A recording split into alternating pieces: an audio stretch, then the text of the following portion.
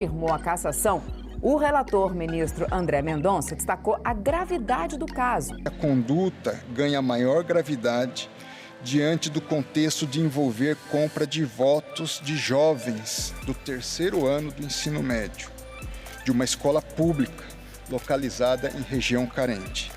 Jovens que muito provavelmente, e nós temos aqui alguns estudantes de direito, estavam exercendo seu direito ao voto pela primeira vez.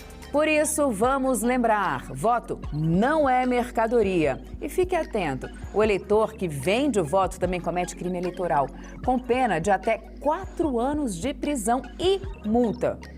Então é isso. Quer saber mais sobre o que pode e o que não pode nas eleições?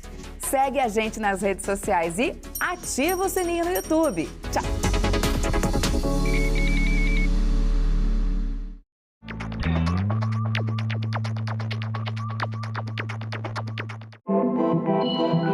O site do Senado agora mostra projetos de lei em linguagem simplificada. É o Senado Explica, uma ferramenta de inteligência artificial combinada com revisão humana que torna mais fácil entender e acompanhar as leis em debate aqui no Senado. Na página de tramitação das matérias e no portal E-Cidadania, Senado Explica.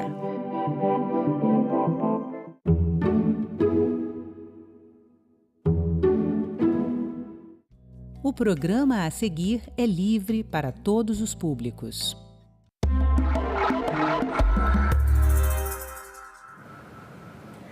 A desinformação é um dos principais riscos globais da atualidade, segundo a ONU e o Fórum Econômico Mundial. E no Brasil, uma iniciativa pioneira chama a atenção. O governo de Alagoas lançou o primeiro núcleo de integridade da informação do país para garantir transparência e qualificação da comunicação pública. Para entender melhor como é que isso está funcionando, a gente recebe aqui no Cidadania o secretário de Comunicação do Estado de Alagoas, Wendel Palhares, e o jornalista, advogado e pesquisador José Janci Grangeiro. Bom, sejam muito bem-vindos aqui. Obrigada por estarem no Cidadania. Obrigado a vocês. Secretário, vou começar com você, porque o núcleo foi lançado em março, deste ano, e eu queria saber qual foi o ponto de partida e por que é uma iniciativa pioneira, assim, o que se diferencia de outras ações de combate à desinformação que já existem hoje aqui no Brasil?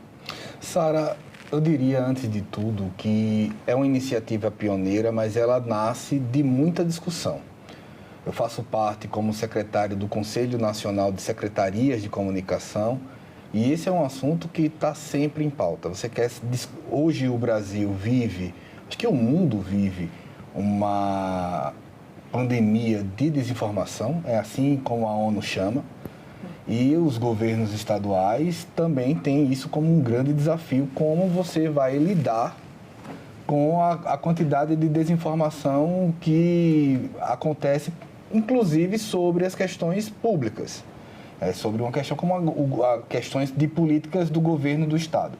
Então, eu posso já lhe garantir que todos tentam trabalhar de maneiras, já se chamou de combate à mentira, combate à fake news, combate à desinformação, mas hoje caminhamos para a defesa de uma integridade da informação e de saber que combater a desinformação não dá para fazer como se apostasse corrida entre verdade e mentira, porque essa corrida já estará perdida.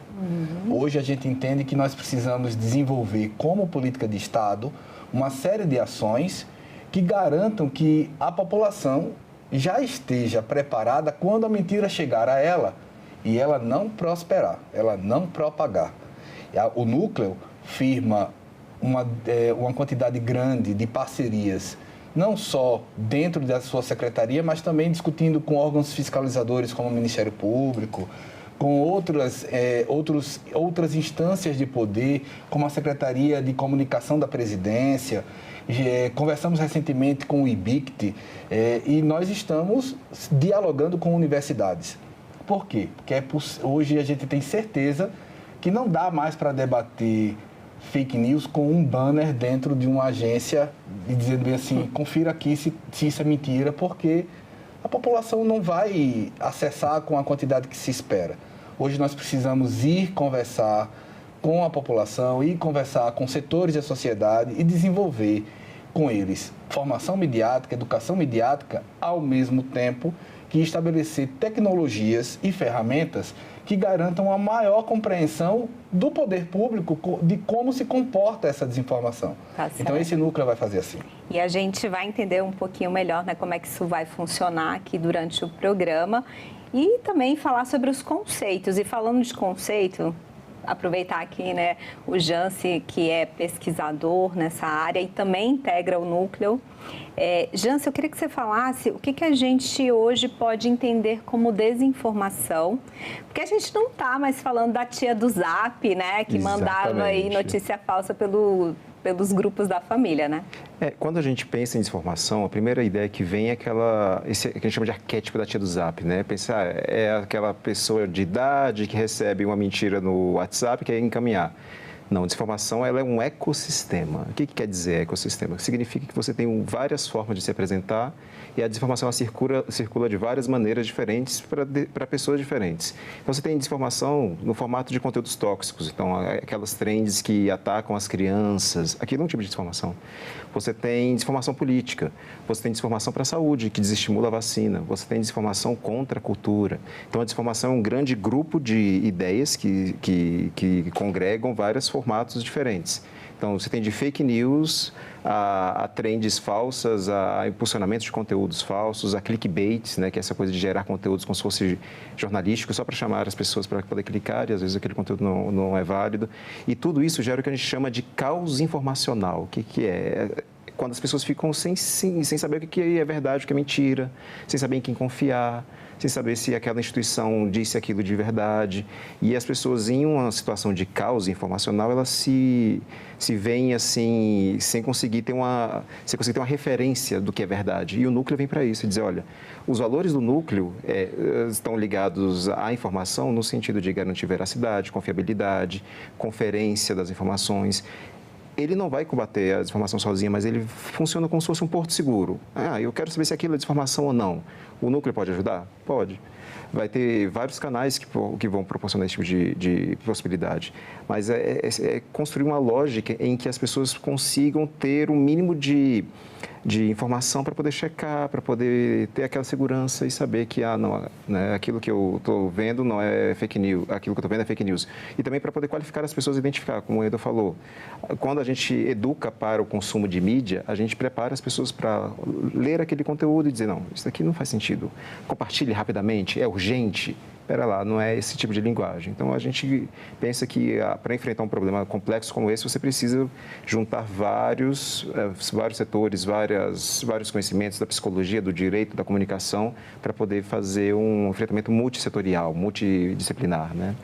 Pois é, eu comecei o programa com isso e a gente viu aí que tanto a ONU quanto o Fórum Econômico Mundial apontaram, né, como o maior risco global que a gente está vivendo nos dias atuais. E olha que a gente está vivendo crises econômicas, guerras, então é um problema muito grande mesmo.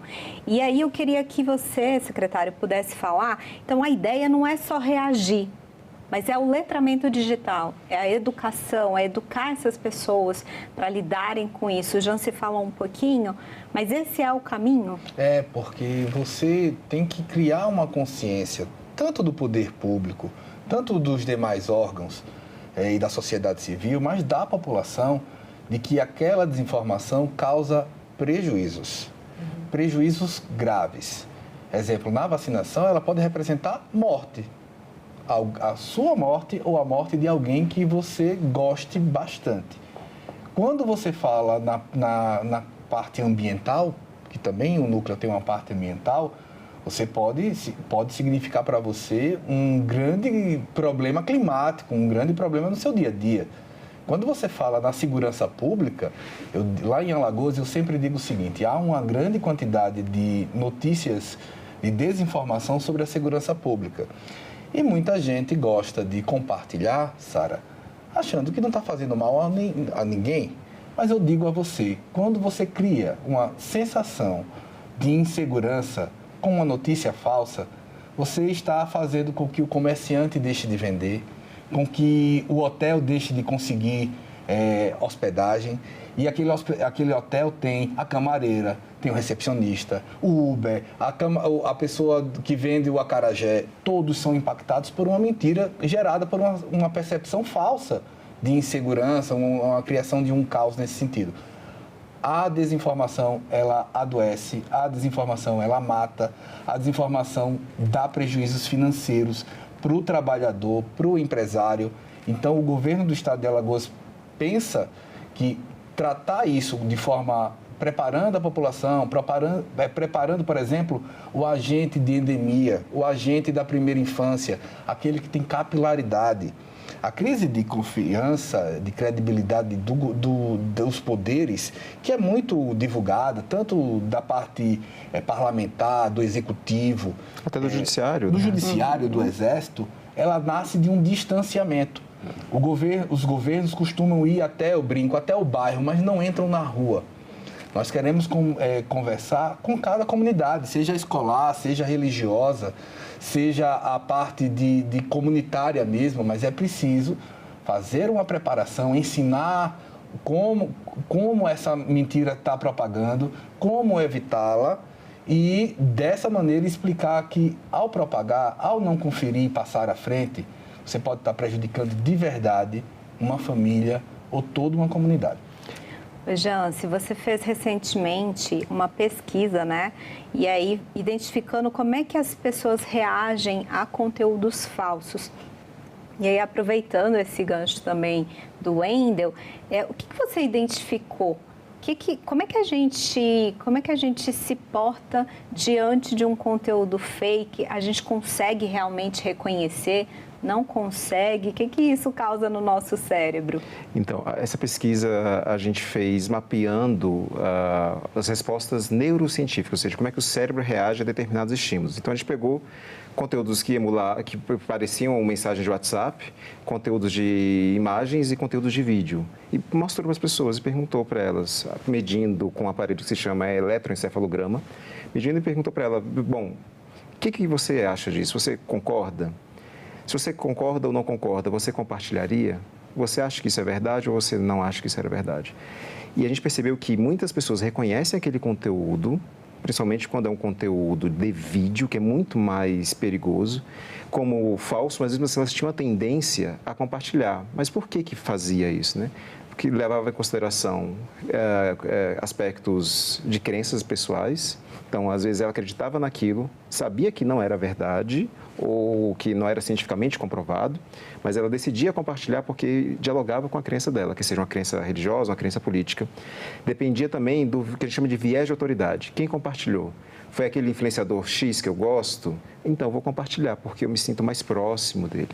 E isso gera um risco enorme. Por exemplo, 30% das pessoas que responderam à pesquisa, que participaram dos experimentos, compartilhariam conteúdo de vídeo de determinados influenciadores só porque acreditavam que aquele influenciador estava dizendo aquilo, mesmo se fosse verdade ou não. Para eles não importavam. Então, esse viés de autoridade é perigoso e por isso que tem que ter o letramento, para que as pessoas entendam as consequências, como o Endo falou.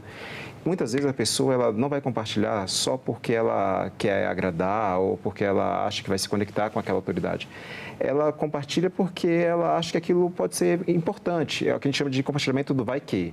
A gente recebe aquele conteúdo, vai passar para frente, porque vai que é útil para fulano, vai que é verdade, vai que é mentira. Só que a gente tem que ter um filtro, e essa é a lógica da educação para o consumo, é dizer, olhar, se eu passar isso para frente, será que não vai ter consequências? Será que, como no caso do Pix, que a gente viu no início do ano, já circulou uma informação tão iminente que já tinha gente cobrando taxa sobre compras no Pix de 10%. E as pessoas já tinham medo que haveria uma taxação e, com base nesse medo, porque circularam algumas imagens, o comércio na ponta já estava cobrando. Então, as pessoas tiveram prejuízos financeiros, as pessoas perderam emprego. No caso da pandemia, as pessoas perderam a vida. Então, existe uma série de consequências que a pessoa, às vezes, na ponta, ali no Zap, ou no Instagram, ou no Telegram, ela não consegue identificar que tem uma cadeia de consequências relacionadas àquilo que ela está fazendo. Então, o vai que tem consequências, é importante que as pessoas saibam. Elas não estão preocupadas ali em verificar se aquilo é fato ou é fake. Às vezes a pessoa só quer validar algo que ela já acredita, né? Já está dentro dela, ela olha ali e fala assim, isso aqui é verdade, né? Tipo assim... É o que a gente chama de viés de confirmação. Às vezes, se aquilo vai contra a minha crença, eu vou olhar para aquilo e falar assim, não, pera lá, mas não é desse jeito, talvez aqui esse estudo esteja errado, talvez não é essa a interpretação. A gente fica procurando atalhos para poder dizer que aquilo que a gente está tendo de combate à desinformação não é necessariamente verdade. Por isso que, como até o Wendel já te dito, não adianta você combater a mentira com a verdade, porque não vai ter efeito. Você tem outras estratégias, você tem estratégias de ancoragem, você tem estratégias de construção de argumentos, você tem estratégia do letramento, você tem estratégia de imersão. É um ecossistema de estratégias para enfrentar um ecossistema de desinformação. Tem uma coisa que está me chamando muita atenção e deve estar chamando a de vocês também, que é, recentemente, uma certa campanha contra o CLT, né? Agora, CLT virou uma coisa péssima, né? Ninguém mais quer ser CLT. É engraçado que uma colega é professora e ela foi perguntar para os alunos, mas por que vocês não querem ser CLT? E eles sequer sabiam que era ser CLT, mas eles não queriam ser, né? As gerações novas. E eu fiquei me perguntando, gente, quem será que está por trás dessa campanha contra ser CLT? Então, um pouquinho disso que a gente está falando, essa rede, algum grupo, alguma coisa ali por trás que está querendo... Vamos mostrar para o Brasil que CLT não é um caminho e aí as pessoas não querem mais ser CLT? Existe o que a gente chama de arquitetura das redes, né? E dentro dessas arquiteturas tem as plataformas, que são as big techs, que o pessoal chama, mas que nada mais é do que as próprias redes sociais, né? E elas funcionam como um grande palco onde as pessoas circulam as crenças, né? A gente chama isso, no campo do direito econômico, de narrativas intransigentes, né? Você constrói uma perspectiva, você quer dar um olhar para o mundo e dizer, olha, isso aqui não é mais legal, CLT não é mais bom. Vamos impulsionar conteúdos, vamos trazer influência para poder dizer isso, vamos começar a educar essa juventude para que elas repitam insistentemente que CLT não é bom. E aí a gente vai usar como? Vai usar instrumentos de linguagem pedagógica, tipo assim, não vou ficar colocando como se fosse na sala de aula. Não, estou numa festa e vou pegar aqui uma entrevistada jovem, descolada, e falar, e aí, você prefere ser CLT ou você prefere ganhar 50 mil reais? E ela responde, CLT, o que é isso? É de comer? Ou seja, já faz uma lógica de desqualificar, dizendo, não sei o que é isso, né, para de existir no mundo. E isso atende um interesse econômico muito específico. Porque as pessoas, os agentes econômicos que têm interesse no fim da CLT querem a precarização do trabalho, mas eles vão conseguir fazer isso com a geração que vivenciou essa experiência? É muito difícil. Lembrando que CLT, só para a gente explicar, né? CLT é a pessoa que tem carteira assinada, né? Isso. São as pessoas, os trabalhadores com carteira assinada, com os direitos trabalhistas, né? Eu até aproveito, Izzy, eu não sei exatamente, Jans, como é que se surgiu essa construção. Eu concordo 100% que alguém tem um interesse bom, alguém, né? De poder defender essa tese, mas eu acredito que tem um outro ponto.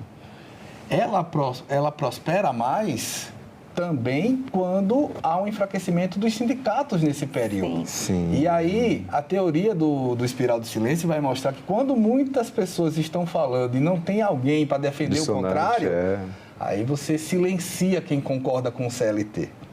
Então, parte dessa questão há quem esteja propagando, defendendo e incentivando que se haja uma defesa e há um enfraquecimento do outro lado. Mas aí, secretário, isso também não mostra um certo enfraquecimento do Estado diante tanto das plataformas, né, diante dessa nova ordem mundial que a gente está vivendo, mas também diante dessa linguagem, dessa ferramenta. O Estado está sabendo se comunicar no ambiente digital? Eu diria, antes de tudo, que não. Mas acredito que tem outros capítulos nesse livro. As ferramentas e as big techs e as grandes corporações que dominam a tecnologia, elas, primeiro, são quem estão dominando, estão construindo tudo isso. E todas as vezes que se quer ter algum tipo de controle, ou o Estado quer ter um pouco de acompanhamento disso, há uma grande discussão da regulação das redes de que isso possa ser uma censura.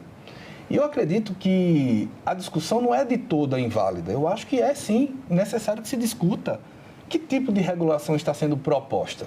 Porque o Estado pode, sim, ser um controlador nocivo desse processo. Mas eu acho que a sociedade tem que se aproximar desse processo, porque a forma como as redes estão construídas, muitas vezes estão sendo construídas contra o cidadão e não contra o Estado. Então, é uma discussão que não é uma discussão simples, não é uma discussão rápida, e eu acredito que o Estado tem se esforçado, todos os Estados se esforçado para compreender melhor, para comunicar melhor, mas eu não diria que nós estamos tendo sucesso ainda. É complicado, porque imagine que a plataforma é a dona da bola. Você vai jogar a bola e quando você está ganhando o jogo, ele decide mudar a regra, vai tirar a bola e não vai querer brincar mais. É isso que a gente está acontecendo. Quando você começa a discutir as regras do jogo, as plataformas dizem, não, pera lá, isso é censura, isso aqui está colocando em risco a legislação brasileira. Não é sobre a legislação brasileira, não é sobre o direito da liberdade de expressão, porque o direito à liberdade de expressão as pessoas têm, quer seja online, quer seja offline. Mas eles fazem esse jogo porque eles querem contaminar o debate público. E essas plataformas mesmo já circularam um conjunto enorme de desinformação. Só um adendo, eles não são um meio, eles são agentes de fato. Eles estão atuando. Eles são agentes e são plataformas. Eles são os dois, eles são mistura de tudo, eles fazem parte do equissistema. Foi por conta da... Eles não são só a bola, eles são o campo também. São campo, são jogadores, são juízes. E quando alguém começa a questionar as regras, aí eles se movimentam. E é por isso que talvez uma regulação responsiva, uma regulação que traga a sociedade civil, traga o Estado, traga as plataformas, consiga construir um ambiente menos tóxico, é uma saída que tem sido discutida. Claro que não tem como não ter disputa política, e disputa política vem disputa de narrativa, e disputa de narrativa vem desinformação, é uma coisa vai puxando a outra, e esse problema tem que vir um cabo de guerra, e por isso que a gente precisa, enquanto está discutindo regulação, discutir letramento, discutir técnicas de qualificação da informação, discutir fact-checking, ou seja, checagem das informações, é tudo isso junto ao mesmo tempo, porque a guerra acontece simultaneamente.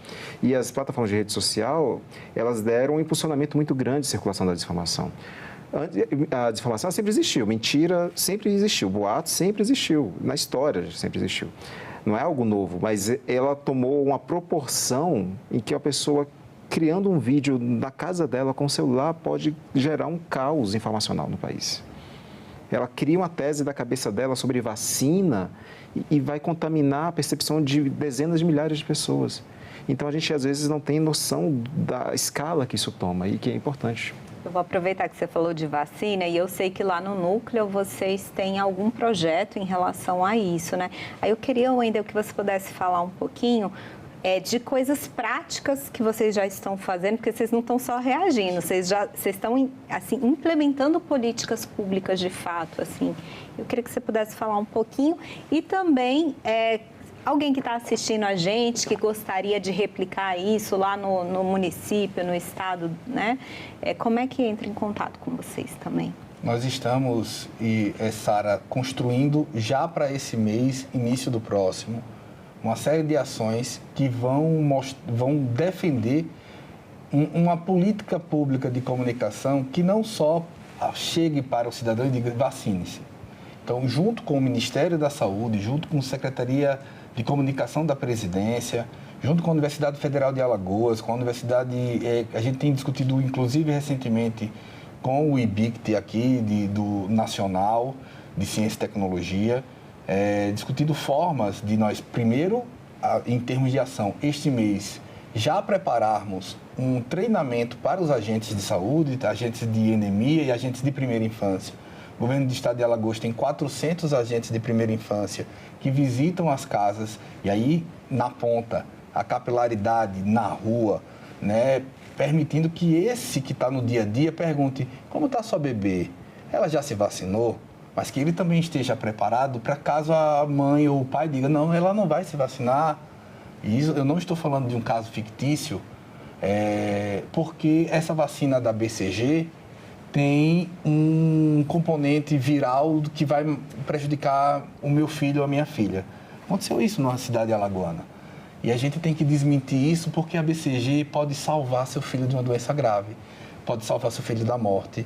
E você tem que ter uma série. Então, tem uma cidade em Alagoas que a vacinação está na casa dos 60%. Isso é muito ruim. Então, nós vamos a essa cidade com os agentes, vamos formar os agentes e, ao mesmo tempo, Sara, o Núcleo vai acompanhar isso, como se comporta esse treinamento e essa campanha vacinal na rede social. Tem alguma desinformação circulando naquela cidade, naquele período? Vamos cruzar isso com os dados de vacinação.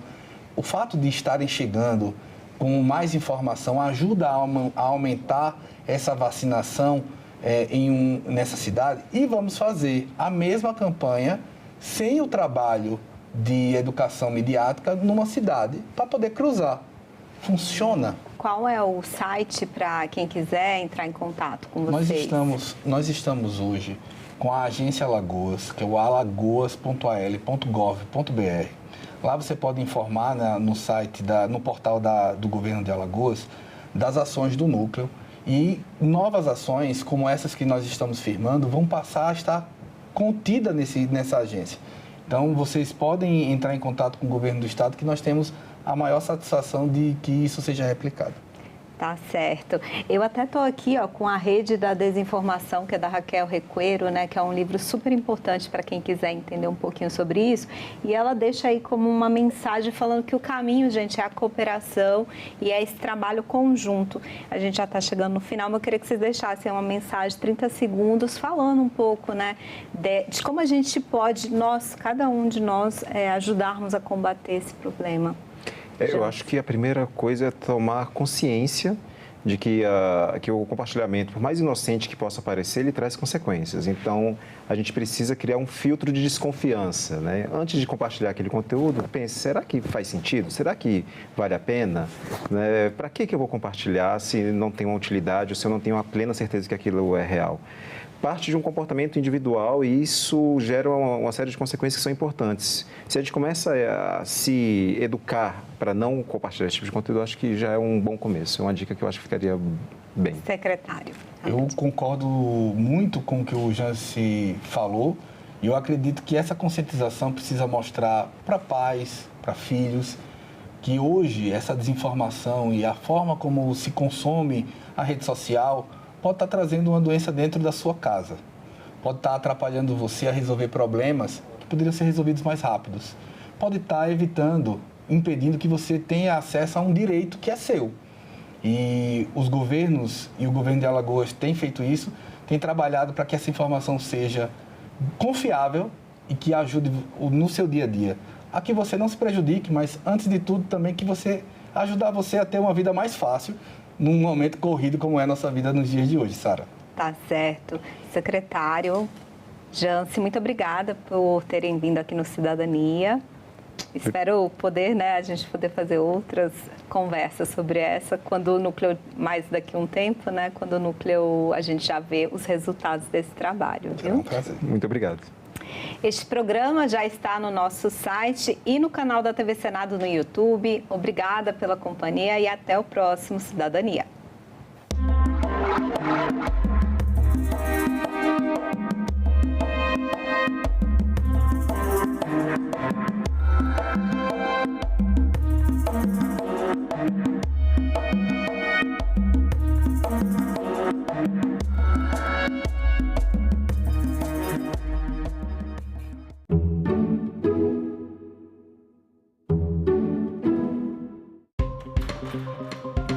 O que é a chamada taxação dos super ricos? Quais os impactos disso nas contas públicas? Diretora executiva da Oxfam Brasil, Viviana Santiago, e a economista e professora Rita Mundim respondem a essas e outras perguntas ao vivo. TV Senado Live nesta sexta, 9 horas da manhã. Agora é lei. É obrigatório o exame clínico destinado a identificar a fibrodisplasia ossificante progressiva nos recém-nascidos na triagem neonatal das redes pública e privada de saúde com cobertura do Sistema Único de Saúde, o SUS. O exame abrange todos os recém-nascidos no âmbito do território nacional. O Senado votou, agora é lei. A gente também fala tupi. O nome Sergipe tem origem no tupi e significa no Rio dos Siris. É formado por seri, que quer dizer siri, mais i, palavra para água ou rio, mais p, que significa a preposição em, no. O siri é uma espécie de crustáceo encontrado em locais de areia ou de mangue. O termo siri também vem do tupi e tem o significado de correr, deslizar, provavelmente em razão de como ele se move. A gente também fala tupi. O trabalho do Conselho Tutelar, ele é extraordinário e necessário, porque são pessoas que estão ali para cuidar dessa infância, para garantir que essa infância seja uma infância respeitada. O Conselho Tutelar, ele funciona 24 horas, né? Sempre vai ter um conselheiro de plantão para estar fazendo o serviço. Às 2 horas da manhã aconteceu um maus tratos, uma violência doméstica que incluiu a criança ali, um abuso sexual, o conselheiro vai ser acionado e ele vai até a residência com a Polícia Militar ou Polícia Civil e vai fazer todo o procedimento que tem que ser feito. Destacar e comemorar a existência dos conselhos tutelares como principal porta de entrada para as demandas de pais, mães e das próprias crianças e adolescentes.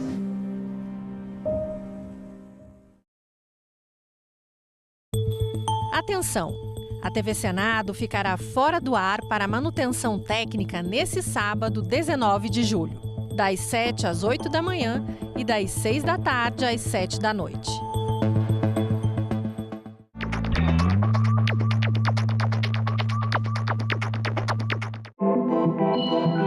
O site do Senado agora mostra projetos de lei em linguagem simplificada. É o Senado Explica, uma ferramenta de inteligência artificial combinada com revisão humana que torna mais fácil entender e acompanhar as leis em debate aqui no Senado. Na página de tramitação das matérias e no portal E-Cidadania, Senado Explica.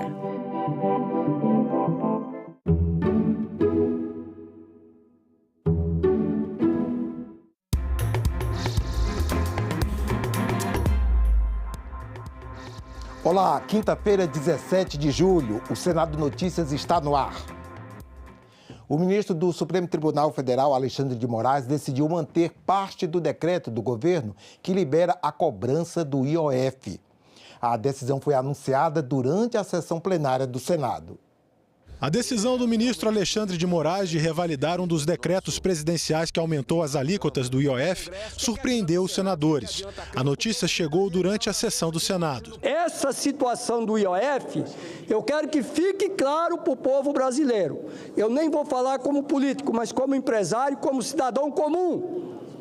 É vergonhoso o que está acontecendo aqui nesse Senado aqui. É vergonhoso. Vai decidir por decisão monocrática? Sem ouvir o seu próprio colegiado, no caso do IOF, o ministro Alexandre de Moraes, sem respeitar 513 deputados, 81 senadores que representam o povo que foram eleitos e os seus estados. Então tem que ter uma resposta. Eu só queria lembrar que houve um conflito entre dois poderes. E o terceiro poder foi chamado para fazer uma arbitragem. Não se trata de anular a competência do Congresso. Se trata de dirimir um conflito de interpretações sobre o que é o decreto sobre o IOF. O que o ministro decidiu é o óbvio. O presidente é quem tem a prerrogativa de estabelecer alíquotas do IOF. Isso está na Constituição, está na lei, está definido. Portanto, não há o que se questionar e o que houve foi um questionamento da decisão do presidente por parte do Congresso. E aí o STF, chamado a lida, foi lá e decidiu que o presidente tem prerrogativas constitucionais de regulamentar a alíquota para a cobrança do IOF. A decisão do ministro Alexandre de Moraes produz efeitos imediatos. Operações de câmbio, como a compra de moedas estrangeiras e saques no exterior, voltam a ter uma tributação maior. Mas é uma decisão liminar que ainda não foi analisada pelo plenário do Supremo e, em tese, pode ser alvo de recurso. Mudanças nas regras para o pagamento de precatórios foram aprovadas nesta quarta-feira no plenário do Senado. A alteração na Constituição foi aprovada em primeiro turno. Ainda falta uma segunda votação que ainda não tem data para ocorrer. A proposta de emenda à Constituição aprovada pelo Senado retira os precatórios e as requisições de pequeno valor, RPVs, do limite de despesas primárias do Executivo a partir de 2026, limita o pagamento dessas dívidas por parte de estados e municípios e refinancia dívidas previdenciárias com a União. A retirada dos valores devidos pelo poder público decorrentes de sentenças judiciais do limite de despesas primárias ajuda o governo a cumprir a meta fiscal do próximo ano, estimada em 34 bilhões de reais. O total de precatórios previstos para 2026 é de cerca de 70 bilhões de reais. O texto prevê uma regra de transição que permite ao governo federal incluir as dívidas de precatórios na meta fiscal aos poucos, ao longo de 10 anos, começando em 2027. Outra mudança prevista é em relação à correção monetária dos precatórios, que passa a ser feita pelo Índice Nacional de Preços ao Consumidor Amplo, IPCA, mais 2% ao ano ou pela taxa Selic, o que for mais vantajoso para a União. A proposta gerou discussão no plenário. Trata-se de uma grande conquista para todos os entes subnacionais, sejam os municípios, os estados ou o Distrito Federal. Os limites instituídos a partir do parágrafo 23 do artigo 100 da Constituição Federal permitirão que os entes tenham previsibilidade sobre quanto precisarão pagar com precatórios em cada exercício e, tão importante quanto a isto, também permitirão uma maior destinação de recursos para as áreas essenciais como saúde, educação e segurança pública. Atender os nossos prefeitos, os nossos dirigentes municipais que estão lá embaixo, quase fechando a porta e precisam do apoio do Congresso Nacional e do governo. Essa PEC é importantíssima, presidente Renan, para que se possa dar aí esse fôlego e dar condição para que o nosso gestor possa tocar a sua municipalidade. Quando se trata de déficit nominal, é uma conta de menos, é quanto arrecada menos quanto que gasta. O resultado pode ser negativo ou positivo. Não adianta fazer lei dizendo tal gasto conta, tal gasto não conta. Todo gasto necessariamente conta e o mercado leva em conta essa lógica óbvia, que é receita menos despesa. Votar PEC de forma remota no último dia do recesso, no apagar das luzes, uma matéria que vai ter um impacto que muda tudo o que foi feito pelo Senado Federal há 2 anos. O senador Carlos Portinho foi o relator, trabalhou bastante e agora vem algo da Câmara ontem à noite, totalmente diferente. Eu não vou entrar no mérito aqui porque não tem nem como ler. Mais cedo, a ministra do Planejamento e Orçamento, Simone Tebet, defendeu as novas regras. Dos males o menor, não abre espaço fiscal. O único espaço fiscal aberto vai ser absorvido por uma decisão judicial do Supremo que vai gerar um custo adicional para o orçamento brasileiro a partir do ano que vem e todos os anos de mais de 10 bilhões de reais, que é em relação à licença maternidade. Então, para 27, o próximo presidente da República vai ter o conforto da estabilidade, da segurança, né, de não termos uma mudança de câmbio, de não termos aí surpresas em relação, consequentemente, à inflação. Então, é a melhor alternativa. Os senadores também aprovaram ontem proposta que torna permanente a lei de incentivo ao esporte. O texto segue para a sanção presidencial. O projeto aprovado pelo Senado torna permanente a Lei de Incentivo ao Esporte, pela qual empresas e pessoas físicas podem deduzir do imposto de renda doações e patrocínios realizados para projetos desportivos. Com a mudança, o benefício fiscal fica desvinculado da Lei de Diretrizes Orçamentárias. O objetivo é dar mais segurança aos recursos para o setor, já que os projetos ligados à LDO estão sujeitos a cortes de verbas e até suspensão em caso de déficit primário. A partir de 2028, as deduções permitidas por parte de pessoas jurídicas passam de 2% para 3% do imposto de renda devido, mantendo-se o patamar de 4% quando se tratar de projetos desportivos ou paradesportivos destinados a promover a inclusão social por meio do esporte, preferencialmente em comunidades em situação de vulnerabilidade social. O esporte, ele é investimento para uma nação, para uma sociedade. Através do esporte, a gente sabe a importância dele. O esporte é a promoção da educação, é a promoção da inclusão e, acima de tudo, da cidadania. Cada R$1 de recurso aplicado no esporte, segundo o relatório do Instituto Sou do Esporte, há um retorno de quase R$13 para a nossa economia. Isso sem falar nos ganhos inestimáveis em inclusão, saúde, educação e cidadania. O projeto de lei complementar aprovado mantém as demais regras sobre prestação de contas, restrições aos doadores e patrocinadores, responsabilidades, divulgação dos dados, infrações e definição de limites pelo Ministério do Esporte. Como ex-atleta, posso dar o meu testemunho pessoal de que como o esporte transforma vidas, dá futuro e gera esperança para tantas crianças do nosso país. É a tábua da salvação e proteção dos nossos jovens contra as drogas e crimes organizados. Não é ser atleta, não é ser o Romário, ser uma Leila, um Caio Bonfim, um Ana Mose, um Emanuel, não é nada disso. É sobre promoção de cidadania, esperança, educação, educar as pessoas. Eu sei que da mesma forma que ele transformou a minha vida e a vida de tantos outros, ele continua transformando a vida, sim, de muitos jovens, de muitas crianças, pelos ricões, porque não é esse quadradinho aqui não, pelos ricões desse país afora. Outra medida aprovada pelos senadores é a que concedeu reajuste de 9% aos militares das Forças Armadas. O impacto previsto no orçamento é de R$3 bilhões neste ano e de 5,3 bilhões em 2026. O plenário do Senado aprovou a medida provisória do governo que reajustou o soldo dos militares das Forças Armadas. O reajuste, de 9%, foi dividido em duas etapas, uma já em vigor e outra prevista para abril do ano que vem. O impacto previsto com a mudança é de R$3 bilhões neste ano e 5,3 bilhões em 2026. Na nova tabela de soldos das Forças Armadas, oficiais generais que ganhavam de R$ 12.490 até R$ 13.471 até março passarão a receber entre R$ 13.052 e R$ 14.077 em abril deste ano e vão receber entre R$ 13.639 e R$ 14.711 a partir de janeiro de 2026.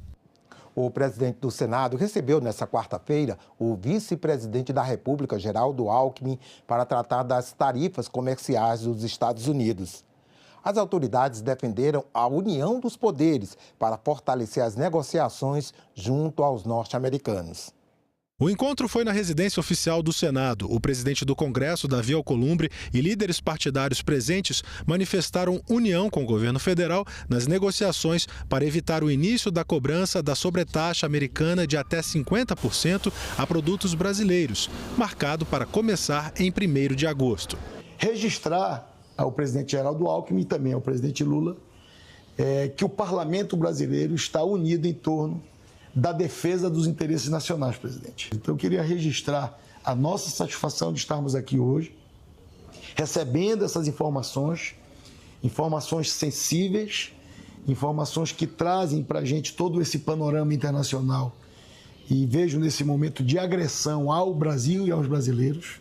Isso não é correto e temos que ter firmeza, resiliência e tratar com serenidade essa relação. Buscar estreitar os laços e fazer as coisas acontecerem defendendo os brasileiros. Nós estamos aqui prontos para estar na retaguarda do Poder Executivo, para que as decisões que forem necessárias, a ação do Parlamento, nós possamos agir com rapidez, com agilidade, para que o Brasil possa sair mais forte dessa crise. Na questão comercial, entendemos que é um equívoco do governo americano, porque eles têm superávit na balança comercial com o Brasil. Dos 10 produtos que eles mais exportam, 8 não pagam nada de imposto e a tarifa média de importação é 2,7%. Então, é totalmente inadequado, injusto, e nós vamos trabalhar juntos para reverter essa situação. O Senado formou uma comissão de senadores que deve ir a Washington exercer a diplomacia parlamentar. O líder do grupo é o presidente da Comissão de Relações Exteriores, senador Nelsinho Trade, que também participou da reunião. A gente não pode, numa situação como essa, apartar o legislativo do executivo, cada um correndo na sua raia, sem interferir nas questões legítimas que a gente entende, sabe, tem a plena consciência que é das ações do Executivo. Quem tem que tabular toda essa negociação é o Executivo, mas o Legislativo pode e deve e vai ajudar muito para que isso possa ocorrer na melhor forma possível. O presidente Lula vetou o projeto de lei aprovado no Congresso que amplia o número de deputados federais de 513 para 531 parlamentares. Segundo o presidente, o projeto contraria o interesse público e é inconstitucional. O veto vai ser analisado em sessão do Congresso Nacional. O Conselho de Direitos Humanos da ONU e a Corte Interamericana de Direitos Humanos podem ser acionados pela Comissão de Direitos Humanos do Senado. Foi o que informou a senadora Damares Alves ontem em audiência pública, que debateu relatos de violações à dignidade humana de presos pela invasão aos 3 poderes da República em 8 de janeiro de 2023. O que nos traz aqui hoje não são apenas discussões sobre dispositivos legais, mas vidas humanas, histórias de família que foram profundamente impactadas. Julgamentos arbitrários de punições que ultrapassam com imensa margem as dosimetrias penais previstas em nosso arcabouço jurídico. Com essa fala, a presidente da Comissão de Direitos Humanos deu início à audiência pública sobre violações à dignidade humana. O foco foi a situação de presos do dia 8 e 9 de janeiro de 2023. Familiares dos presos foram os convidados da audiência. Clezão desmaiou, chegou a desmaiar 2 vezes num dia. Quando ele desmaiava, ele era levado para um lugar chamado Corró, porque alguns policiais falavam que era frescura do Clezão. Clezão emagreceu 40 quilos. A visita das minhas filhas com ele, quando chegou lá, não acreditou, não conheceu o pai. A gente não quer impunidade. Teve quebradeira, então mostra quem quebrou, responsabiliza cada um. A gente não está caçando impunidade. Mas a gente quer justiça, a gente quer justiça. Um senhor da idade do Gessé estar num lugar sozinho, sem receber o direito de aposentadoria que ele tem, precisando de doações, isso é desumano, isso é desumano. Meu marido, ele foi condenado sem o devido processo legal, sem provas, não há vídeo, não há fotos, não há reconhecimento por testemunha. Não há nada contra ele. E mesmo assim, ele foi condenado a 14 anos. Os parlamentares que estavam presentes se solidarizaram com os familiares e cobraram providências da comissão, incluindo a apresentação da situação a instâncias internacionais. Peço que essa comissão possa denunciar as cortes internacionais por essas condições injustas referente ao dia 8 de janeiro. Que isso tem que ser levado às cortes internacionais, não pode mais ficar impune. Nós não temos uma democracia aqui. Nós temos uma ditadura da toga, nós temos pessoas que estão caçando implacavelmente quem pensa diferente deles e que está trazendo vítimas, crianças sem os pais, esposas sem os maridos. A senadora Damares reclamou do ministro do Supremo Tribunal Federal, Alexandre de Moraes, que ainda não autorizou um pedido feito pela Comissão de Direitos Humanos para visita aos presos e informou que irá levar a situação no Brasil a organismos internacionais. A gente termina esse semestre legislativo com essa audiência nessa comissão e torcendo que os testemunhos cheguem aonde tem que chegar. Inclusive, o pedido do senador Jaime foi que a gente fosse às cortes, na primeira sessão desta comissão, nós vamos propor a ida da nossa comissão à Comissão de Direitos Humanos da ONU e à Corte Internacional, à Corte Interamericana de Direitos Humanos. A proposta de fiscalização e controle para apurar possíveis irregularidades na gestão dos Correios já tem relatório favorável, mas um pedido de vista coletiva adiou a votação na Comissão de Fiscalização e Controle do Senado. A empresa brasileira de Correios e Telégrafos é uma das mais antigas estatais do país, mas tem registrado déficits sucessivos. No ano passado, o prejuízo foi de 2,6 bilhões de reais, o maior entre as empresas públicas federais.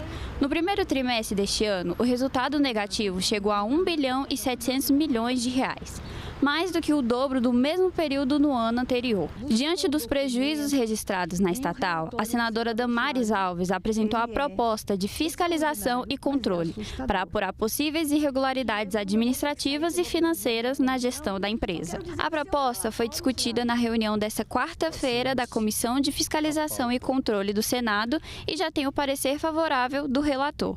No que tange ao mérito, é necessário que sejam tomadas providências administrativas e fiscalizatórias quanto às manobras contábeis e às demonstrações financeiras dos Correios, especialmente no que se refere à assunção de dívida com o Fundo Postales e ao aumento de despesas com patrocínios. Pelos motivos expostos, voto pela admissibilidade e aprovação da proposta de fiscalização e controle número 2 de 2025, na forma do plano de execução exposto. A gente precisa aprovar o relatório do senador Flávio, que acabou sendo um relatório, presidente, muito amplo, com inúmeros encaminhamentos, que eu acho que a gente vai dar uma resposta para a sociedade. Diante de um pedido de vista coletiva, a votação da proposta foi adiada para que os parlamentares possam analisar melhor o conteúdo. O projeto que oficializa o nome da Lei Maria da Penha foi um dos 3 aprovados nesta quarta-feira na Comissão de Direitos Humanos. O texto segue para o plenário com urgência. A Lei 11.340, que criminaliza a violência doméstica e familiar contra a mulher, é uma das leis brasileiras mais conhecidas, a famosa Lei Maria da Penha. Mas a homenagem à farmacêutica bioquímica cearense, que ficou paraplégica após tentativa de assassinato pelo então marido e lutou incansavelmente por justiça, é informal. O texto aprovado pela Comissão de Direitos Humanos oficializa o apelido e formaliza o nome da Lei Maria da Penha. Para mim também foi uma surpresa. Eu sempre achei que quando foi oficializado, a lei já era Lei Maria da Penha, que era já quando foi feito essa lei. Mas nada mais justo.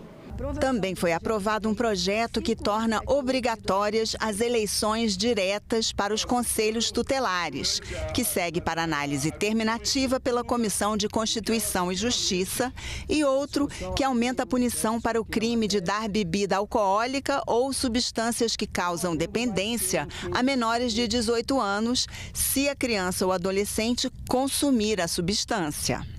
Expressa a opinião da ampla maioria, para não dizer 95% da população, que fica indignado com essa covardia contra as crianças e adolescentes. Foram apresentados os relatórios de 2 projetos que regulamentam a pesquisa e a exploração econômica, inclusive o garimpo em terras indígenas, mas eles não foram votados porque foi concedida vista coletiva. Hoje a gente pôde dar início à discussão das matérias, e são matérias de fato delicadas, que diz respeito à mineração em áreas indígenas e atividade econômica em área indígena. Mas eu queria chamar a atenção de todos vocês, direita e esquerda. Mais cedo ou mais tarde, o Congresso ia ter que discutir isso. Os vetos presidenciais à Lei Geral do Esporte foram tema de debate na reunião conjunta que as comissões de esporte do Senado e da Câmara fizeram ontem. Um dos vetos pode impedir a participação do Brasil em competições internacionais como a Olimpíada. A lei foi aprovada com 218 artigos, mas recebeu 397 vetos. Desses, 50 já foram rejeitados e apenas 3 mantidos. Um dos vetos restantes pode até mesmo impedir a participação do Brasil em competições esportivas internacionais, como a Olimpíada. O veto do artigo 1º, parágrafo 2º e 3º, pode isolar o Brasil das diretrizes internacionais da Unesco e do Comitê Olímpico Internacional. Se por acaso nós não tivermos essa relação internacional, o Brasil não poderá participar de nenhuma Olimpíada, nem os Jogos Olímpicos para frente. Então é importantíssimo que esse caso seja levantado por essa comissão. Nós temos que estar de acordo com todo o regulamento internacional. O veto à desoneração fiscal de produtos esportivos também foi objeto de questionamento entre os participantes. As importações de materiais esportivos são importantíssimos para o mundo olímpico. Importantíssimos.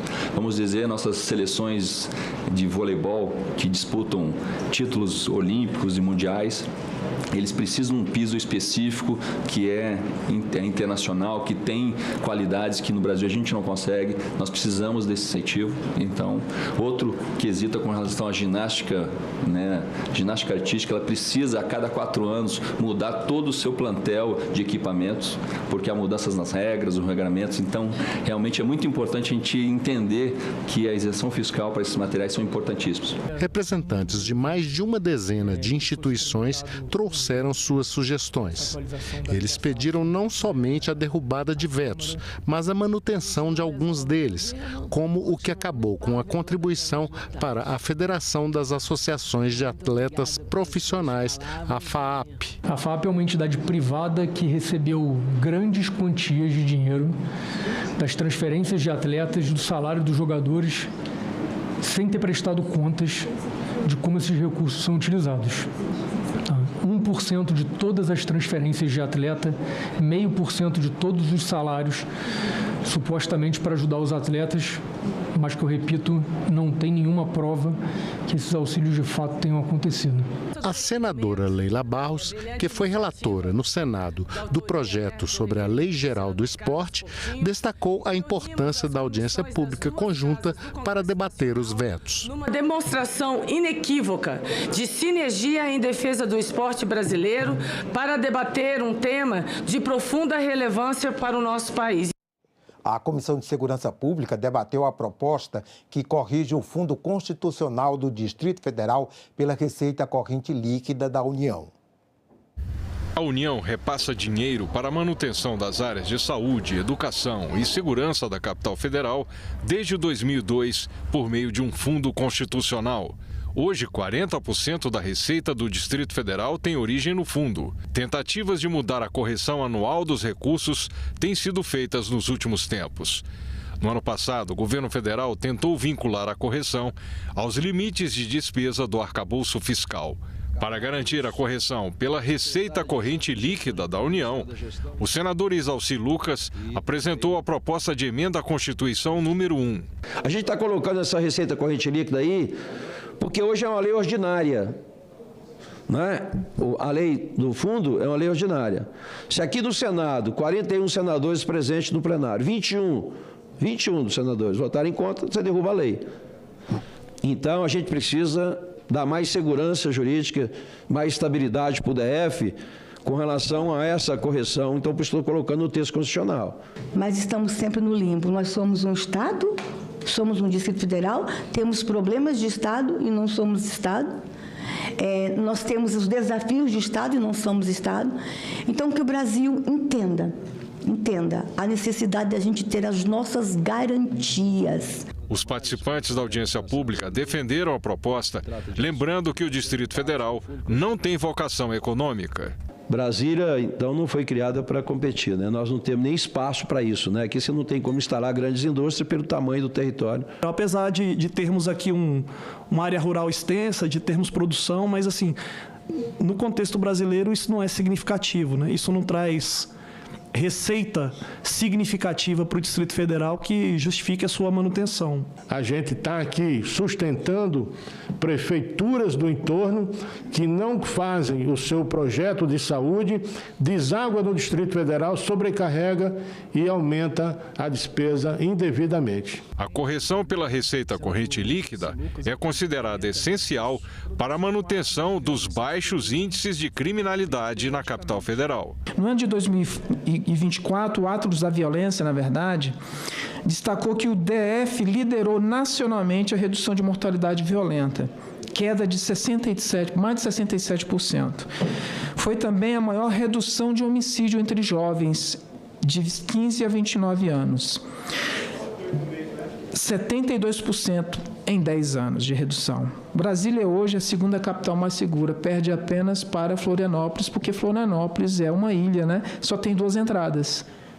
E aí é fácil. Brasília, Distrito Federal, tem diversas entradas. A gente defende que o Fundo Constitucional, que é a base do nosso mapa estratégico, como bem me ensinou o Coronel Ângeli, não é fundamental para que haja o perfeito funcionamento da Polícia Militar, da Polícia Civil e do Corpo de Bombeiros. Possivelmente nós temos um único batalhão do Brasil encarregado de cuidar das representações dos entes internacionais numa modalidade extremamente complexa e especializada, né, da segurança pública. A proposta também estabelece a isonomia de salário entre policiais militares e bombeiros de Brasília com a Polícia Federal.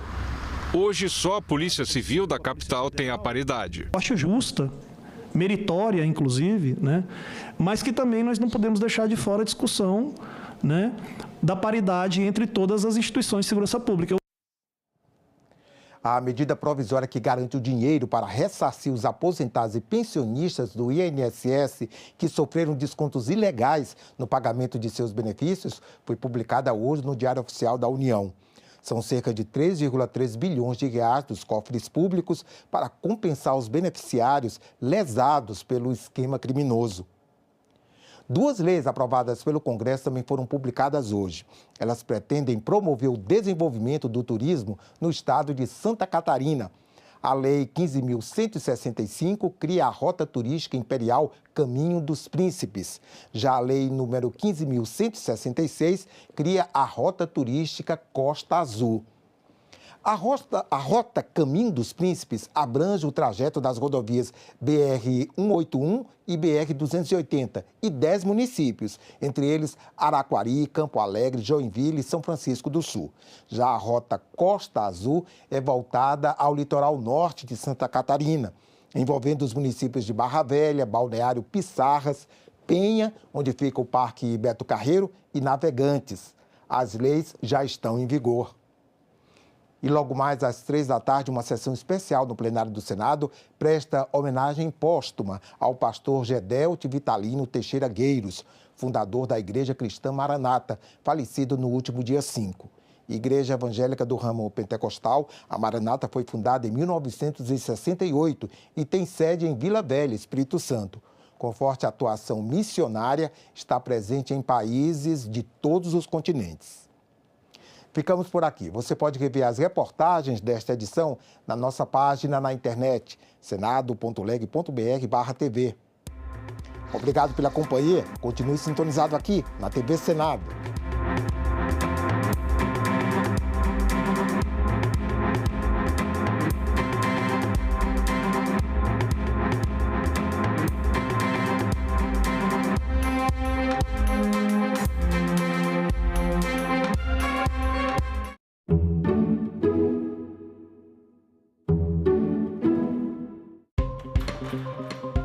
O que é a chamada taxação dos super ricos?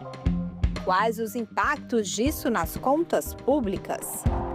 Diretora executiva da Oxfam Brasil, Viviana Santiago, e a economista e professora Rita Mundim respondem a essas e outras perguntas ao vivo. TV Senado Live nesta sexta, 9 horas da manhã. Atenção! A TV Senado ficará fora do ar para manutenção técnica nesse sábado, 19 de julho, das 7 às 8 da manhã e das 6 da tarde às 7 da noite.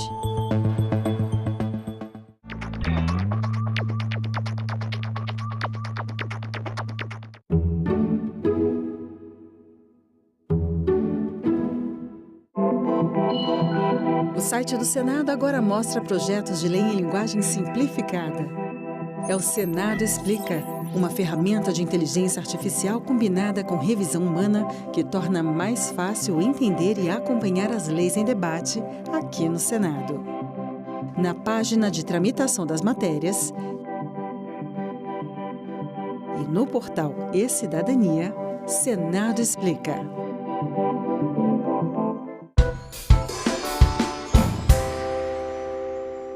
Da terceira sessão legislativa ordinária da 57ª legislatura.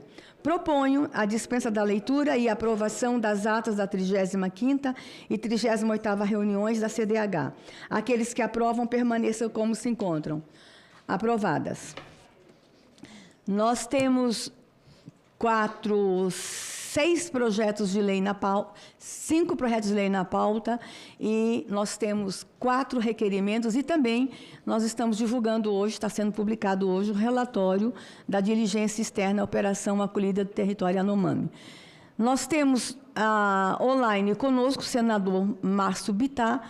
Por ser o único senador que está presente, eu vou propor a inversão de pauta, eu mesmo vou propor, e os que são a favor permaneçam como estão, os que são contra se manifestem. Ok? Então, vamos inverter a nossa pauta. Nós vamos para o item 5 da pauta, PL 6050 de 2023, e depois eu queria pedir ao senador Márcio Bittar que continuasse e presidisse a reunião para que eu lesse 2 votos meus. Senador Márcio Bittar, senhores presentes. Item 5 da pauta. Projeto de Lei 6050 de 2023, não terminativo, dispõe sobre atividades econômicas em terras indígenas. Autoria, CPI das ONGs, relator, senador Márcio Bittar. Favorável ao projeto com 2 emendas de redação que apresenta.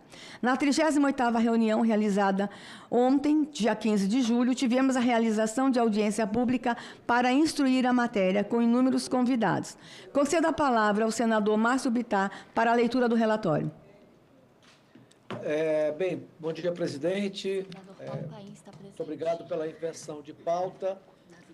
Eu acho que nós estamos cumprindo um papel muito importante, que é dar a... Senador Márcio Bittar, verifica seu microfone. Está muito baixo.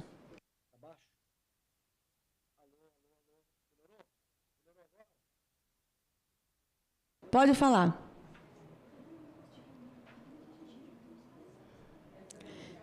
Não estamos ouvindo. O problema é aqui? Tenta de novo, senador.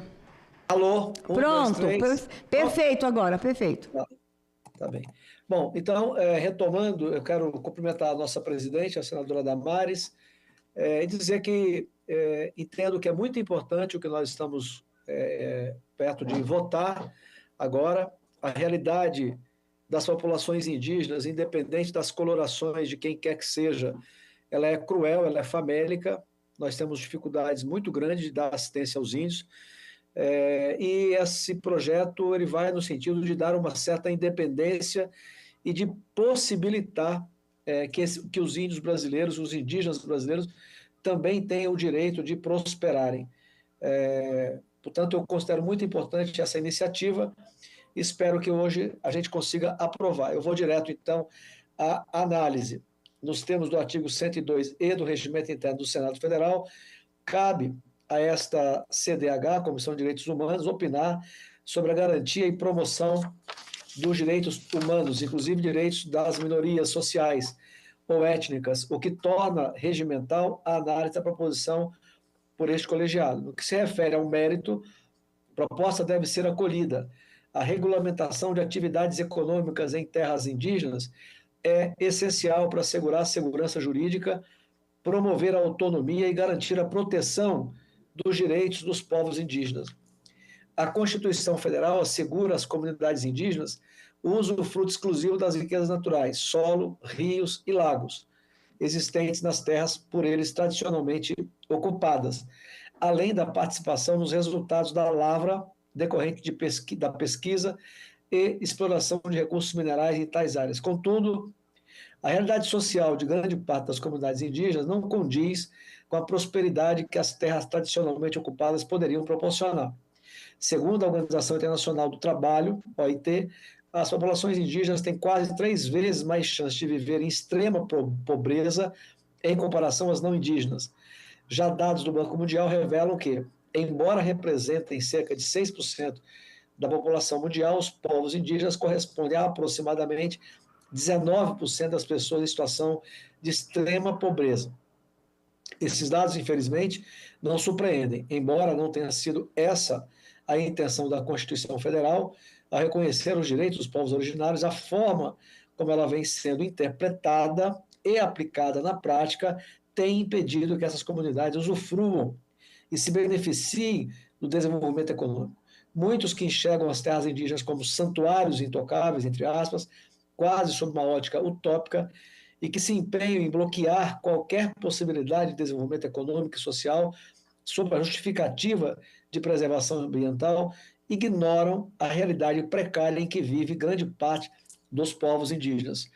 Como bem destacado no relatório final da CPI das ONGs, trata-se de, abre aspas, miseráveis vivendo em cima da riqueza, fecha aspas.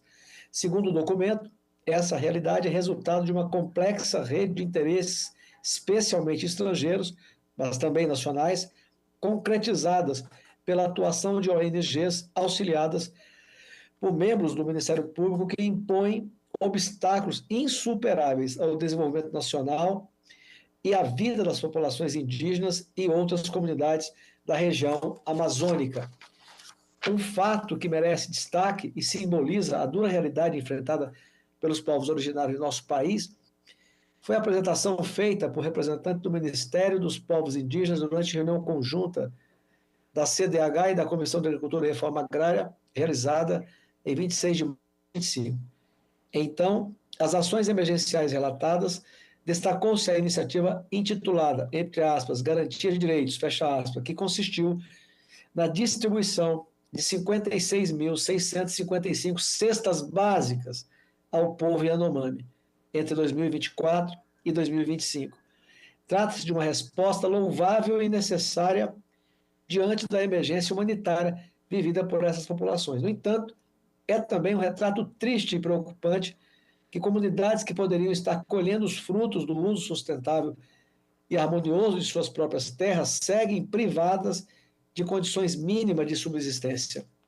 Então não é a realidade que a nossa Constituição Federal idealizou para as comunidades indígenas. Reforçamos, é inaceitável que os povos indígenas continuem sendo sistematicamente excluídos dos processos de desenvolvimento do país, sobretudo quando se encontram em territórios com grande potencial produtivo.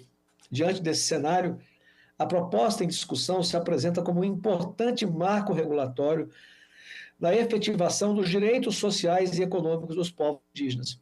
Trata-se de uma iniciativa que busca alinhar o ordenamento jurídico nacional à diretriz da Convenção número 169 da OIT, a qual reconhece que esses povos devem ter o direito de controlar seu próprio desenvolvimento econômico, social e cultural. Com base nesse princípio, o PL estabelece que qualquer atividade econômica em terras indígenas somente poderá ser realizada mediante consulta livre, prévia e informada às comunidades afetadas. Essa exigência não é apenas formal, ela confere protagonismo às comunidades indígenas, garantindo-lhes a autonomia para decidir sobre o uso de seus territórios e um modelo de desenvolvimento que consideram adequado às suas tradições e necessidades. Além disso, caso a comunidade se manifeste contrária à realização da atividade econômica, todos os procedimentos relacionados à implementação da iniciativa deverão ser imediatamente interrompidos. A futura lei também deverá assegurar mecanismos rigorosos de controle e fiscalização com a participação da FUNAI, do Ministério Público, agências reguladoras setoriais e do Congresso Nacional. Este último, nos termos da Constituição, é o responsável por autorizar a pesquisa e a lavra de recursos minerais, bem como o aproveitamento de recursos hídricos, incluídos os potenciais energéticos em terras indígenas. A proposta garante às comunidades indígenas plena autonomia na gestão dos recursos financeiros oriundos da participação nos resultados das indenizações e das compensações decorrentes de eventuais atividades econômicas realizadas em seus territórios. Essa gestão deverá respeitar as formas próprias de representação e os modos tradicionais de organização desses povos, reforçando o compromisso com a autodeterminação das comunidades indígenas. Ao regulamentar com responsabilidade um tema tão sensível, a proposição não fragiliza os direitos das populações indígenas, ao contrário, os consolida em bases jurídicas claras, seguras e participativas. Trata-se de um passo importante para assegurar que os povos indígenas possam, com autonomia e respaldo legal, decidir sobre o seu próprio futuro. Por fim, apresentamos 2 emendas de redação. A primeira busca corrigir a numeração do dispositivo, já que há 2 artigos identificados como artigo 6º. A segunda visa ajustar a redação de, abre aspas, biocombustível, fecha aspas, no inciso 2º do artigo 20, para que conste corretamente o nome da Agência Nacional do Petróleo, Gás Natural e Biocombustíveis. Voto. Em razão do exposto, o voto é pela aprovação do projeto de lei número 6050 de 2023, com as seguintes emendas já apresentadas. Bom, era o que eu tinha para apresentar, ministra e senadora Damares, nossa presidente, esperando que a gente possa já aprovar nessa comissão, já que depois dela tem outras tantas. Eu tenho procurado honestamente respeitar a opinião de todo mundo, mas eu que sou um amazônida, quero aqui dizer, sem medo de errar, quanto mais tempo o Congresso Nacional demorar para dar ao indígena o direito de prosperar, querendo ou não, toda demora,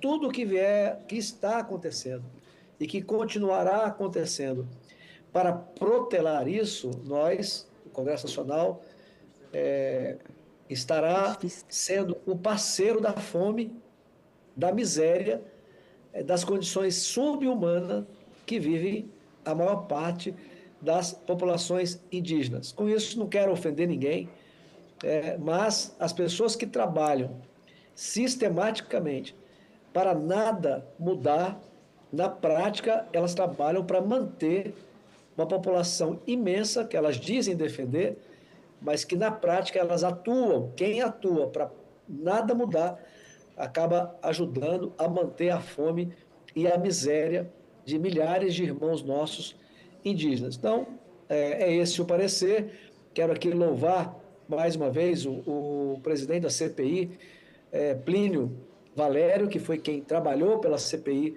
das ONGs e me deu a honrosa missão de ser o relator.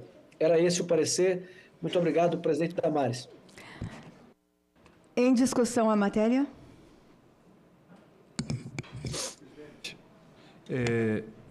Eu queria pedir vistas, e se a senhora me permitir, eu queria fazer um breve comentário.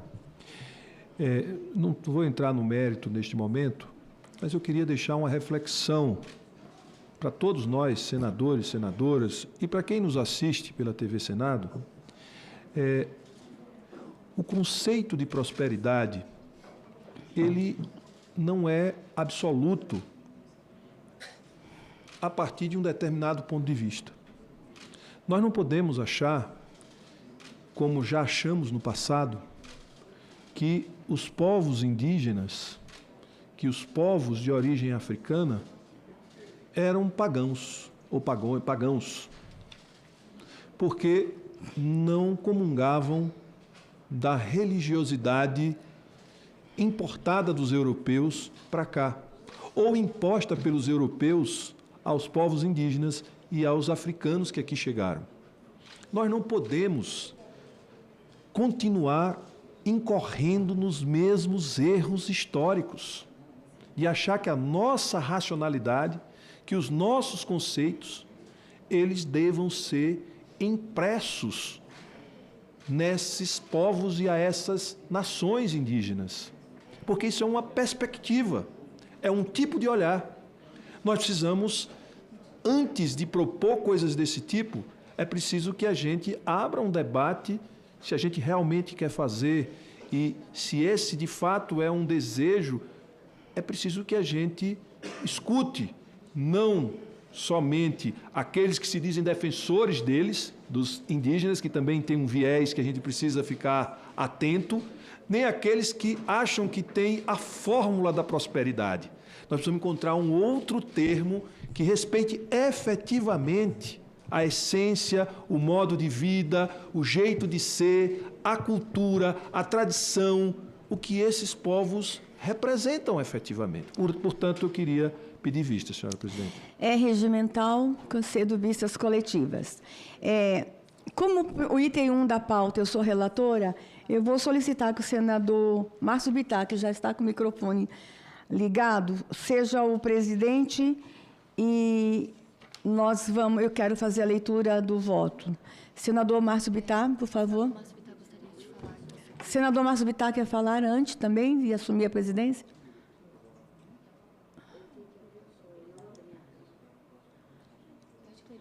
Desligou? Senador Joiari, o senhor poderia assumir para mim a presidência? Oi. Ele está falando? Está falando. Oi. Está ouvindo? Sim. Não, eu assumo em vosso lugar a presidência da comissão com muito prazer.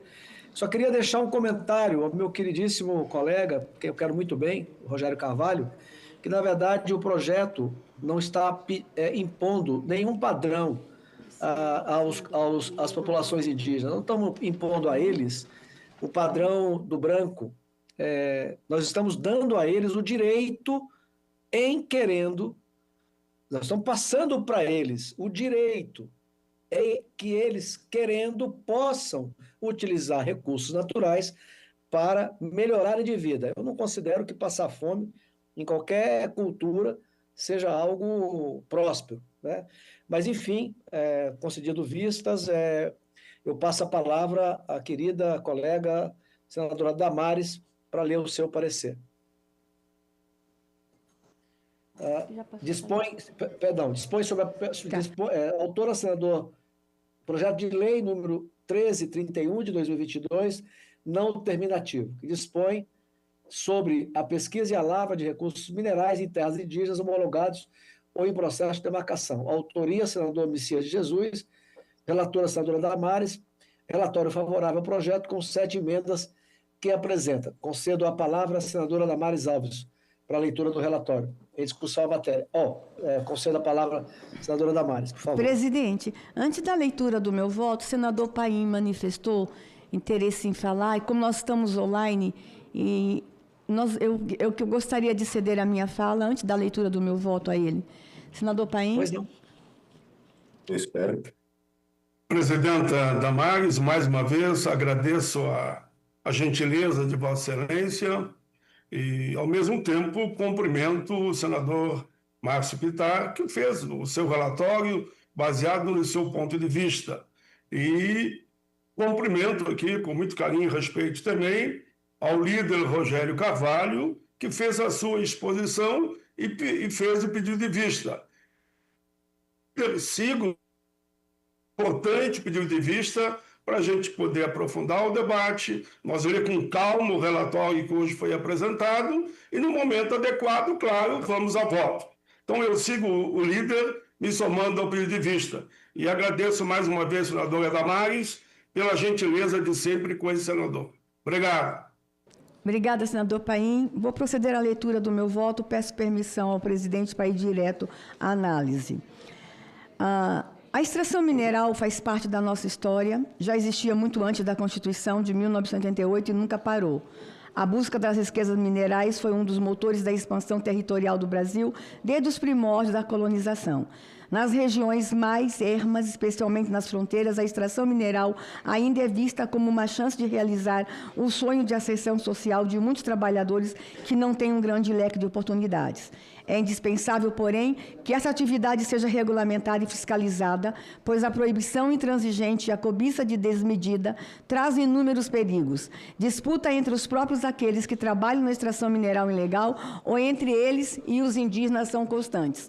Muitos desses indivíduos adoecem e morrem em condições precárias de trabalho, algumas vezes análogas à escravidão. Mulheres e meninas são levadas para cozinhar nas áreas de extração mineral ilegal, mas acabam sendo forçadas a se prostituir para pagar dívidas com transporte, alojamento e alimentação, tornando-se escravas sexuais. Facções criminosas brasileiras e estrangeiras oferecem serviços de proteção, fornecem armas e usam ouro para lavar dinheiro e outras atividades ilegais, como o tráfico de drogas e de armas. Há mais de 30 anos, esse Congresso trava discussões intermináveis sobre esse assunto, enquanto assistimos a episódios como o massacre ocorrido na reserva Roosevelt e recorrente crise humanitária na terra indígena Yanomami. Nossa inércia é medida em sangue e sofrimento. O caminho da regulamentação é indicado na própria Constituição de 88, com os mesmos 3 requisitos inafastáveis, de que são a autorização do Congresso Nacional, a consulta prévia e a livre e informada das comunidades afetadas e a participação dos indígenas resultando na lavra.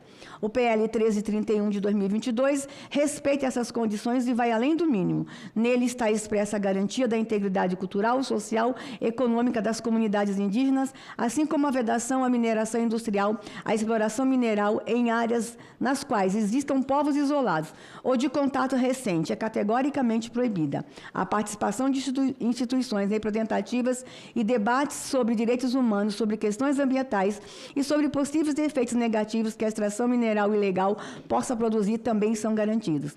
Proíbe-se o aliciamento dos indígenas, a cooptação de lideranças individuais também é desestimulada, ao prever que o consentimento venha da manifestação da própria comunidade afetada. É meritória, portanto, a iniciativa que dedica a maioria de seus dispositivos à proteção dos indígenas contra abusos e garantia de seus direitos constitucionais. Longe de representar qualquer tipo de imposição de força sobre os indígenas, oferece uma solução equilibrada para esse debate tão antigo e espinhoso. Concluída a análise global do texto, identificamos a necessidade de efetuar alguns reparos pontuais que passamos a expor. Um reparo é na ementa e outro no artigo 2º. No artigo 5º também, no inciso 2, eu faço a substituição da palavra instituições por entidades. O artigo 7º abre discussão sobre a capacidade de trabalho e grau de aculturação dos civícolas. Propomos suprimir este trecho, pois o termo civícola, apesar de estar no Estatuto do Índio, ele é impreciso. A aculturação é um conceito já ultrapassado e questionamentos sobre a capacidade de trabalho pode ser interpretado de modo ofensivo. Também o termo cooptação, no parágrafo 1º, deve ser substituído por aliciamento, que tem sentido jurídico definido. Finalmente, propomos suprir o artigo 10, pois não cabe ao Legislativo fixar prazo para que o Poder Executivo exerça sua competência constitucional de regulamentar a lei. O voto, em razão do exposto, concluímos pela aprovação do projeto 1331 de 2022, com as emendas que já foram devidamente publicadas.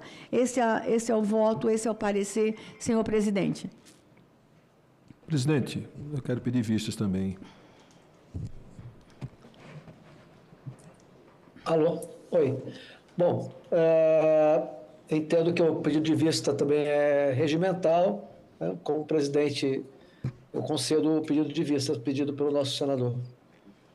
E tem dois. Mais alguém quer discutir? Senador Paim, né?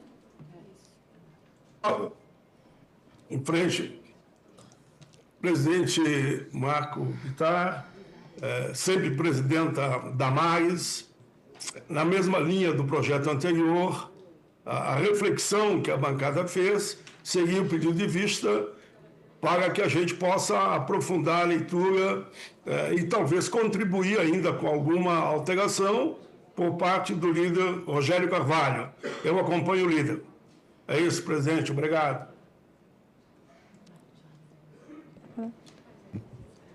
Bom dia a todos. Obrigado, presidente Damares. esse projeto, essa sua relatoria, tanto também o do senador Márcio Pitar, os dois falam de nós darmos dignidade aos nossos indígenas. Eu não consigo entender o porquê que nós não podemos cumprir a nossa Constituição e fazer aquilo que nós precisamos dar a dignidade para os nossos povos indígenas. Os minérios que estão lá é deles. Eu vou falar só um pouquinho assim sobre a reserva lá do Cinta Larga, lá de Espigão do Oeste, pega desde Vilhena, Espigão do Oeste, vai até Aripuanã. Senadora, está se tirando diamante, é a maior jazida de diamante do mundo. E a gente sabe que tudo vai se explorando clandestinamente. Parece que tem muitos parlamentares que querem que isso continue e sendo explorado clandestinamente. Isso não é justo. Não é justo porque isso é dos nossos indígenas, é deles. E nós temos o único mecanismo que nós temos para dar dignidade para eles, eles vão ter uma condição muito melhor de vida. E não adianta estar sentado ou em cima da riqueza e vivendo na extrema pobreza. Então, nós temos que se aprofundar e nós temos que convencer os demais parlamentares para que esses projetos andem, para que isso se reflita em bens, em melhorias para os nossos indígenas, e isso eu tenho certeza que, além de tudo, vai ter uma arrecadação estrondosa para o nosso povo brasileiro e para a sociedade. Isso aí só vai refletir em bons frutos. Mas eu acredito muito em Deus ainda e eu sei que essas pessoas vão rever os seus pensamentos, vão rever a sua situação, vão ver que nós temos que dar a nossa dignidade que nós precisamos ter com a nossa recompensa aos nossos indígenas dos 14% do território nacional, que são dignos e justos deles. Obrigado, presidente. Minha colega Damares, eu, como presidente momentâneo, passo a presidência para o querido colega e vizinho Atoli para assumir a presidência, já que a nossa senadora Damares também vai relatar outros projetos, ok? Obrigada, senador Márcio.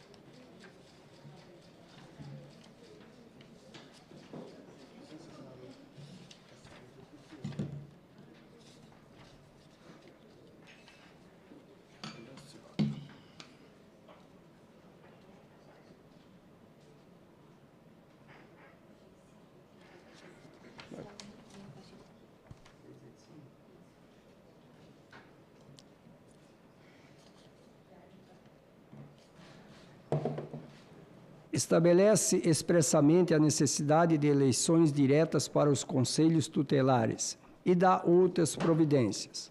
Autoria, senador Messias de Jesus. Relatoria, senadora Damares. Relatório, favorável ao projeto da forma da emenda substitutivo que representa. Concedo a palavra à senadora Damares Alves para a leitura do relatório.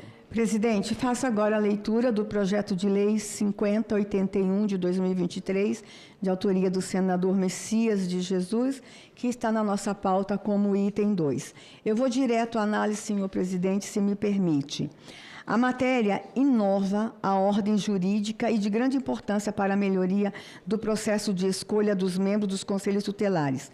Contudo, é necessário ser realizado alguns ajustes para adequação às normas técnico-legislativas vigentes que em dia que em diante procuraremos corrigir.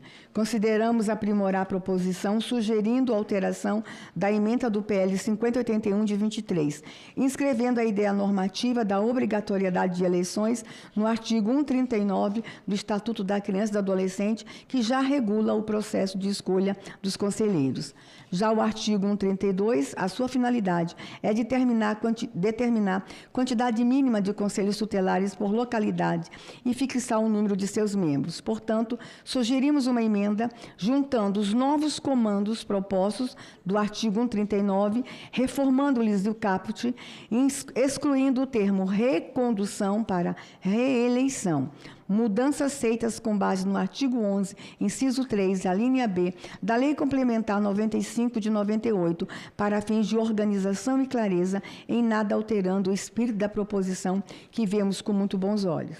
Contribuímos ainda com a inclusão do inciso 4 do artigo 133 do Estatuto da Criança e do Adolescente, passando a exigir como requisito para a candidatura a membro do Conselho Tutelar a comprovação de sanidade mental em razão da sensibilidade e complexidade dos casos que são tratados e acompanhados pelos membros do Conselho Tutelar. Por fim, incluímos o parágrafo 8º do artigo 139, o qual garante que o processo de eleição dos membros do Conselho Tutelar será estabelecido em lei municipal e realizado sob a responsabilidade do Conselho Municipal dos Direitos da Criança e do Adolescente e a fiscalização do Ministério Público. O voto, senhor presidente, em consonância com a nossa exposição, o voto é pela aprovação do projeto 5081 de 2023, nos termos da emenda substitutiva que apresento e que já foi amplamente divulgada e publicada.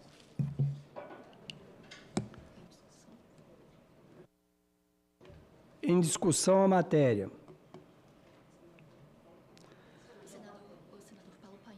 Eles não olham.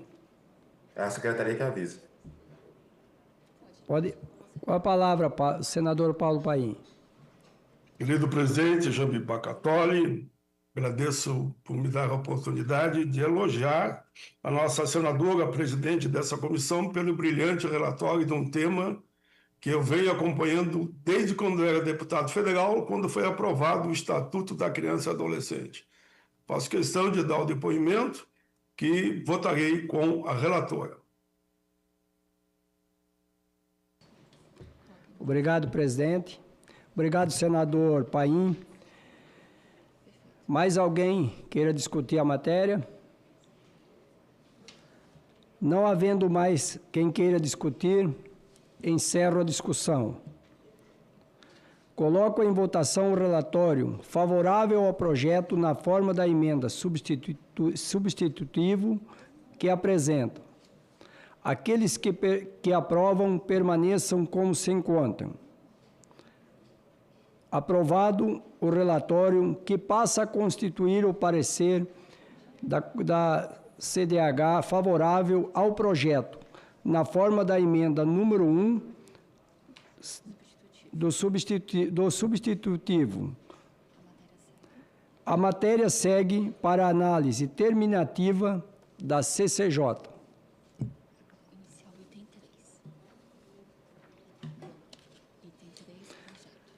Item 3. Cria causa de aumento de pena para o crime de vender, fornecer, servir, ministrar ou entregar, ainda que gratuitamente, de qualquer forma, a criança ou a adolescente, bebida alcoólica ou, em justa causa, outros produtos cujos competentes passam a causar dependência física ou psíquica. No caso de criança ou adolescente, utilizar ou consumir o produto. Autoria: deputada federal Laura Carneiro. Relatoria: senadora Damares Alves. Relatório: favorável ao projeto. Concedo a palavra à senadora Damares para a leitura do relatório. Senhor presidente, faço a leitura do projeto de lei número 942 de 2024, de autoria da deputada Laura Carneiro, e peço permissão ao senhor para ir direto à análise. Com sabedoria, presidente, o ECA tipifica a entrega de bebida alcoólica à criança ou adolescente. Contudo, o que se verifica na atual redação do artigo 243 do ECA é que, independentemente do resultado dessa entrega, a pena é a mesma. Ou seja, pune-se, na mesma medida, aquele que dá substância psicoativa a menor de idade, vindo ou não a criança a consumi-la. Naturalmente, não há justiça se a punição é a mesma, inclusive quando a criança consome tal produto. O bom senso obriga a concluir que, se daquela entrega resultar o consumo do produto, a pena deve ser maior, pois a consequência que foi o consumo da substância pela criança é mais gravosa que quando a criança ignora a substância e não a consome. Destacamos que proposta semelhante já tramitou no Congresso Nacional. Projeto de Lei 4478 de 2024, de autoria do deputado N. Bácio, no Senado Federal, projeto de lei da Câmara, número 80, de 22. Arquivado ao final da legislatura por força do artigo 332 do Regimento Interno. Após seu arquivamento, sem a devida apreciação, o meritoso conteúdo da proposição ganha nova chance de se tornar lei e de aumentar a proteção à criança e ao adolescente no nosso país por meio dessa proposta. É importante salientarmos que, segundo informa a Sociedade Brasileira de Pediatria, a precocidade da ingestão em um dos preditores mais relevantes, quanto menor a idade de início legalizada ou não, maior as possibilidades de se tornar um usuário contumaz ou dependente ao longo da vida. Além da ocorrência de acidentes de trânsito e traumatismos, homicídios, suicídios e acidentes com arma de fogo. O consumo antes dos 16 anos aumenta significativamente o risco de beber em excesso na idade adulta em ambos os sexos. Segundo o relatório divulgado pela OMS, apontou o álcool como o maior responsável por morte de brasileiros entre 15 e 19 anos. Que tristeza, presidente. Seja em acidentes ou por paradas cardíacas.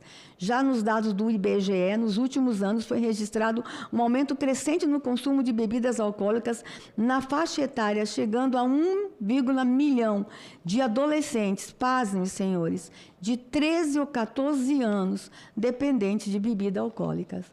Precisamos fazer alguma coisa. Missa se faz ressaltar ainda que o ECA, em seu artigo 18, determina que é dever de todos velar pela dignidade da criança e do adolescente, pondo-os a salvo de qualquer tratamento desumano, violento, aterrorizante, vexatório ou constrangedor.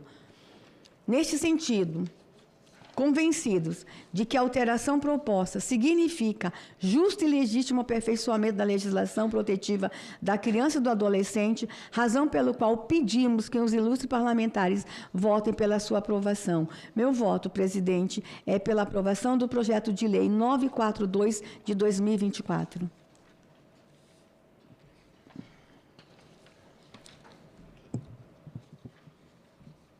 Em discussão a matéria. Quero falar, primeiramente, senadora Damares, que qualquer ser humano que pegar uma criança e fazer essa criança com bebida alcoólica, dependência de cigarro, de qualquer outro produto químico que vai causar dependência física, vai deixar essa criança, não é com 16 anos, não. Eu acho que tinha que ser com 18 anos, não poderia nem ser 16 anos, que uma pessoa pudesse. Mas, enfim, eu quero dizer para vocês que tem que ter penas mais agressivas para essas pessoas. Porque, e hoje nós vemos, né, centenas, milhares de crianças na rua, abandonadas, onde que as pessoas, muita gente chega perto dessas crianças, e levam, e é isso que, além de tudo, senadora Damares, essas pessoas, eles acabam levando para o narcotráfico, sendo não só dependentes, mas lá no futuro, muitos desses ainda viram traficantes. Isso é uma covardia, é uma coisa que tem que ser punida, e isso é um dever do Estado. Obrigado, senadora. Com a palavra, senador Paim.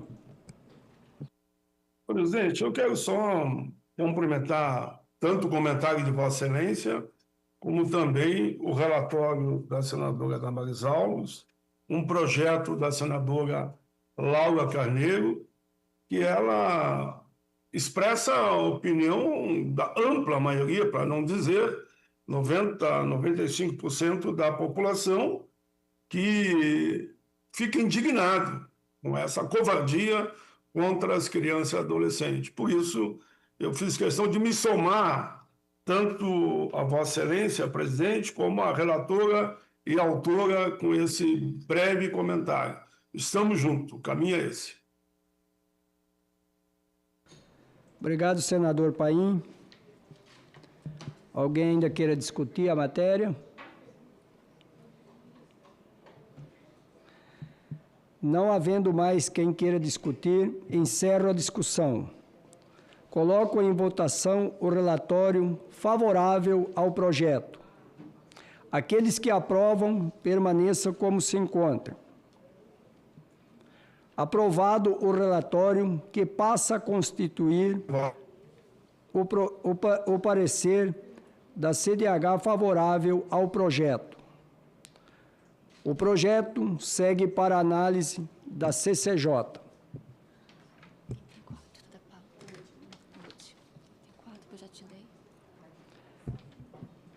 Item 4. Projeto de lei número 5178 de 2023, não terminativo. Alerta à emenda da lei número 11.340, de 7 de agosto de 2006, para denominá-lo oficialmente Lei Maria da Penha. Autoria: deputada federal Laura Carneiro. Relatoria: senador Flávio Arns. Relatório: favorável ao projeto. Designo a senadora Damares Alves como relatora ADOC, com a palavra a senadora para a leitura do relatório. Senhor presidente, é uma alegria fazer ad hoc a relatoria desse projeto de lei e, para muitos, talvez seja uma surpresa esse projeto de lei. Nós chamamos a Lei Maria da Penha de Lei Maria da Penha. Ela ganhou esse nome, mas não é oficialmente. Então, esse projeto de lei vem oficializar o nome, a Lei 11.340 de Lei Maria da Penha. A gente fica perguntando, por que não pensamos nisso lá atrás, quando aprovamos a lei? Então, assim, se é uma lei que pegou o nome informalmente e deu tão certo, foi essa lei. Então, agora, a gente faz justiça e, com essa leitura desse voto, a gente institui, presidente, formalmente o nome Maria da Penha, a Lei 340 de 2006. Resgatemos sua história. 15 anos depois de quase ter sido assassinada por seu ex-marido e ter ficado paraplégica, Maria da Penha ainda não conseguira ver o agressor processado e punido.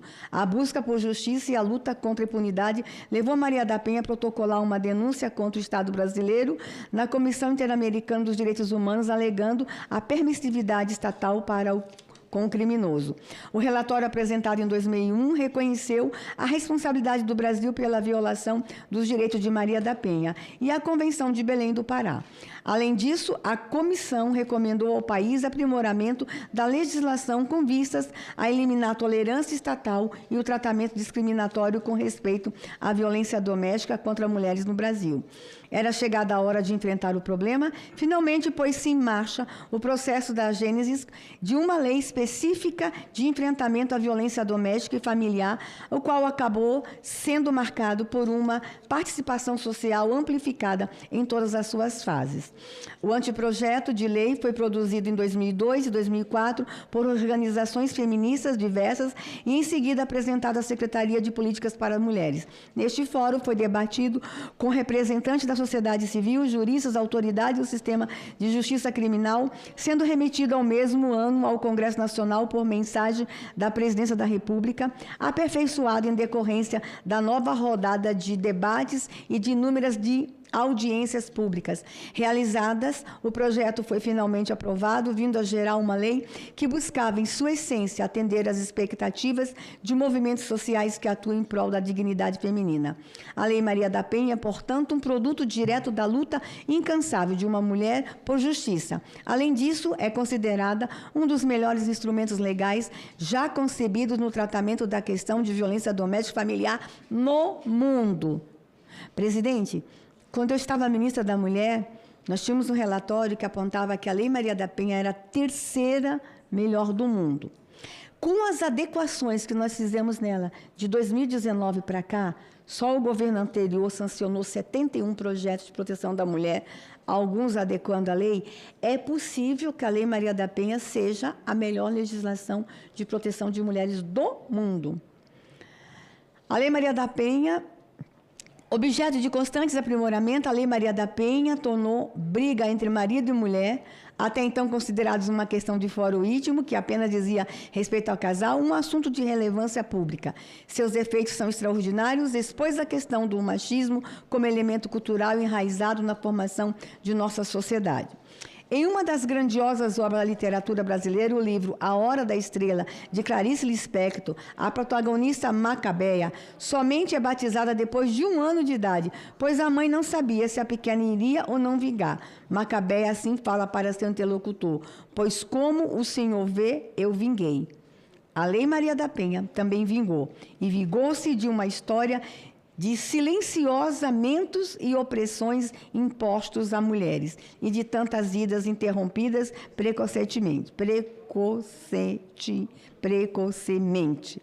É hora de dar a esta lei tão importante o único nome possível, pela história de luta e de redenção de Maria da Penha Maia Fernandes, pelo seu triunfo simbolizado na lei que agora carregará oficialmente seu nome, pela importância desse diploma para as mulheres brasileiras, manifestamos nossa admiração e agradecimento à autora do projeto, a deputada Laura Carneiro, e encaminhamos com satisfação nosso voto favorável.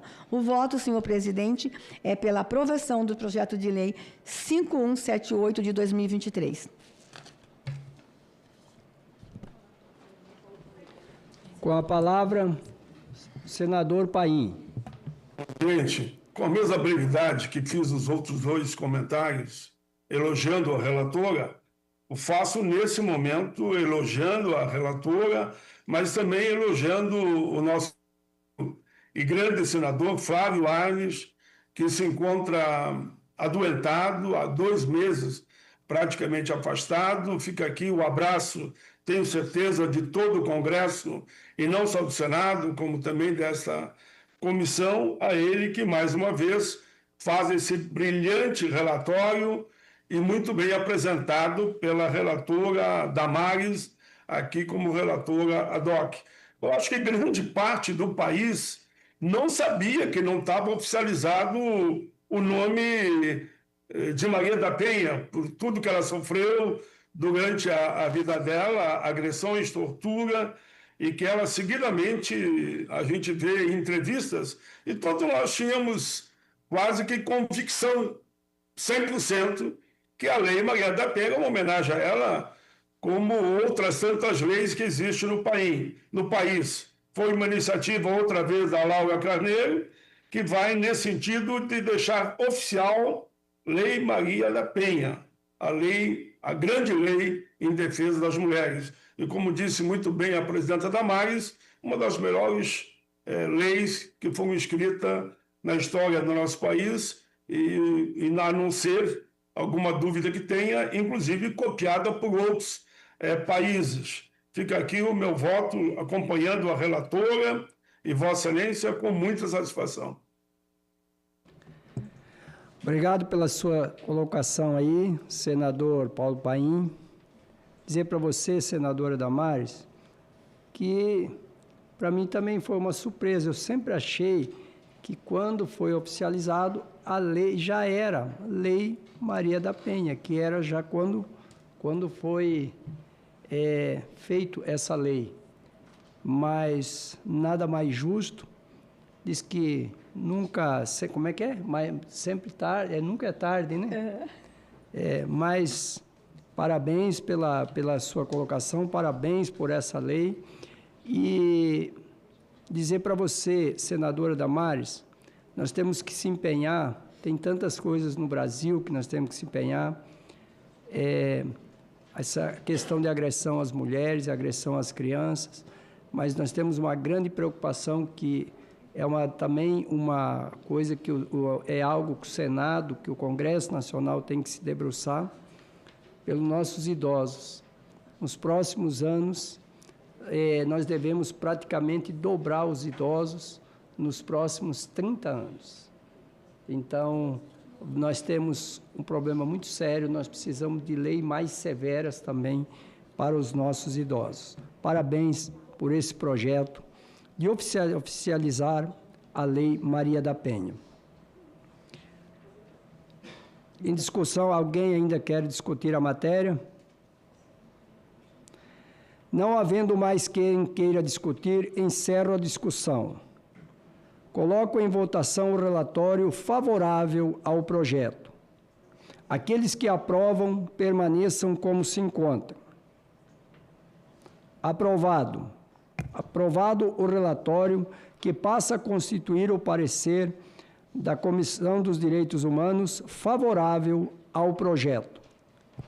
Presidente, eu queria pedir urgência a esse projeto, porque ele não vai passar por nenhuma outra comissão, mas eu queria apresentar o requerimento de urgência. Por quê, presidente? Agosto é o nosso agosto lilás, é o mês de enfrentamento à violência contra a mulher. E seria muito significativo a gente já ter esse projeto imediatamente, logo no início de agosto, no plenário, a gente já aprovar, para nós que somos defensoras da causa. Seria significativo a gente aprovar com urgência no plenário esse projeto de lei, então eu peço urgência aqui na comissão. Sem dúvida, senadora Damares. Coloco em votação o requerimento de urgência extra-pauta, apresentado pela senadora Damares Alves. Aqueles que aprovam, permaneçam como se encontram. Aprovado. Devolvo a presidência à senadora, que é a nossa querida senadora e sempre Damares Alves. Obrigada, presidente. Obrigada pela ajuda. Obrigado.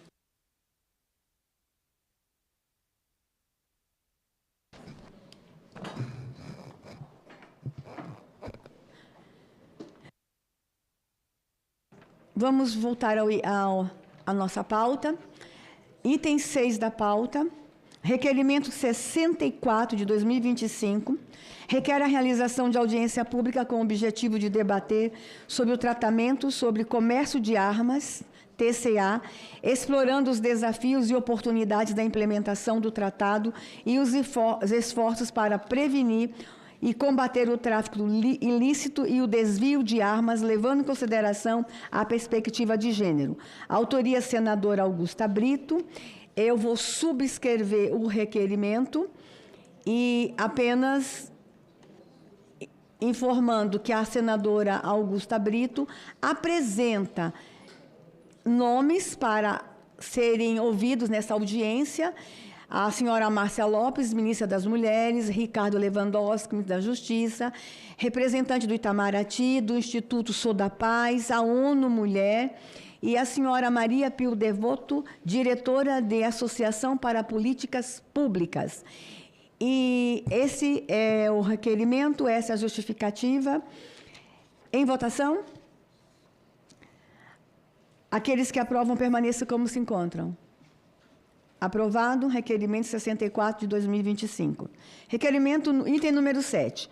Requerimento 65 de 2025, autoria senador Jorge Seife, que requer, nos termos do regimento da Constituição Federal e do Regimento Interno do Senado Federal, que na audiência pública, objeto do requerimento 42, já aprovada, para instruir o PDL 723 de 2019, sejam incluídos os nomes do cacique Dalino Fernandes, da aldeia Todo Chimbag, Wilson Marques Testa, engenheiro agrônomo, Névio Mortari, ex-prefeito de Paial, Santa Catarina, e Roberto Carlos Cardoso da Silva, empreendedor. Eu também estou subscrevendo esse requerimento e o objetivo é tão somente acrescentar nomes a um requerimento já aprovado de realização de audiência pública. Em votação, requerimento. Aqueles que aprovam permaneçam como se encontram. Aprovado. Item 8 da pauta, o autor está presente, senador Paim. Concedo a palavra ao senador Paim para a leitura e encaminhamento do requerimento número 69 de 2025, que requer, nos termos regimentais, a realização de audiência pública em defesa da causa animal. Senador Paim. Chefe. Ele já saiu? Não. Chefe, aproveitando os dois senadores, antes da leitura do expediente, vamos fazer a apresentação do balanço, tá? Pede para o senador aumentar o som. Senador Paim, aumenta. Senador Paim, nós não estamos te ouvindo, aumenta o som.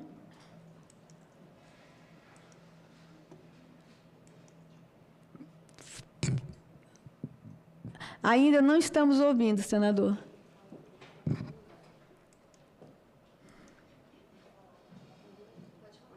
Pode falar. Não estamos conseguindo. Senador Paim, não estamos conseguindo. Tenta de novo. Se o senhor não conseguir, eu vou ler o seu requerimento. Eu vou subscrever.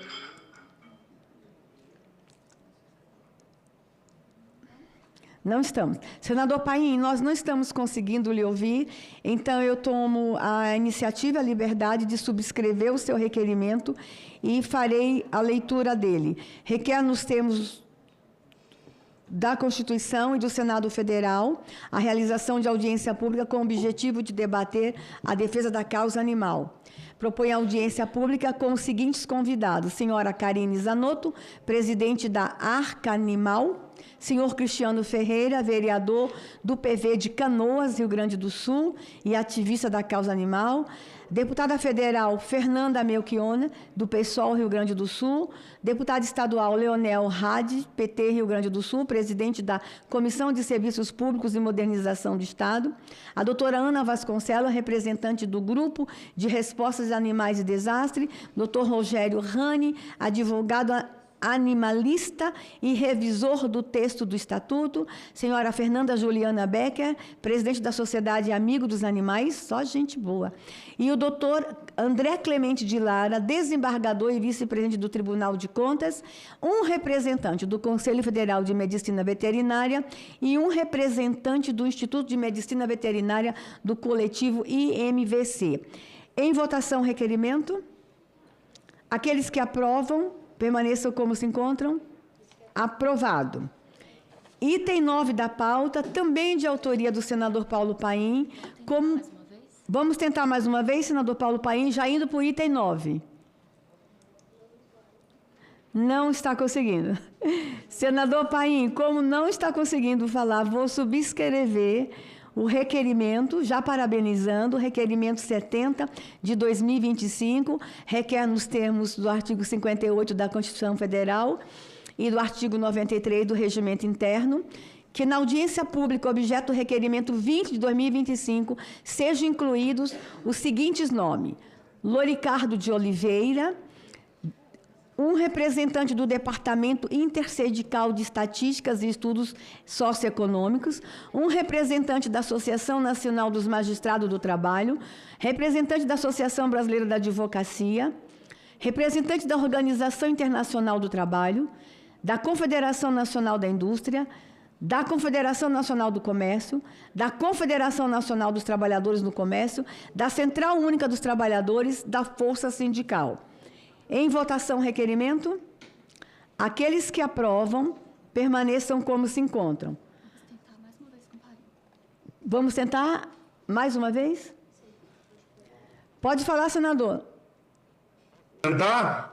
Mas já li o requerimento. Não, tá. O que eu estava fazendo, na verdade, quando não deu para usar o microfone, que deu problema aqui no meu gabinete, eu estava primeiro agradecendo a Vossa Excelência, porque como eu estava à distância, consegui chegar agora no Congresso, no gabinete, Vossa Excelência de pronto se prontificou a assinar os dois requerimentos para que fosse feita a devida leitura. Se Vossa Excelência permitir, os dois já estão aprovados, eu só queria dizer que essa causa animal, que é o debate que vamos ter, foi fruto de um grande debate nas enchentes do Rio Grande do Sul, que a senhora acompanhou, onde milhares de animais ficaram, mais de 15, 20 mil animais, cachorros principalmente, né, ficaram abandonados e foram acolhidos por grande parte dos brasileiros. E a partir daí, aqueles homens e mulheres que a Vossa Excelência leu aí com a competência de sempre, me procuraram para nós construirmos uma proposta conjunta. Primeira coisa que eu disse a eles, olha, vamos na Comissão de Direitos Humanos, eu conheço lá a presidenta, apresente uma SUG, eu fico de público dizendo para a senhora, eu pedirei para ela para... E se assim for assegurado, eu entendo que avançaremos rapidamente. Eu disse para eles que, de parte de Vossa Excelência, não haveria problema nenhum em agilizar o projeto. Era só esse comentário que faço, agradecendo mais uma vez a oportunidade. Obrigada, senador Paim.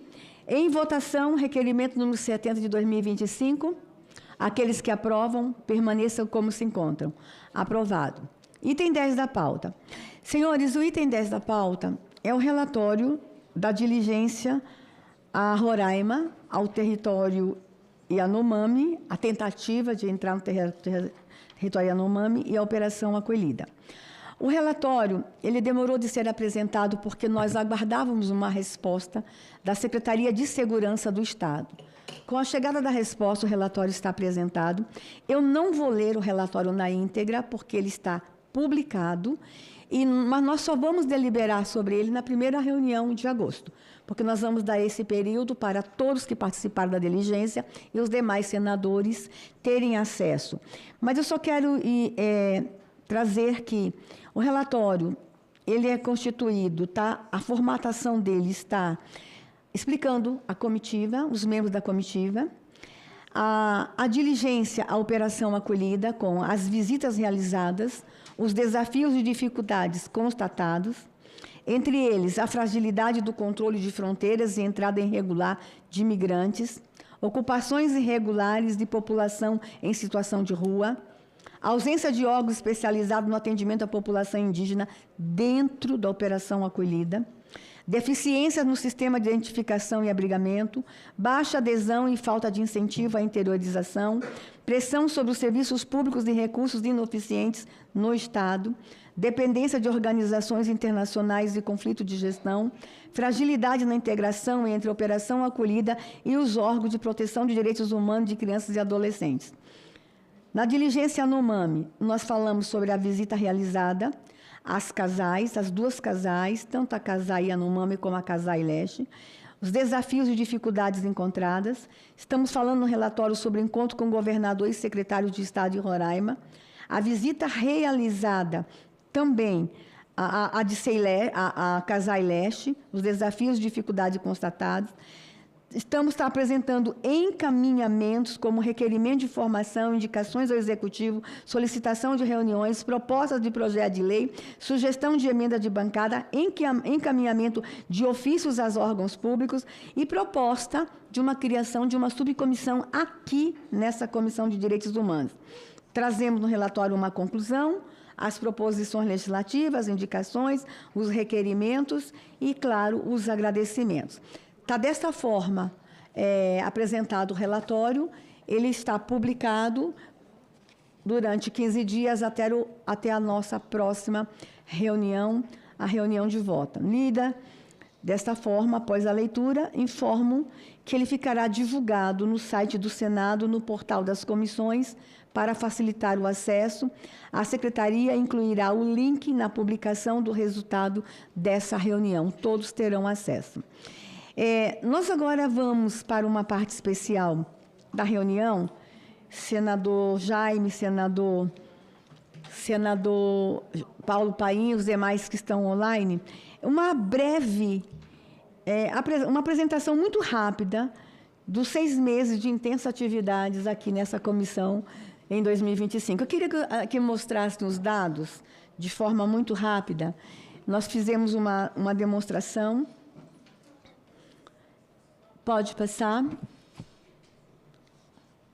Esse relatório apresenta de forma clara e sistematizada as principais ações da comissão nos últimos 6 meses, reforçando o compromisso desse colegiado com os direitos humanos, a democracia e a proteção dos grupos vulneráveis. E olha que aquela presidente está muito bonita naquela foto. Obrigada, comissão, obrigada. Tá?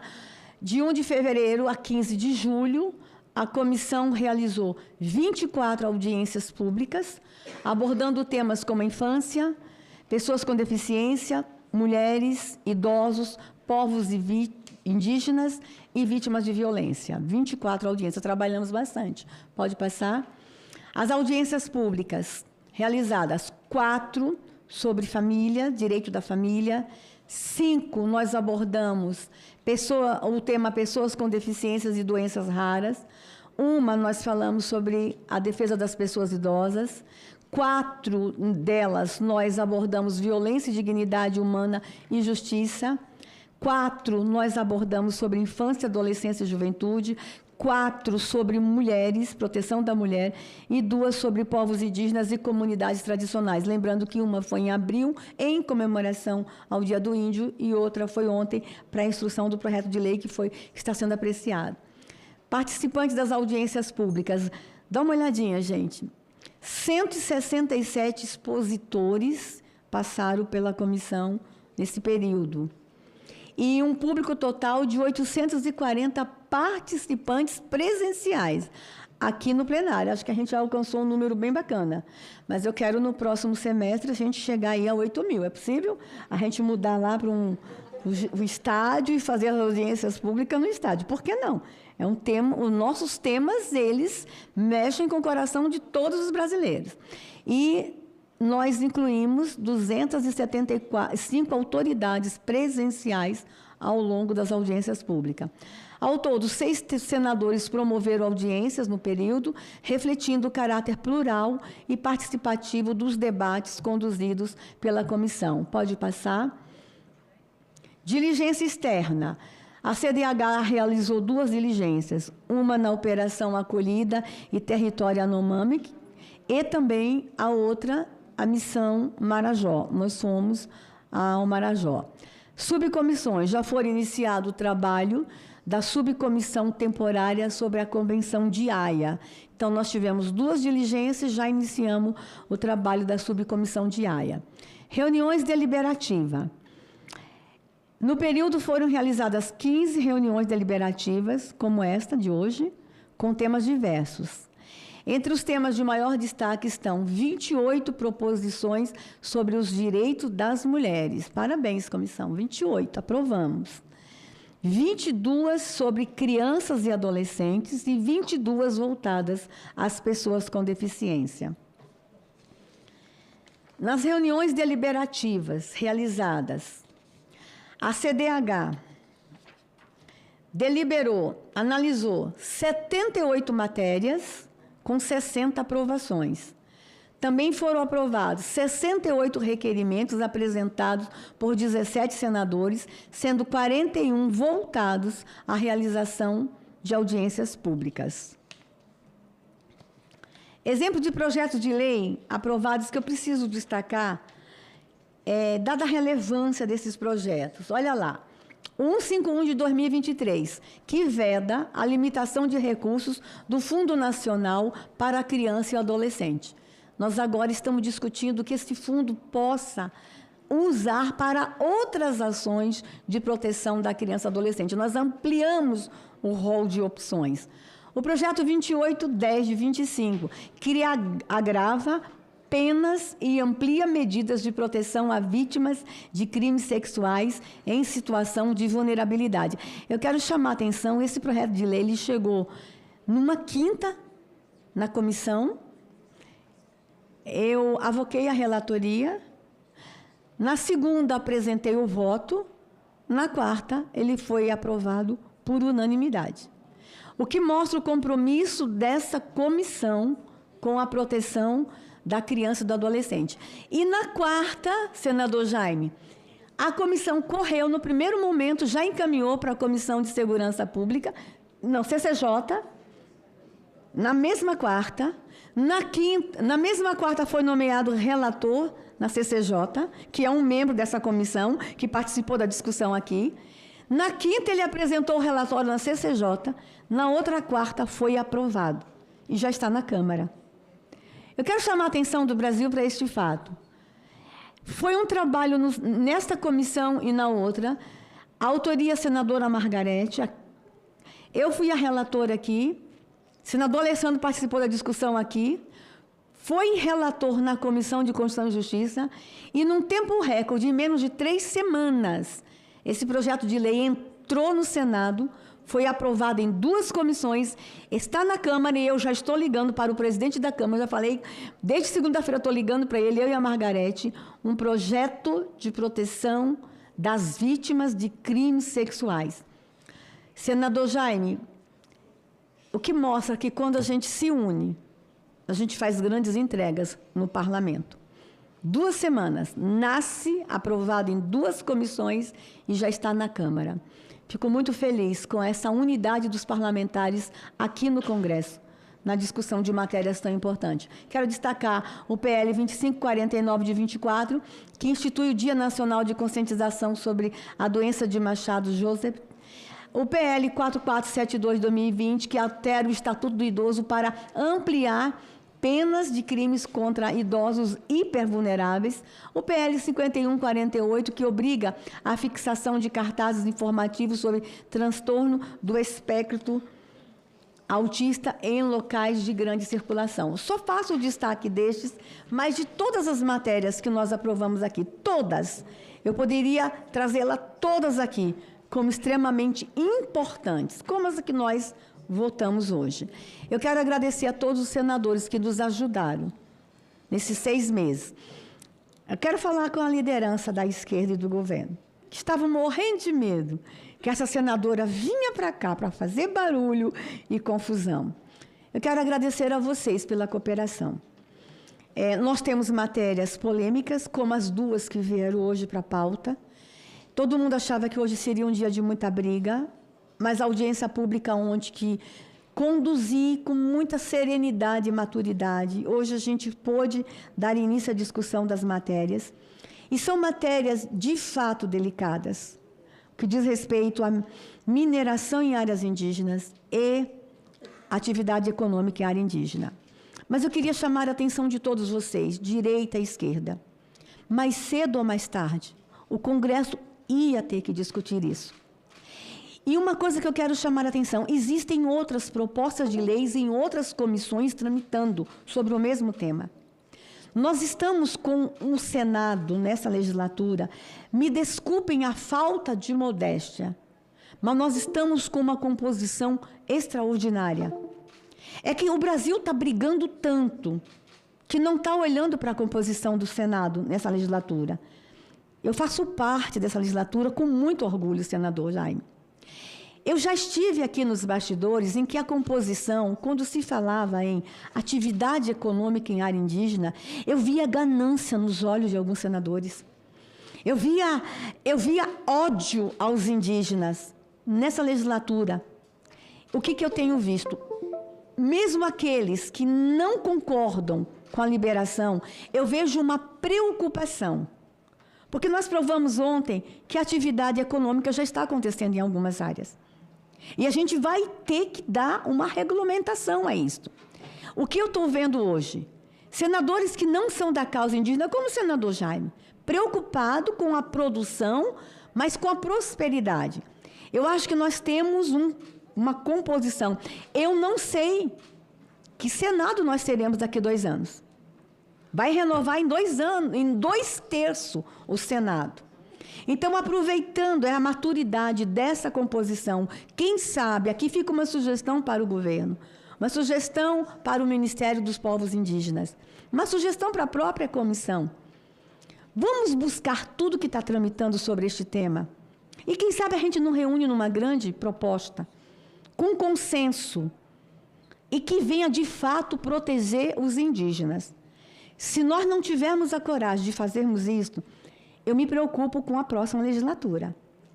Então, aproveitando os senadores que eu conheço que estão na casa nesta legislatura, o bom senso deles. E acreditem, eu amo os povos. E a minha história prova isto. Prova isto. Sou mãe de indígena. Quase fui esposa de um indígena. Amo os povos. A minha história de proteção aos povos, ela já passa de 40 anos. Então, trazer a matéria para a discussão foi respeito aos povos. Respeito ao contraditório também. Mas com um risco, acreditando na maturidade da composição desta comissão e deste parlamento, dessa legislatura. O Brasil está em briga, gente. Há muita confusão lá fora. Mas nós temos pérolas no Senado. Homens que querem o bem desta nação. E que estamos preocupados, né, senador Jaime? Eu quero que a população que está me assistindo não ache que nós estamos insensíveis. Nas madrugadas, talvez um dia um livro de história publique as nossas trocas de conversa. Nós estamos angustiados. Nós estamos, eu vou usar uma palavra que eu usava muito no Nordeste, nós estamos aperreados com tudo que está acontecendo. Nós estamos preocupados com tudo que está acontecendo. São senadores maduros e com compromisso com a nação. Eu desejo que a gente se encontre no tema das questões indígenas. Estou disposta a sentar com o Ministério, com a FUNAI, com o Ministério da Justiça, com os atores, onde a PIB participou da audiência, com todos. E a gente, quem sabe, apresentar uma proposta construída. Antes, que eu não sei quem vem para cá, apresente uma proposta. E quem sabe, passe o trator em cima de algo tão sensível, tão delicado. Eu confesso que eu me preocupo. Então, foi por esta forma que ousei colocar as duas matérias na pauta e conduzir com muita serenidade e maturidade, confiando no Márcio Bittar, confiando no Messias de Jesus, nos senadores que participaram da audiência, onde que está conduzindo. Mas cedo ou mais tarde o Congresso vai deliberar sobre isso. Que seja com nós, que seja com esse time maduro, que tem respeito aos povos. Muito obrigada. Eu agora vou para aquela parte chata da reunião, que ninguém gosta de participar, que é a leitura dos documentos que chegam, das denúncias e expedientes, sem antes passar a palavra para o senador Jaime. Obrigada, presidente e senadora. Eu quero parabenizar a você, a sua equipe, pelos seus 6 meses de trabalho. Dizer para você que essa comissão sua dos direitos humanos, que você preside, é uma comissão talvez que muita gente não dá atenção, muitos senadores, mas talvez é a comissão de maior importância para dar dignidade às crianças, aos nossos indígenas, às nossas mulheres, aos nossos idosos, enfim. E dizer para você que isso aqui não é uma questão de centro, de direita, de esquerda, de assunto de partidário. Isso aqui é uma questão realmente de direitos humanos. Mas o que eu quero dizer para você, senadora Damares, porque que eu sou empresário do agronegócio, nem precisaria talvez estar aqui, sou senador político de primeira viagem, fui eleito senador direto da República, sem nunca participar de outras, não fui vereador, não fui deputado, não fui nada, fui eleito direto senador da República. Por que eu tenho preocupação com nossos indígenas? Eu sou do município que eu cheguei lá, tinha 600, 700 pessoas. Hoje, uma cidade de 100 mil habitantes. O município que tem 1.150.000 hectares de terra. 57% do município são áreas indígenas homologadas, sacramentadas, sem nenhuma discussão. Ou seja, 43% é para os demais, 57% são áreas indígenas, com 3 ou 4 etnias. Nós temos menos de 2.000 indígenas que moram nas aldeias. E por que eles não podem ter dignidade? Será que eles vão ter que morrer na miséria? Será que eles nunca vão ter direito a usar um celular? Então, essa é a minha grande preocupação. E não que eu tenha interesse, não tenho interesse nada em entrar em reserva indígena, não. Nunca entrei em nada, nem exploração de nada em reservas indígenas. Então, assim, é a única coisa que a gente tem uma grande preocupação. E essa comissão, igual a senadora falou, nós temos a responsabilidade de nós aprovarmos aquilo que está lá na Constituição. Isso tem que dar a legalidade e o Poder Executivo também tem que nos ajudar e aprimorar aquilo que é melhor para os nossos indígenas, de todas que nós temos os nossos indígenas, praticamente em todos os estados da federação. E 14% do território nacional é deles. Não tem, é indiscutível. Então, nós não estamos discutindo, não é a questão de dar mais terra para os indígenas, nós temos que dar dignidade a eles, aquilo que é de direito deles e é propriedade deles. Obrigado, presidente. Obrigada, senador Jaime. Vamos para os expedientes. O senhor está dispensado, se precisar, sei que está com a agenda cheia, e nós vamos deixar os expedientes publicados. Denúncias e alegações que chegaram à comissão. Denúncia número 252, Comissão Médica Institucional com presa em penitenciária do DF, além de desobediência judicial.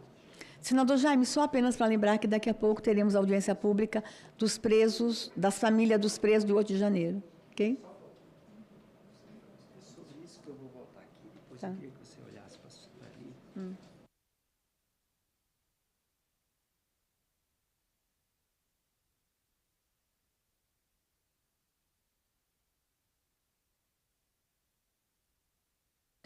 Nós teremos familiares de presos dos atos de 8 de janeiro. Vai ser uma audiência do coração, com certeza com muito choro, muitas verdades que serão trazidas pelas famílias. Vai ser uma audiência para encerrar o semestre da comissão, uma audiência do coração e na busca de garantia de direitos. Denúncia número 252, omissão médica institucional com presa em penitenciária do DF, além de desobediência judicial. Encaminhamento à denúncia. Solicitar informações da Secretaria de Administração Penitenciária do DF sobre a situação de acolhimento e atendimento médico na unidade prisional Colmeia da custodiada Ana Flávia. Informar o denunciante sobre a providência tomada. Denúncia do 253, violações de direitos humanos em universidades. Encaminhamento, informar que a comissão não tem competência para interferir em processos judiciais individuais e que o encaminhamento da denúncia ao Conselho Nacional do Ministério Público e ao Conselho Nacional de Justiça deve ser feito pelo próprio cidadão. Denúncia 257, cidadã relata e pede ajuda que, por ter denunciado que sua filha sofreu abuso sexual por parte do genitor, foi acusada de alienação parental. O judiciário quer conceder guarda compartilhada, mesmo diante dos relatos do abuso pela menor. Encaminhamento. Informar que a comissão não tem competência para interferir em processos judiciais individuais, mesmo diante dos laudos anexados. Neste caso, cabe ao Ministério Público Estadual se manifestar a favor da menor. Denúncia 259. Cidadão relata a desassistência e fiscalização do Estado junto aos grupos indígenas da Tríplice Fronteira. Requer solução ao caso.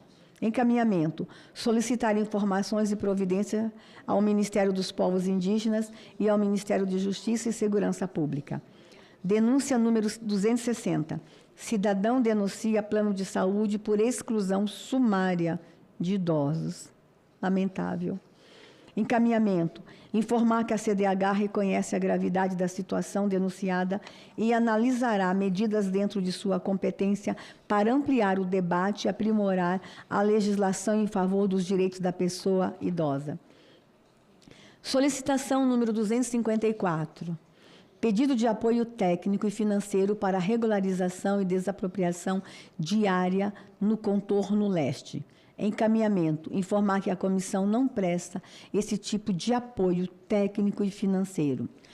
Solicitação 255, do senador Marco Duval.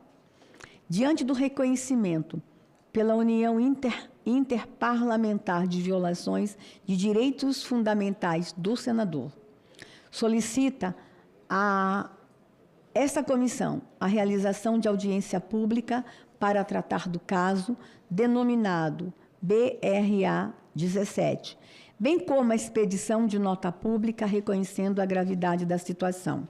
Encaminhamento. Informar que a sugestão será compartilhada com os membros da comissão e, caso o senador deseje, pode apresentar requerimento de audiência pública nessa comissão, que já colocamos na pauta na primeira sessão de agosto, um requerimento de audiência pública, e já faremos essa audiência assim que possível. Particularmente, eu reconheço que o senador Marco Duval teve seus direitos fundamentais violados por conta de decisões judiciais. Ainda uma solicitação do senador Marco Duval. A pedido do senador Marco Duval, ele pede que providências de apuração sobre manutenção de agente em cargo de confiança, mesmo sendo condenado em caso de violência contra a mulher. Entre outras solicitações, o senador pede realização de audiência pública com a convocação das autoridades envolvidas. O senador informa que esse agente público é um secretário de Estado no Distrito Federal. Encaminhamento. Informar que, no âmbito de suas competências regimentais, a comissão solicitará informações sobre a apuração do caso denunciado aos órgãos competentes do Distrito Federal. Observe que são 2 denúncias que chegam, uma solicitação e uma denúncia a essa comissão, que envolve o Distrito Federal. Uma que envolve a Secretaria de Administração Penitenciária do DF e outra que envolve um secretário de Estado do DF que está condenado por violência contra a mulher. Manifestação. Manifestação número 258. Cidadão se manifesta favorável à lei de alienação parental.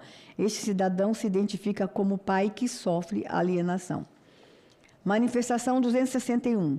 Organização da sociedade civil que participou em audiência pública nessa comissão sugere uma série de medidas que visam fortalecer ações de prevenção e enfrentamento ao tráfico humano no país. Encaminhamento.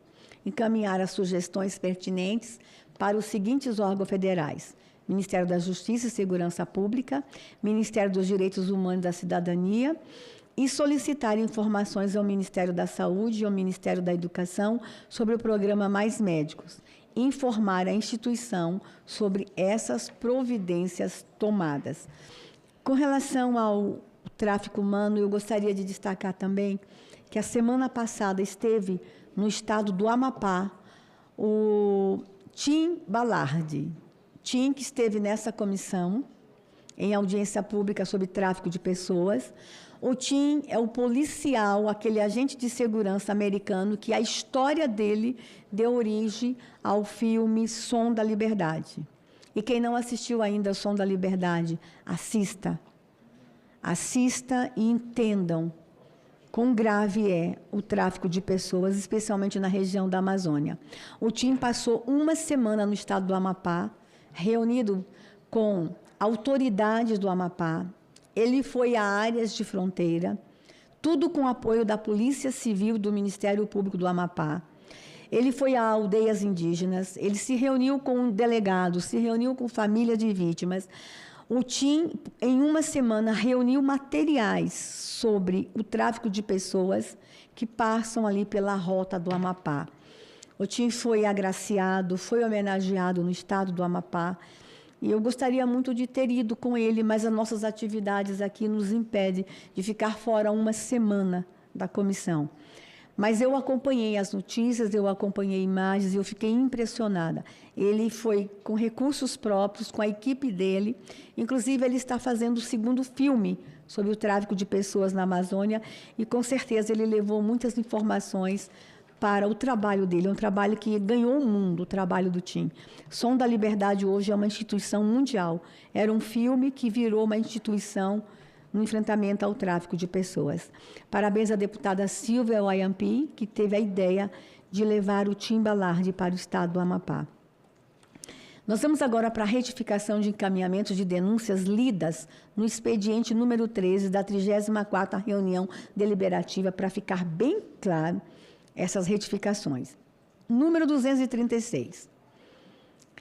alega ser vítima de perseguição por insistir com a abertura de inquérito para apuração da morte de familiares e, por isso, pede proteção e apuração do caso. Novo encaminhamento.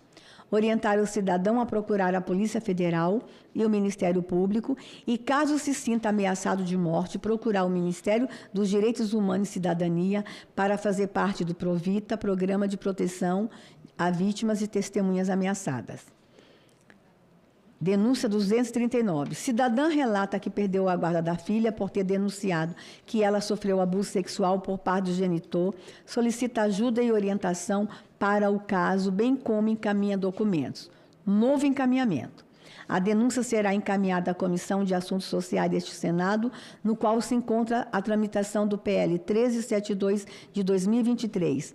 Solicitaremos ao presidente dessa comissão, senador Marcelo Castro, a designação de relatoria com a urgência que o assunto requer.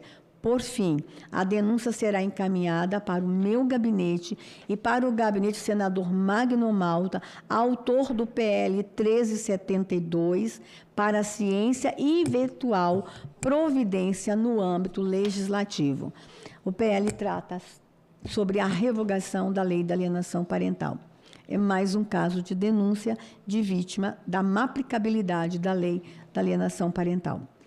Isto posto, submeto às senhoras e senhores senadores os encaminhamentos lidos, inclusive as duas retificações. As senhoras e senhores senadores que concordam com os encaminhamentos aqui sugeridos permaneçam como se encontram. Informo que, nos termos da Instrução Normativa 12 de 2019, os documentos lidos como informes ficam disponíveis no site do Senado e no portal da CDH. Os demais ficam na Secretaria para a manifestação dos membros dessa comissão pelo período de 15 dias. Terminado o prazo, os documentos serão arquivados. Informo ainda, nestes termos, que os documentos lidos na 32ª reunião serão arquivados. Bem, nada mais tendo a tratar, eu vou encerrar essa reunião, mas quero agradecer à equipe da Secretaria, uma equipe extraordinária. Eu não mostrei o último slide para o Brasil, mas era bom o Brasil ver quantos e-mails, quantas provocações, quantas? Mais de 200 provocações, e provocações que envolvem sensibilidades, que envolvem vida humana, que envolvem diversos atores, tanto os que denunciam como os denunciados. Ali, gente, ó, nos primeiros 6 meses, recebeu mais de 200 demandas por e-mail. Cerca de 60% foram denúncias de violações de direitos humanos, enquanto mais de 20% expressam apoio aos trabalhos e matérias aprovadas pela comissão. A Secretaria trabalhou muito. Eu quero agradecer o Cristiano, que esteve conosco no início, e agora o nosso Super Dimitri, a todo o time, todo mundo que está envolvido com o trabalho da comissão, os que estão chegando agora, como a Camila, a Vanessa, que chegou, a Janine. Eu tenho observado uma interação extraordinária entre os que chegaram e os que estavam. Obrigada, time. E quero agradecer ao Marquinhos também, nosso coordenador aqui no Senado de Comissões, que tem nos apoiado. Ele sabe da sensibilidade desta comissão, sabe que envolve assuntos extremamente sensíveis e delicados, e está o tempo todo aqui orientando o time. Muito obrigado. Descansem, renovem as energias, se alimentem, se hidratem, venham fortes, porque começo de agosto a gente já vai começar com muito trabalho. Quero agradecer a todos vocês, a Viviane, a minha chefe de gabinete, que virou chefe de todo mundo, a Dani, a minha chefe do Legislativo, que faz essa interação com todo o Legislativo, o Ezequiel, no silêncio dele, mas ali tão precioso para nos ajudar em matérias como povos tradicionais, direitos humanos, dos povos mais vulneráveis, população de rua, todos vocês. Muito obrigado. Tenhamos uns dias de descanso. Não, a gente não acabou ainda. Nós ainda temos uma audiência pública hoje à tarde. Mas eu já antecipo aqui os agradecimentos. Que Deus os abençoe e que 2025, o segundo semestre, a gente possa produzir tanto como nós produzimos. E, claro, todos os senadores, direita e esquerda, foram muito parceiros no trabalho da comissão. Assim, declaro encerrada essa reunião. Claro que...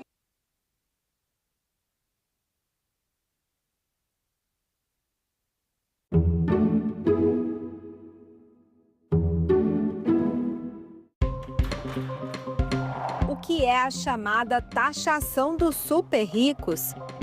Quais os impactos disso nas contas públicas? Diretora executiva da Oxfam Brasil, Viviana Santiago, e a economista e professora Rita Mundim respondem a essas e outras perguntas ao vivo. TV Senado Live nesta sexta, 9 horas da manhã. Atenção! A TV Senado ficará fora do ar para manutenção técnica nesse sábado, 19 de julho, das 7 às 8 da manhã e das 6 da tarde às 7 da noite. Oi, pessoal! Hoje o nosso assunto é Ministério Público. E você sabia que ele também atua na Justiça Eleitoral? Pois é. Fica comigo que eu vou te explicar. Roda a vinheta, diretor.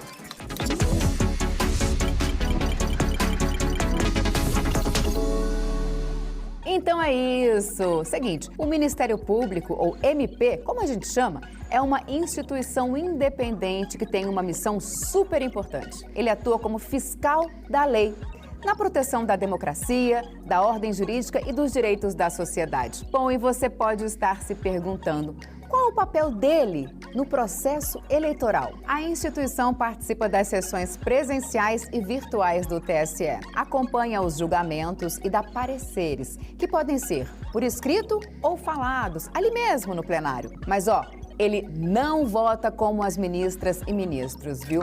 Ele colabora, opina e orienta. E não para por aí. O MP eleitoral também entra com ações na justiça quando alguém quebra as regras das eleições, tipo compra de votos, propaganda irregular, essas coisas. Ou seja, o Ministério Público Eleitoral está em todas as etapas, do início ao fim, para garantir eleições limpas, justas e transparentes. Agora sim, dá para você dizer que já sabe o que é e o que faz o Ministério Público Eleitoral. Curtiu o conteúdo?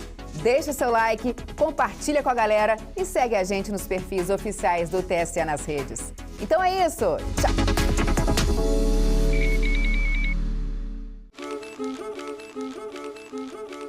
Eu leio o ECA com a voz de uma criança na cabeça. Se a gente começar a ler o ECA com a voz de uma criança na cabeça, você lê diferente. Coloca ali, inclusive, uma série de direitos, né, e uma visão de infância que é contrária a que muitas famílias estavam praticando, né? Então, de trabalho infantil, de violência física ou verbal ou psicológica em relação às crianças. Então, assim, começou a criança, olha, isso aqui é errado, isso aqui não é certo. Não é porque o teu pai fazia, porque o teu avô fazia, que é certo fazer. O Estatuto da Criança e do Adolescente é uma das leis mais avançadas de proteção a crianças e adolescentes e de afirmação de direitos. É um verdadeiro pacto na defesa das nossas crianças e adolescentes.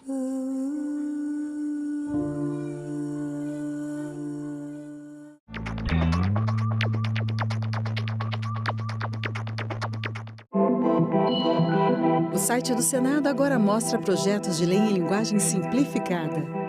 É o Senado Explica, uma ferramenta de inteligência artificial combinada com revisão humana que torna mais fácil entender e acompanhar as leis em debate aqui no Senado.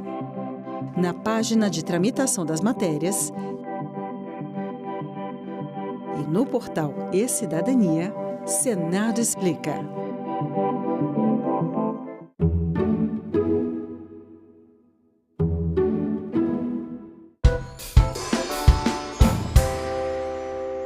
Declaro aberta a 16ª reunião extraordinária da Comissão de Transparência, Governança, Fiscalização e Controle e Defesa do Consumidor da 3ª Sessão Legislativa Ordinária da 57ª Legislatura. Submeto aos senhores e senhoras senadores a dispensa da leitura e a aprovação das atas da 14ª e 15ª reuniões. As atas estão aprovadas e serão publicadas no Diário Oficial do Senado Federal. Passamos à pauta. Nós temos como o item 1 da pauta é um projeto cujo relator, senador, é de autoria da senadora Damares, está aqui presente, e o senador Flávio Bolsonaro, relator. Eu vou inverter a pauta, aguardar a presença do senador Flávio Bolsonaro para relatar o projeto.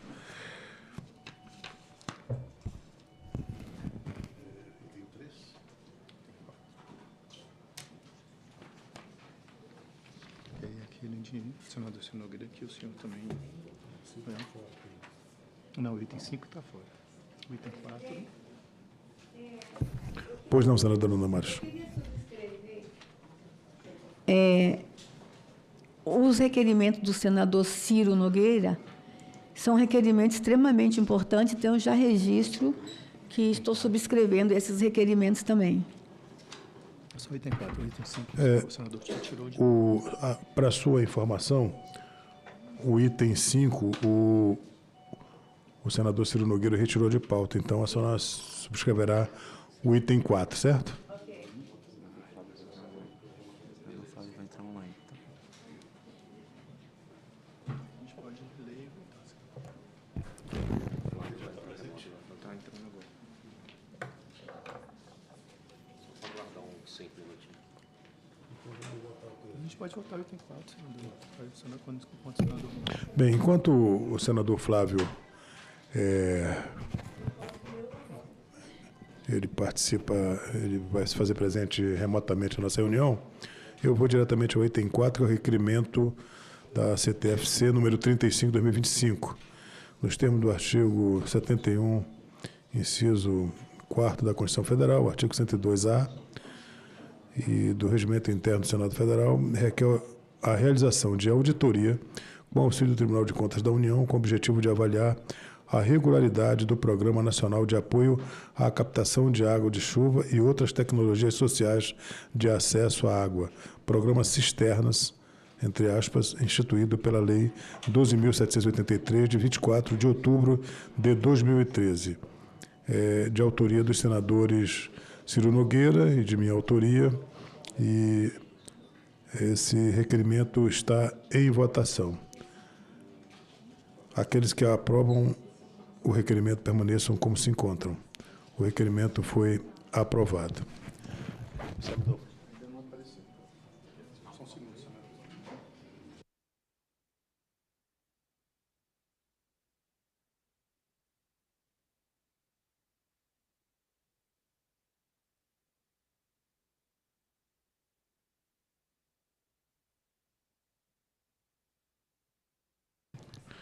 Dou ciência aos senhores e senhores senadores que eu também subscrevo o item 6 da pauta e passo a deliberar sobre esse item, que é o requerimento da CTFC número 40/2025. Requer nos termos do artigo 102A, inciso 1º, a linha e do Regimento Interno do Senado Federal, que essa comissão encaminha a solicitação ao Tribunal de Contas da União para a realização de auditoria contábil, financeira, orçamentária e operacional nos atos da União das seguintes agências reguladoras federais: Agência Nacional de Mineração, Agência Nacional de Telecomunicações, Anatel, Agência Nacional de Energia Elétrica, ANEL, Agência Nacional de Aviação Civil, ANAC, Agência Nacional do Petróleo, Gás Natural e Biocombustíveis, ANP, Agência Nacional de Transporte Terrestre, ANPTT, e a Agência Nacional de Transportes Aquaviário, ANTAC, bem como dos ministérios aos quais essas entidades estão vinculadas. Esse requerimento de autoria do senador Marco Rogério foi subscrito por mim, e não sei se o senador está presente, ainda que remotamente. Não está presente. Coloco em votação o requerimento. Aqueles que aprovam o requerimento permaneçam como se encontram. O requerimento foi aprovado. Senador. relator já está presente? Ainda não, você não está presente, senhor, mas pode aguardar um pouquinho enquanto o senador Flávio chega.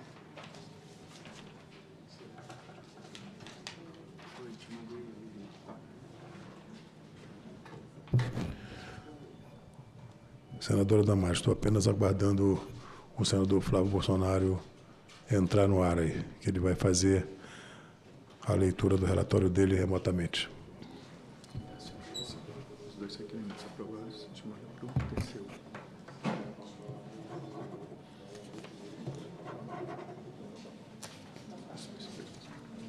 Obrigado.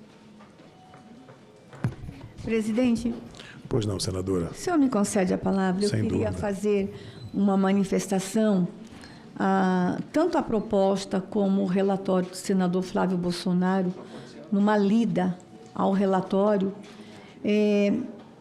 Eu informo o presidente que foi com um senso de muita responsabilidade que eu apresentei essa proposta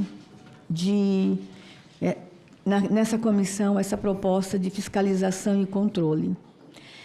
E reafirmo, presidente, que a minha justificativa, ela procede. Os argumentos que eu trouxe iniciais procedem. E a gente precisa aprovar o relatório do senador Flávio, que acabou sendo um relatório, presidente, muito amplo, com inúmeros encaminhamentos, que eu acho que a gente vai dar uma resposta para a sociedade. A empresa brasileira de Correios e Telégrafo, presidente, uma das mais antigas e estratégicas empresas públicas brasileiras, com uma história que se inicia em 1663. É um patrimônio nacional, presidente, inestimável e vital para a economia e integração nacional. No entanto, presidente, a grave crise, a grave situação em que os Correios se encontram, com um prejuízo, pasme, presidente, 3,2 bilhões em 2024. Nós estamos ouvindo tanto prejuízo em bilhões que está ficando tão natural isso, que as pessoas não estão entendendo. Mas eu vou repetir. Prejuízo dos Correios em 2024, 3,2 bilhões. Valor que representa cerca de 50% de todo o déficit registrado pelas estatais federais no mesmo período. Somando todas, presidente, o déficit do Correio, a crise do Correio, o prejuízo é metade da soma de todas as outras estatais. Exige uma ação firme e transparente. As notícias sobre má gestão, desvios de recursos e interferência político-partidária são alarmantes e merecem toda a nossa atenção.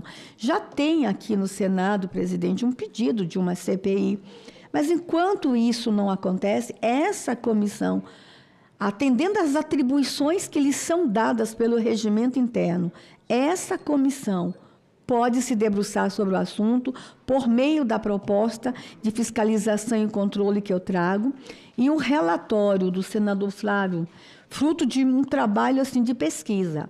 A assessoria do Flávio esteve comigo, nós conversamos, esteve com a minha assessoria, buscou informações, buscou documentos, e o relatório do senador Flávio, ele é extraordinário, mas é assustador. Eles olharam as administrativas, os eixos temáticos, administrativos e contábil, incluindo a suspeita de ocultação, presidente, está no relatório do Flávio, de passivos, a suspensão da publicação das demonstrações financeiras de 2024. Ocultação, suspensão, e há, inclusive, uma suspeita de manipulação de dados. Uma gestão temerária e sem governança. O relatório do Flávio, que eu estava dando uma olhada aqui, tem indícios de nomeações políticas sem critério técnico, aparelhamento institucional, assédio moral e desistência de ações judiciais com prejuízos bilionários, que a gente quer saber por que desistiram dessas ações. Quem são esses técnicos que estão nomeados lá? Parece que eles foram nomeados lá, presidente, para falir.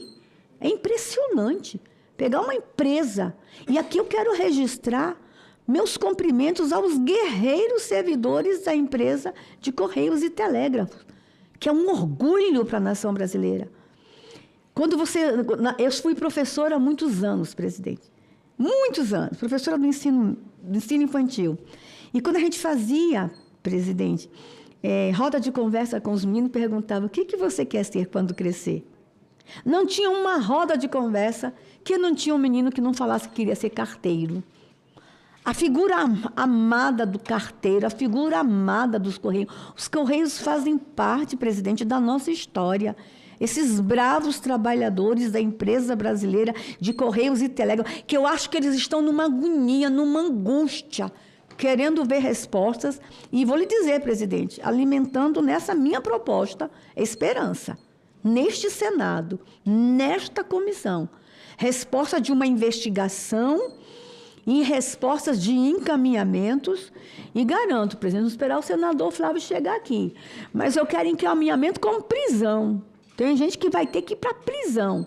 Se ficar comprovado tudo que está na minha proposta inicial, no meu pedido inicial e no relatório do Flávio, nos encaminhamentos do Flávio, tem cela sendo preparada para muita gente.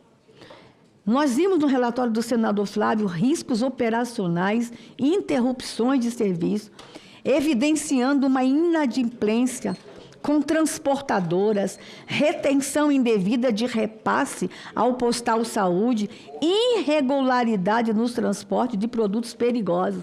Botaram vidas em risco, presidente.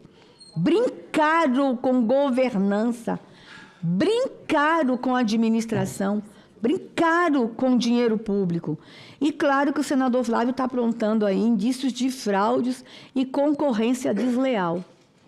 Presidente, senador Marco, 3,2 bilhões de prejuízo só em 2024, os Correios. E o senador Flávio fez um relatório aqui que está apontando uma série de irregularidades, desde fraudes, interrupção de serviço, colocando vidas humanas em risco, gestão temerária. Senadora Damares, desculpa lhe interromper, mas é que o senador Flávio já está presente. Já está presente? Já está presente. Não sei se a senhora quer concluir. Não, eu só quero dizer, Flávio, que como eu vou ter que sair, que eu vou presidir a minha comissão, eu quero dizer que seu relatório, Flávio, é impressionante e extraordinário. Então, os demais colegas que vão ouvir aqui a leitura, eu já fiz essa minha leitura aqui online, parabéns, senador Flávio, e que a gente aponte soluções, encaminhamentos. Eu estou muito feliz e creio que deu muito trabalho fazer o seu relatório.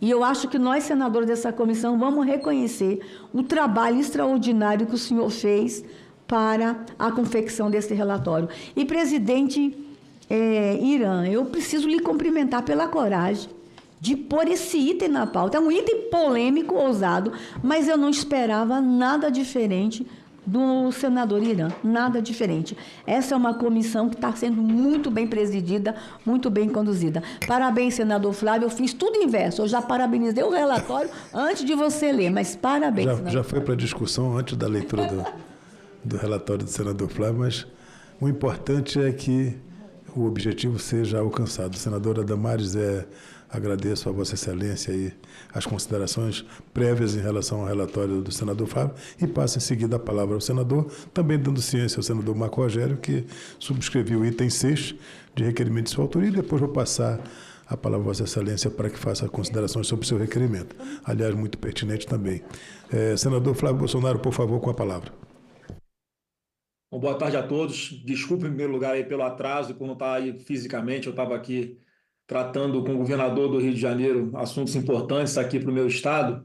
E também já agradecendo, em primeiro lugar, presidente, Vossa Excelência, por ter me dado a confiança de produzir, né, esse relatório. É um trabalho que está só começando e muito grave, pelo que nós já sabemos até agora, em parte por parte da imprensa. Mas a gente fez ali um estudo aprofundado, detectamos dezenas de pontos muito importantes nessa apuração que nós pretendemos fazer. É um instrumento que o nosso regimento interno nos dá de fazer essa fiscalização e esse controle, obviamente sempre zelando pelo dinheiro público, zelando pela probidade, pela transparência. Então, passo aqui a fazer a leitura do presidente senador Irã, senadora Damares, porque realmente, se tudo que nós, preliminarmente, já conseguimos apurar, se confirmar com as respostas que virão das ações que vou propor aqui nesse relatório, é algo que impressiona como é que a Polícia Federal ainda não trouxe resultados visíveis, pelo menos, de tudo que, de fato, parece estar acontecendo dentro dos Correios, e não foi falta de aviso, em especial em outras oportunidades de governo, do nosso governo passado, de que isso aconteceria, mas eu, sinceramente, não esperava que seria com tanta velocidade e com tanta certeza de impunidade. Mas, presidente, passo aqui, então, a leitura do relatório, dando boa tarde também ao senador Marcos Rogério, que está aí presente na comissão. Presidente, eu vou só pedir permissão para Vossa Excelência para não ler a parte do plano de execuções, que está um pouco longa, ou pelo menos ler apenas o início de cada iniciativa que nós pretendemos fazer, caso aprovado esse relatório aqui agora, tá bom? Pois não, senador. Então, aqui o relatório muito curto. Vem para avaliação e decisão da Comissão de Transparência, Governança, Fiscalização e Controle de Defesa do Consumidor, CTFC, a proposta de fiscalização e controle número 2 de 2025, de iniciativa da senadora Damares Alves, com o objetivo de apurar, com auxílio do Tribunal de Contas da União, possíveis irregularidades administrativas, financeiras, operacionais e institucionais no âmbito da gestão da Empresa Brasileira de Correios e Telégrafos, EBCT. Na justificação, a autora alega que, recentemente, foram divulgadas informações que indicariam má gestão, desvio de recursos e influência político-partidária nos Correios, responsável por cerca de metade do déficit apresentado pelas empresas estatais. Olhem a gravidade do que nós estamos tratando. Não são poucas as estatais nesse governo com déficit. Só os Correios por cerca de metade deles. Além disso, ela afirma que há denúncias de irregularidades contábeis com pagamentos indevidos e apadrinhamento político, assim como riscos à saúde ocupacional dos funcionários e a ausência de transparência dos Correios em relação aos órgãos de controle externo. Na análise, na forma do artigo 102A, inciso 1º do Regimento Interno do Senado Federal, compete à CTFC exercer a fiscalização e o controle dos atos do Poder Executivo. O artigo 49, inciso 10 da Constituição Federal, estabelece que é da competência exclusiva do Congresso Nacional fiscalizar e controlar diretamente ou por qualquer de suas casas os atos do Poder Executivo, incluídos os da administração indireta. O artigo 71 da Constituição, por sua vez, prescreve que o controle externo a cargo do Congresso Nacional será exercido com auxílio do Tribunal de Contas da União. Sendo assim, a proposição em exame está em conformidade com as normas constitucionais e regimentais que disciplinam a matéria. No que tange ao mérito, é necessário que sejam tomadas providências administrativas e fiscalizatórias quanto às manobras contábeis e às demonstrações financeiras dos Correios, especialmente no que se refere à assunção de dívida com o Fundo Postales e ao aumento de despesas com patrocínios. Quanto à gestão temerária e à falta de governança, é preciso que se apure a ocorrência de nomeações políticas sem critérios técnicos, acompanhada do aparelhamento dos Correios e da prática de assédio moral contra funcionários, ademais da desistência de ações judiciais com prejuízos bilionários para a empresa. É necessário fiscalizar também os riscos operacionais e a possibilidade de interrupção dos serviços dos Correios. Há registro de inadimplência com transportadoras e fornecedores, de indevida retenção de repasses de saúde, assim como irregularidades no transporte de produtos perigosos. Devem ser apurados ainda os indícios de fraude e de concorrência mediante o funcionamento paralelas da estrutura dos Correios, bem como a comercialização indevida de etiquetas postais em desacordo com a decisão judicial. Aqui eu faço o plano de execução, presidente, com vários itens, né? Solicitação de informações ao TCU, à CGU, Ministério Público Federal, a convocação de alguns ministros, a solicitação de depoimentos, enfim, tem diversas autoridades aqui que nós poderíamos trazer para elucidar esse assunto, né, como o próprio presidente do Secretário Especial da Receita Federal, diversas pessoas que estão aqui elencadas, os senadores têm acesso aí ao relatório. Solicitação de participação de técnicos e especialistas que possam colaborar com a nossa atividade fiscalizadora, solicitação à Superintendência da Polícia Federal do Distrito Federal a cópia dos inquéritos policiais instaurados para investigar também essa situação, solicitações aqui à própria PGR, à Procuradoria da República do Distrito Federal, audiências públicas, enfim, e encaminhar, obviamente, o relatório do que nós apurarmos à mesa do Senado Federal, ao Ministério Público Federal, à Advocacia Geral da União, à Comissão Mista de Orçamento e ao Tribunal de Contas da União. Então, indo ao voto agora, presidente, pelos motivos expostos, voto pela admissibilidade e aprovação da proposta de fiscalização e controle número 2 de 2025, na forma do plano de execução exposto. É o voto, senhor presidente. Obrigado, senador Flávio Bolsonaro. Presidente, vistas, por favor. Regimental. Senador,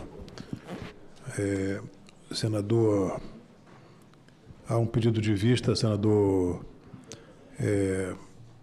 Flávio Bolsonaro, e concedo o pedido de vista para o senador Rogério Carvalho, que é regimental, e pergunto se alguém quer fazer alguma consideração em relação a essa proposta de fiscalização número 2 de 2025.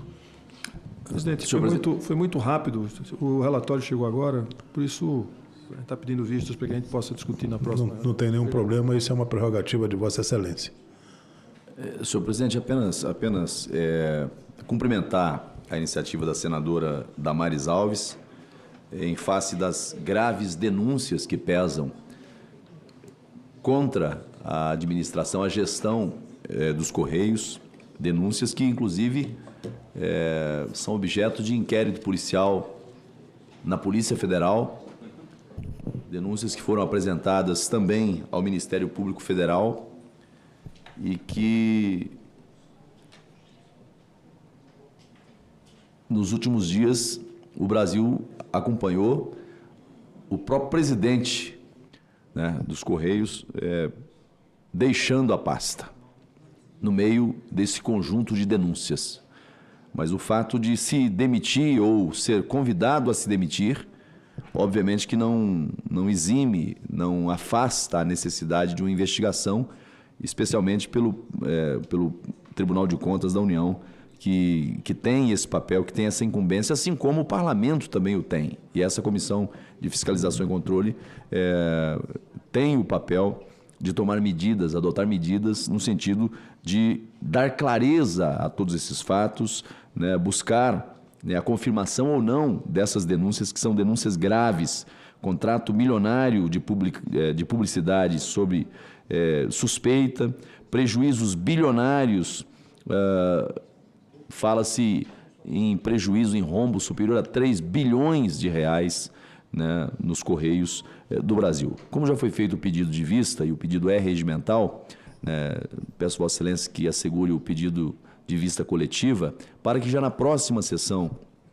dessa comissão seguinte a gente possa colocar em pauta, fazer a discussão e apreciar essa iniciativa da senadora, repito, Damares Alves, com o relatório muito assertivo, muito bem fundamentado, muito bem lastreado do senador Flávio Bolsonaro.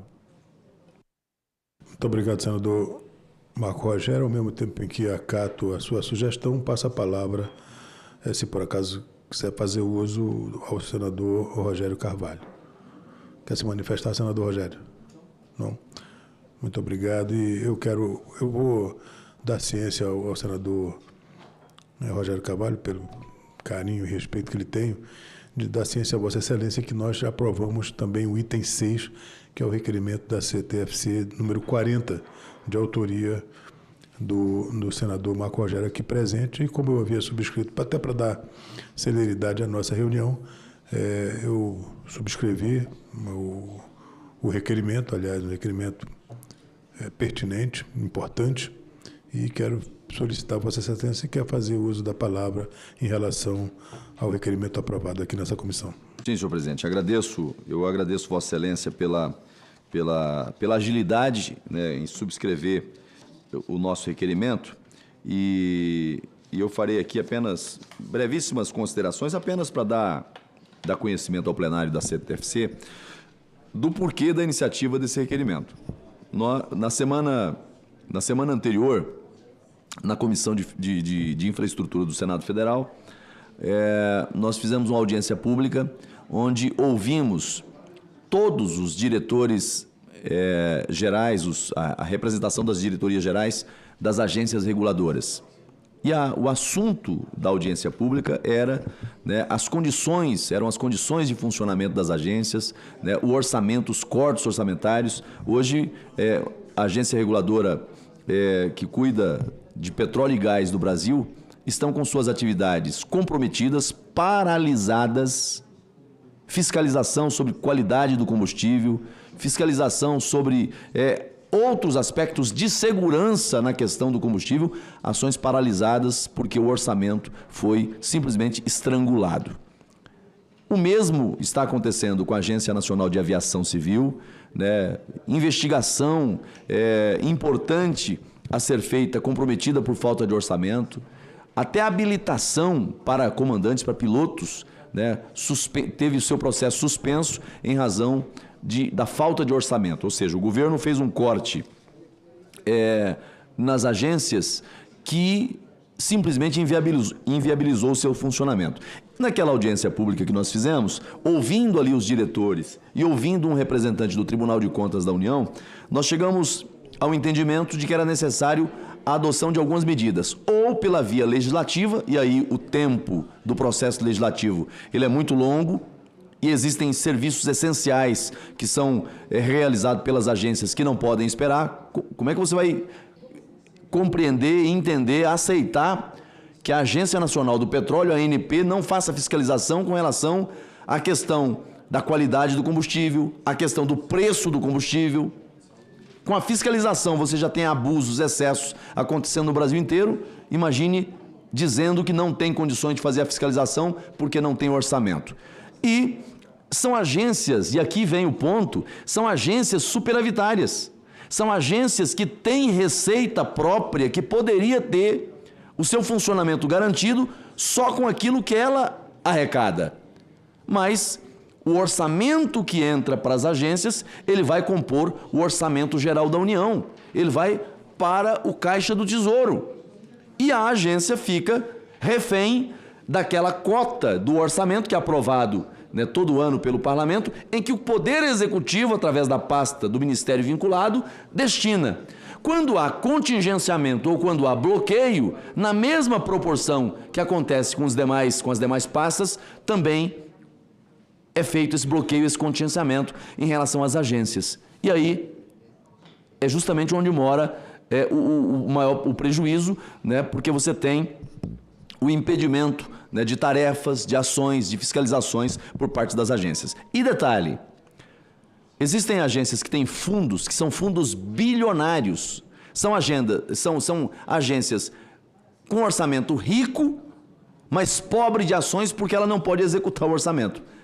O orçamento desses fundos acabam sendo utilizados para gerar superávit para cumprir as obrigações do próprio governo. E a agência fica, né, com um orçamento no fundo que é robusto, que deveria ser aplicado naquela finalidade para o qual foi criado o fundo, mas isso não acontece. E o pior, você tem as taxas que são derivadas do poder de polícia das agências. E diferente do tributo, do imposto, que é uma receita que o Estado ele recebe, ele retém, e ele pode aplicar onde quiser, a taxa não. A taxa é uma espécie tributária vinculada. Então, qual é o entendimento que nós acabamos por gerar esse requerimento que está aqui? Se a taxa ela é uma espécie tributária vinculada, se é um tributo vinculado, logo pegar essa taxa que foi gerada a partir do exercício do papel dessa agência, do poder de polícia que tem, e colocar esse recurso levantado, arrecadado, numa conta como se fosse imposto, isso é desvio de finalidade. E esse é o cerne da questão do requerimento que eu estou apresentando, pedindo, no caso ao Tribunal de Contas da União, que faça uma auditoria para verificar, né, todos os recursos levantados no âmbito das agências, a destinação desses recursos, a vinculação ou não desses recursos, para se garantir o funcionamento efetivo das agências a partir das condições que cada uma tem. Então, eu estou apenas fazendo esse esclarecimento à comissão, porque foi fruto de um debate que nós fizemos na Comissão de Infraestrutura e que surgiu a necessidade de se apresentar um requerimento. Eu até fiz um requerimento na CI, mas a comissão que tem a pertinência temática para esse tipo de ação específica é a Comissão de Fiscalização e Controle, e por isso apresentei aqui e quero agradecer Vossa Excelência por ter subscrito e já antecipado a votação desse importante instrumento. Muito obrigado, senador Marco Rogério, parabenizando Vossa Excelência pelo trabalho, pela exposição e pela pertinência desse requerimento que realmente visa esclarecer essas distorções que nós detectamos aí. Eu acho que a maioria dos senadores já detectou essas distorções em relação à diminuição de recursos que são utilizados pelas agências e a efetividade dessas agências, a independência dessas agências. Eu acho que a gente precisa realmente fazer um raio-x extremamente rigoroso no funcionamento delas e na sua execução orçamentária e financeira.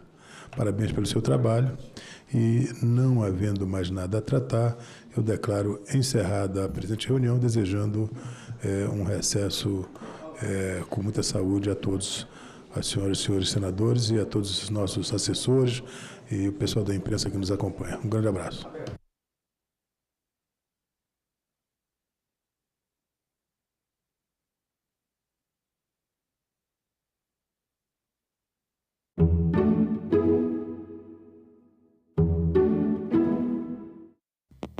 Os desafios de conciliar o uso da inteligência artificial com o desenvolvimento sustentável.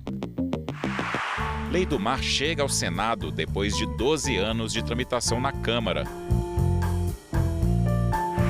E o poeta Nicolas Ber lança livro em defesa do Cerrado brasileiro.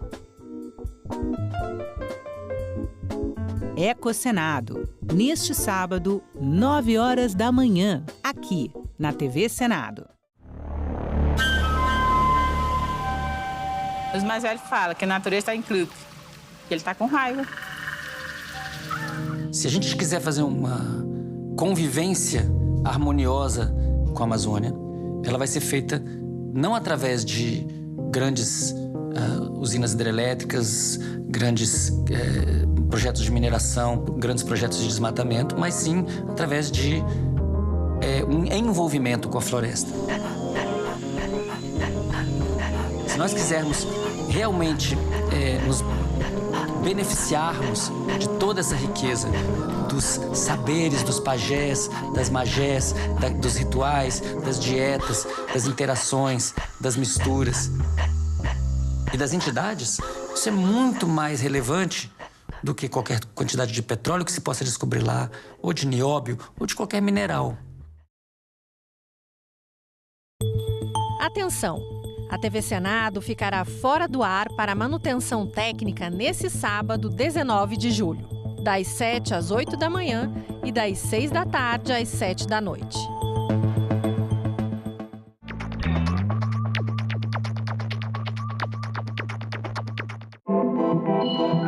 O site do Senado agora mostra projetos de lei em linguagem simplificada. É o Senado Explica, uma ferramenta de inteligência artificial combinada com revisão humana que torna mais fácil entender e acompanhar as leis em debate aqui no Senado. Na página de tramitação das matérias e no portal E-Cidadania, Senado Explica.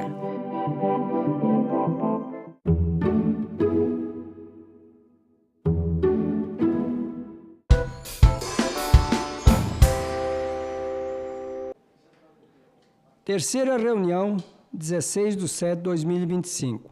Sob a proteção de Deus, iniciamos nossos trabalhos. Declaro aberto a terceira reunião extraordinária da Subcomissão Temporária Crateras, da Comissão de Agricultura e Reforma Agrária, da terceira legislativa ordinária da 57ª legislatura do Senado Federal. Antes de iniciar os nossos trabalhos, proponho a dispensa da leitura e a aprovação da ata da reunião anterior. Os senhores senadores que aprovam permaneçam como se encontram. Aprovada. A presente reunião está destinada à deliberação de proposição, conforme pauta previamente divulgada, e está sendo realizada de forma semipresencial.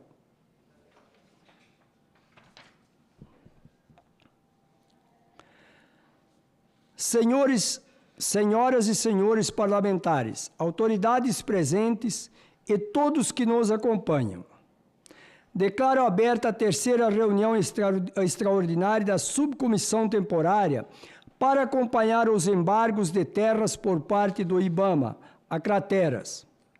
A reunião de hoje marca um passo decisivo em nossos trabalhos.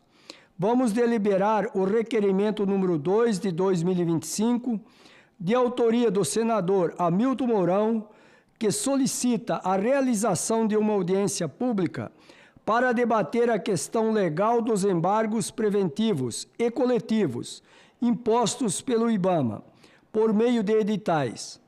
Uma iniciativa fundamental para compreender a lógica por trás das recentes ações do IBAMA, que embargou previamente milhares de propriedades rurais no Acre, Amazonas, Pará, Mato Grosso e Rondônia. A crescente insegurança jurídica no campo, gerada por essas medidas, exige uma resposta firme e articulada deste Senado. Não podemos permitir que o produtor rural, que trabalha e produz, seja penalizado por processos que, em muitos casos, carecem de transparência e do devido processo legal. Para garantir que nossa futura audiência pública seja produtiva e baseada em dados concretos, informo aos nobres colegas que já demos um passo importante. Expedimos, via meu gabinete, ofício aos secretários do Meio Ambiente dos 5 estados mais afetados por estes embargos. O objetivo é claro: construir um diagnóstico preciso da situação.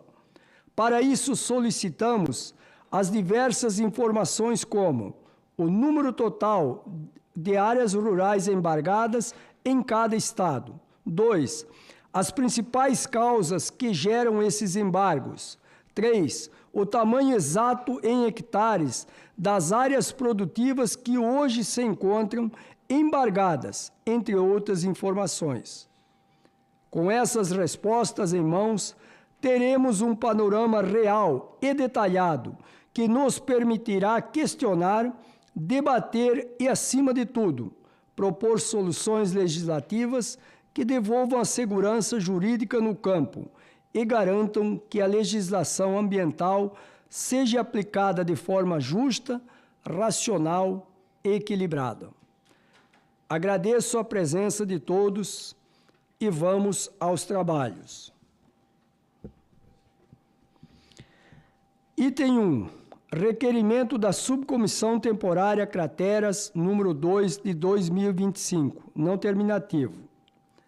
Requer realização de audiência pública, com o objetivo de discutir marco legal de embargos e conhecer visão dos órgãos de controle e fiscalização, no contexto dos editais de notificação exarados pelo IBAMA, nos embargos de terra nos estados do Acre, Amazonas, Pará, Mato Grosso e Rondônia.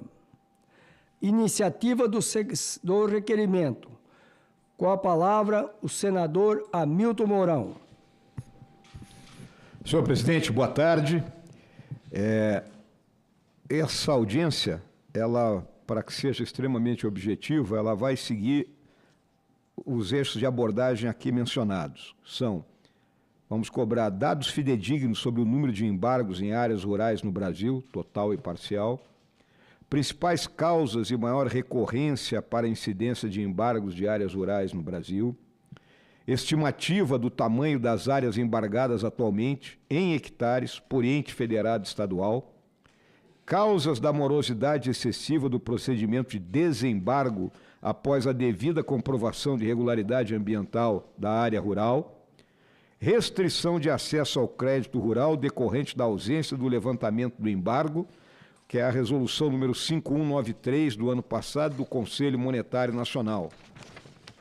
Também, levantar as dificuldades ao exercício lícito do direito de supressão de vegetação nativa por meio de instrumento autorizativo nos limites estabelecidos na Lei Federal número 12651 de 2012, que é a Lei de Proteção da Vegetação Nativa, e a Instrução Normativa do IBAMA número 19 de 2024.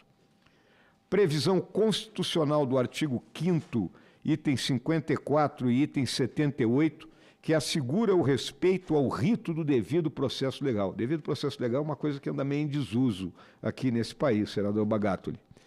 A razoável duração do processo e a celeridade em sua tramitação, de modo a não acarretar prejuízos às partes do processo. E o arcabouço legislativo e normativo para embargos e desembargo e a aplicabilidade da IN número 08 de 2024 do IBAMA. Proponho para a audiência a presença dos seguintes convidados: representante do IBAMA, representante da Associação Brasileira de Entidades Estaduais do Meio Ambiente, a ABEMA, representante da Associação de Produtores de Soja e Milho do Estado de Mato Grosso, a ProSoja Mato Grosso, e representante da Confederação da Agricultura e Pecuária do Brasil, a CNA. A justificação, né, Vossa Excelência já abordou, né, vários dos aspectos, apenas eu quero complementar dizendo que, havendo indício de que as medidas que estão sendo tomadas apresentam evidências de inconstitucionalidade, é mister convidar os entes implicados ao debate e discussão, a fim de que se possa compreender a lógica dessas operações e, como via de consequência, sejam adotadas as providências necessárias de tal forma que o interesse público seja ressalvado. Então, nós temos dois problemas muito claros. Se embarga por vídeo. Aí o produtor vai lá e demonstra que ele está correto. E isso leva uma eternidade. Ou seja, a punição é rápida e a soltura é lenta. Então, eu acho que nessa audiência pública nós teremos condições de esclarecer muito desses assuntos e que é o objetivo da comissão que Vossa Excelência tão bem preside e que foi o proponente. Obrigado pela sua colocação, nosso relator, senador Mourão. Eu quero dizer a todos que estão nos acompanhando nesse momento que esse é um assunto gravíssimo que nós temos no país, dentro do setor produtivo. Nós temos a obrigação, o Senado tem a obrigação de resolver, o Congresso Nacional, essa situação. Nós temos que chamar todas as entidades, inclusive os órgãos ambientais, tanto dos estados quanto do IBAMA, da CMA, e dizer para vocês que nós precisamos resolver essa situação, porque tem uma situação muito gravíssima, senador Mourão. Tem propriedades que o produtor tem lá seus 80, 100 hectares, e às vezes ele tem só 10 hectares ou 5 hectares que ele cometeu uma infração, e aí 100% da área dele acaba ficando embargada e muitas vezes entra dentro do próprio CPF dele, até outra área, se porventura ele tem, também fica embargado. Igual Vossa Excelência já falou aqui, e o pior de tudo isso é que se está sendo feito todos esses autos através de uma foto satélite que o IBAMA está notificando essas pessoas. E digo mais, tem muitos pequenos produtores rurais que estão sendo notificados e ele nem sabe que a sua área já está embargada. Então, essa é uma missão nossa, por isso foi criada essa subcomissão aqui, e nós temos o compromisso de ajudar o nosso setor produtivo.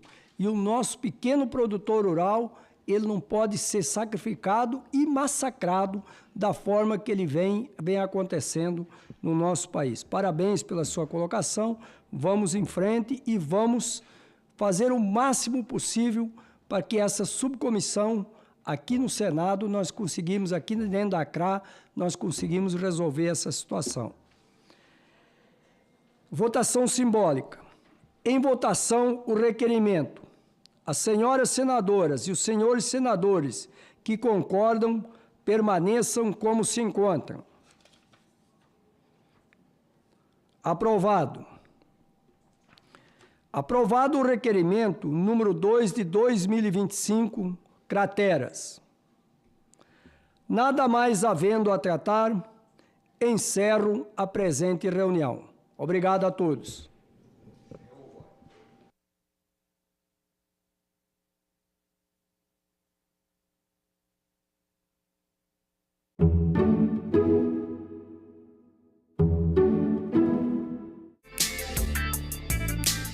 O futebol chega no Brasil através dos ingleses, estava restrito, né, à prática pelos brancos. A tese é que os negros começam a perceber ali que aquilo é alguma coisa interessante, né? Então eles começam a tomar conta, a modificar aquele futebol. Deu bola. Neste sábado, 14h, aqui na TV Senado. A gente também fala tupi. O nome do estado do Piauí vem do tupi e significa Rio dos Piaus ou Rio das Piabas. A palavra é formada a partir de piau, que designa várias espécies de piaus e piabas, peixes de água doce. O termo quer dizer pele manchada. Isso porque esses peixes têm listras e marcas escuras nas laterais do corpo. Piau mais I, que significa rio, Piauí. A gente também fala tupi. Vai votar? Passou no concurso público? Vai tirar o passaporte? Então você precisa ter o título de eleitor. Ainda não tem o seu? Calma, vem comigo no passo a passo. Você vai acessar o site do TSE. Depois vai clicar na aba Autoatendimento Eleitoral. Na sequência, em Título Eleitoral. E no final, tire seu título eleitoral. Nessa próxima etapa, muita atenção. Você vai preencher com seus dados, enviar os documentos pedidos, escolher o local de votação e informar endereço e telefone para contato. Prontinho. Depois, você recebe o número de protocolo para acompanhar a solicitação. E para isso, é só acessar o site, ir em Autoatendimento Eleitoral e depois clicar na aba Acompanhe uma solicitação. Importante, antes de receber a primeira via do título, você tem 30 dias para ir ao cartório eleitoral cadastrar a biometria. Consulte o TRE do seu estado para ver como funciona o agendamento. Lembrando que dá para tirar o título de eleitor com 15 anos, desde que você complete 16 antes das eleições. E militares em serviço obrigatório não podem emitir o documento. Então já sabe, né? Corre para tirar o título de eleitor.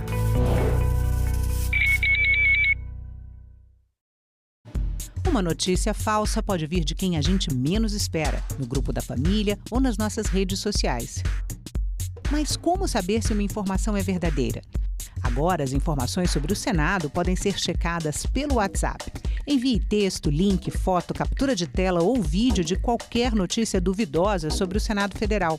Nossa equipe vai analisar o material e responder se a informação é falsa, verdadeira ou imprecisa. Ficou na dúvida? Senado verifica.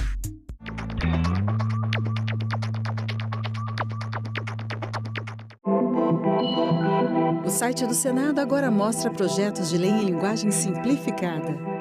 É o Senado Explica, uma ferramenta de inteligência artificial combinada com revisão humana que torna mais fácil entender e acompanhar as leis em debate aqui no Senado. Na página de tramitação das matérias e no portal E-Cidadania, Senado Explica.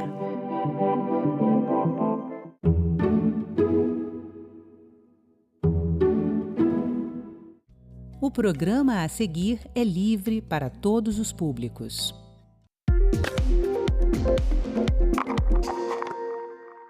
Teresina e Parnaíba vão ganhar um reforço na segurança pública com investimento de 30 milhões de reais. Será instalado um sistema de monitoramento que promete mais agilidade e eficiência no combate ao crime. Começa agora mais um assunto de Estado e hoje a gente vai falar aqui no programa sobre esse investimento, além de apicultura, obras em rodovias, entre outros temas. E para conversar comigo, o nosso convidado de hoje é o senador Marcelo Castro, do MDB do Piauí. Bem-vindo, senador. É um prazer estar aqui, Sérgio, no programa Assuntos de Estado.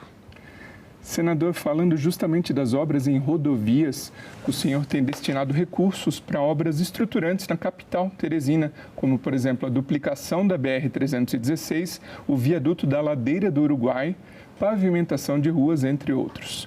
Como que esses investimentos têm mudado a mobilidade urbana da capital e a qualidade de vida das pessoas? Bom, Teresina é a nossa maior cidade, tem aproximadamente 1/4 da população do Estado e, naturalmente, a gente tem que ter, né, como representante do Estado, uma atenção toda especial. Então, eu me preocupei com essa parte da mobilidade urbana. Teresina não tinha saída duplicada. Então, hoje, nós já temos a duplicação da BR-316, que vai de Teresina a Demerval Lubão, e agora vamos expandir de Demerval Lubão até Monsenhor Gil e depois até Estaca Zero.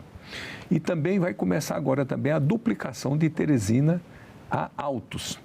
Todas essas obras eu tive participação, não são exclusivas, participação exclusiva minha, mas todas elas eu estive à frente colocando recursos. Além disso, fizemos um viaduto muito importante, que é o viaduto da Ladeira do Uruguai, que tinha um grande engarrafamento, que era uma rótula muito concorrida e hoje os carros passam, está resolvido esse problema. E agora, recentemente, nós colocamos recursos e o DER do Piauí vai iniciar a pavimentação de vias de Teresina, que são 52 bairros de Teresina que receberão asfalto sobre calçamento. E eu fiz umas contas rápidas, se nós colocássemos uma rua atrás da outra que vão ser asfaltadas, daria para sair de Teresina e chegar próximo a Campo Maior. São aproximadamente 60 quilômetros lineares de asfalto que serão feitos. Então, são obras que eu julgo muito importantes para a nossa querida capital Teresina.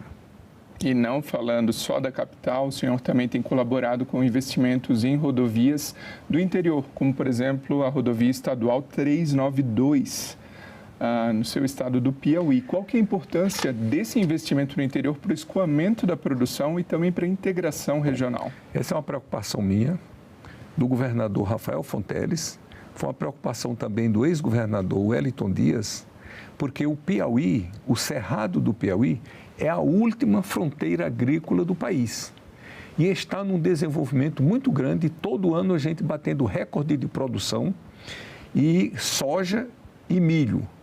E evidentemente que a maior dificuldade, o maior gargalo era exatamente a infraestrutura. Então nós estamos colocamos recursos não só para a PI 392, colocamos também para a TPI 391, a 392 são aproximadamente 100 quilômetros que estão sendo concluídos agora. A 391 são 130 quilômetros que estão em andamento. Colocamos também para a Transcerrado, que é a estrada mais importante do Cerrado, que são 330 quilômetros. Eu coloquei recursos para os últimos 100 que faltam, que estão sendo construídos. Estão faltando aproximadamente uns 60 quilômetros, mais de 40 já foram construídos. E a boa notícia que eu tenho para os produtores do Cerrado é que agora vai iniciar a BR-330 no governo do presidente Lula, que nós conseguimos com o ministro Renan Filho, né, que faz uma gestão muito importante, né, aqui à frente do Ministério, que é uma estrada importantíssima para o Cerrado, porque ela corta o Cerrado transversalmente de ponta a ponta. Ela sai de Bom Jesus, do Gurgué, no Piauí, a Tasso Fragoso, no Maranhão. A ponte sobre o rio Parnaíba já está concluída e foi feita em parte com recursos que eu coloquei.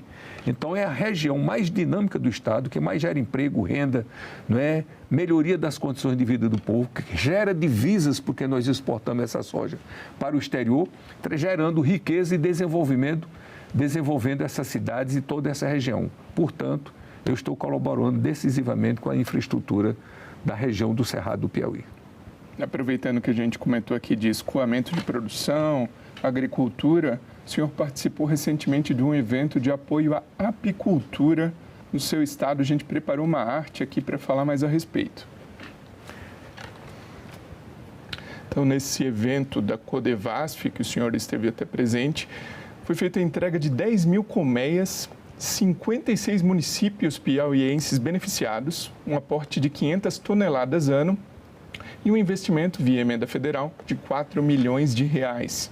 Quão importante, na visão do senhor, é esse investimento, esse fortalecimento da apicultura no seu estado? Bom, isso é um trabalho que a gente quer parabenizar a Codevasf. A Codevasf está num dinamismo muito grande no estado do Piauí e eu dei o exemplo aqui do Cerrado do Piauí.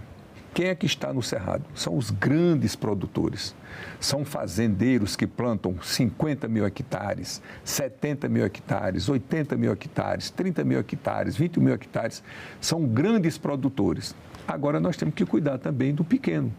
Então a Codevasf está fazendo um trabalho extraordinário, distribuindo barcos para pescadores, distribuindo motores de polpa para pescadores, distribuindo colmeias para os apicultores, que aliás o Piauí é um excelente produtor de mel, porque nós somos o segundo maior produtor de mel do Brasil. Estamos crescendo rapidamente e o melhor mel do Brasil é o mel do Piauí. Não sou bairrista, não. É porque o nosso mel é da florada, da mata natural, é da florada silvestre.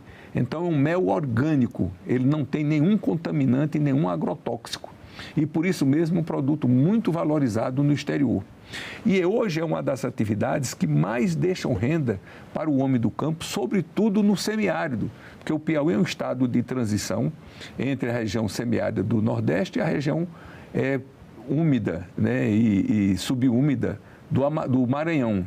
O Piauí fica nessa faixa de transição. E tem vários municípios do Piauí que estão no semiárido, que são exatamente os municípios maiores produtores de apicultura. Hoje é a atividade que deixa mais renda na mão do homem do campo, é a apicultura. Por isso mesmo, esse grande incentivo que a Codevasf está dando e toda a bancada federal também está apoiando as ações da Codevasf no Piauí.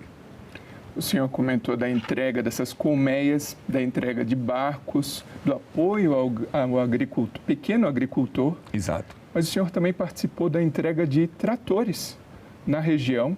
Então, quão importante é fortalecer, com essa entrega de maquinário, equipamentos, o pequeno produtor rural? Pelo seguinte, o pequeno produtor, ele não tem recursos para comprar uma máquina. Então, ele faz tudo com os seus braços. Imagine um produtor com uma foice, com um machado, com uma enxada, para plantar, para colher com a mão, tudo isso fica muito difícil.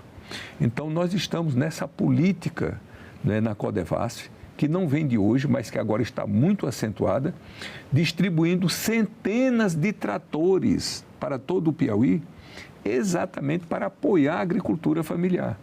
O que é que os prefeitos estão fazendo? Eles recebem o trator, eles alugam outros tratores e eles gradeiam as terras dos pequenos produtores, os pequenos agricultores, para que ele venha com a máquina de plantar e plante de uma maneira muito mais simples, sem ter aquela dificuldade da enxada. E aí, muitos desses municípios já têm também colheitadeiras, os que não têm, eles colhem manual, mas o grande trabalho já está feito, que é a aração das terras. Então, isso daí impulsiona muito a agricultura do Estado, mas principalmente, Sérgio, com o olhar no social, para que a pessoa tenha uma renda melhor, viva melhor, tenha um sustento melhor à sua família e viva com mais dignidade. E falando do social, em uma logística dessa cadeia produtiva, também pode-se pensar no próprio abastecimento de, por exemplo, escolas públicas com a merenda, fruto do produto desses pequenos produtores. Já há ações nesse sentido? Com certeza. No governo do presidente Lula foi criado um programa no Brasil muito importante através da CONAB, que é o PAA, que é o Programa de Aquisição de Alimentos, exatamente para estimular a agricultura familiar. Então, a CONAB vai lá numa determinada cidade, compra a produção dos agricultores familiares, distribui nas escolas da própria coletividade, então estimula o comércio e comercializa ali na própria cidade. Então, ajuda o comércio, ajuda as famílias carentes, ajuda as escolas e ajuda o agricultor familiar. Então, esse é um programa que esteve no último governo, né, desestimulado, mas que agora, novamente, no governo do presidente Lula, tomou um grande impulso e está sendo um programa muito incentivado, não só no Piauí, como de resto em todo o Brasil. Agora, senador, no início do programa eu comentei sobre uma ação de vídeo monitoramento. Em janeiro foi celebrado um contrato da ordem de 30 milhões de reais de emenda do seu mandato para a instalação de 3.000 câmeras inteligentes e 2 centros de controle nas cidades de Parnaíba e Teresina, certo? Exato. Como que esse sistema de vídeo monitoramento vai mudar a qualidade da segurança pública para a população? Sérgio, hoje toda pesquisa que você faz no Brasil, sobretudo nas maiores cidades, e a população sempre vai dizer que as preocupações maiores são com a saúde e com a segurança. Isso é invariável. Qualquer pesquisa que você fizer numa grande cidade do Brasil, quase sempre você vai encontrar que os maiores problemas, o que mais aflige a população hoje do Brasil, é a segurança e a saúde. Então, eu me preocupei também com a segurança pública. E hoje, você sabe que as grandes cidades estão vivendo grandes problemas. Nós temos um secretário de segurança no Piauí muito dinâmico, que tem feito uma administração extraordinária, mas evidentemente que precisa do apoio federal. Eu coloquei esse recurso, aproximadamente 30 milhões de reais, que foram compradas 3.000 câmeras de vídeo monitoramento.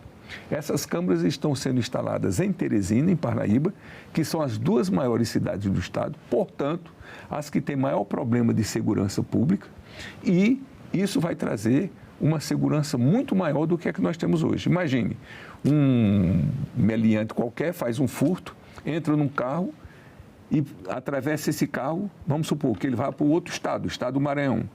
Ele vai ter que passar por uma ponte. Naquela ponte vai ter as câmeras de vídeo monitoramento. Vai registrar a placa do carro exatamente a hora que passou. As pessoas vão poder investigar, olha, ele fez o furto tal hora, atravessou em tal lugar tal hora, em tantos momentos passou pela ponte, esse carro foi para o Maranhão, ou esse carro foi para o interior do Piauí, foi para outra cidade, foi para Picos, foi para onde? Ele vai ser rastreado. Então, isso vai facilitar demais a inteligência, que hoje a segurança pública está muito mais na inteligência do que propriamente no homem armado com um fuzil na mão. Então, isso vai ajudar demais a inteligência da segurança pública no Piauí.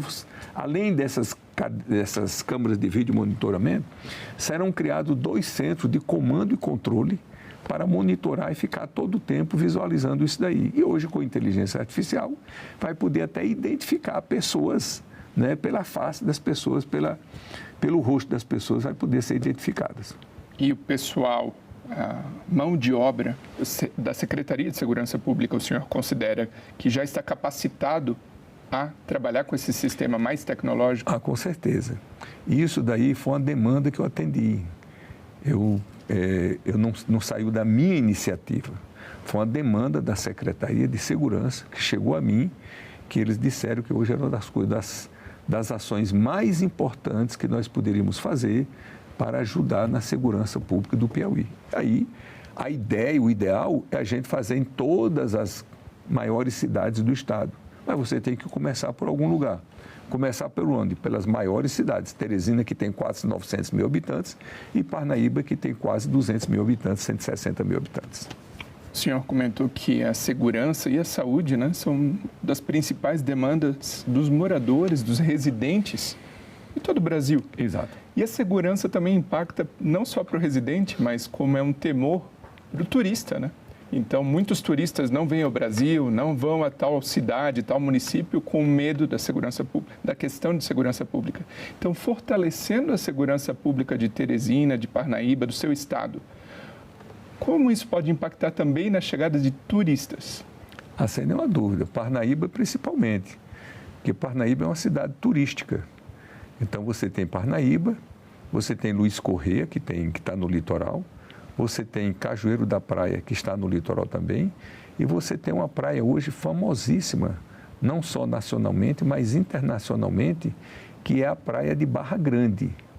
Então, hoje tem essas coisas de kitesurf lá, campeonatos. Temos também em Parnaíba o Delta do Parnaíba, que é um delta belíssimo que as pessoas, os turistas vão para ver, né, visitar o nosso delta. E, naturalmente, o que é que uma pessoa, uma família quer, em primeiro lugar, quando ele se desloca do seu país para outro país? É ter segurança. Ninguém vai para uma região para encontrar uma insegurança, para colocar a sua vida em risco. Você vai fazer outras opções, ou vai ficar no seu país. Mas você não vai para um país que está em guerra, em que não tem segurança pública. Por que você iria colocar em risco a si próprio e a sua família? Normalmente não se vai. Eu não tenho dúvida de que esse é um dos pontos negativos do turismo do Brasil e que é evidente o governo federal, o ministro do turismo está atento para isso, para melhorar o nível de segurança para a gente ter um turismo mais efetivo. Aproveitando que a gente está falando em turismo aqui, e essa entrevista está sendo gravada em junho, gostaria que o senhor comentasse sobre a importância cultural e turística dos festejos de São João no seu estado. Bom, você sabe que a festa de São João é tipicamente nordestina. Então, tem uma disputa danada, a capital do São João, Campina Grande, né, Caruaru, Campina Grande na Paraíba, Caruaru no Pernambuco. Mas não é só Caruaru e Campina Grande. Você tem festejo de São João em todo o Nordeste. Você tem Feira de Santana, em Remanso da Bahia, em todas as cidades do Nordeste você tem festejo de São João. Eu era de uma cidadezinha do interior, hoje é uma cidade importante do Piauí, não é? E o São João era uma das datas mais comemoradas. Tem a fogueira de São João, tem as brincadeiras da fogueira, tem as comidas típicas de São João, todas à base de milho, né? Que é muito comemorado, também à base de carne, de paçoca, essas comidas típicas do Nordeste. E o São João, no Piauí, está cada vez mais ganhando uma dimensão mais importante turística. Eu participei agora de um festival de São João na cidade de Picos, que é a nossa terceira maior cidade do estado, que foi uma coisa assim espetacular. Tinham mais de 30 mil pessoas no São João, uma coisa impressionante.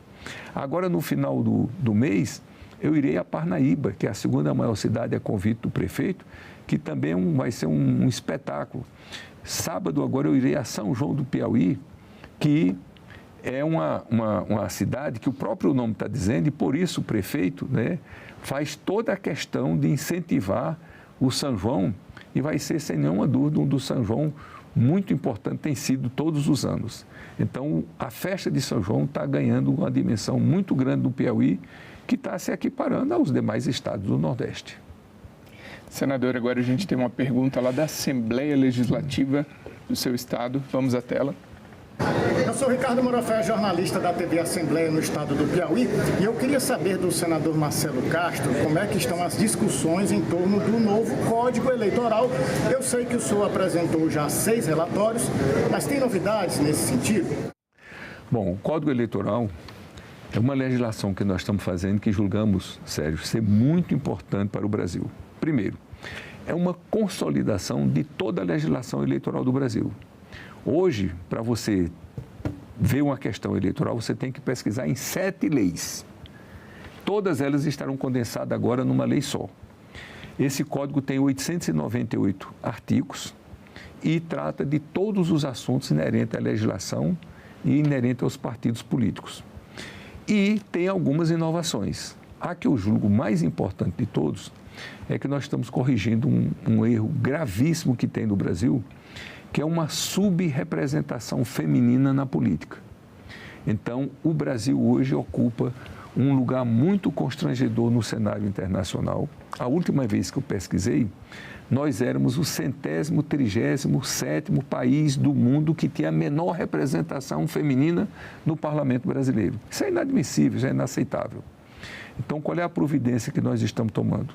Nós estamos botando no Código Eleitoral que nenhum parlamento do Brasil, nenhuma Câmara Municipal do Brasil, nenhum Estado do Brasil e a Câmara Federal poderá ter uma participação feminina menos do que 20% dos membros do parlamento. Isso significa que nenhuma cidade do Brasil, por menor que seja, poderá ter menos do que 2 mulheres na Câmara Municipal. Hoje nós temos, Sérgio, mais de 700 municípios que não tem uma mulher na Câmara Municipal. Nós temos mais de 1.600 municípios que só tem uma mulher. Então, com a nossa lei aprovada, todos os municípios do Brasil teriam no mínimo 2 mulheres. Os pequenos. E os grandes não. Um município como, por exemplo, Teresina, que tem 29 vereadores. Nós teríamos, no mínimo, 6 mulheres no parlamento, obrigatoriamente. Se a legislação elegeu 6, está tudo bem. Mas se não elegeu, tem que fazer a recontagem para poder eleger. E nenhum parlamento do Brasil poderá ter menos de 20 mulheres. O que é que nós queremos com isso? Nós queremos criar uma cultura da participação feminina na política.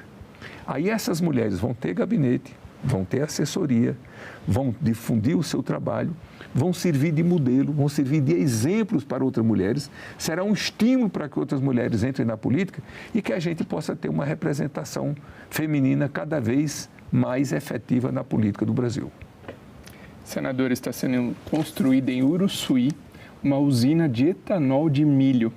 O objetivo é reduzir custos com logística e também acelerar a economia na região.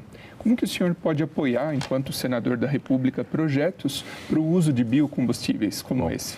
Esse projeto está sendo instalado lá em Uruçuí, ao lado da API 247, que foi toda restaurada agora, está a 0 quilômetro, com recursos que eu coloquei para essa API. Quer dizer, eu já estou ajudando o desenvolvimento dessa região, além dessas outras obras que eu falei há pouco.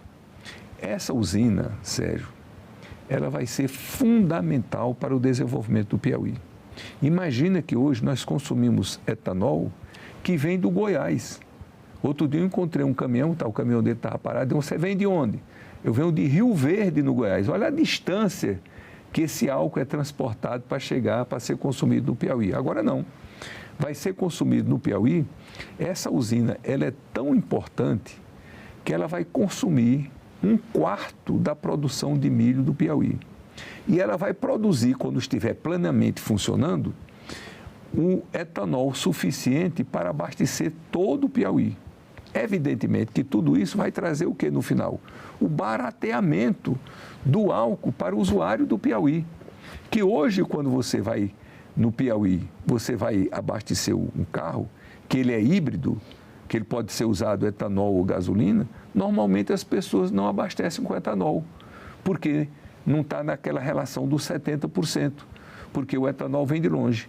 Mas quando nós tivermos o etanol produzido lá no próprio Piauí, evidentemente que as pessoas vão utilizar muito mais o etanol do que a gasolina. E na gasolina já vem o etanol inserido, que agora vai ser de 30%. Mas mesmo assim, você na hora que for, vai ter a opção de botar mais etanol, porque vai ser mais barato o custo-benefício você abastecer de etanol. Então, de todas as maneiras, é muito importante para o Estado. Não vai recurso do Piauí para fora, para comprar etanol fora, vai ficar dentro do próprio Estado. Isso vai trazer um dinamismo na economia muito grande e talvez no futuro até exportar para outros estados, trazendo mais riqueza para dentro do Piauí.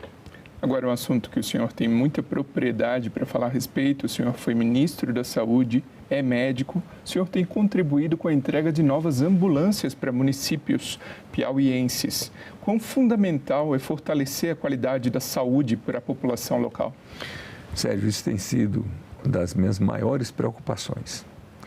Então, todos os anos, eu coloco recursos para custear a saúde, porque a saúde do Brasil hoje ela é subfinanciada, nos municípios mais ainda, e os municípios brasileiros, de uma maneira geral, eles contribuem mais com suas despesas com o custeio da saúde do que os estados e a União. Por quê?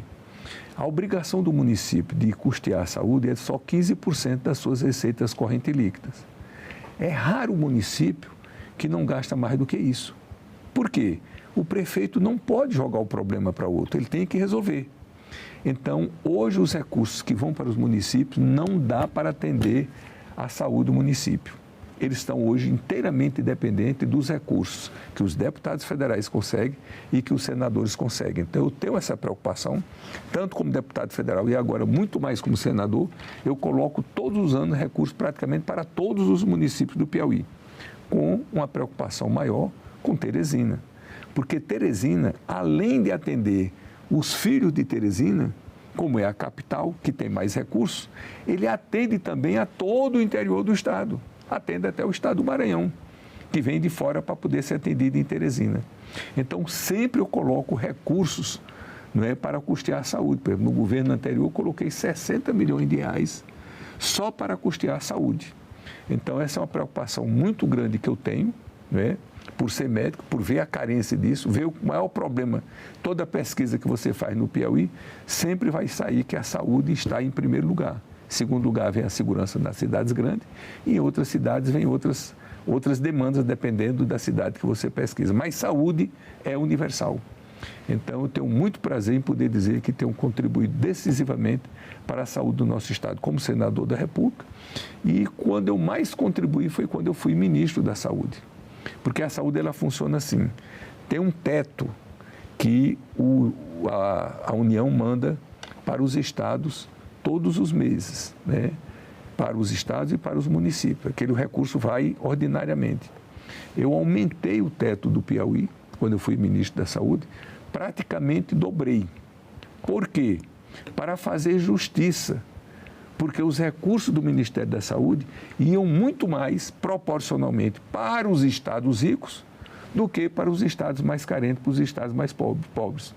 Então, quando eu fui ministro da Saúde, eu tentei corrigir essa distorção, mandando mais recursos para o Piauí, para o Maranhão, para o Pará, para Rondônia, para o Tocantins, para aqueles estados, para Alagoas, para Paraíba, para o Ceará, para os estados mais carentes, para poder corrigir essa distorção. Então, não tenho dúvida que nas oportunidades que eu tive, quer como deputado federal, senador, como ministro da Saúde, minha prioridade sempre foi a saúde pública. Muito obrigado, senador Marcelo Castro, pela participação aqui no Assunto de Estado. Eu que agradeço, Sérgio, e me coloco à sua disposição. É um dever nosso sempre prestar informações, esclarecimentos à opinião pública daquilo que nós estamos fazendo aqui, porque a população nos colocou aqui para trabalhar em favor dela. E então essa é uma oportunidade ímpar para a gente mostrar para o povo do Piauí o que é que nós estamos fazendo aqui e para o Brasil também, é evidente. E meu muito obrigado a você que nos prestigia com a sua audiência. Essa entrevista já está disponível para você rever ou compartilhar no nosso site senado.leg.br/TV, também no nosso canal no YouTube. Aproveita e se inscreve lá. Até o próximo Assunto de Estado.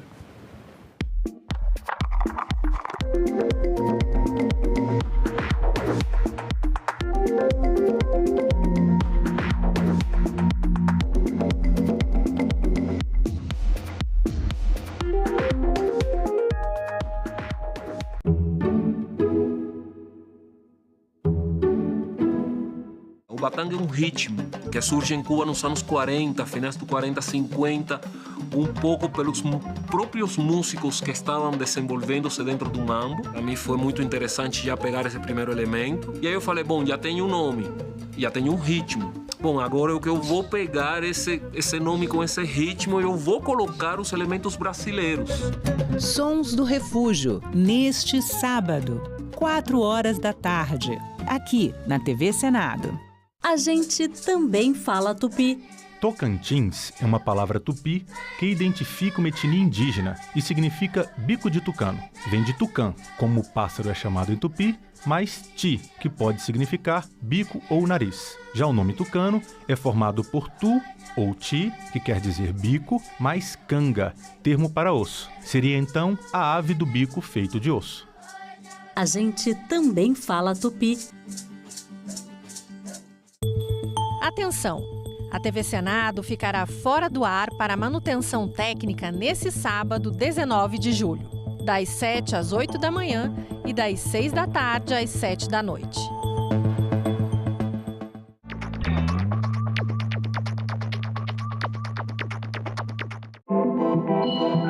O site do Senado agora mostra projetos de lei em linguagem simplificada.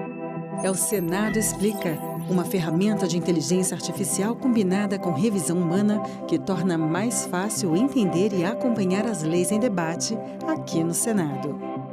Na página de tramitação das matérias e no portal E-Cidadania, Senado Explica.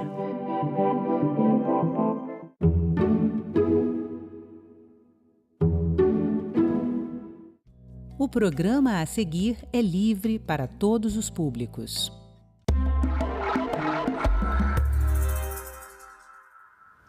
De 10 a 21 de novembro deste ano, os olhos do mundo estarão voltados para o Brasil. Belém do Pará vai sediar a Conferência das Nações Unidas sobre as Mudanças do Clima, a COP30. Para falar desse tema, Cidadania recebe João Paulo Capobianco, secretário executivo do Ministério do Meio Ambiente. Secretário, seja bem-vindo. Muito obrigado pela sua presença aqui no nosso programa. Eu que agradeço o convite para participar aqui. Bom, na 29ª Conferência do Clima, foi realizado na Ásia, no Azerbaijão, o final foi um pouco assim, decepcionante, porque os países que precisavam levantar uma perspectiva de financiamento para conservar o meio ambiente esperavam 1 trilhão e 300 bilhões de dólares e não conseguiu nem 300 bilhões. Né? Essa perspectiva, eu acho que com o que está acontecendo no mundo agora, foi afastada de vez. Mas temos ainda a meta do 1,5 grau de acréscimo da temperatura média global em relação à época da Revolução Industrial. Como estamos agora? O que significa? Quais são as expectativas para a COP30? Bom, inicialmente é importante lembrar que a Convenção do Clima ela é um processo de longo prazo. E as conferências das partes, como essa que nós teremos agora em Belém, no final deste ano, como você já mencionou, ela é a 30ª reunião. Então, isso significa dizer que os países signatários da convenção já se reuniram 30 vezes para discutir a implementação da convenção. Essa é uma convenção complexa, porque ela diz respeito a padrões de produção e consumo, a questão da energia, a questão da forma de consumir, que todo o planeta vive uma realidade que não incorporava o dano climático. Na realidade, a descoberta de que as atividades humanas poderiam provocar uma mudança climática abrupta, inclusive, surge justamente na Rio 92, quando os países se reúnem para assinar a Convenção do Clima. Então, é importante sempre ter essa perspectiva. Nós temos que agir, nós temos que tomar decisões, mas essas decisões ocorrem numa negociação complexa, muitas coisas foram feitas. Se nós pensarmos como estava o caminho, digamos, qual era a tendência pré-Rio 92, até agora, nós avançamos muito. Nós estaríamos certamente com um impacto sobre o clima muito maior do que nós temos hoje. Aí você me pergunta, mas é suficiente? Não, não é suficiente, porque 1,5 grau de aumento médio da temperatura em relação ao período pré-industrial é um desafio monumental. Nós já atingimos o ano passado 1,5 grau ao longo de todo o ano. Ninguém esperava isso. Por quê? Porque a questão climática ela vem surpreendendo os próprios analistas, os principais cientistas. O sistema climático do planeta, ele muda e mudou de uma forma muito inesperada. Então, eu diria para você que não há uma frustração em relação à última COP. Há uma expectativa de que nós precisamos mudar o jogo. O que significa mudar o jogo? Implementar tudo que já foi discutido ao longo desses 30 anos. Por isso que o Brasil cunhou essa COP, a COP30, da COP da virada, da COP da implementação, justamente para obter dos integrantes da Convenção do Clima um compromisso de passar a implementar o que já foi negociado, né, e deixar novas negociações mais para frente um pouco, ou seja, vamos fazer aquilo que ainda não fizemos em relação ao que nos comprometemos. Por exemplo, a questão do financiamento.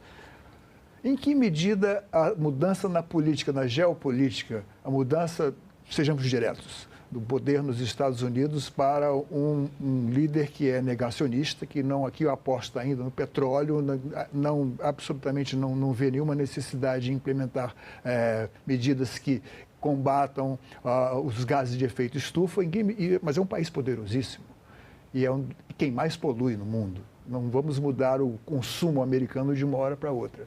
E eles seriam potencialmente financiadores dessa transição para a energia limpa. Por outro lado, o Brasil hoje é um dos líderes em energia limpa no mundo. Temos aqui, estamos mudando a nossa matriz, já éramos líderes em energia hidrelétrica, hoje temos energia eólica, energia solar. Somos quase que um país de ponta nisso aí. Mas, ao mesmo tempo, nós não temos condição de, ideologicamente, mudar uma tendência nos outros países. Essa é uma questão que envolve uma percepção também de longo prazo. Os Estados Unidos já vem implementando políticas de redução de emissão já há um bom tempo. Nós já tivemos o atual presidente no comando do país há algum tempo atrás. Naquela ocasião, o atual presidente dos Estados Unidos, o Trump, ele já havia retirado os Estados Unidos do Acordo de Paris. Ele já tinha feito isso e voltou a fazer agora. Mas isso não mudou o esforço que vem sendo feito pelos estados. Os Estados Unidos se caracteriza por um país em que os estados têm uma autonomia muito importante em relação às políticas, à legislação, inclusive. E também não muda o posicionamento do setor privado, que faz investimentos no longo prazo. Nenhuma empresa de porte planeja por 3, 4 anos, planeja por muito tempo e compromete recursos para o longo prazo. Então, é evidente que essa mudança, num país tão importante, numa liderança tão relevante para todo o arranjo internacional, essa mudança não é positiva. Claro, nós gostaríamos que todos os líderes tivessem a responsabilidade de assumir compromissos, porque a solução do clima depende de uma ação integrada entre países. Mas o fato de termos esse, digamos assim, acidente de percurso nesse momento, não vai mudar a trajetória que o conjunto de países vem implementando e também não vai mudar a trajetória que o próprio Estados Unidos vem implementando rumo à redução de emissão. Então, eu diria que nós temos buscado o entendimento, temos trabalhado para que os Estados Unidos contribua com o processo. O presidente da COP, o embaixador André Corrêa do Lago, vem trabalhando essa pauta. O próprio presidente Lula vem trabalhando isso junto às lideranças internacionais, inclusive no sentido de convidar e insistir para que o presidente Trump venha a Belém durante a COP30, mas o caminho está traçado. Nós acreditamos que há um consenso crescente, muito forte, na maioria dos países, para buscar soluções. As soluções não são simples, não se faz isso de uma hora para outra, mas há um compromisso em mudar e, por isso, o Brasil acredita que a COP30 possa ser uma certa virada de chave, né? Onde, de fato, haja um compromisso de implementar tudo aquilo que já foi negociado, está maduro e precisa entrar em vigor. Como nós estamos nos preparando e em que ponto nós estamos agora, há 5 meses da COP30? Qual é a estratégia principal do Brasil em conduzir como protagonista esse evento?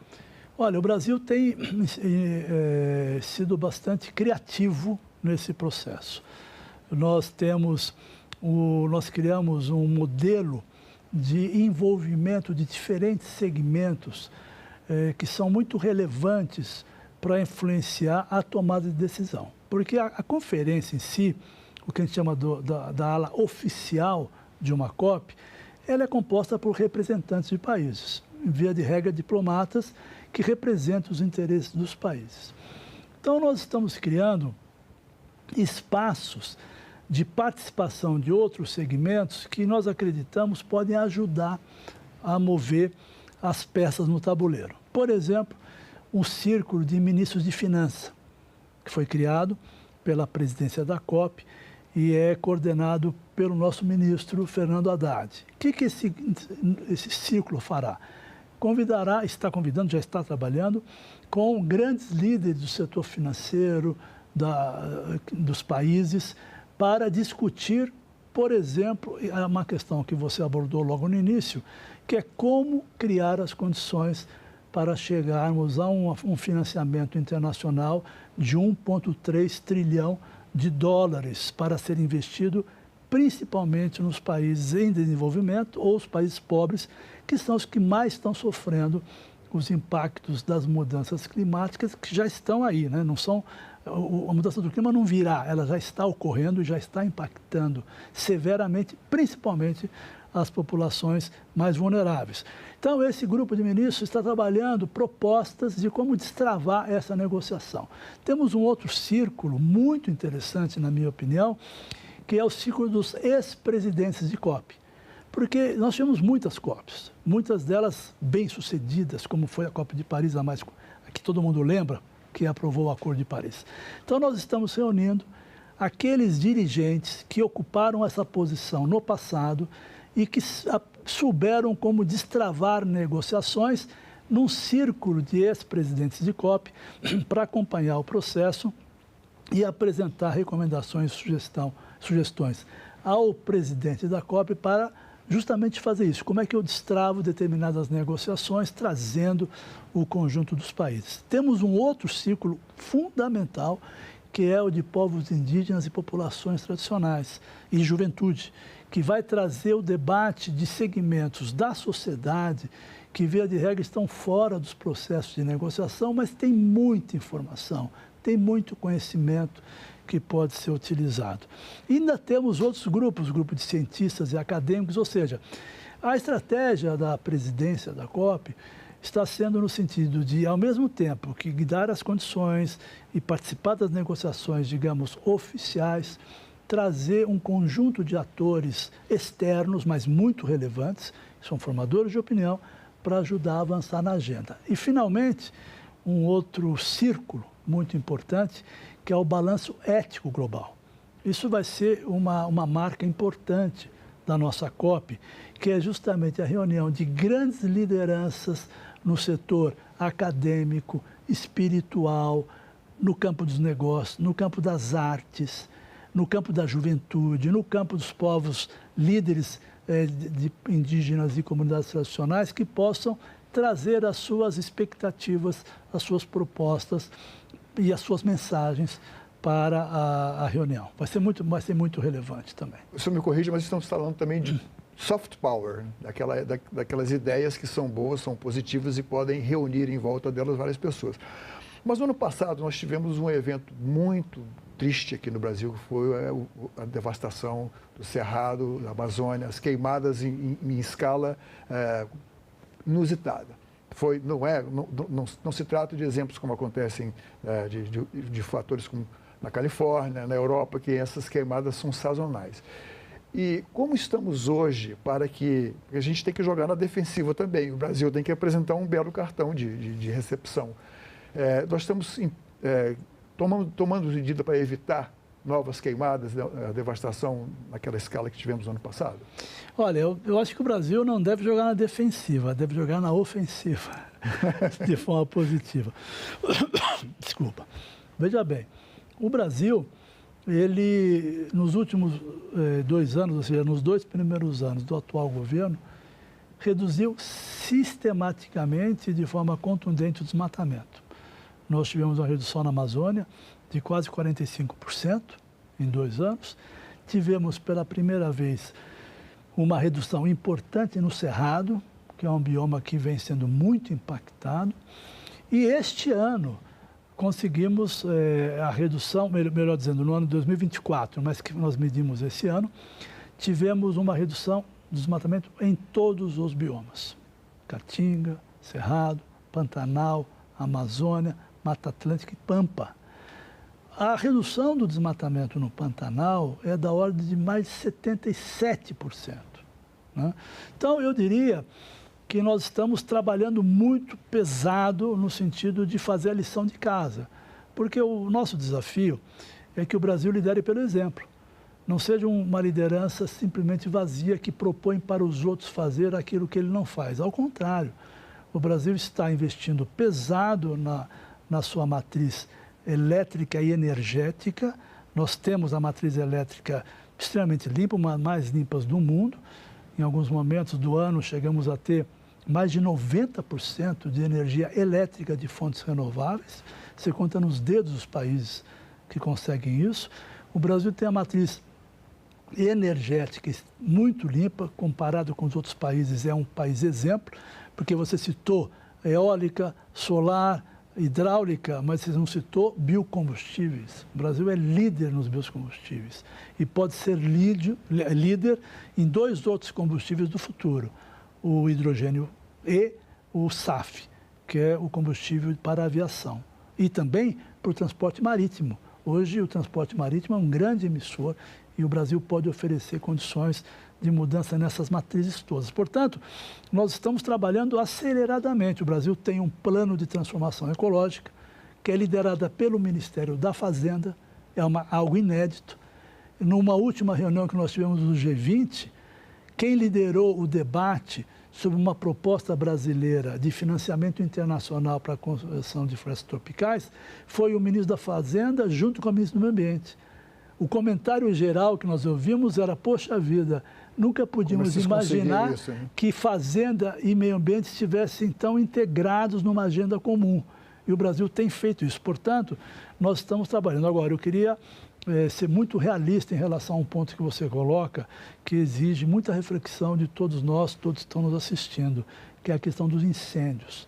Realmente, as mudanças climáticas já têm como uma das principais consequências num país como o nosso a vulnerabilidade das florestas tropicais.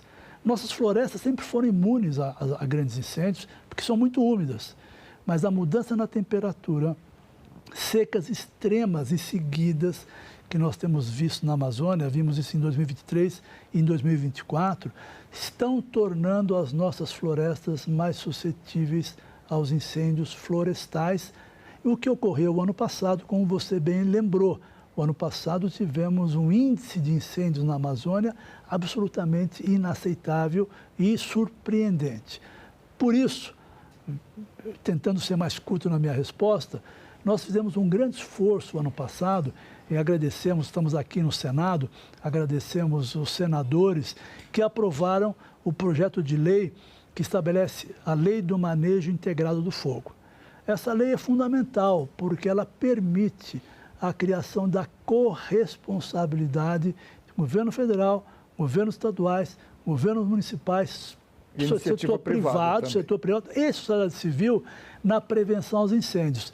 E este ano nós já regulamentamos essa lei por meio de uma resolução do Comitê do Manejo Integrado do Fogo e já lançamos a semana passada, na Semana Mundial do Meio Ambiente, um edital inédito, Fundo Nacional do Meio Ambiente, com Fundo dos Direitos Difusos, Ministério da Justiça e Segurança Pública, eu já oferecendo já, no primeiro momento, 12 milhões de reais para que os municípios mais críticos, que estão na região de maior risco de incêndios, possam elaborar planos de prevenção e apresentar demandas de equipamentos e capacitação de quadros para enfrentar os incêndios. E também aprovamos, já no final do ano passado, já estamos avançando rapidamente nisso, a destinação de mais de 400 milhões de reais para aparelhar todos os corpos de bombeiro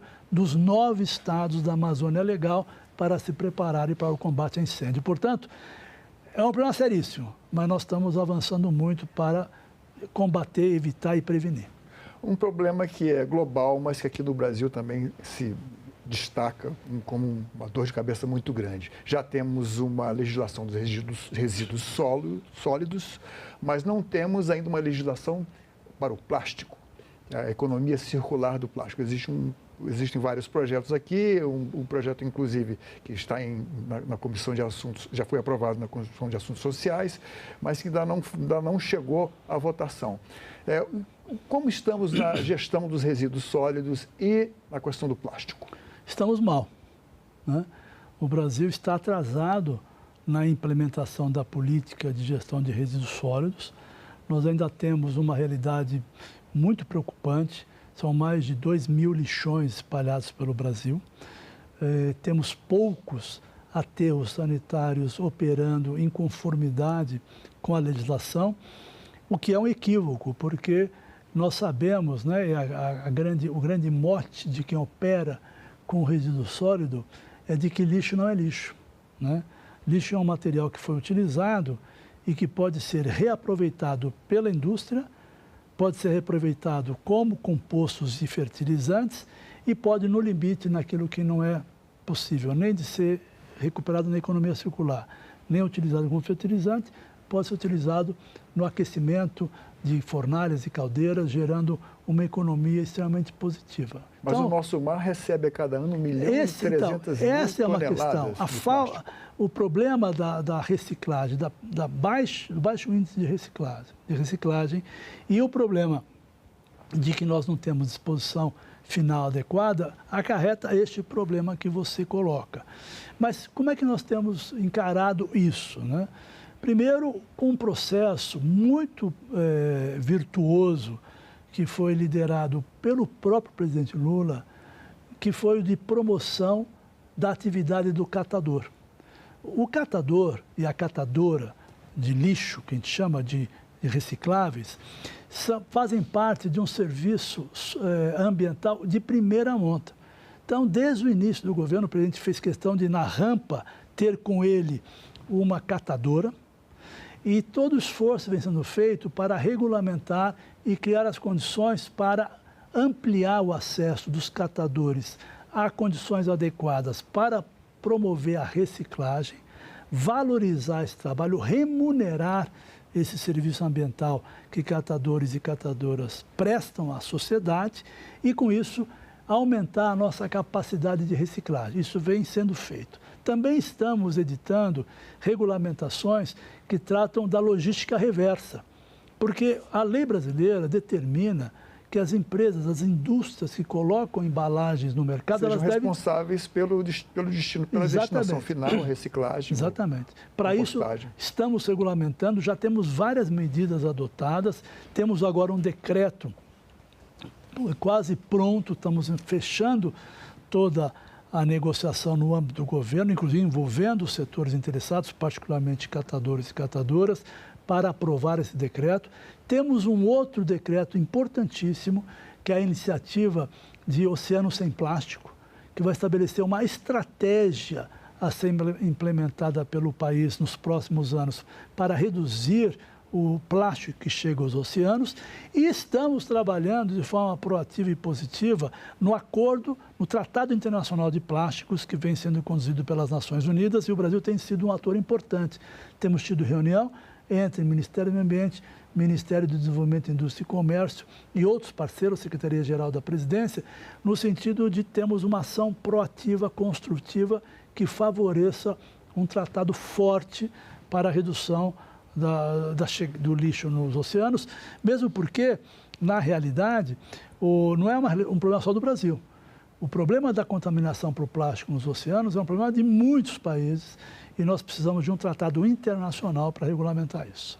O Ministério do Meio Ambiente tem alguma parceria com o Ministério da Justiça para interferir na Amazônia em ações punitivas e repressoras de Com certeza absoluta. O Ministério da Justiça e Segurança Pública integra a Comissão Interministerial de Prevenção e Controle do Desmatamento, não só na Amazônia, né? Porque essa é uma novidade importante também desse governo, uma determinação do presidente Lula. Nós tínhamos antigamente plano de prevenção e controle do desmatamento da Amazônia e do Cerrado.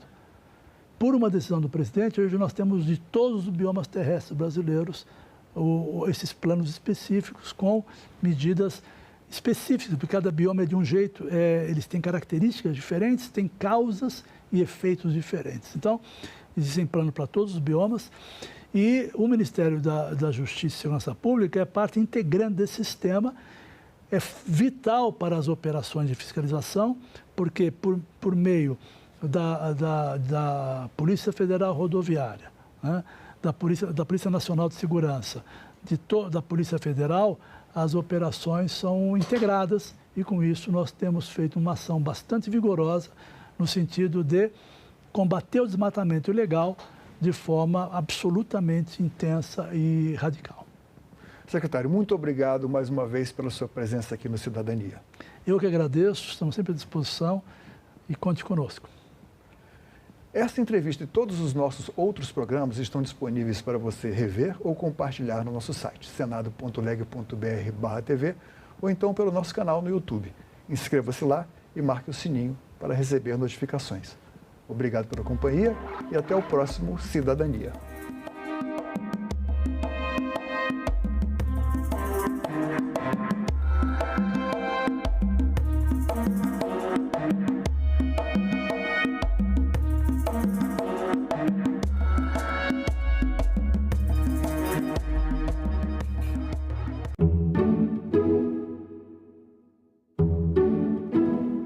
Playtime, livro do Sebastião Albano. São 6 contos que falam de uma geração meio perdido nos seus propósitos, mas que se envolve em aventuras, normalmente em ambientes distópicos. O que une eles, na verdade, é alinhavar certo espírito de aventura. Ele foi pensado... Leituras, neste sábado, 7h, aqui na TV Senado. Oi, pessoal! Você já ouviu falar em captação ilícita de sufrágio? É a chamada compra de votos, que é crime eleitoral. Aquele favorzinho em troca do seu voto, tipo dinheiro, emprego, cesta básica. Teve candidato que prometeu até pagar festa de formatura. É isso mesmo. Eu vou explicar, mas antes, roda a vinheta, diretor.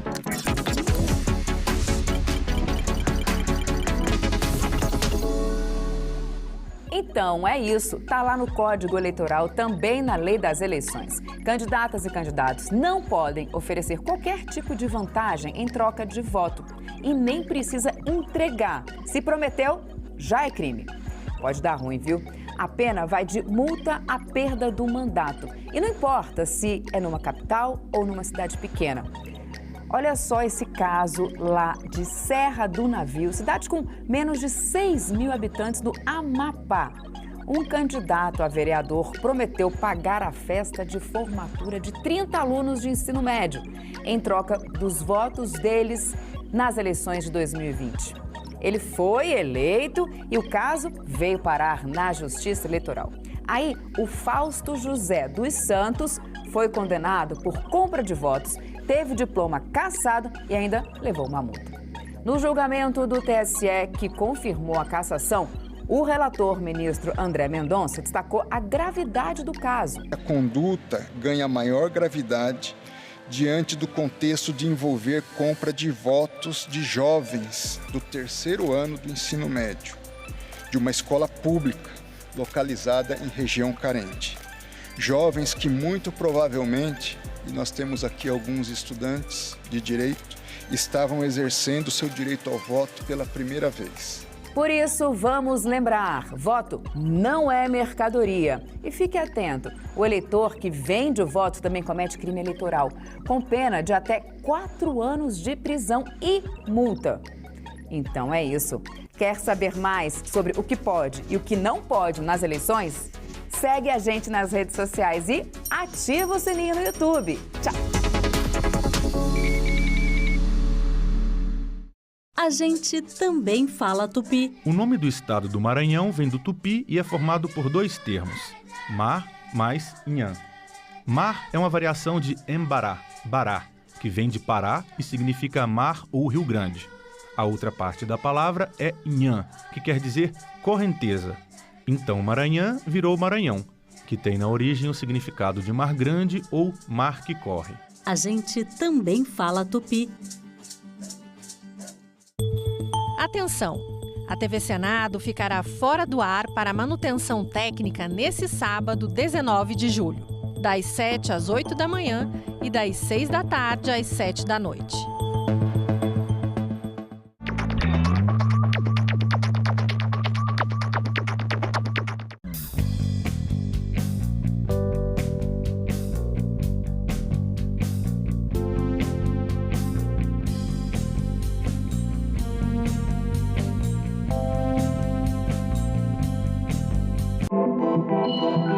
O site do Senado agora mostra projetos de lei em linguagem simplificada. É o Senado Explica, uma ferramenta de inteligência artificial combinada com revisão humana que torna mais fácil entender e acompanhar as leis em debate aqui no Senado. Na página de tramitação das matérias e no portal e-Cidadania, Senado Explica.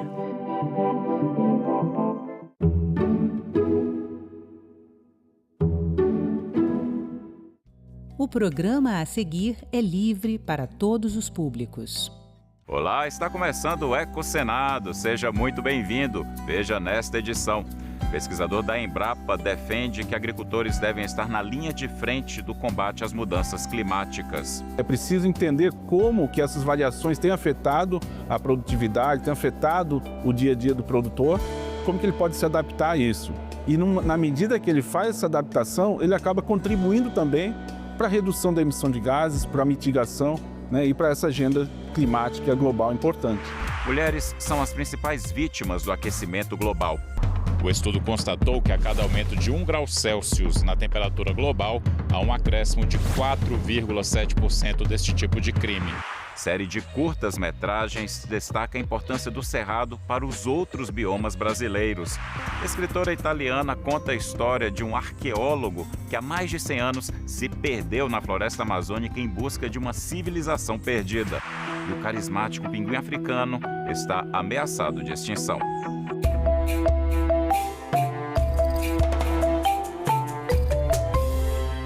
O combate às mudanças climáticas deve ser um esforço coletivo, envolver diversos agentes, em especial os agricultores.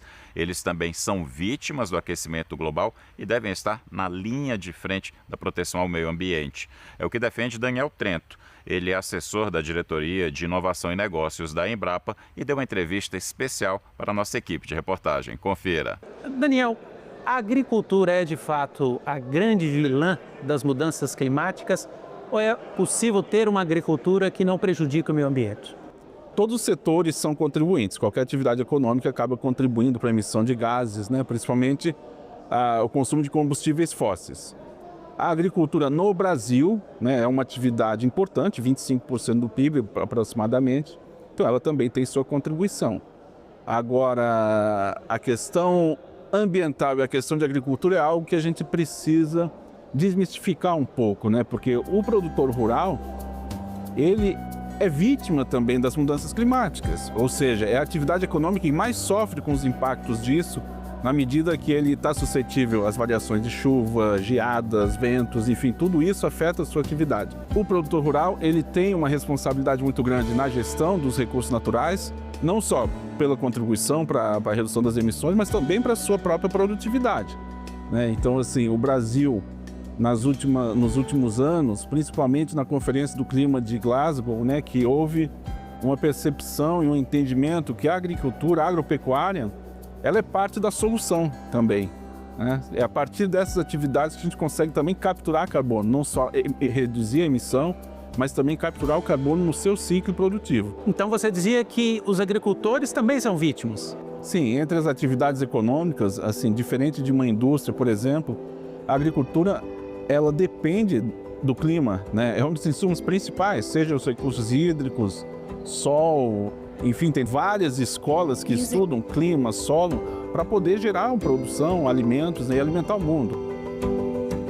O Brasil conseguiu fazer essa transformação na agropecuária da década de 70 para cá, sendo um país que era essencialmente importador de alimentos, passou a ser um dos grandes exportadores, líder em várias cadeias agropecuárias, com base em pesquisa de adaptação de cultivos que eram de clima temperado, países europeus, trouxe para os trópicos e adaptou o solo, adaptou cultivares, adaptou sistemas de produção, e isso tudo com base em ciência. Produção, os produtores obviamente, mas com muita pesquisa fazendo isso. E a questão climática, a questão ambiental, traz esse desafio também. É preciso entender como que essas variações têm afetado a produtividade, têm afetado o dia a dia do produtor, como que ele pode se adaptar a isso.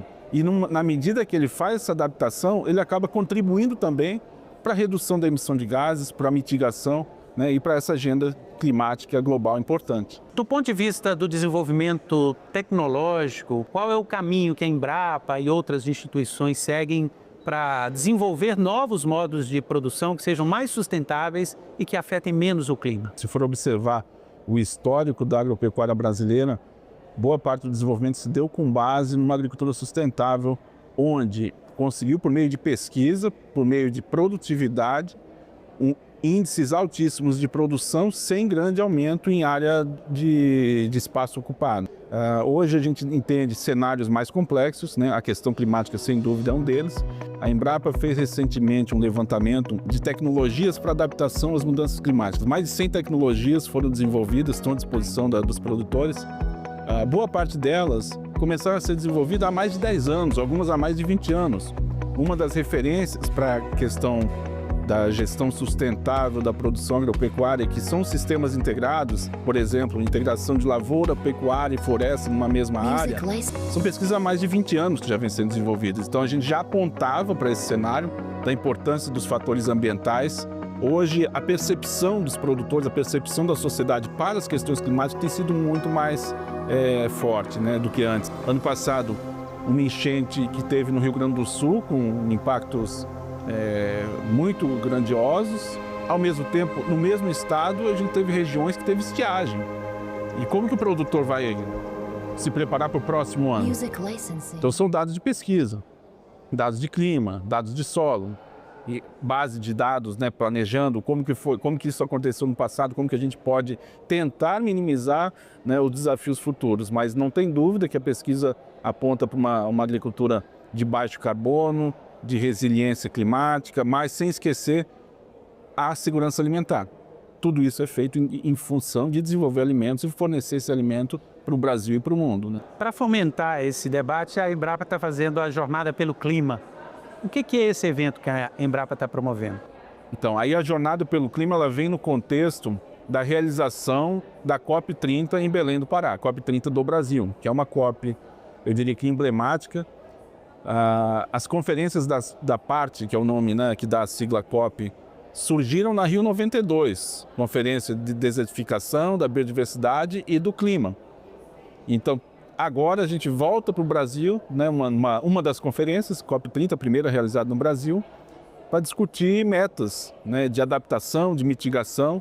Quase 100 países estarão no Brasil discutindo isso, e a Embrapa entendeu que não é só a COP em si. Existe toda uma jornada a ser construída nesse ano de sensibilização, de discussão com a sociedade, com o setor, a mobilização. Então, dentro dessa jornada temos alguns produtos, vamos dizer assim.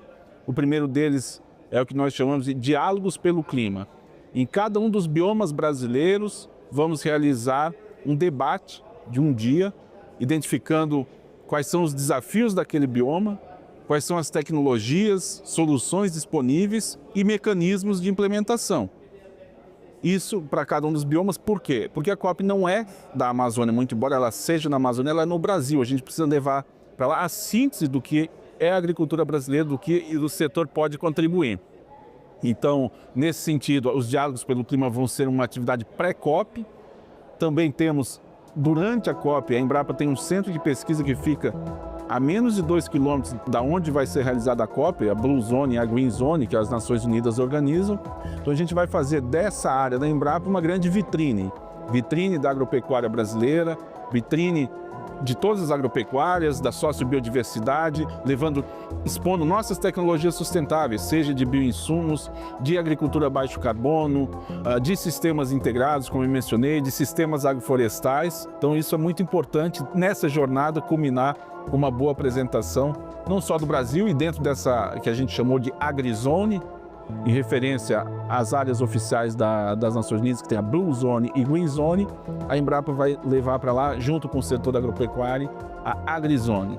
E aí sim, fazer debates, painéis, mesas redondas, dentro da área da Embrapa, num pavilhão da agricultura brasileira, levando toda a diversidade da agricultura, de todos os seus biomas, mas também de todos os portes e tipos de agricultura, de povos e comunidades tradicionais, até o grande agro, que é o nosso exportador. O objetivo seria, então, influenciar também aqueles países que vão estar aqui na COP e divulgar essas tecnologias brasileiras? Sem dúvida. A discussão é sobre clima, sobre adaptação ao clima. A contribuição que a agricultura pode dar vem por meio de tecnologias. Por que eu não posso atrair quem pague por isso também, né? Não deixar a conta para o produtor, né? Alguém tem que pagar isso, e eu acho que é um ambiente propício para fazer essa discussão e atrair parceiros nacionais e internacionais para mobilizar toda essa rede em prol de um mundo mais sustentável, né? Sem esquecer que a agricultura é um elemento fundamental de paz, né? De levar a segurança alimentar para o mundo. Muito se fala do impacto que a agricultura produz, gerando efeitos na mudança climática. O desenvolvimento dessas tecnologias pode gerar um impacto na direção contrária. Quer dizer, quanto mais tecnológica for a agricultura, mais nós podemos sentir os efeitos da redução de emissões e até ajudar a atingir essas metas que os países buscam hoje? Sim, todos os setores têm sua contribuição. A agricultura não é a maior contribuinte, tem energia, tem outros setores que contribuem mais, mas ela é parte da solução. Sem tratar as questões da agricultura, a gente não vai conseguir atingir as metas. E para o Brasil é fundamental, porque a sustentabilidade na agropecuária é também um fator de competitividade para o nosso setor. Então, é fundamental esse tripé, né, de sustentabilidade, desenvolvimento do setor, obviamente, mas mantendo competitividade, garantindo segurança alimentar. Você sabia que as mulheres estão entre as principais vítimas do aquecimento global? Veja no quadro Mudanças Climáticas. As mudanças climáticas podem estar impulsionando a gravidade e o aumento da violência contra a mulher. Segundo o relatório da iniciativa Spotlight das Nações Unidas, as mudanças no clima podem estar relacionadas com 1 a cada 10 casos de violência entre parceiros até o final do século. O estudo constatou que a cada aumento de 1 grau Celsius na temperatura global, há um acréscimo de 4,7% deste tipo de crime. Se a temperatura chegar a um aquecimento de 2 graus Celsius, a estimativa é de que 40 milhões de mulheres e meninas adicionais passem a ser vítimas desse tipo de violência a cada ano até 2090. Os eventos climáticos, como secas, inundações e tempestades, ocasionam deslocamento, insegurança e pobreza, além de um colapso institucional mais amplo. O documento ainda cita um estudo que mostrou um aumento de 28% dos feminicídios durante ondas de calor. Além disso, cita o tráfico de pessoas, exploração sexual e abusos após deslocamentos devido a desastres ambientais e eventos climáticos. Outro problema que pode causar o agravamento na violência é a interrupção de serviços públicos devido a condições ambientais, como serviços sociais, de saúde, de infraestrutura e transporte, interrompendo não apenas a prevenção da violência, como também o acesso à comunicação e linhas de apoio para a busca de ajuda. A série de curtas-metragens Cerrado, Coração do Brasil teve estreia especialíssima no Cine Brasília no mês de junho. O Ecosenado acompanhou a estreia e traz para você os detalhes desse casamento entre cinema e o bioma que bombeia água para todo o país. Eu vou andando contramão, mereço perdão, Jesus vai me perdoar, vou seguindo o meu caminho, como Deus determinar. Os cartazes anunciavam o lançamento. Começo de noite, os convidados pouco a pouco iam chegando. Alguns desinibidos, outros arredios. Pela primeira vez, iam viver a experiência do cinema.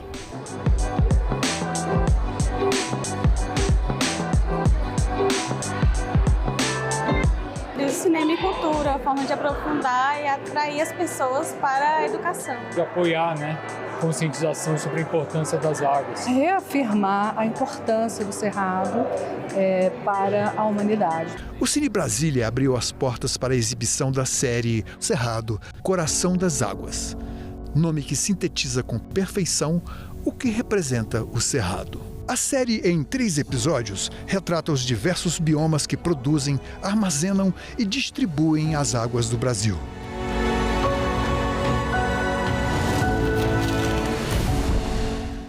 O Cerrado é o coração que pulsa.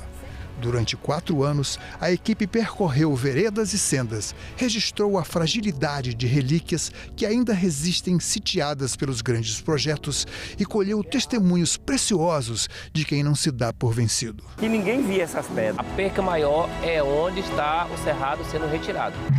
Uma noite memorável. Estamos aqui no Cine Brasília, onde o Ecosenado veio acompanhar o lançamento de 3 documentários sobre o Cerrado brasileiro. E de quebra, vimos o espetáculo maravilhoso do Bumba Meu Boi de Seu Teodoro. Há mais de 60 anos, o Bumba Meu Boi de Seu Teodoro veio do Maranhão e fincou raízes no coração do Cerrado, nas cercanias da nova capital do país, e virou patrimônio cultural. O espetáculo combina música, dança e teatro, marcando forte presença, sobretudo nas festas juninas. Um legado da memória de um povo apegado às suas tradições, às cores e aos elementos da natureza em sua volta. A tradição da cultura popular, ela faz parte, né, do viver coletivo. Nos chama a abraçar esse momento, né, que a cada ano que passa ele se torna trágico. Se a gente não tem uma consciência de que nós só sobrevivemos com a água.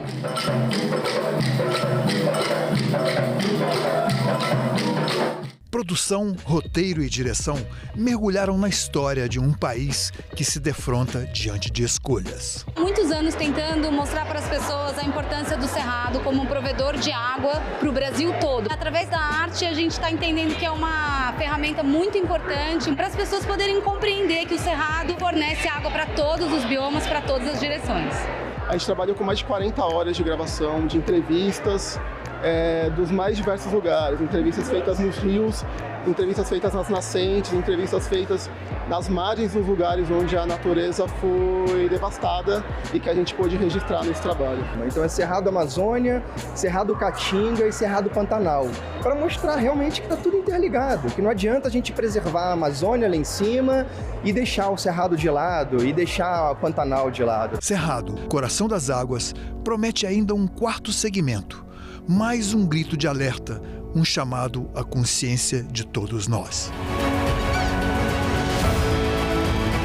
Eu acho mais fácil eu ficar aqui, brigar e sobreviver aqui. Ou nós vamos morrer na bala ou vamos morrer de sede.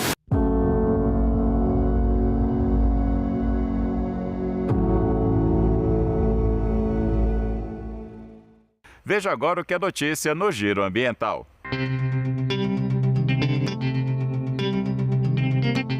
Londres recebeu o primeiro diálogo do Balanço Ético Global, um chamado mundial à ação climática rumo à COP30. Os participantes discutiram o imperativo ético de combater as mudanças climáticas e como ele pode refletir nas negociações durante a COP. Este foi o primeiro de 6 encontros regionais que devem ocorrer até outubro. O objetivo é abarcar diferentes identidades, geografias, setores e visões de mundo. O personagem folclórico brasileiro Curupira foi escolhido para compor a identidade visual da COP30, a ser realizada no Brasil em novembro. Com cabelos de fogo, pés virados para trás e corpo de menino, o personagem é conhecido por ser o protetor das florestas e dos animais. O governo federal instituiu o Programa Nacional de Redução de Agrotóxicos. A medida cria mecanismos para reduzir progressivamente o uso de agrotóxicos e fomenta a produção sustentável com apoio técnico e financeiro. O livro Cidades Invisíveis, de Marguerita de Tomás, narra a história de Percy Fawcett, um pesquisador e arqueólogo britânico que há mais de 100 anos desceu pelo rio Xingu, dentro da floresta amazônica. Ela acredita que ele deixou um legado ao adentrar a floresta, até então bastante isolada, e também conviver com os povos originários. O livro Cidades Invisíveis conta a história do explorador inglês Percy Fawcett, que há 100 anos desapareceu em uma expedição na selva brasileira em busca de uma civilização perdida. A obra foi escrita pela jornalista e pesquisadora italiana Margherita De Thomas, que revela o que a motivou a mergulhar nesse mistério. Aquilo que me motivou foi que conheci na minha cidade, na Itália, o sobrinho neto do famoso explorador britânico. O nome dele era Timothy Patterson. E ele já era membro da Royal Geographic como tio-avô. Já ele havia feito várias expedições no Brasil para tentar de resolver o caso. Agora, esse ano são 100 anos que ele desapareceu. Um caso irresolto, um caso misterioso, um dos enigmas mais interessantes da América do Sul e da pesquisa arqueológica moderna. Mais que histórias, a escrita promove a preservação da memória dos territórios, seja em forma de narrativa ou ensaio, como destaca a autora. Isso aqui é muito importante para a preservação dos territórios, porque se você conhece o seu passado, você pode ter uma visão também pelo presente mais clara e também pelo futuro. O lançamento da versão em português aconteceu no Senado Federal, por iniciativa do senador Wellington Fagundes, do Partido Liberal de Mato Grosso. Esse livro, ele além de historiar aqui toda a vida do Coronel Fawcett, também mostra muito do que é a história do Mato Grosso, principalmente a nossa pré-história. Então isso aqui é fundamental para quem quer se atualizar dentro do que foi todo esse contexto do mundo. A Amazônia carrega memórias, isso é verdade, porque as últimas evidências e descobertas científicas, também no campo da arqueologia, em alguma maneira responde à pergunta: o Fawcett estava certo de procurar por aí a sua cidade perdida ou as cidades perdidas? São elementos, evidências de um passado muito antigo. Agora tem várias descobertas que são evidências. Na zona do Acre encontraram os geoglifos. Tem a ver muito com a civilização incaica. Cidades Invisíveis é mais do que um livro sobre o explorador. É um convite a mergulhar na história, na memória e nas riquezas de um Brasil muitas vezes invisível, mas que agora ganha voz, registro e preservação. Toda oportunidade que a gente tem para, primeiro, conhecer a nossa história e também permitir com que a gente tenha uma qualidade de vida, olhando principalmente as futuras gerações, é extremamente importante. O livro, ele sempre aborda isso, a questão ambiental acima de tudo.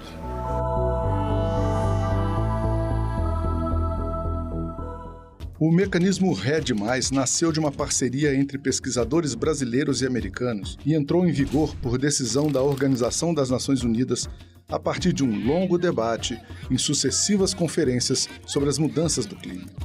A sigla quer dizer Redução das Emissões por Desmatamento e Degradação Ambiental. O objetivo é remunerar as nações em desenvolvimento que mantêm suas florestas de pé.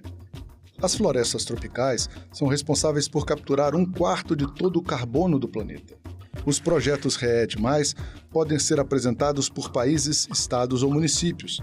Cada tonelada de emissão de dióxido de carbono que for reduzida ou evitada rende 1 crédito. Esses créditos são vendidos a quem precisa reduzir o impacto de suas emissões de gases do efeito estufa e as receitas investidas na manutenção de florestas e no manejo sustentável de seus recursos.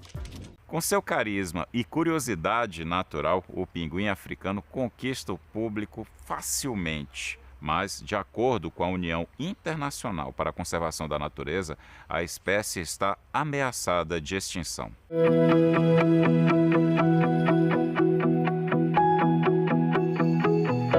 Além de encantadores, esses animais desempenham um papel fundamental no equilíbrio dos ecossistemas marinhos.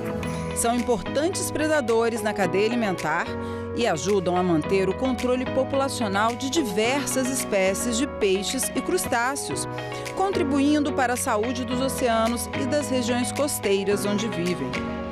Entre todas as espécies de pinguins do mundo, os africanos são os únicos que vivem naturalmente na costa da África. Proteger esses animais é proteger também um pedaço único da biodiversidade do planeta, especificamente a costa sudoeste do continente, como a África do Sul e a Namíbia. Ficamos por aqui. Você pode rever esta edição na nossa página na internet, senado.leg.br/TV ou no canal da TV Senado no YouTube. Muito obrigado pela companhia. A gente se vê na próxima edição do Eco Senado. Tchau.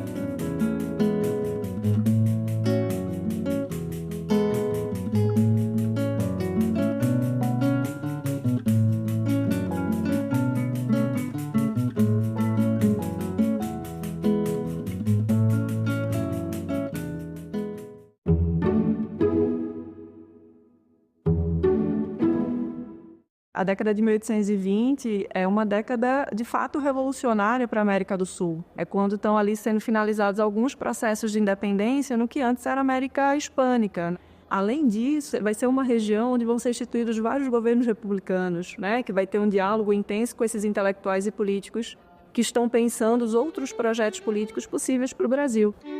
Tela Brasil. Hoje, 19h30, aqui na TV Senado. A gente também fala tupi.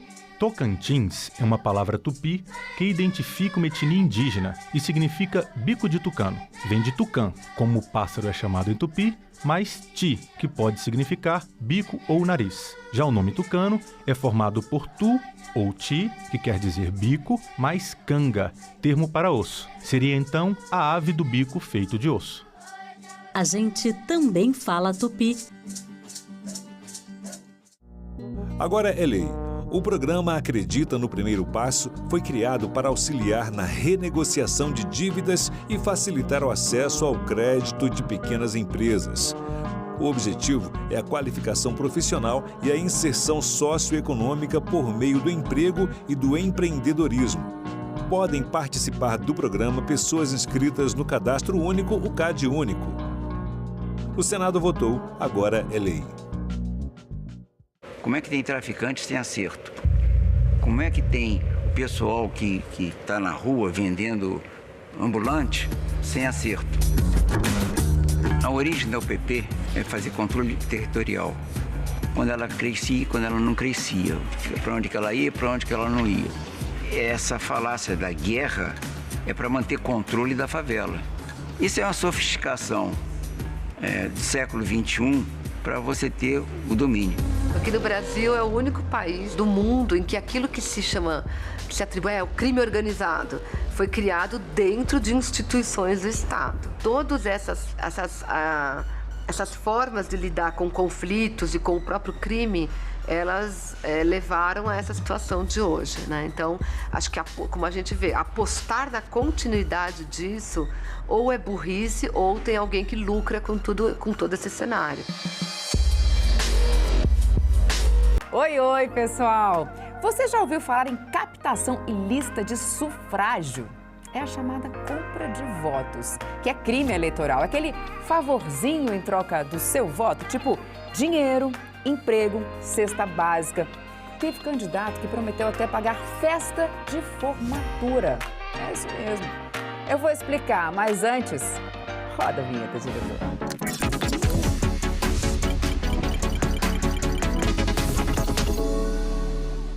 Então, é isso. Tá lá no Código Eleitoral, também na Lei das Eleições. Candidatas e candidatos não podem oferecer qualquer tipo de vantagem em troca de voto e nem precisa entregar. Se prometeu, já é crime.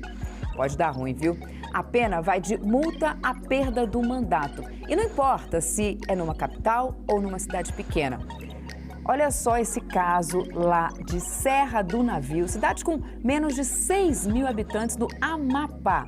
Um candidato a vereador prometeu pagar a festa de formatura de 30 alunos de ensino médio, em troca dos votos deles nas eleições de 2020. Ele foi eleito e o caso veio parar na Justiça Eleitoral. Aí, o Fausto José dos Santos foi condenado por compra de votos, teve o diploma cassado e ainda levou uma multa. No julgamento do TSE, que confirmou a cassação, o relator ministro André Mendonça destacou a gravidade do caso. A conduta ganha maior gravidade diante do contexto de envolver compra de votos de jovens do terceiro ano do ensino médio, de uma escola pública localizada em região carente.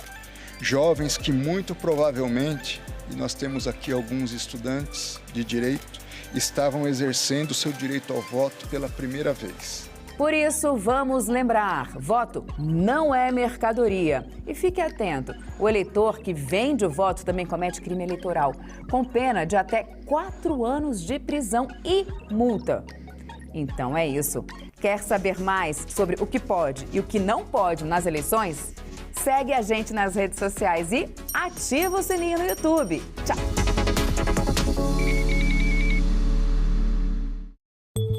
Atenção! A TV Senado ficará fora do ar para manutenção técnica nesse sábado, 19 de julho, das 7 às 8 da manhã e das 6 da tarde às 7 da noite.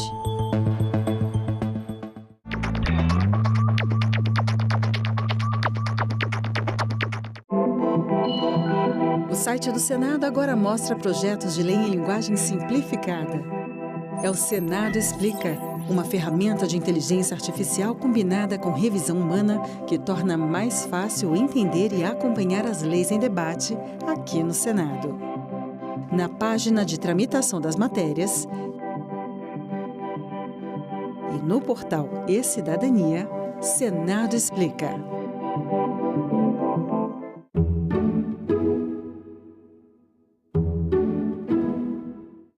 O programa a seguir é livre para todos os públicos.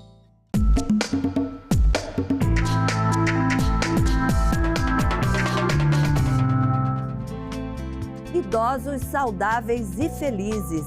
No Distrito Federal, emenda parlamentar financia programa Melhor Idade no Esporte. Eu estava com depressão, com ansiedade. Isso aí foi uma coisa assim para me levantar. Redação Nota 1000.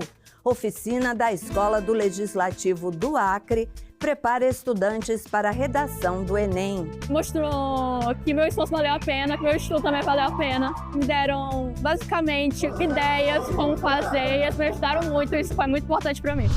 Está cada vez mais difícil saber o que é real. Proposta de regulação da inteligência artificial está em análise na Câmara dos Deputados. Hoje a gente está aqui com um médico. O que acontece depois que a gente morre? Não sei, ainda não morri. Gente, alguém me dá meu chinelo para eu acertar no rosto desse médium? Freiras do beatbox e da dancinha, que bombaram na internet, são homenageadas na Assembleia Legislativa do Paraná pelo trabalho que fazem com dependentes químicos.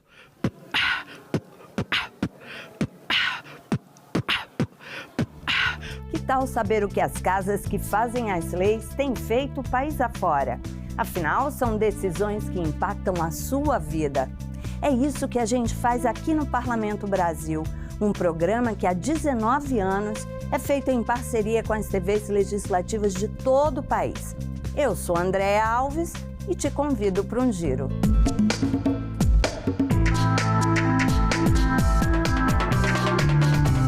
Show Depressão, Show Artrite, um programa financiado a partir de emenda parlamentar, beneficia idosos aqui do Distrito Federal.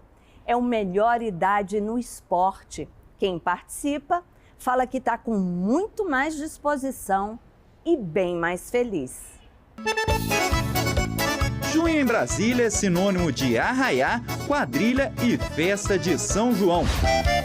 Na UBS 16 de Sol Nascente não é diferente.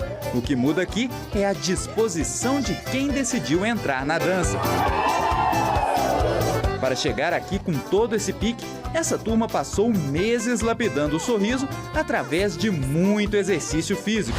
É o projeto Melhor Idade no Esporte, uma iniciativa que coloca os idosos no centro das atenções, com cuidado, carinho e muito movimento. O objetivo aqui é levar saúde e bem-estar para quem tanto já contribuiu com a sociedade. Como diz o ditado, mente sã em corpo são. Dona Josefa é prova viva de que a receita funciona. Após 6 meses no projeto, ela perdeu 5 quilos e ganhou disposição de sobra para vencer a depressão. Eu estava com depressão, com ansiedade. Faz 1 ano e 6 meses que eu perdi meu esposo. E passei quase 3 anos e pouco com ele lutando, né? E isso aí foi uma coisa assim para me levantar, né? Muitos que me viam, que me vê hoje, dizem assim, Dona Josefa, o que está acontecendo com a senhora? Porque a senhora está mais bonita, a senhora está mais alegre, mais feliz.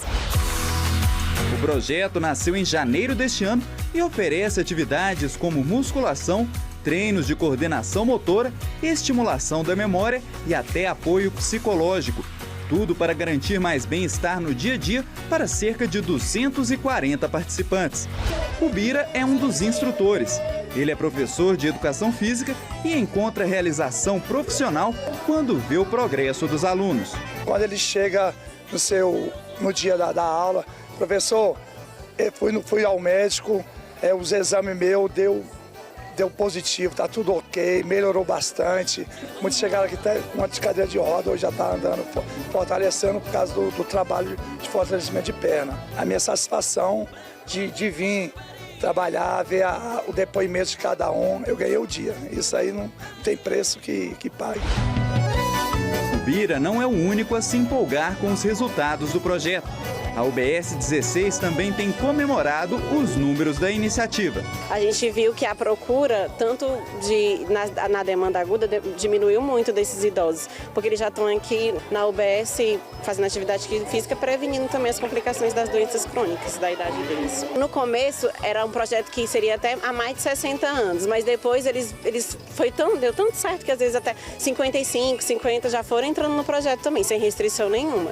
O sucesso é tão grande que virou até documentário pelas mãos da Sofia, médica residente que voltou o olhar para a importância de ações preventivas para a melhoria da saúde dos idosos. Eles melhoraram a saúde em todos os aspectos, então as pessoas referiam que estavam se sentindo mais dispostas, que tinham mais energia para fazer suas atividades, que tinham controlado doenças também que elas já tinham, então diabetes, hipertensão, depressão, ansiedade, artrite. As pessoas realmente diversos relatos parecidos de que depois que vieram participar aqui, se tornaram muito mais ativas na comunidade, fizeram amizades e ainda tiveram esse benefício gigantesco na saúde delas. O projeto Melhor Idade no Esporte é fruto de uma parceria entre a Procuradoria de Defesa dos Direitos da Pessoa Idosa aqui da Câmara Legislativa com os institutos Mover a Vida e Casa do Sol. Financiado por meio de emenda parlamentar do deputado Chico Vigilante, o projeto oferece todas as atividades de forma gratuita. Uma verdadeira política de saúde preventiva que se paga com esforço e muito suor. Hoje tem determinadas doenças que a pessoa vai para uma UTI que custa R$45 mil por dia.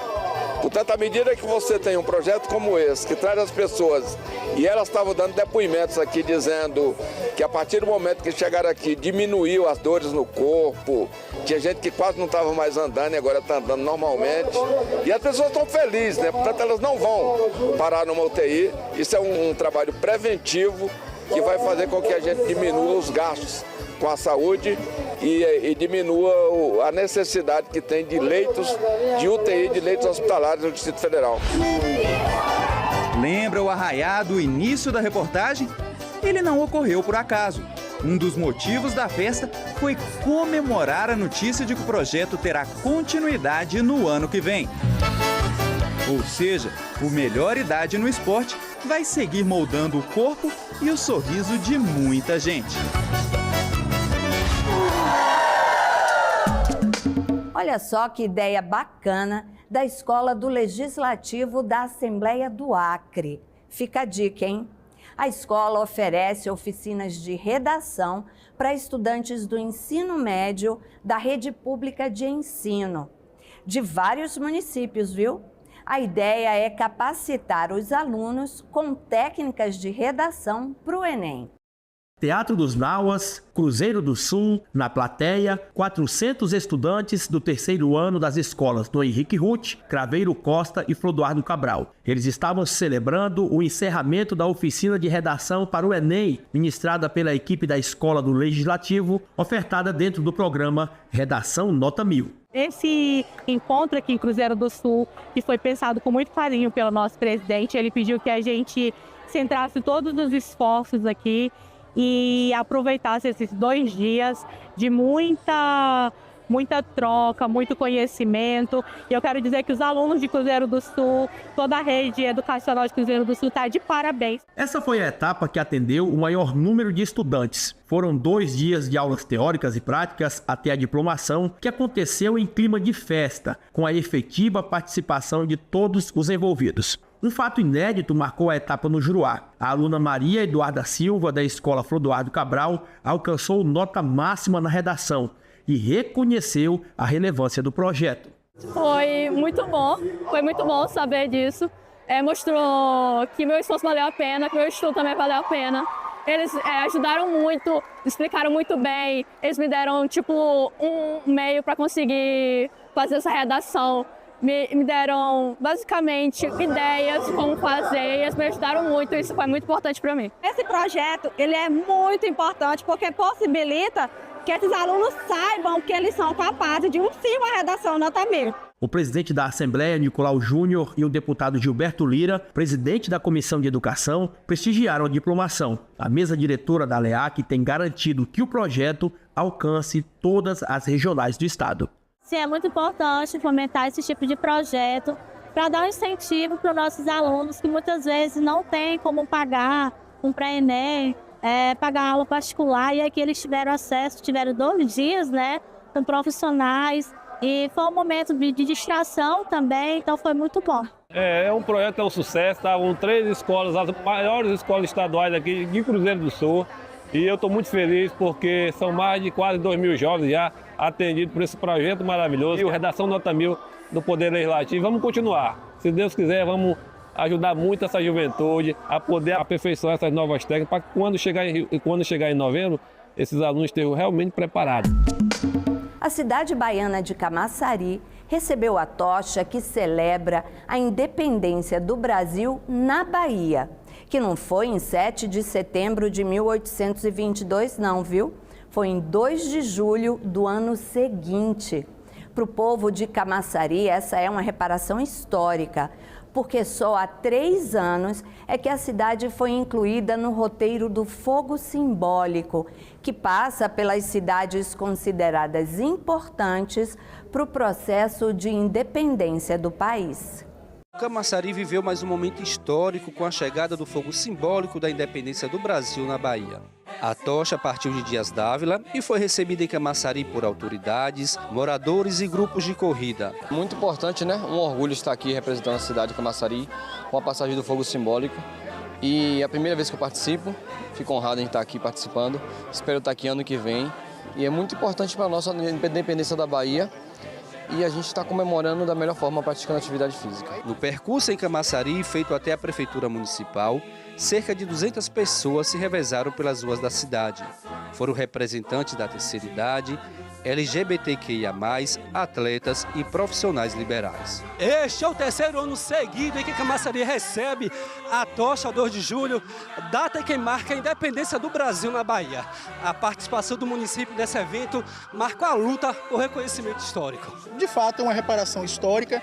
Espero que seja uma crescente nesse sentido, porque para além da reparação histórica, dentro da perspectiva do 2 de julho, nós temos inúmeras reparações para fazer no município de Camaçari, que é parte integrante do Recôncavo Norte da Bahia. Para a secretária de Cultura do município, Elci Freitas, o fogo simbólico ao 2 de julho representa o fortalecimento da identidade histórica e cultural do município. Então, é reconhecimento que Camaçari, de fato, está na Rota 2 de Julho. Isso, para a gente, é um motivo de muita alegria. A chama hoje vai percorrer a nossa cidade, aquecendo o coração ainda com mais firmeza e mais significado aqui para a nossa cidade. Sempre atenta aos grandes eventos do município, a Câmara de Camaçari também esteve presente no ato festivo. Só agradecer a Deus em fazer parte de um momento muito importante que Camaçari atravessa, que é 3º ano da independência e passando por Camaçari, sendo lembrado realmente as pessoas que batalharam por um momento especial que nem esse. E a gente fica feliz porque Camaçari está sendo representada da maneira correta, né?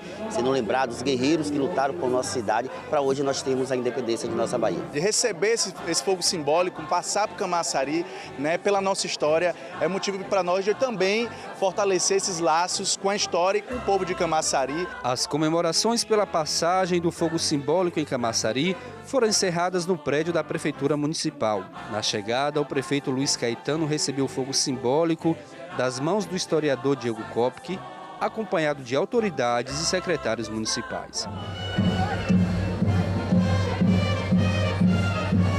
Hoje eu estou muito feliz, porque fiquei muito emocionado, porque é na Bahia exatamente, e Camaçari participou, onde aconteceu a verdadeira independência do nosso país.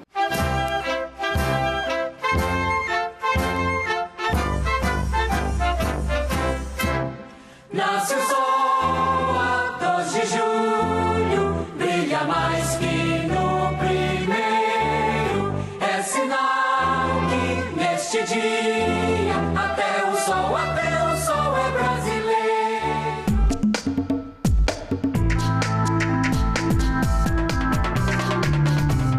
Já reparou como está cada vez mais difícil saber o que é real nas redes sociais, com toda essa inteligência artificial?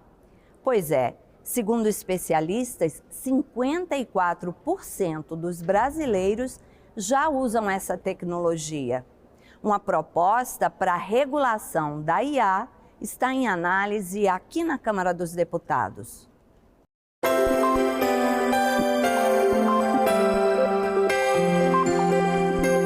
Teve uma época em que pesquisar era abrir livro, virar página por página, anotar tudo.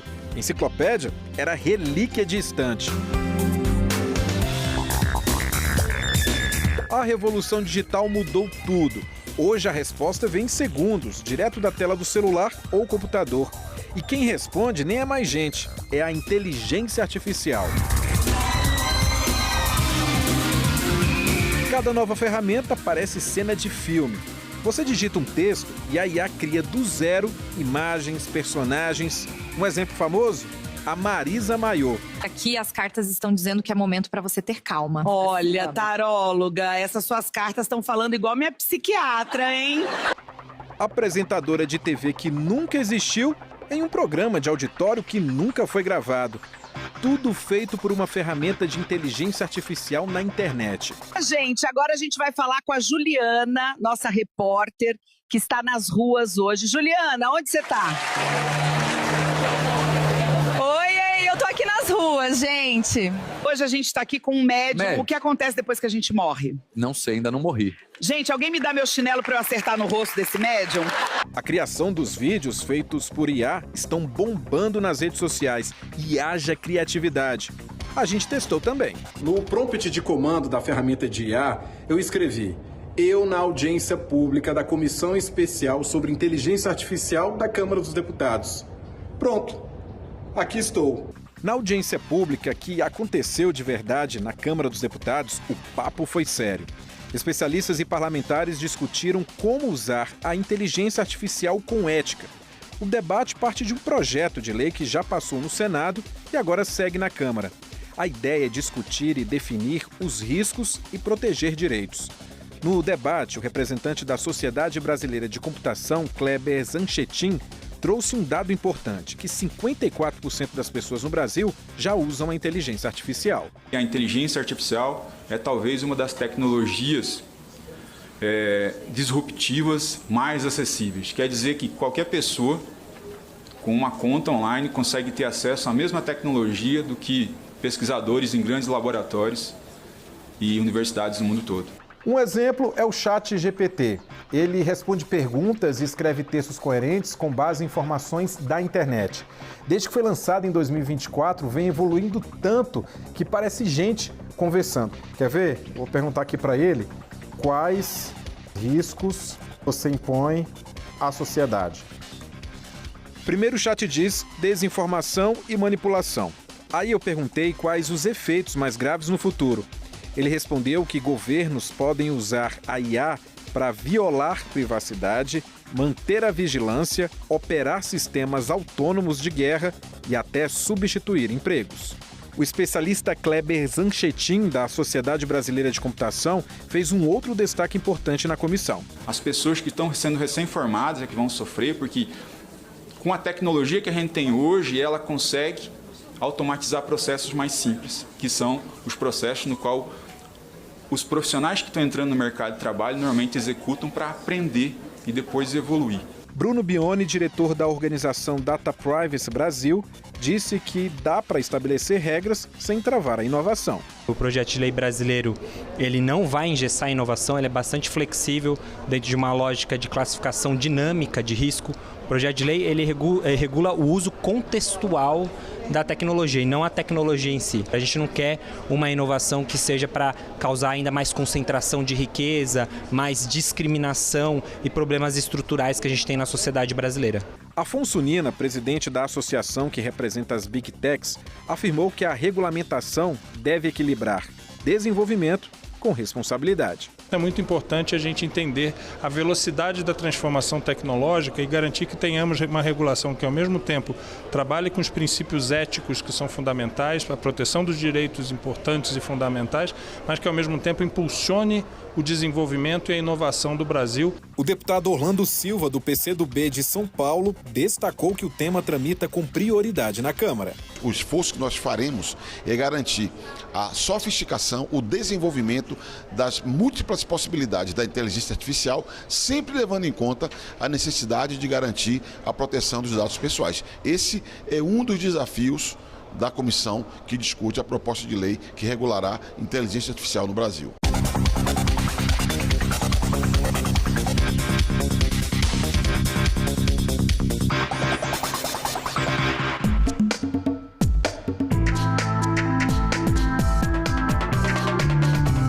Vocês viram as freiras que viralizaram nas redes sociais cantando a música Vocação e fazendo uma percussão vocal em uma dancinha? Pois bem, elas foram homenageadas na Assembleia Legislativa do Paraná. Os parlamentares destacaram o trabalho que elas fazem no acolhimento e recuperação de dependentes químicos. O plenário da Assembleia Legislativa foi o palco das irmãs Marisele Rego e Marisa de Paula Neves. A dupla fez uma pequena apresentação e surpreendeu com tanto talento e carisma. Vocação, oh, oh, oh.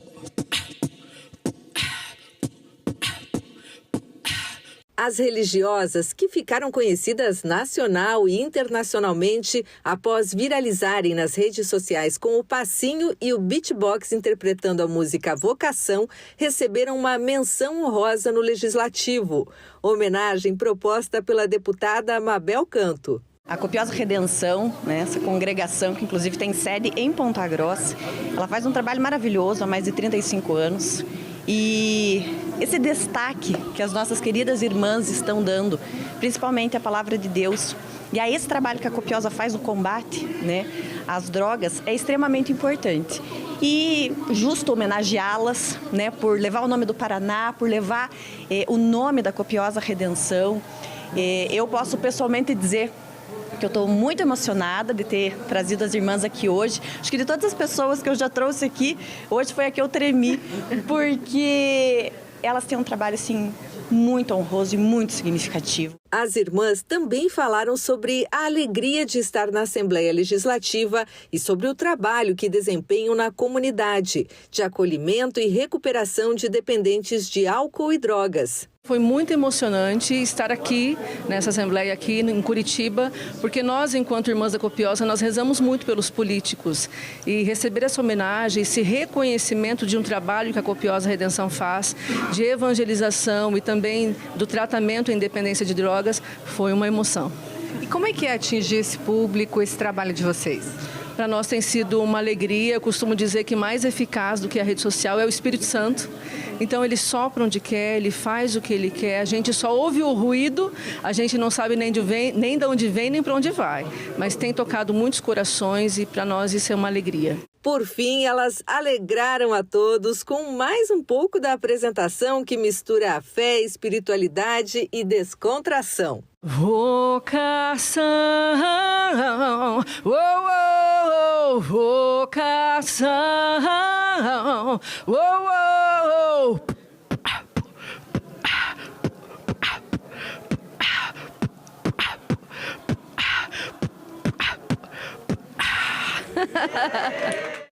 Olha, essa música aí gruda que nem chiclete, viu? Se ficar cantando durante o dia, lembra da gente aqui no Parlamento Brasil. Bom, você vai ver agora os visitantes do Congresso Nacional. Sabia que são mais de 3.000 todas as semanas? Você sabe que se quiser rever este ou qualquer outro programa da TV Senado, tem tudo na internet, no site da TV ou no YouTube. Até semana que vem, pessoal. Tchau! Eu achei interessante reviver a história, né? Tudo que ele colocou lá, ensinando para a gente, mostrando tudo que aconteceu até hoje, até aqui, como que nós estamos hoje. Achei muito legal isso. Eu acho importante, sim, para a gente conhecer como que funcionam as coisas aqui dentro, né? Nós somos governados por todos que estão aqui e isso é importante para todo brasileiro. Eu gostei, o mais acho da parede de tijolo, que gostei muito, é muito lindo, muito impressionante essa obra de arte. Eu sou da Suíça, não conheço e para mim foi uma coisa bem interessante ver como é um Congresso Nacional daqui. Eu conheço o Congresso Nacional da Suíça, mas não daqui. É muito interessante comparar as duas. Eu acho importante. Vinha a Brasília e não fazia a visita, parece que a gente não vê a Brasília. Para aprender mais, realmente, para ter uma noção da cultura de Brasília, né, da história do nosso país. Sehr eindrücklich. Ele ficou muito impressionado. Ich habe schon zu meinen brasilianischen Freunden gesagt, es ist das Gegenteil von der Schweiz. Ele disse que tudo que ele tem visto aqui é o contrário da Suíça, o país de origem dele. Ja, weil erstens wegen der Architektur natürlich, es ist ja sehr bekannt. Weltbekannt und zweitens, weil es auch interessant ist, andere Parlamente auf der ganzen Welt zu sehen. Ele achou importante conhecer a arquitetura, obviamente quem é interessado por arquitetura, e também conhecer como que o parlamento de outros países também funciona. Eu sempre vejo essas coisas pela televisão e estar aqui nesse lugar realmente faz um clique com a história do Brasil e com a importância da cidade de Brasília para o Brasil. Eu acho que foi bem, assim, como um estudante brasileiro, foi bem legal estar aqui e ver como que realmente é aqui dentro. A gente sempre lê sobre outros lugares, sobre, não sei, Washington, essas coisas, e a gente tem essa casa aqui dentro do Brasil, e eu acho que conhecer o que a gente tem e todas essas artes que a gente tem, eu acho bem importante. O que mais chamou atenção foi a arquitetura, né, a parte arquitetônica e as obras de arte. Primeira vez que eu venho, né, não conhecia, então assim, é algo que hoje está muito em evidência, né? Obviamente aí a gente sabe de tudo que vem acontecendo no país, então acho importante a gente saber onde que tudo é feito aqui dentro do Brasil, né? Pelos os nossos governantes.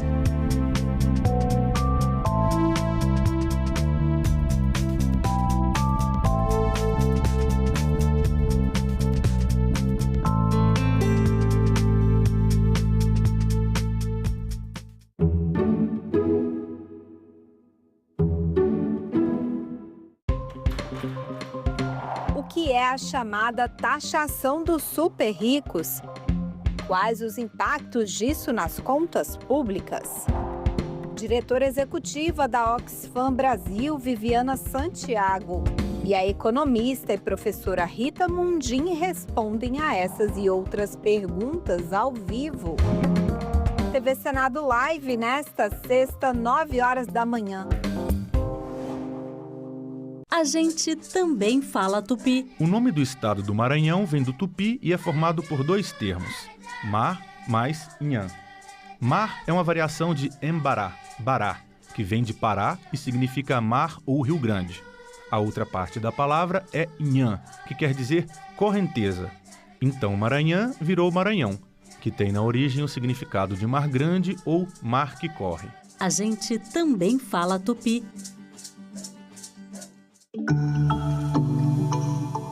Uma relação entre a questão do mercado de trabalho e a questão previdenciária, quando a gente olha para esse processo de envelhecimento populacional.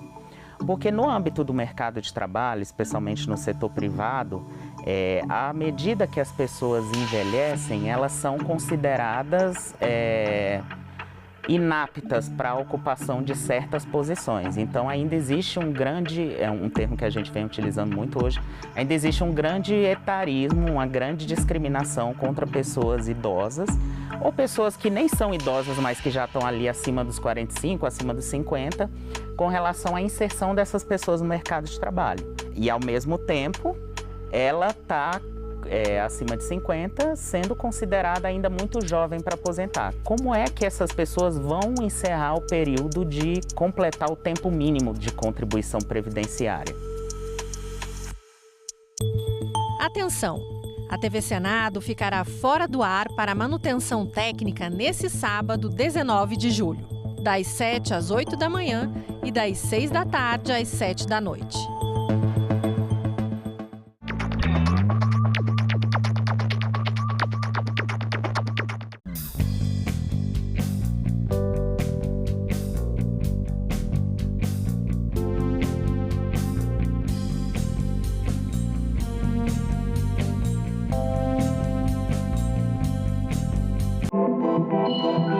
O site do Senado agora mostra projetos de lei em linguagem simplificada.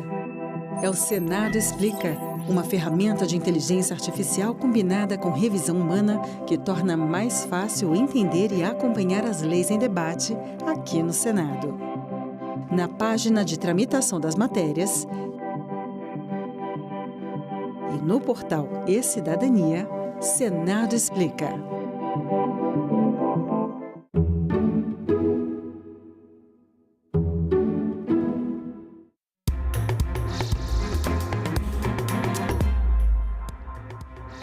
Olá, quinta-feira, 17 de julho, o Senado Notícias está no ar. O ministro do Supremo Tribunal Federal, Alexandre de Moraes, decidiu manter parte do decreto do governo que libera a cobrança do IOF. A decisão foi anunciada durante a sessão plenária do Senado. A decisão do ministro Alexandre de Moraes de revalidar um dos decretos presidenciais que aumentou as alíquotas do IOF surpreendeu os senadores. A notícia chegou durante a sessão do Senado. Essa situação do IOF, eu quero que fique claro para o povo brasileiro. Eu nem vou falar como político, mas como empresário, como cidadão comum. É vergonhoso o que está acontecendo aqui nesse Senado aqui. É vergonhoso. Vai decidir por decisão monocrática? Sem ouvir o seu próprio colegiado, no caso do IOF, o ministro Alexandre de Moraes, sem respeitar 513 deputados, 81 senadores que representam o povo que foram eleitos e os seus estados? Então tem que ter uma resposta. Eu só queria lembrar que houve um conflito entre dois poderes. E o terceiro poder foi chamado para fazer uma arbitragem. Não se trata de anular a competência do Congresso. Se trata de dirimir um conflito de interpretações sobre o que é o decreto sobre o IOF. O que o ministro decidiu é o óbvio. O presidente é quem tem a prerrogativa de estabelecer alíquotas do IOF.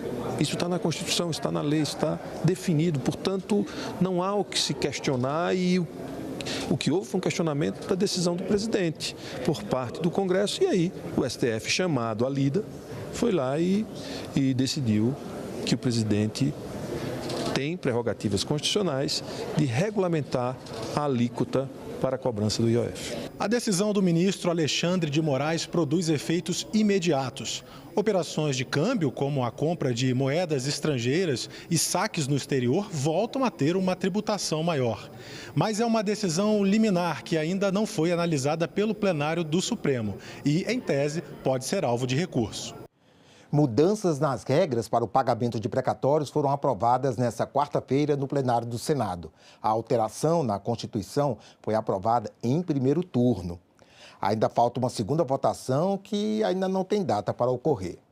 A proposta de emenda à Constituição aprovada pelo Senado retira os precatórios e as requisições de pequeno valor, RPVs, do limite de despesas primárias do Executivo a partir de 2026, limita o pagamento dessas dívidas por parte de estados e municípios e refinancia dívidas previdenciárias com a União. A retirada dos valores devidos pelo poder público decorrentes de sentenças judiciais do limite de despesas primárias ajuda o governo a cumprir a meta fiscal do próximo ano, estimada em 34 bilhões de reais. O total de precatórios previstos para 2026 é de cerca de 70 bilhões de reais. O texto prevê uma regra de transição que permite ao governo federal incluir as dívidas de precatórios na meta fiscal aos poucos, ao longo de 10 anos, começando em 2027. Outra mudança prevista é em relação à correção monetária dos precatórios, que passa a ser feita pelo Índice Nacional de Preços ao Consumidor Amplo, IPCA, mais 2% ao ano ou pela taxa Selic, o que for mais vantajoso para a União. A proposta gerou discussão no plenário. Trata-se de uma grande conquista para todos os entes subnacionais, sejam os municípios, os estados ou o Distrito Federal. Os limites instituídos a partir do parágrafo 23 do artigo 100 da Constituição Federal permitirão que os entes tenham previsibilidade sobre quanto precisarão pagar com precatórios em cada exercício e, tão importante quanto a isto, também permitirão uma maior destinação de recursos para as áreas essenciais como saúde, educação e segurança pública. Atender os nossos prefeitos, os nossos dirigentes municipais que estão lá embaixo, quase fechando a porta e precisam do apoio do Congresso Nacional e do governo. Essa PEC é importantíssima, presidente Renan, para que se possa dar aí esse fôlego e dar condição para que o nosso gestor possa tocar a sua municipalidade. Quando se trata de déficit nominal, é uma conta de menos, é quanto arrecada menos quanto que gasta. O resultado pode ser negativo ou positivo. Não adianta fazer lei dizendo tal gasto conta, tal gasto não conta. Todo gasto necessariamente conta. E o mercado leva em conta essa lógica óbvia, que é receita menos despesa. Votar PEC de forma remota no último dia do recesso, no apagar das luzes, uma matéria que vai ter um impacto que muda tudo o que foi feito pelo Senado Federal há 2 anos. O senador Carlos Portinho foi o relator, trabalhou bastante e agora vem algo da Câmara ontem à noite, totalmente diferente. Eu não vou nem entrar no mérito aqui, porque não tem nem como ler. Mais cedo, a ministra do Planejamento e Orçamento, Simone Tebet, defendeu as novas regras. Dos males, o menor, não abre espaço fiscal.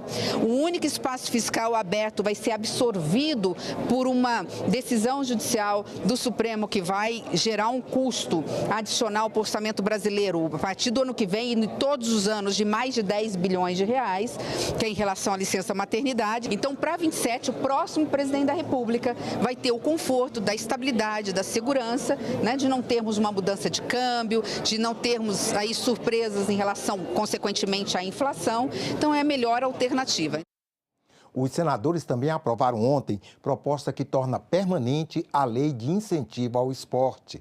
O texto segue para a sanção presidencial. O projeto aprovado pelo Senado torna permanente a Lei de Incentivo ao Esporte, pela qual empresas e pessoas físicas podem deduzir do imposto de renda doações e patrocínios realizados para projetos desportivos. Com a mudança, o benefício fiscal fica desvinculado da Lei de Diretrizes Orçamentárias. O objetivo é dar mais segurança aos recursos para o setor, já que os projetos ligados à LDO estão sujeitos a cortes de verbas e até suspensão em caso de déficit primário. A partir de 2028, as deduções permitidas por parte de pessoas jurídicas passam de 2% para 3% do imposto de renda devido, mantendo-se o patamar de 4% quando se tratar de projetos desportivos ou paradesportivos destinados a promover a inclusão social por meio do esporte, preferencialmente em comunidades em situação de vulnerabilidade social. O esporte, ele é investimento para uma nação, para uma sociedade. Através do esporte, a gente sabe a importância dele. O esporte é a promoção da educação, é a promoção da inclusão e, acima de tudo, da cidadania. Cada R$1 de recurso aplicado no esporte, segundo o relatório do Instituto Sou do Esporte, há um retorno de quase R$13 para a nossa economia. Isso sem falar nos ganhos inestimáveis em inclusão, saúde, educação e cidadania. O projeto de lei complementar aprovado mantém as demais regras sobre prestação de contas, restrições aos doadores e patrocinadores, responsabilidades, divulgação dos dados, infrações e definição de limites pelo Ministério do Esporte. Como ex-atleta, posso dar o meu testemunho pessoal de que como o esporte transforma vidas, dá futuro e gera esperança para tantas crianças do nosso país. É a tábua da salvação e proteção dos nossos jovens contra as drogas e crimes organizados. Não é ser atleta, não é ser o Romário, ser uma Leila, um Caio Bonfim, um Ana Mose, um Emanuel, não é nada disso. É sobre promoção de cidadania, esperança, educação, educar as pessoas. Eu sei que da mesma forma que ele transformou a minha vida e a vida de tantos outros, ele continua transformando a vida, sim, de muitos jovens, de muitas crianças, pelos ricões, porque não é esse quadradinho aqui, não, pelos ricões desse país afora. Outra medida aprovada pelos senadores é a que concedeu reajuste de 9% aos militares das Forças Armadas. O impacto previsto no orçamento é de 3 bilhões de reais neste ano e de 5,3 bilhões em 2026.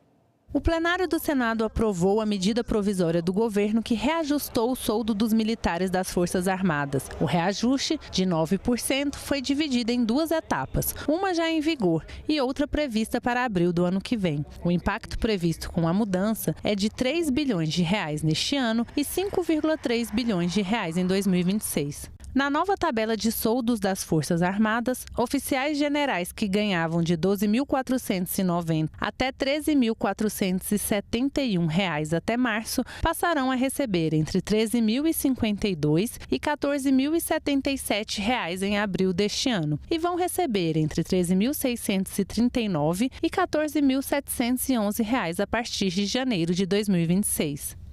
O presidente do Senado recebeu nesta quarta-feira o vice-presidente da República, Geraldo Alckmin, para tratar das tarifas comerciais dos Estados Unidos. As autoridades defenderam a união dos poderes para fortalecer as negociações junto aos norte-americanos. O encontro foi na residência oficial do Senado. O presidente do Congresso, Davi Alcolumbre, e líderes partidários presentes manifestaram união com o governo federal nas negociações para evitar o início da cobrança da sobretaxa americana de até 50% a produtos brasileiros, marcado para começar em 1º de agosto. Registrar ao presidente Geraldo Alckmin e também ao presidente Lula que o parlamento brasileiro está unido em torno da defesa dos interesses nacionais, presidente. Então, eu queria registrar a nossa satisfação de estarmos aqui hoje, recebendo essas informações sensíveis, informações que trazem para a gente todo esse panorama internacional. E vejo nesse momento de agressão ao Brasil e aos brasileiros. Isso não é correto e temos que ter firmeza, resiliência e tratar com serenidade essa relação.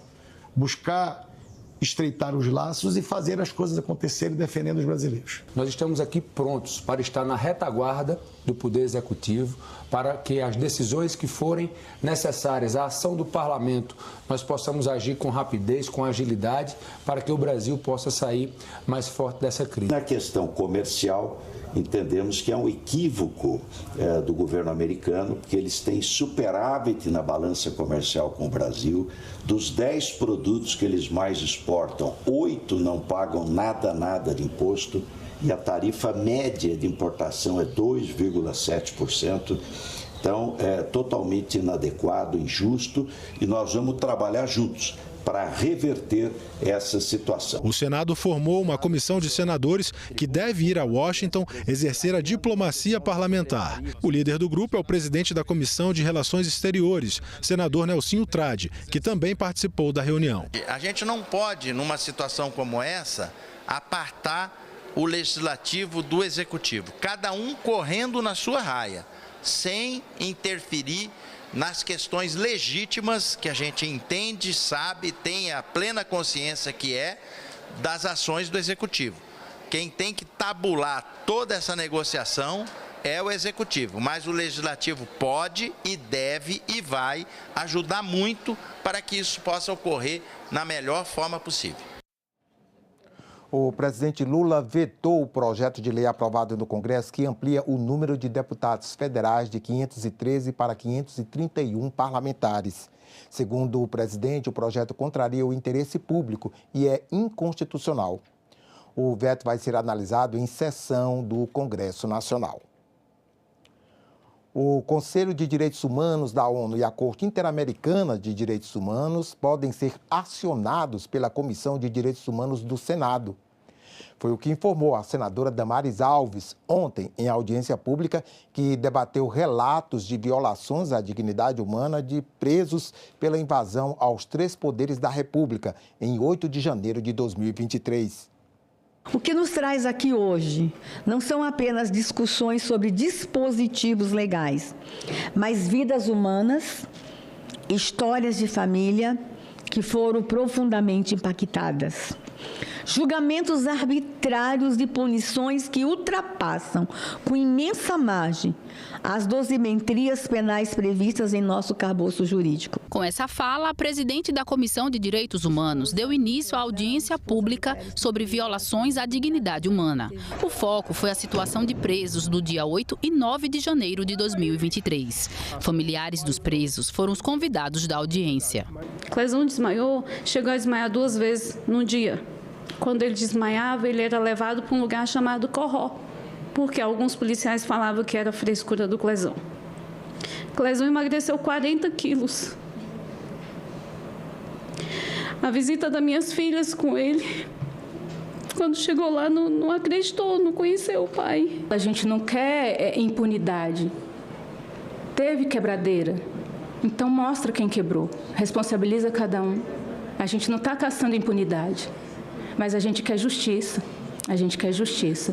Um senhor da idade do Gessé estar num lugar sozinho, sem receber o direito de aposentadoria que ele tem, precisando de doações, isso é desumano, isso é desumano. Meu marido, ele foi condenado sem o devido processo legal, sem provas, não há vídeo, não há fotos, não há reconhecimento por testemunha. Não há nada contra ele. E mesmo assim, ele foi condenado a 14 anos. Os parlamentares que estavam presentes se solidarizaram com os familiares e cobraram providências da comissão, incluindo a apresentação da situação a instâncias internacionais. Peço que essa comissão possa denunciar as cortes internacionais por essas condições injustas referente ao dia 8 de janeiro. Que isso tem que ser levado às cortes internacionais, não pode mais ficar impune. Nós não temos uma democracia aqui. Nós temos uma ditadura da toga, nós temos pessoas que estão caçando implacavelmente quem pensa diferente deles e que está trazendo vítimas, crianças sem os pais, esposas sem os maridos. A senadora Damares reclamou do ministro do Supremo Tribunal Federal, Alexandre de Moraes, que ainda não autorizou um pedido feito pela Comissão de Direitos Humanos para a visita aos presos e informou que irá levar a situação no Brasil a organismos internacionais. A gente termina esse semestre legislativo com essa audiência nessa comissão e torcendo que os testemunhos cheguem aonde tem que chegar. Inclusive, o pedido do senador Jaime foi que a gente fosse às cortes. Na primeira sessão desta comissão, nós vamos propor a ida da nossa comissão à Comissão de Direitos Humanos da ONU e à Corte Internacional, à Corte Interamericana de Direitos Humanos. A proposta de fiscalização e controle para apurar possíveis irregularidades na gestão dos Correios já tem relatório favorável, mas um pedido de vista coletiva adiou a votação na Comissão de Fiscalização e Controle do Senado. A empresa brasileira de Correios e Telégrafos é uma das mais antigas estatais do país, mas tem registrado déficits sucessivos. No ano passado, o prejuízo foi de 2,6 bilhões de reais, o maior entre as empresas públicas federais. No primeiro trimestre deste ano, o resultado negativo chegou a 1 bilhão e 700 milhões de reais, mais do que o dobro do mesmo período no ano anterior. Diante dos prejuízos registrados na estatal, a senadora Damares Alves apresentou a proposta de fiscalização e controle para apurar possíveis irregularidades administrativas e financeiras na gestão da empresa. A proposta foi discutida na reunião desta quarta-feira da Comissão de Fiscalização e Controle do Senado e já tem o parecer favorável do relator. No que tange ao mérito, é necessário que sejam tomadas providências administrativas e fiscalizatórias quanto às manobras contábeis e às demonstrações financeiras dos Correios, especialmente no que se refere à assunção de dívida com o fundo Postales e ao aumento de despesas com patrocínios. Pelos motivos expostos, voto pela admissibilidade e aprovação da proposta de fiscalização e controle número 2 de 2025 na forma do plano de execução exposto. A gente precisa aprovar o relatório do senador Flávio, que acabou sendo um relatório, presidente, muito amplo, com inúmeros encaminhamentos, que eu acho que a gente vai dar uma resposta para a sociedade. Diante de um pedido de vista coletiva, a votação da proposta foi adiada para que os parlamentares possam analisar melhor o conteúdo. O projeto que oficializa o nome da Lei Maria da Penha foi um dos 3 aprovados nesta quarta-feira na Comissão de Direitos Humanos. O texto segue para o plenário com urgência.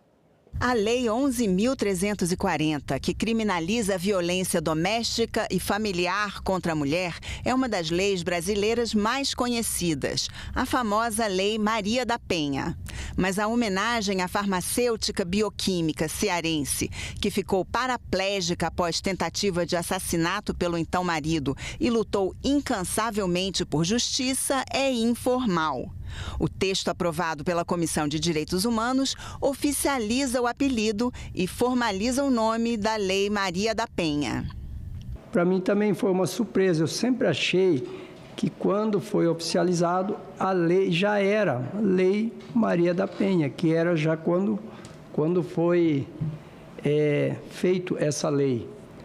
Mas nada mais justo. Também foi aprovado um projeto que torna obrigatórias as eleições diretas para os conselhos tutelares, que segue para análise terminativa pela Comissão de Constituição e Justiça, e outro que aumenta a punição para o crime de dar bebida alcoólica ou substâncias que causam dependência a menores de 18 anos, se a criança ou adolescente consumir a substância. Expressa a opinião da ampla maioria, para não dizer 95% da população, que fica indignado com essa covardia contra as crianças e adolescentes. Foram apresentados os relatórios de 2 projetos que regulamentam a pesquisa e a exploração econômica, inclusive o garimpo em terras indígenas, mas eles não foram votados porque foi concedida vista coletiva. Hoje a gente pôde dar início à discussão das matérias, e são matérias de fato delicadas, que diz respeito à mineração em áreas indígenas e atividade econômica em área indígena. Mas eu queria chamar a atenção de todos vocês, direita e esquerda. Mais cedo ou mais tarde, o Congresso ia ter que discutir isso. Os vetos presidenciais à Lei Geral do Esporte foram um tema de debate na reunião conjunta que as comissões de esporte do Senado e da Câmara fizeram ontem. Um dos vetos pode impedir a participação do Brasil em competições internacionais, como a Olimpíada. A lei foi aprovada com 218 artigos, mas recebeu 397 vetos. Desses, 50 já foram rejeitados e apenas 3 mantidos. Um dos vetos restantes pode até mesmo impedir a participação do Brasil em competições esportivas internacionais, como a Olimpíada. O veto do artigo 1º, parágrafo 2º e 3º, pode isolar o Brasil das diretrizes internacionais da Unesco e do Comitê Olímpico Internacional. Se por acaso nós não tivermos essa relação internacional, o Brasil não poderá participar de nenhuma Olimpíada, nem os Jogos Olímpicos para frente. Então é importantíssimo que esse caso seja levantado por essa comissão. Nós temos que estar de acordo com todo o regulamento internacional. O veto à desoneração fiscal de produtos esportivos também foi objeto de questionamento entre os participantes. As importações de materiais esportivos são importantíssimos para o mundo olímpico. Importantíssimos. Vamos dizer, nossas seleções de voleibol que disputam títulos olímpicos e mundiais, eles precisam de um piso específico que é internacional, que tem qualidades que no Brasil a gente não consegue. Nós precisamos desse incentivo. Então, outro quesito com relação à ginástica, ginástica artística, ela precisa a cada 4 anos mudar todo o seu plantel de equipamentos, porque há mudanças nas regras, os regulamentos. Então, realmente é muito importante a gente entender que a isenção fiscal para esses materiais são importantíssimos. Representantes de mais de uma dezena de instituições trouxeram suas sugestões. Eles pediram não somente a derrubada de vetos, mas a manutenção de alguns deles, como o que acabou com a contribuição para a Federação das Associações de Atletas Profissionais, a FAAP. A FAAP é uma entidade privada que recebeu grandes quantias de dinheiro das transferências de atletas, do salário dos jogadores sem ter prestado contas de como esses recursos são utilizados. 1% de todas as transferências de atleta, 0,5% de todos os salários, supostamente para ajudar os atletas, mas que eu repito, não tem nenhuma prova que esses auxílios de fato tenham acontecido. A senadora Leila Barros, que foi relatora no Senado do projeto sobre a Lei Geral do Esporte, destacou a importância da audiência pública conjunta para debater os vetos. Uma demonstração inequívoca de sinergia em defesa do esporte brasileiro para debater um tema de profunda relevância para o nosso país. A Comissão de Segurança Pública debateu a proposta que corrige o Fundo Constitucional do Distrito Federal pela receita corrente líquida da União. A União repassa dinheiro para a manutenção das áreas de saúde, educação e segurança da capital federal desde 2002 por meio de um fundo constitucional. Hoje, 40% da receita do Distrito Federal tem origem no fundo. Tentativas de mudar a correção anual dos recursos têm sido feitas nos últimos tempos. No ano passado, o governo federal tentou vincular a correção aos limites de despesa do arcabouço fiscal. Para garantir a correção pela receita corrente líquida da União, o senador Isalci Lucas apresentou a proposta de emenda à Constituição número 1. A gente está colocando essa receita corrente líquida aí porque hoje é uma lei ordinária, né? A lei do fundo é uma lei ordinária. Se aqui no Senado, 41 senadores presentes no plenário, 21 dos senadores votarem contra, você derruba a lei. Então, a gente precisa dar mais segurança jurídica, mais estabilidade para o DF com relação a essa correção. Então, estou colocando no texto constitucional. Mas estamos sempre no limbo. Nós somos um Estado, somos um Distrito Federal, temos problemas de Estado e não somos Estado. Nós temos os desafios de Estado e não somos Estado. Então, que o Brasil entenda a necessidade de a gente ter as nossas garantias. Os participantes da audiência pública defenderam a proposta, lembrando que o Distrito Federal não tem vocação econômica. Brasília, então, não foi criada para competir, né? Nós não temos nem espaço para isso, né? Aqui você não tem como instalar grandes indústrias pelo tamanho do território. Apesar de termos aqui uma área rural extensa, de termos produção, mas, assim, no contexto brasileiro, isso não é significativo, né? Isso não traz receita significativa para o Distrito Federal que justifique a sua manutenção. A gente está aqui sustentando prefeituras do entorno que não fazem o seu projeto de saúde, deságua no Distrito Federal, sobrecarrega e aumenta a despesa indevidamente. A correção pela receita corrente líquida é considerada essencial para a manutenção dos baixos índices de criminalidade na capital federal. No ano de 2024, o Atlas da Violência, na verdade, destacou que o DF liderou nacionalmente a redução de mortalidade violenta, queda de mais de 67%. Foi também a maior redução de homicídio entre jovens de 15 a 29 anos. 72% em 10 anos de redução. Brasília é hoje a segunda capital mais segura, perde apenas para Florianópolis, porque Florianópolis é uma ilha, né? Só tem 2 entradas. E aí é fácil. Brasília, Distrito Federal, tem diversas entradas. A gente defende que o Fundo Constitucional, que é a base do nosso mapa estratégico, como bem me ensinou o Coronel Ângeli, né? É fundamental para que haja o perfeito funcionamento da Polícia Militar, da Polícia Civil e do Corpo de Bombeiros. Possivelmente nós temos um único batalhão do Brasil encarregado de cuidar das representações dos entes internacionais numa modalidade extremamente complexa e especializada, né, da segurança pública. A proposta também estabelece a isonomia de salário entre policiais militares e bombeiros de Brasília com a Polícia Federal. Hoje, só a Polícia Civil da capital tem a paridade. Acho justa, meritória, inclusive, né? Mas que também nós não podemos deixar de fora a discussão, né, da paridade entre todas as instituições de segurança pública. A medida provisória que garante o dinheiro para ressarcir os aposentados e pensionistas do INSS que sofreram descontos ilegais no pagamento de seus benefícios foi publicada hoje no Diário Oficial da União. São cerca de 3,3 bilhões de reais dos cofres públicos para compensar os beneficiários lesados pelo esquema criminoso. 2 leis aprovadas pelo Congresso também foram publicadas hoje. Elas pretendem promover o desenvolvimento do turismo no estado de Santa Catarina. A Lei 15.165 cria a Rota Turística Imperial Caminho dos Príncipes. Já a Lei número 15.166 cria a Rota Turística Costa Azul. A Rota Caminho dos Príncipes abrange o trajeto das rodovias BR-181 e BR-280 e 10 municípios, entre eles Araquari, Campo Alegre, Joinville e São Francisco do Sul.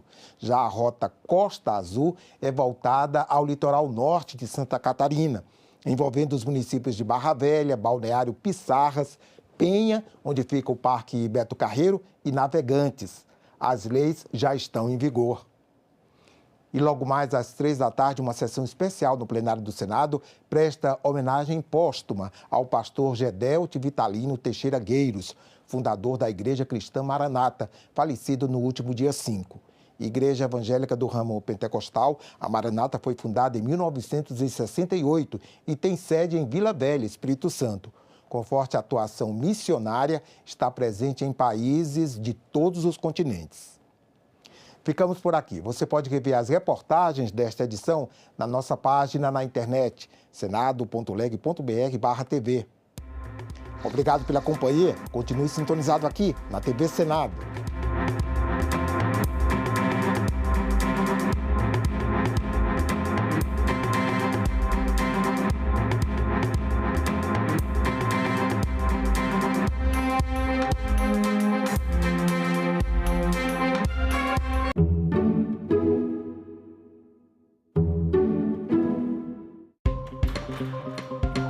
Que é a chamada taxação dos super ricos.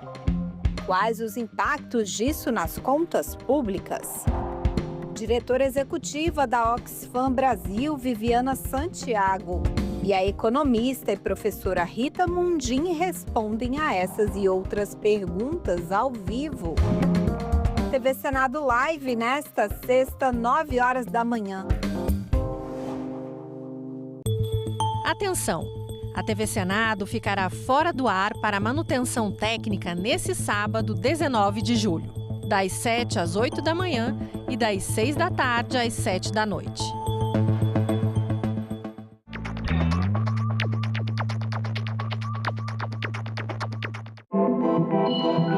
O site do Senado agora mostra projetos de lei em linguagem simplificada. É o Senado Explica, uma ferramenta de inteligência artificial combinada com revisão humana que torna mais fácil entender e acompanhar as leis em debate aqui no Senado. Na página de tramitação das matérias e no portal E-Cidadania, Senado Explica.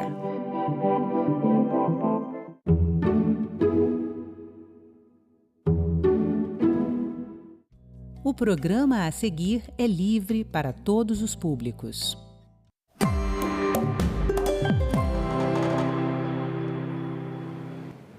Olá, o assunto deste agenda é arrecadação de impostos e corte de despesas públicas. Nos últimos dias de junho, deputados e senadores derrubaram o decreto presidencial de reajuste das alíquotas do Imposto sobre Operações Financeiras, o IOF. Junto com a medida, veio também a cobrança de parte dos parlamentares de que o governo precisa cortar despesas. A questão é, onde?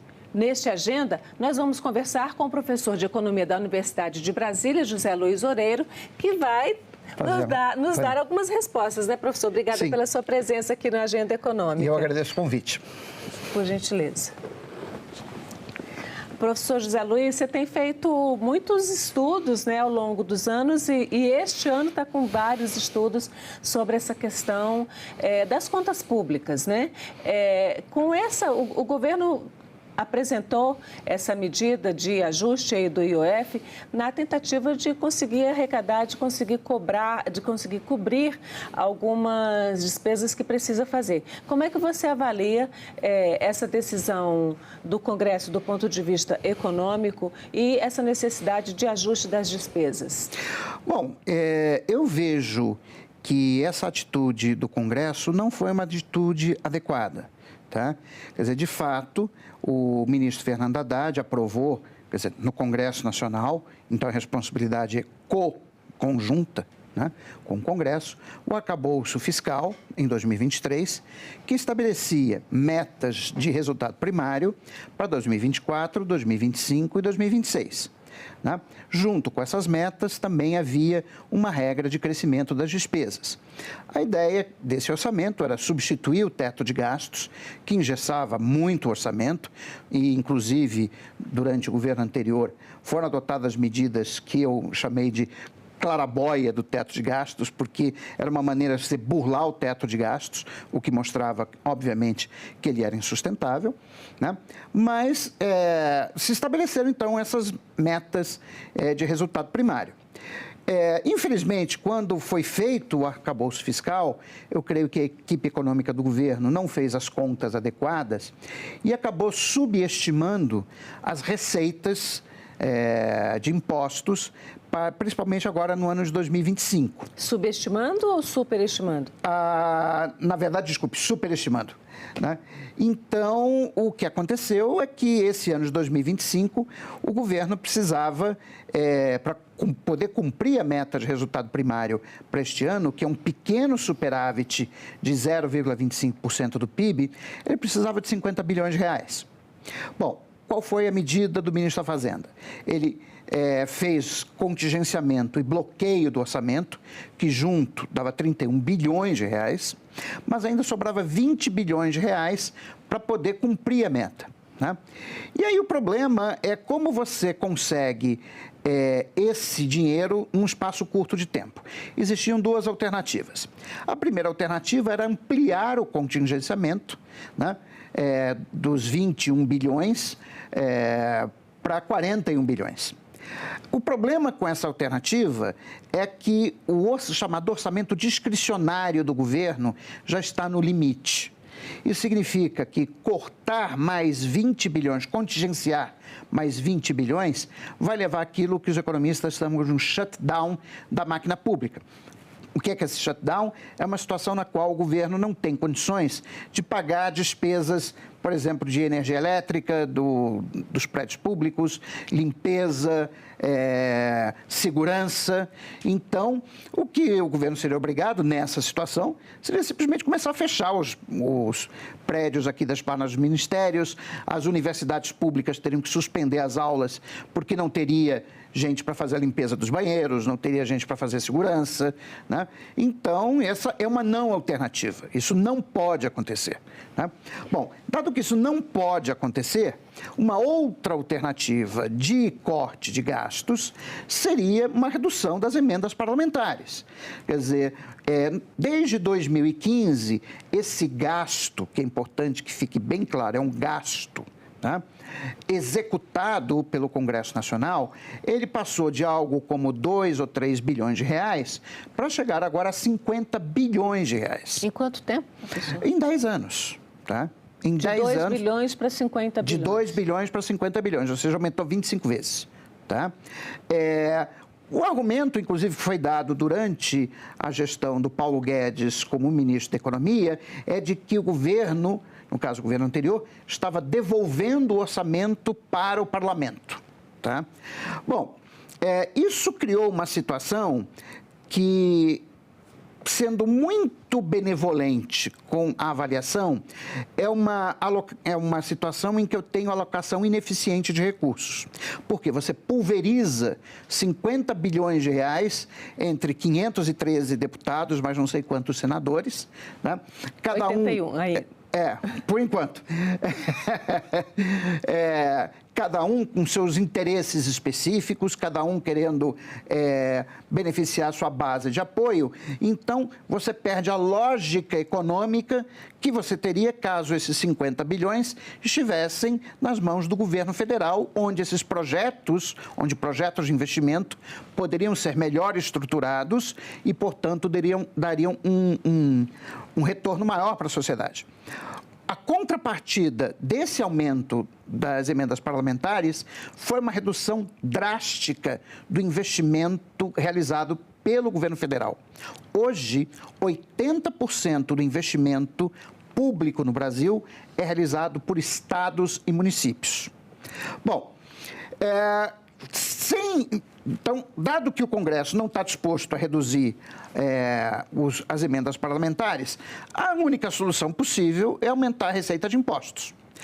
Mas é aí que entra o IOF. Isso. Antes disso, eu só queria ver um pouquinho, você falou que o governo calculou mal a arrecadação. Nesse cálculo estaria a questão da desoneração da folha de pessoal, que deveria ter terminado em 2024, mas foi renovada até 2027, porque é uma estimativa de perda de mais ou menos 25 bilhões. Sim, isso é uma das coisas. Outra coisa foi a renovação do PERSE, que foi um programa adotado durante a pandemia, né, para estimular as atividades de serviço, entretenimento, etc. Só que a pandemia já acabou, então não há nenhuma necessidade desse programa continuar. No entanto, ele continuou. Tá? Então, quando você junta a desoneração da folha, que já deveria ter acabado, junto com o PERSE, que já deveria ter acabado, né, você tem uma perda de receita que havia sido prevista pelo governo, mas que acabou não se realizando. Eu vou, então, pedir ao Wagner, o nosso diretor de gravação, para a gente inverter um pouquinho. Eu preparei alguns infográficos e vamos colocar o infográfico 2, que mostra a perda de arrecadação, e depois a gente volta para o IOF, porque, na verdade, o IOF já entra como uma forma meio de tentar compensar. Só para... Eu nem coloquei aqui o PERSE, mas a medida provisória de abril, que isenta, né, o imposto de renda da pessoa física para 2 salários mínimos, que foi aprovada aqui no Congresso, né, o governo encaminhou e o Congresso aprovou, e que ela gera uma perda de 3,3 bilhões aproximadamente. O PL de isenção de imposto de renda que está no Congresso, né, para avaliação, deve ser votado a essa altura no segundo semestre, e que tem uma redução, aí tem uma estimativa de perda de 26 bilhões de arrecadação, e a desoneração da folha de pessoal, que dá 25 bilhões para 17 setores da economia, e aí a gente já tem mais de 50 bilhões, quase 55 bilhões de perda de arrecadação neste ano de 2025. Sim. É esse aí, aquele os 50 buraco, bilhões que eu tinha falado. Que o governo está correndo atrás esse ano, exatamente. Uhum. Assim, é bem da verdade que foi promessa de campanha do presidente Lula, né, de isentar quem ganhava até 2 salários mínimos. Isso foi feito em 2024. Sim. O que aconteceu é que, como o salário mínimo ele é reajustado todo ano, e agora com base na inflação do ano anterior e no crescimento de 2 anos anteriores, então, como você eleva o salário mínimo para que você mantenha a isenção de 2 salários mínimos, então você tem que mudar o limite de isenção. Sim. Então, isso aí, mas isso é pouco dinheiro, são 3,3 bilhões de reais, esse não é o problema. A desoneração prevista no PL, ela, na verdade, ainda não aconteceu. Sim, tá? Mas é uma previsão de que aconteça esse ano para 2026. Tá? Quer dizer, o que nós temos ali é a desoneração da folha de pessoal, tá? Que já deveria ter acabado, né, e gera uma perda de 25 bilhões de reais. Sim, 25 bilhões de reais é basicamente o que o governo está negociando agora com o Congresso. O IOF, na verdade, é uma tentativa de compensar essa perda de arrecadação da ordem de 25 bilhões. Então, eu vou pedir, vamos entrar agora no IOF, só para a gente ter uma ideia, para o nosso telespectador ter uma ideia melhor, Wagner, vamos colocar a arte do decreto da mudança no IOF, que ela dá alguns pontos principais, o que é que muda, né? Com o decreto e sem o decreto, porque a gente não sabe exatamente como vai ficar, se volta o decreto, se negocia essas alíquotas. Então, cartões internacionais, aí vale crédito, débito e os pré-pagos.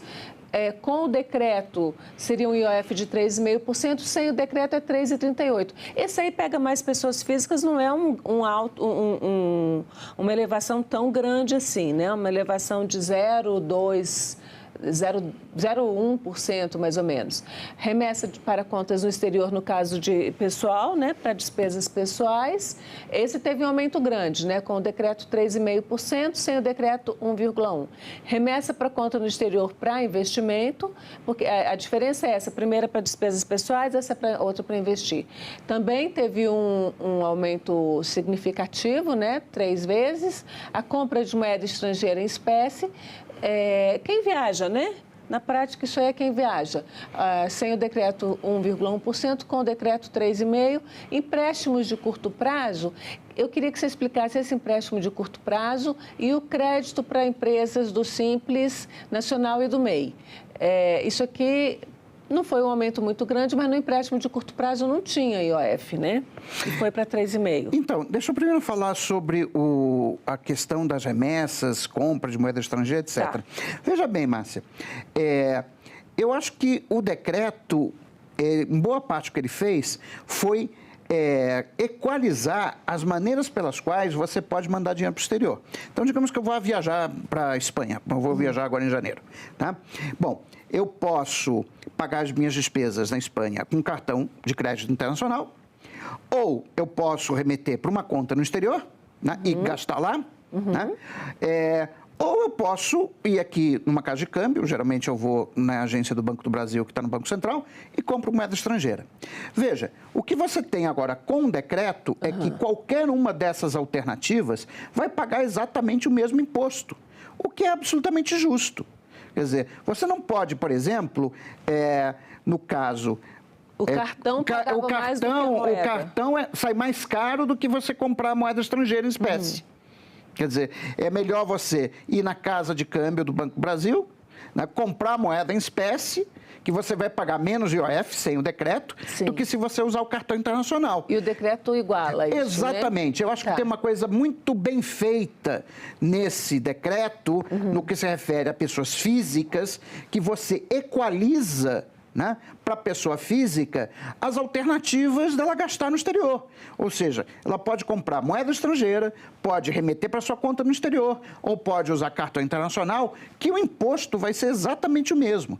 Então, eu acho que isso avançou na equidade fiscal, no sentido de que você está tributando da mesma maneira formas distintas de você realizar gastos no exterior. A remessa para a conta no exterior é que gerou mais polêmica. Tá? Porque de investimentos, isso, né? de investimentos. Ela era 0,38, passou para 1,1. Muita gente gritou, etc. Eu, particularmente, sou defensor, né, de você reduzir um pouco a possibilidade de brasileiros investirem no exterior. Tá? Mas foi ampliada recentemente, não tem muito tempo. Pois é, exatamente. Foi durante o governo anterior que se permitiu que brasileiros pudessem investir em renda fixa e renda variável no exterior. E isso foi um dos fatores que causou aquela turbulência no mercado de câmbio em dezembro do ano passado, que a gente viu que o dólar chegou a 6,30. Dezembro de 24. Dezembro de 24, né? E tanto era uma cotação em real, porque agora o dólar está abaixo de 5,50. Tá? Ele fechou ontem a 6,47. Então, eu, na verdade, se eu fosse ministro da Fazenda, eu colocaria todos esses IOFs iguais, ou seja, 3,5 para todo mundo. Tanto faz se você vai remeter para uma conta no exterior para gasto pessoal ou com investimento. Eu não consigo enxergar por que razão você cobra uma alíquota menor para remeter dinheiro para o exterior para investimento do que quando você remete dinheiro no exterior para poder tomar um vinho francês no Rio Sena. Tá? Realmente eu não vejo nenhuma mudança nisso. Então, eu acho que o decreto, na parte que trata de compras internacionais, cartão internacional, eu acho ele perfeito. Bom, aqui agora, a parte mais problemática são esses dois últimos, que é os empréstimos de curto prazo. Aqui entrava... Isso aqui no Brasil. Aqui no Brasil, exatamente. Bom, por que eu acho mais problemático? Primeiro, que todos nós sabemos que o custo do capital no Brasil é muito alto. Quer dizer, não só a Selic é muito alta, mas quando você vai tomar empréstimo num banco, você vai pagar, sendo um cliente preferencial, você vai pagar 40% a 50% ao ano de taxa de juros. Isso sendo preferencial. Sendo né? preferencial. Quer dizer, e quando você passa de 0% de IOF para 3,5%, o que você está fazendo é encarecendo o custo do capital. Sim. Tá? Isso não é uma boa alternativa. Quer dizer, a gente tem que reduzir o custo do capital, então acho que é uma medida que vai na direção oposta ao que deveria ser feito, que é você reduzir o custo do capital, e para reduzir o custo do capital é bom você não colocar imposto sobre operações de crédito. A mesma coisa para o crédito para empresas do Simples Nacional e MEI. Quer dizer, essas são empresas que já têm dificuldade, né, de conseguir crédito no sistema financeiro oficial. Digo oficial, não é apenas banco público, tá, mas também banco privado. Tá? E com essa medida você simplesmente ainda torna mais difícil, mais caro para essas empresas conseguirem crédito. Então, se eu fosse ministro da Fazenda, essas duas últimas aí eu não colocaria. As outras eu não vejo nenhum problema. Certo. Mas isso dá um aumento de arrecadação que, em certa forma, é o que o governo está buscando, né? Sim, e mais importante, dá um aumento de arrecadação neste ano de 2026. Sim. Porque o IOF é um imposto que não tem que obedecer àqueles critérios de noventena, anualidade, etc, etc. Então, na verdade, ele já estava valendo quando o decreto foi adotado. E vou te contar até uma história pessoal que acabou me beneficiando, mas que eu acho que é contra os interesses do país. Quer dizer, eu comprei passagens internacionais agora no sábado, né, para a Europa, que eu falei que eu vou em janeiro, e eu não paguei esse IOF. Bom, então, nesse caso, de fato, você foi beneficiado. Eu fui beneficiado, mas eu digo que realmente, ok, o governo perdeu receita, para mim, pessoalmente, é bom, mas eu acho que do ponto de vista do país é ruim. Entendo. E aí, então, para a gente passar para a próxima, para a gente ver o que consolida, né, essa compensação. Como é que o governo tenta fazer essa compensação das perdas que a gente tem aí? O IOF, e são pontos, vou pedir isso, o IOF que tem uma arrecadação estimada, esse ano não é tão alta, de 10 bilhões, que valeria a partir de maio, né? O ano que vem, sim, seria maior, de 40 bilhões em 2026, e a tributação dos super ricos, que é uma estimativa de 28 bilhões em 2026, mas também está parada, que seria a compensação, e aí pela isenção. Projeto de lei, né? A compensação pela isenção. Agora, se isso não sai, né, como é que o governo...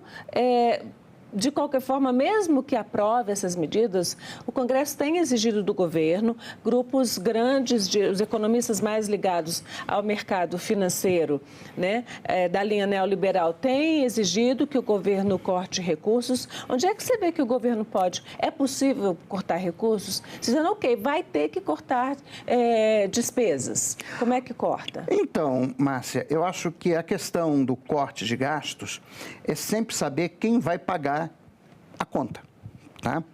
Então, é possível cortar gastos? É possível cortar gastos. A questão é sobre quem vai incidir esse corte de gastos, né?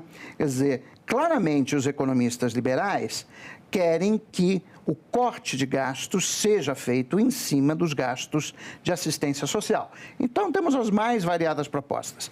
Temos, por exemplo, a desvinculação do BPC do salário mínimo, temos a proposta do Armínio Fraga, que é de congelar o salário mínimo em valor real, não em valor nominal, congelar por 6 anos, né? São propostas que geram uma redução do crescimento dos gastos ao longo do tempo, só que vão recair sobre aquela parcela mais pobre da população brasileira, que ganha entre 1 a 2 salários mínimos. Uma outra medida de corte de gastos seria você cortar os gastos tributários, né, que são, gasto tributário são aquelas isenções fiscais. Como as desses 17 setores. Exatamente. Mas que foi prorrogada até 27. Esse é o e como o PERSE, né, que foi um programa feito durante o governo Bolsonaro, durante a pandemia, para estimular as atividades de serviço e entretenimento, e acabou a pandemia e continua o programa. Isso é gasto, né? Isso tem que ter, o nome dele é gasto tributário, porque é um imposto que deveria ser cobrado e não está sendo cobrado. Então, deixa eu só fazer aqui uma explicação, pedir que você faça uma explicação até para o nosso telespectador. A gente colocou o título do programa onde o governo pode cortar despesas, né? Em alguns momentos se fala em despesas, em outros momentos se fala de gastos. Como é que você diferencia uma coisa da outra dentro de orçamento público? Olha, eu não vejo muita diferença do ponto de vista semântico, quer dizer, gasto e despesa é a mesma coisa. A não ser que você faça uma pequena distinção, que gasto é aquilo que você efetivamente sai da conta única da União, né? E a despesa é aquilo que poderia entrar na conta única da União, mas não está entrando por causa de benefícios tipo PERSE, desoneração fiscal, etc, etc. Tá? Então, eu acho que existem muitas despesas que poderiam ser cortadas, no sentido de que são benefícios tributários que, na sua maioria, são dados ou a quem não precisa mais, como é o caso do PERSE, ou são benefícios tributários, como o das desonerações dos 17 setores, que até hoje eu não vi nenhum estudo econômico de custo-benefício em que fosse demonstrado que o benefício para a sociedade brasileira dessa isenção tributária supera os custos em termos de perda de arrecadação Quais de impostos. seriam os benefícios para a sociedade que justificariam esses... Então, em tese seria a ideia de que são setores muito intensivos em mão de obra e de que quando você reduz os encargos sobre folha de pagamento, isso estimularia a criação de empregos. Né? O que eu vejo nos estudos internacionais sobre emprego, né, é que o que realmente afeta a criação de emprego é o crescimento econômico. Então, quando a economia está crescendo bem, como ela vem feito, né, em 2022, 2023, 2024, num ritmo acima de 3% ao ano, você gera milhões de postos de trabalho formais, CLT. Agora, quando a economia cresceu pouco, como foi no período de 2017, 2018, 2019, né, a gente viu que a criação de empregos foi muito pequena. Apesar da reforma trabalhista, apesar da desoneração dada a esses setores, a taxa de desemprego entre 2017 e 2019 ficou acima de 10%. Entendo. Eu vou pedir, Wagner, para colocar uma outra questão sobre onde o governo pode cortar, porque o governo já fez ajustes, aquilo que você falou no começo, mas a gente tem os números aqui. Bloqueou 10 bilhões do orçamento, esses ajustes foram anunciados em maio, e contingenciou 21 bilhões, ou seja, aí já tem os 31 que você se referiu no começo. Onde é que poderia fazer mais, se você acha que pode fazer mais, contingenciamentos, bloqueios, você falou que se fizer para a máquina. Então, você acredita que não dá para cortar mais do que isso? Eu acho que o Congresso Nacional poderia dar a sua contribuição ao país, reduzindo as emendas parlamentares de 50 para 30 bilhões. Ele corta os 20 bilhões necessários. Assim, simples. Quer dizer, o que não pode acontecer é uma situação em que o Congresso Nacional fica criando despesas para o Executivo pagar, ainda mais agora essa proposta, que embora não gere muito gasto, de aumento do número de deputados. Tá? Quer dizer, num contexto em que o governo está procurando cortar despesas, vem o Legislativo e cria mais despesa, não me parece ser uma coisa muito ética, para dizer o mínimo. A gente está no momento em que está no momento de maior quantidade de emprego, quase o pleno emprego no país. A gente está com a inflação, ainda está acima do teto, a taxa de juros está muito alta. Como é que a gente equilibra, né, essa questão entre a arrecadação, que se tem muito emprego, arrecada mais, porque mesmo com as empresas isentadas, você tem uma arrecadação grande sobre a folha. Como é que a gente equilibra esse momento econômico do país? Então, é aí que entra a questão da política monetária, que eu sou o crítico ferrenho há mais de 20 anos. Veja, Márcia, com o juro no patamar que está, de 15% da Selic, tá?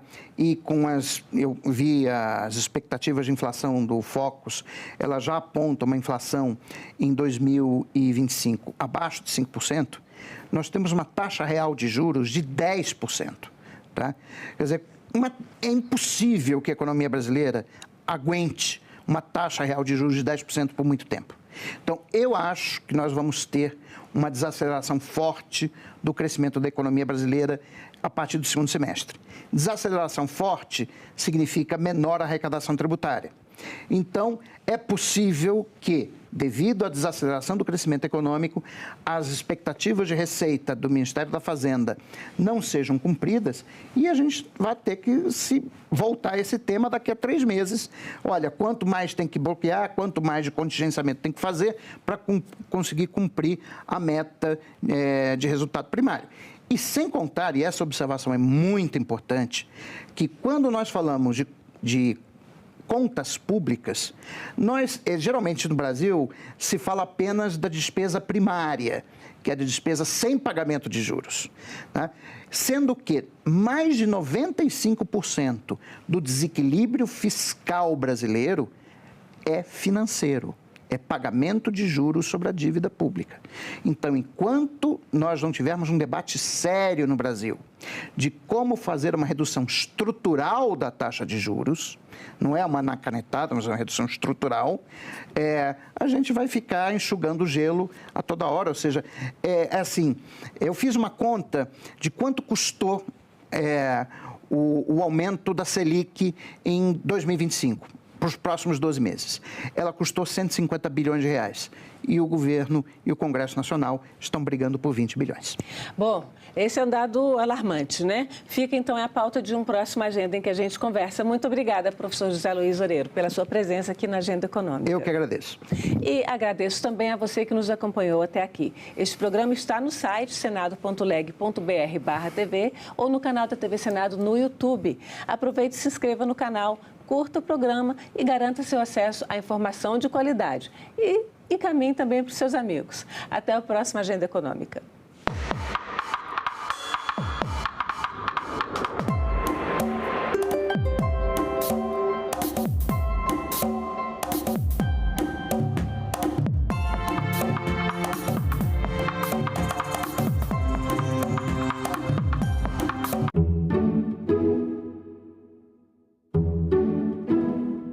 A minha tia trabalha fazendo roupas e ela falou, não, você quer fazer os laços? Aí eu comecei a fazer. Eu decidi para arrumar emprego na hora que eu terminasse a escola. Eu penso que jovem tem que investir primeiro nos estudos. E nós estamos num momento da nossa sociedade que nós precisamos contar com cada mão de obra. O foco não tem que ser incentivar o jovem, talvez, no mercado de trabalho, mas sim incentivar a continuidade do estudo do jovem. Em discussão, hoje, 20h, aqui na TV Senado. Atenção! A TV Senado ficará fora do ar para manutenção técnica nesse sábado, 19 de julho, das 7 às 8 da manhã e das 6 da tarde às 7 da noite.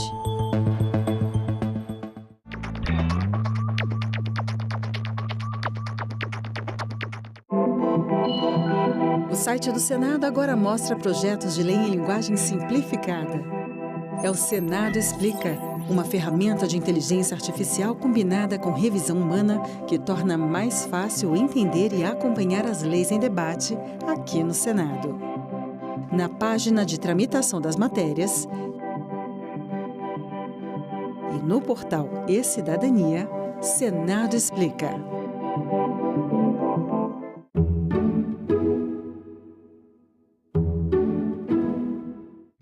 O programa a seguir é livre para todos os públicos.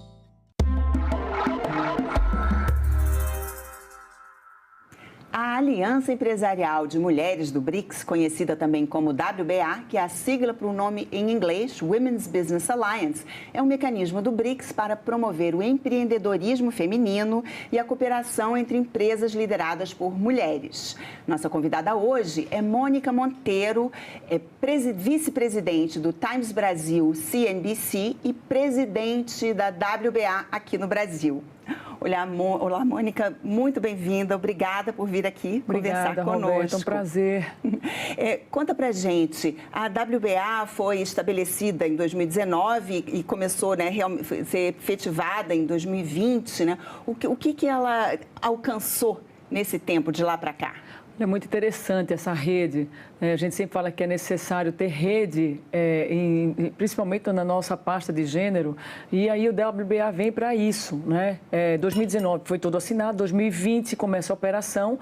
Aqui no Brasil ela é administrada pela CNI, pela Confederação Nacional da Indústria, e aí a gente trabalha na mesma governança em todos os países. Hoje eu sou a global porque o Brasil é um país global do BRICS. O ano que vem será a Índia, então o país global será a Índia, né?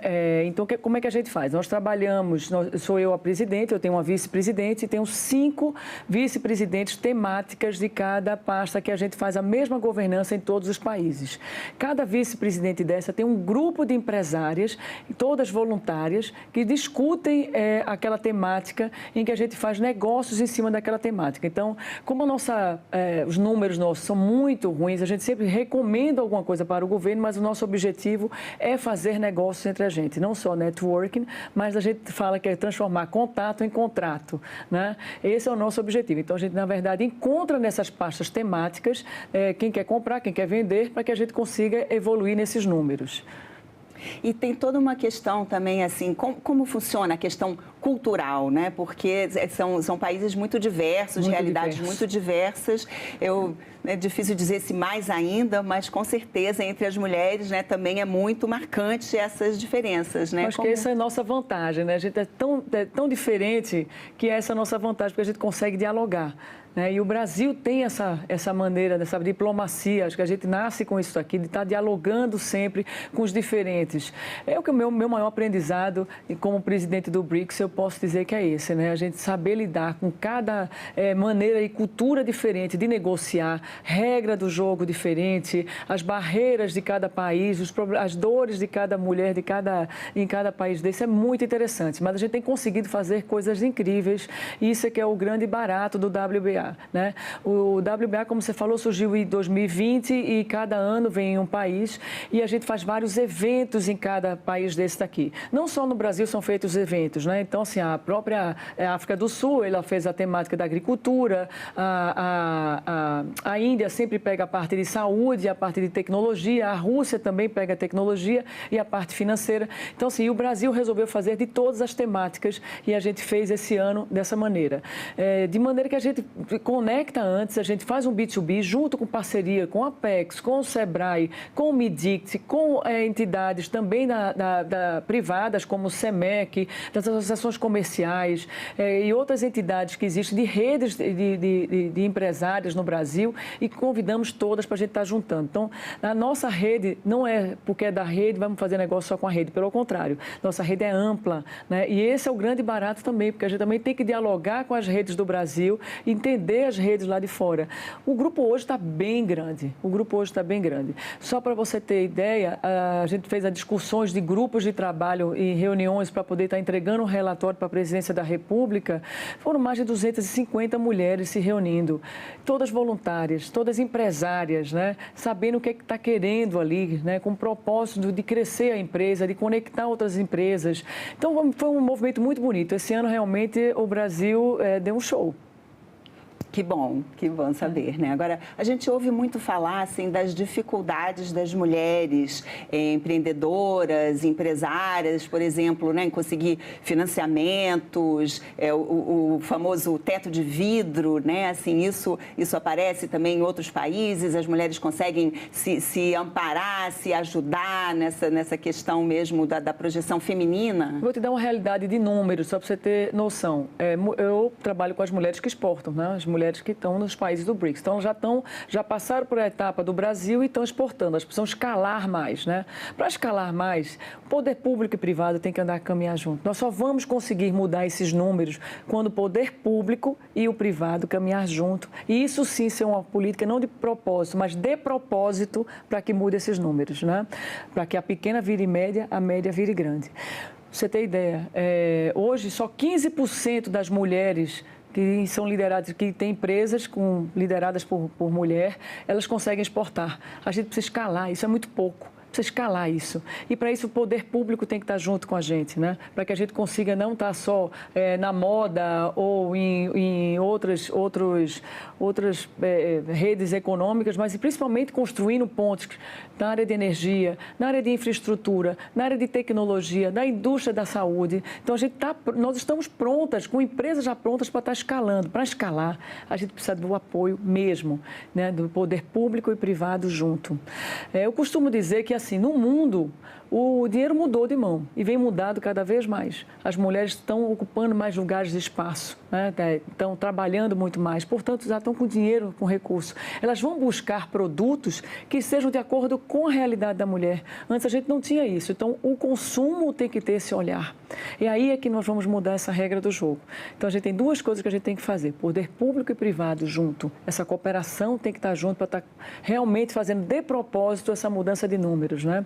E pensar que a gente vai estar mudando esse consumo, porque é a mulher que vai escolher um produto de acordo com a realidade dela, né? Vai escolher um celular que caiba na mão dela, não que tem. Vai escolher um carro que seja com a anatomia dela, né? Vai escolher um remédio que seja para o corpo dela e assim por diante. Então, o olhar da planta da fábrica ao comércio, à indústria, à agricultura, vai ter um olhar feminino. E para isso a gente vai estar mudando a economia.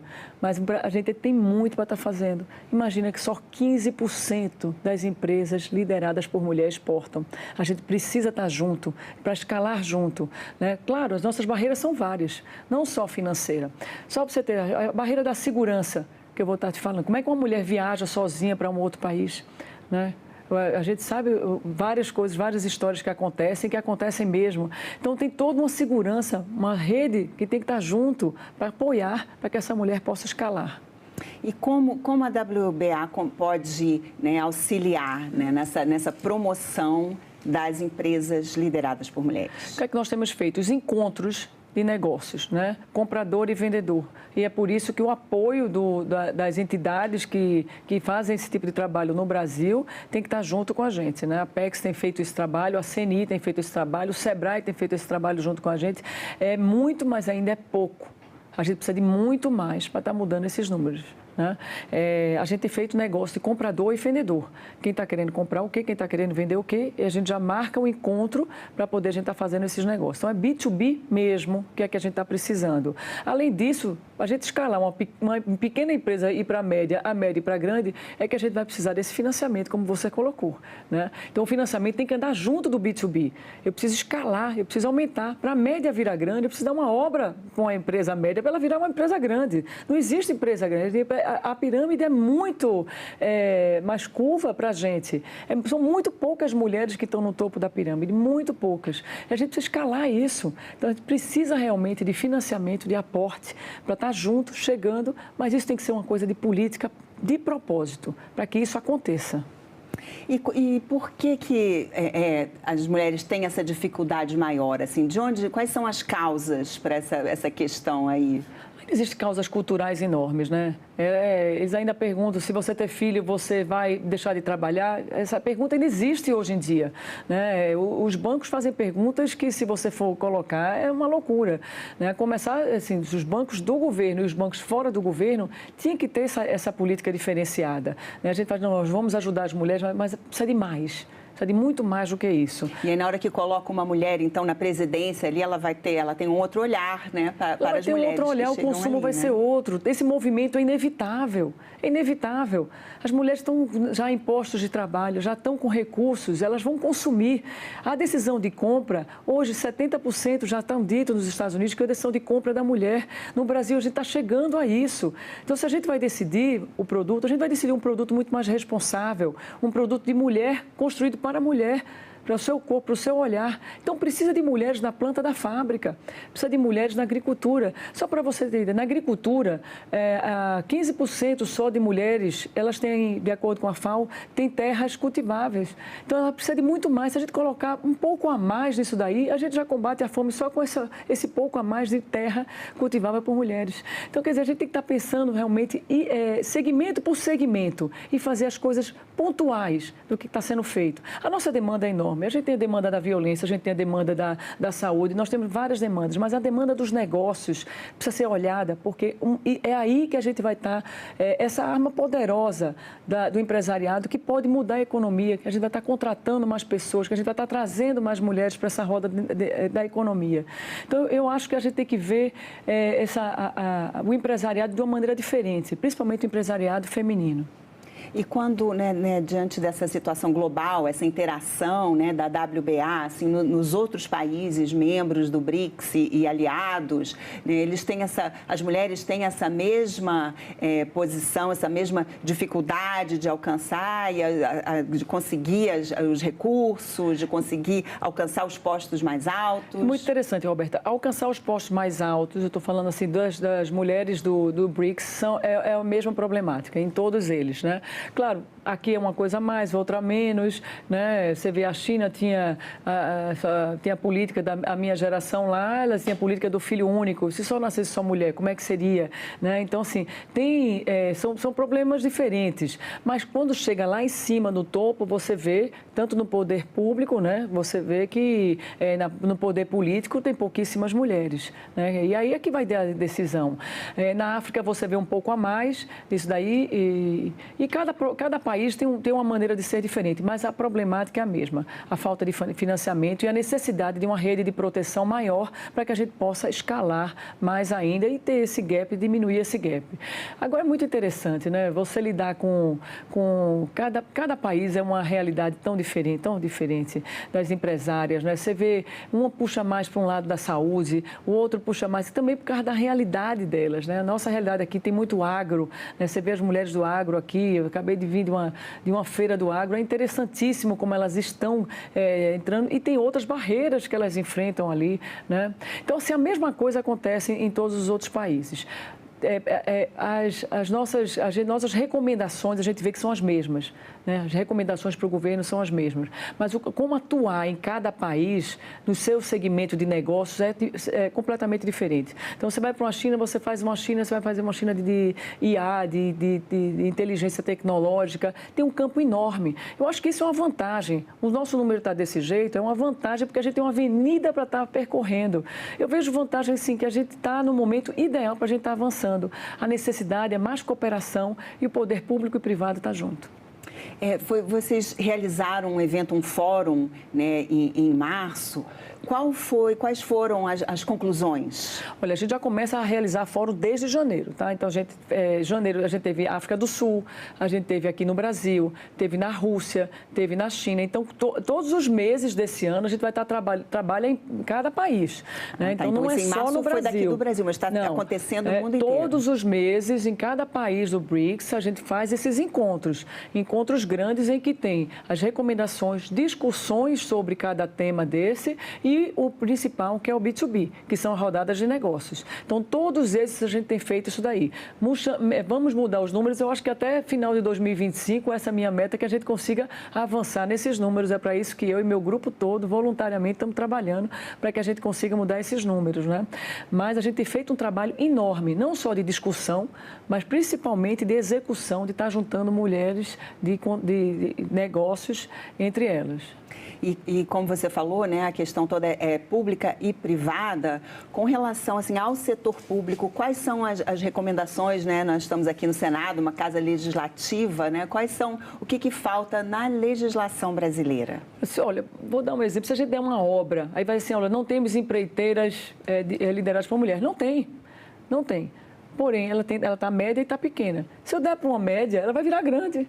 E o ano que vem ela já vai estar dentro da pirâmide de empresas grandes para ser disputada. Então, o que a gente quer, na verdade, são oportunidades para que a gente possa escalar junto e competir igual para igual. É isso que a gente quer, competir igual para igual. Mas, para isso, a gente precisa escalar. Né? Para escalar, precisa estar junto disso daqui. Então, precisa de alguns regulamentos para que a gente consiga inserir. Daqui a pouco vai estar tudo normalizado. Mas esse pulo a gente precisa dar. É necessário isso daí. É necessário estar colocando. Já é urgente, no mundo todo já está fazendo. E o Brasil precisa fazer isso cada vez mais, né? Então, esses mecanismos poderiam ser, por exemplo, cotas? Eu não diria, essa palavra toda, tem gente que é a favor, que é contra, tal, mas eu acho que é inserir, ela ser mais inclusiva mesmo. Né? A gente está falando aqui de obras, né? uma obra de uma empresa pequena, de construção civil pequena, ela só vai se tornar média quando ela ganhar alguma coisa. Ganhar não, porque ela vai competir de igual para igual. Mas eu preciso colocar ela dentro dessa economia. Como você vai chamar, se isso é cota, se isso é um percentual, se isso é uma meta? Vamos colocar isso como uma meta para a gente colocar e chegar a 30%, a 35%. Vamos colocar numa meta, né? E para isso precisa ser colocado. Tem que ter um olhar, né? Tem que ter um olhar de propósito para que isso aconteça. Então, precisa desse olhar, que seja... eu tenho um propósito. Não, propósito, eu quero de propósito, que a coisa aconteça na ação. Não só nisso, estou dando um exemplo aqui, mas são em todos os outros segmentos, para que a gente consiga realmente ter e avançar nisso, escalar, que a gente fala. Né? Então, não adianta eu ficar só na pequena, só na média. Para isso, eu preciso desse apoio para esse começo agora, porque a gente vai dar entrega. Daqui a pouco, quando tiver 30%, 35%, a regra é igual. Tem alguns projetos, né, de cooperação, por exemplo, um projeto algodão que está sendo desenvolvido. A gente pegou o algodão e outros projetos, porque vai da agricultura à indústria, né? Passando pelo tingimento, pela moda. Então, a gente participou de Fashion Week na Rússia, na China. Agora a gente está trazendo toda a parte de moda, com design, com tudo, que vai ser exibido agora no Summit no Rio de Janeiro, da moda da China. Está mostrando aqui para cá. Então, a gente está tentando fazer todo esse cruzamento, principalmente do algodão brasileiro, porque o algodão brasileiro a gente exporta muito o algodão, né? É consumido pelo mundo todo e esse movimento tem que estar crescendo mais, mas a gente também está produzindo aqui. Então, é importante que essas empresas, tanto da Índia quanto da China, vejam o nosso algodão, vejam a qualidade do nosso algodão, para que a gente possa vender também para as empresas lideradas por mulher. Mas aí, nesse caso, então, é o algodão já beneficiado, trabalhado, tecido... O algodão aqui no Brasil, ele é mais vendido, ele é cru, in natura mesmo. Né? Então, assim, a gente precisa construir mais essa indústria aqui no Brasil. Para isso, a gente precisa conectar comprador e vendedor, para que a gente consiga deixar também esse algodão aqui e misturar com o algodão de outros lugares. Né? Eu lembro que a presidente da Etiópia ligou para mim e falou assim, e o algodão da Etiópia? Eu digo, por que não está junto? Né? Isso é que é o grande barato também dessa rede. Essa rede a gente não diversifica nem por partido, nem pelo contrário, todo mundo está junto. Né? Eu acho que a rede de mulheres, por essa casa também ser desse jeito, né? Acho que a Câmara e o Senado têm mostrado isso, que na pauta de gênero a gente está tão aquém. A gente precisa tanto mudar os números da gente, que é de 15% para a gente chegar a 35%, é mais que dobrado o que a gente está fazendo, que a gente não pode ter. Então, a gente se junta de todos os movimentos. Por isso que o WBA recebe todos os movimentos de mulheres que trabalham para a pauta de empresariado, de empreendedorismo. Recebemos todas elas, convidamos todas para estarem nos eventos conosco, tanto na China, quanto na África do Sul, quanto na Índia. Né? E a gente vai estar ainda trabalhando até esse ano 2025 todo, em cima dessas rodadas de negócios. Um outro projeto muito interessante é a Orquestra Sinfônica do BRICS. O que é isso? A Orquestra Sinfônica do BRICS, a gente está trabalhando ainda nessa temática, porque a música, ela passa por todos os países, né? Todos os encontros nossos, a gente tenta trazer um pouco da cultura de cada país, porque a gente só faz negócio com quem a gente conhece, a gente não faz negócio com quem a gente não conhece. E a cultura é a maneira de estar conhecendo. A música foi o que a gente achou, em que poderia ser um elemento de união de todas nós. E aí a Rússia conhecia a música brasileira, os instrumentos, e aí as universidades estão se comunicando para estar construindo essa orquestra sinfônica e poder estar trabalhando numa orquestra única WBA. Mas ela tem algum enfoque assim feminino? 100% de mulheres. Só mulheres? 100% de mulheres. Só de mulheres. Só de mulheres. É um trabalho que está sendo feito ainda pelas universidades, com regras claras, para que cada universidade depois venha dar aula. Então, está sendo feito ainda com regras claras, é a mesma coisa do algodão, sabe? Com regras claras para que a gente possa fazer o trabalho do algodão e todas poderem estar trabalhando em cima dessa temática. E aí essa orquestra depois vai viajar pelos países do BRICS? Tomara que venha muito patrocinador para ajudar. Como eu falei, a gente é voluntário, nós somos subordinados à CNI, mas a gente, na verdade, pega todos os parceiros para estarem ajudando, e aí é que eu falo mesmo, né? É sair do propósito para o de propósito, para que a gente possa fazer projetos como esse, estar percorrendo o mundo todo. E qual é a visão, assim, até o fim do ano, assim, o que o Brasil, a presidência brasileira, né, gostaria de entregar, né, na conclusão? O MIDICT tem feito pesquisa com esse recorte feminino, que é uma coisa muito interessante, porque não existia. A gente não sabia como é que era o número de mulheres que eram empreendedoras na exportação. E hoje a gente já tem esse número, né? A gente sempre soube do micro e pequena empresa, que é liderada por mulheres, mas a gente nunca soube dentro da pirâmide, essa mulher média que está aqui com essa dor da exportação, com todas as barreiras, não é da língua, mas do medo, de outras coisas que é interessante a gente discutir aqui depois. Como é que essa mulher pode escalar, né? Como é que ela pode estar fazendo tudo isso aqui? Então, eu acho que esse momento... Eu até me perdi. Esse momento do MIDICT, quando o MIDICT fez essa parte toda de pesquisa, né, ela fez esse recorte e a gente hoje tem 15% de mulheres que exportam. Eu espero que no final do ano a gente chegue a pelo menos 19% de mulheres que consigam exportar para que esse número mude, né? Quando uma mulher exporta, ela está escalando, está colocando já o seu dinheiro em outra moeda, a qualidade chega num outro nível, a exigência é outra, o produto melhora, né? Ela emprega muito mais, o salário de quem ela emprega é maior, entendeu? Então, você vai vendo que a pirâmide vai mudando a qualidade disso tudo. Portanto, a gente vai estimular, sim, a mulher a exportar com responsabilidade, né? Não é exportar dessa maneira, chega lá e vai fazer... Não, tem todo um trâmite de responsável. Por isso que é importante estar sempre conversando com as entidades como a PEX, como outras, como o SEBRAE, como outras entidades, como a CNI, que possa realmente ajudar. Tem que ter advogado junto, tem que ter um apoio junto, tem que entender quem é que está comprando do outro lado, tem toda a barreira legal de cada país, tem como assinar, né? Cada formulário é diferente um do outro. Quer dizer, existe uma burocracia diferente disso tudo que é importante a pessoa saber, senão não vai conseguir fazer a sua primeira exportação. E quem faz a primeira não deixa de fazer mais. Porque isso traz sempre, né, assim, ganhos. Sempre ganhos. E tem sido muito importante essa parceria com o MIDICT, sabe? Porque ele fazer esse recorte, a gente conseguir saber onde é que nós estamos e o que é que nós queremos, isso aí só foi possível porque tinha parceria do Ministério junto e de outros organismos do governo junto com a gente. E aí, depois que concluir, entregar a presidência do WBA, né, o ano que vem vai para a Índia, e aí você volta a ser presidente do capítulo nacional. Do capítulo nacional. Então, nós somos convocadas, continuamos fazendo a rodada de negócios, continuamos fazendo todo o trabalho, só que agora o foco vai ser na Índia.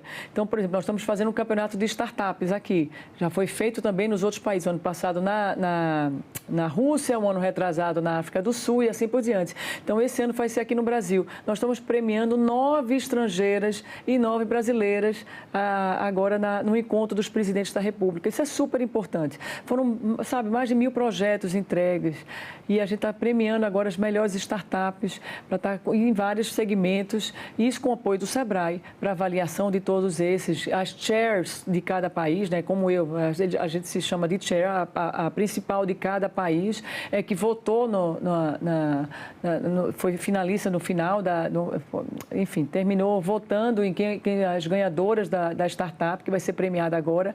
Então, isso é super importante. Então, próximo ano, a Índia que vai fazer essa competição, né? E aí a gente tenta fazer todo um trabalho que foi feito nos países, tem uma governança super interessante, todo país tem a mesma estrutura, né? Então, a gente consegue falar com o igual da gente do outro lado, não só eu como presidente, mas cada líder desse. Então, tem uma líder da área da saúde, consegue falar com a líder da área de saúde de cada país desse, cada líder da área de saúde, embaixo tem várias empresárias. Então, a gente consegue convocar todas elas para uma reunião de uma maneira interessante, né? Você vai falar de inteligência artificial na saúde, a gente consegue convocar e aprender cada vez mais o que está sendo feito na Índia, na Rússia. Então, é um aprendizado muito grande. Mônica, muito obrigada pela entrevista e parabéns aí pelo trabalho. Tomara que aumente muito o número de mulheres empreendedoras. Muito obrigada, Roberta. E eu agradeço também a você que nos assiste. Essa entrevista já está disponível no nosso site, senado.leg.br/TV e no canal da TV Senado no YouTube. Mais uma vez, obrigada e até o próximo Cidadania Mulher.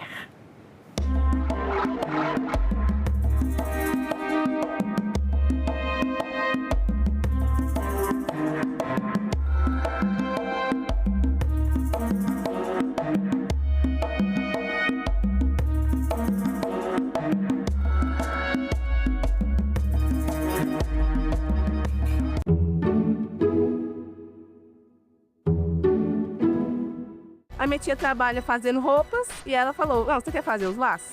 Aí eu comecei a fazer. Eu decidi para arrumar emprego só na hora que eu terminasse a escola. Eu penso que jovem tem que investir primeiro nos estudos. E nós estamos num momento da nossa sociedade que nós precisamos contar com cada mão de obra. O foco não tem que ser incentivar o jovem, talvez, no mercado de trabalho, mas sim incentivar a continuidade do estudo do jovem. Em Discussão, hoje, 20h, aqui na TV Senado. Atenção! A TV Senado ficará fora do ar para manutenção técnica nesse sábado, 19 de julho, das 7 às 8 da manhã e das 6 da tarde às 7 da noite.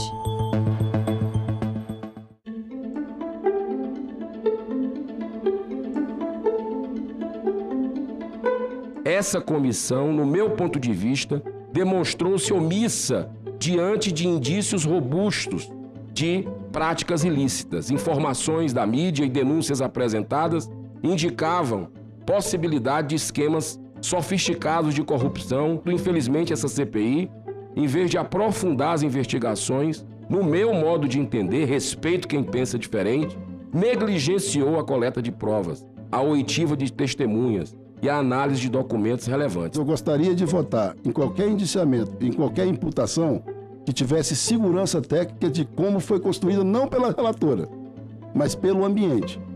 A partir do momento que a gente começa a votar e começa a se ilustrar por imputações, por ilações, cada um se torna responsável por aquilo que defende. Eu nunca recebi um centavo de negócio de jogo, mas eu sei que financia o esporte no país e tem as contrapartidas de publicidade, de imprensa. Muita gente chegou a falar para mim, e fulano, e Beltrano. Eu disse o seguinte, eu não tinha material suficiente. E eu tenho indícios, sim, mas eu não quero, de forma alguma, expor ninguém. Encerrada a votação, o resultado sim, 3 não, o relatório foi rejeitado. Eu farei a entrega do relatório e de toda a documentação que nós colacionamos para as autoridades competentes. Seria uma omissão eu recolher tudo o que foi feito durante esse período e engavetar. Eu sei, e outros senadores todos sabem, das questões que foram levantadas durante o período da CPI. Então, eu saio feliz, com a missão cumprida, e todos os brasileiros saberão, não terminou e não terminará em pizza.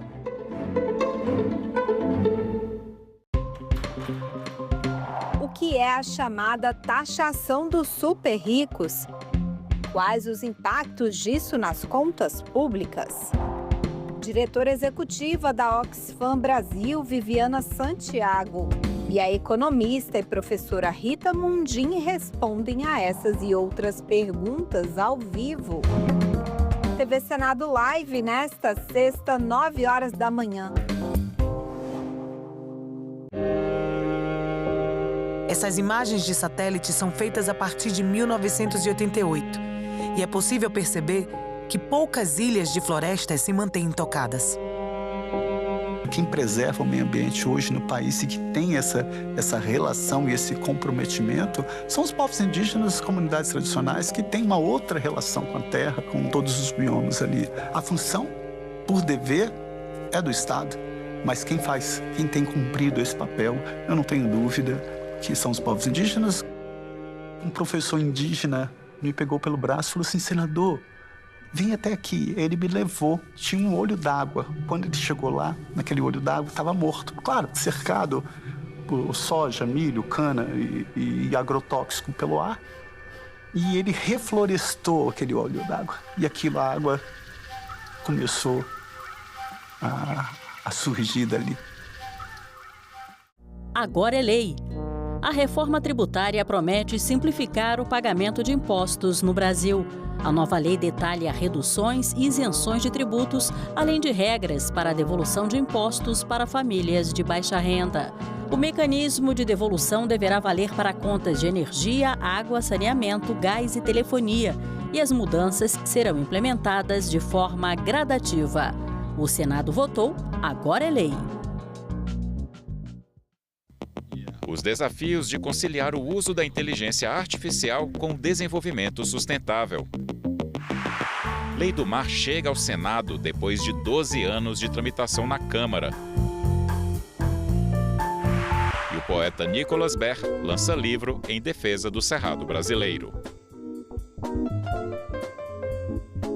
Ecocenado, neste sábado, 9 horas da manhã, aqui na TV Senado. Oi, pessoal! Você já ouviu falar em captação ilícita de sufrágio? É a chamada compra de votos, que é crime eleitoral. Aquele favorzinho em troca do seu voto, tipo dinheiro, emprego, cesta básica. Teve candidato que prometeu até pagar festa de formatura. É isso mesmo. Eu vou explicar, mas antes, roda a vinheta, diretor.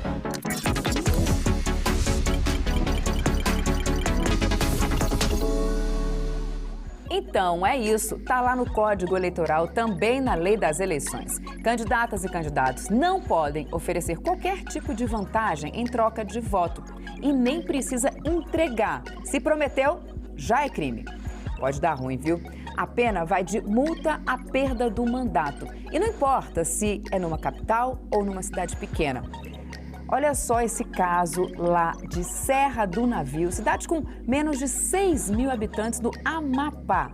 Um candidato a vereador prometeu pagar a festa de formatura de 30 alunos de ensino médio, em troca dos votos deles nas eleições de 2020. Ele foi eleito e o caso veio parar na Justiça Eleitoral. Aí, o Fausto José dos Santos foi condenado por compra de votos, teve diploma cassado e ainda levou uma multa. No julgamento do TSE, que confirmou a cassação, o relator ministro André Mendonça destacou a gravidade do caso. A conduta ganha maior gravidade diante do contexto de envolver compra de votos de jovens do terceiro ano do ensino médio, de uma escola pública localizada em região carente. Jovens que muito provavelmente, e nós temos aqui alguns estudantes de direito, estavam exercendo seu direito ao voto pela primeira vez. Por isso, vamos lembrar, voto não é mercadoria. E fique atento, o eleitor que vende o voto também comete crime eleitoral, com pena de até 4 anos de prisão e multa. Então é isso. Quer saber mais sobre o que pode e o que não pode nas eleições? Segue a gente nas redes sociais e ativa o sininho no YouTube. Tchau!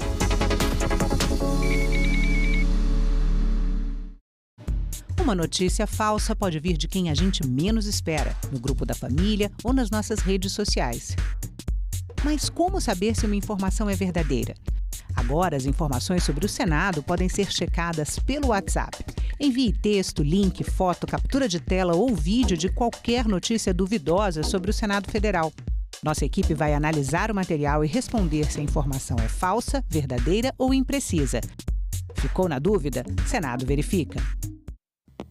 Os desafios de conciliar o uso da inteligência artificial com o desenvolvimento sustentável. Lei do Mar chega ao Senado depois de 12 anos de tramitação na Câmara. E o poeta Nicolas Ber lança livro em defesa do Cerrado brasileiro. Ecocenado, neste sábado, 9 horas da manhã, aqui na TV Senado.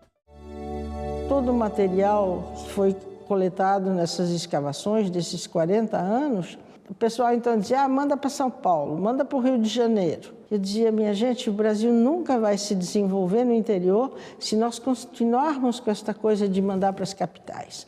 Nós precisamos guardar isto aqui, porque é aqui que viveram esses povos e isso tem que servir para ajudar a população que mora aqui hoje, né? Antigamente, os pesquisadores vinham todos de São Paulo, de Pernambuco, de outros estados. Agora nós temos aqui a Universidade Federal do Vale do São Francisco, que está formando pessoas. Hoje, a maior parte da população enxerga o Parque Nacional Serra da Capivara, a Fundação Museu do Homem Americano, como instituições, né, extremamente importantes para as pessoas, para a região, né, do semiárido do Piauí.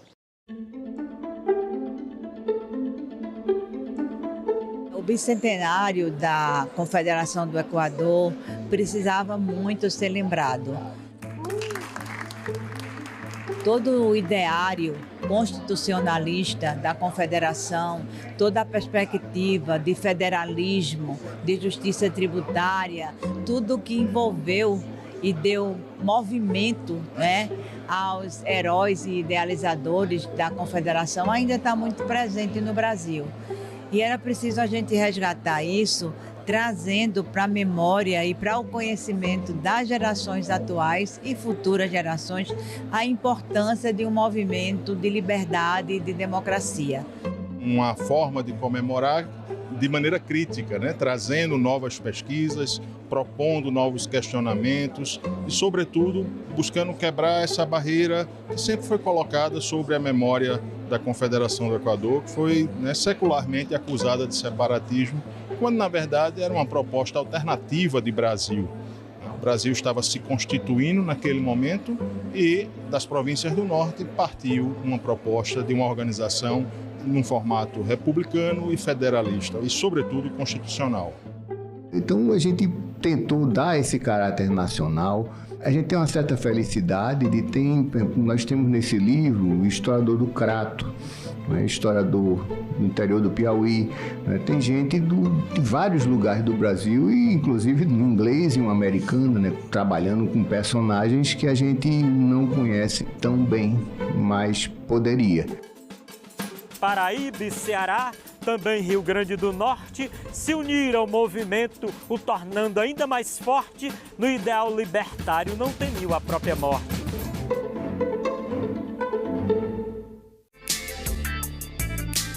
O futebol chega no Brasil através dos ingleses, estava restrito, né, à prática pelos brancos. Acontece é que os negros começam a perceber ali que aquilo é alguma coisa interessante, né? Então eles começam a tomar conta, a modificar aquele futebol.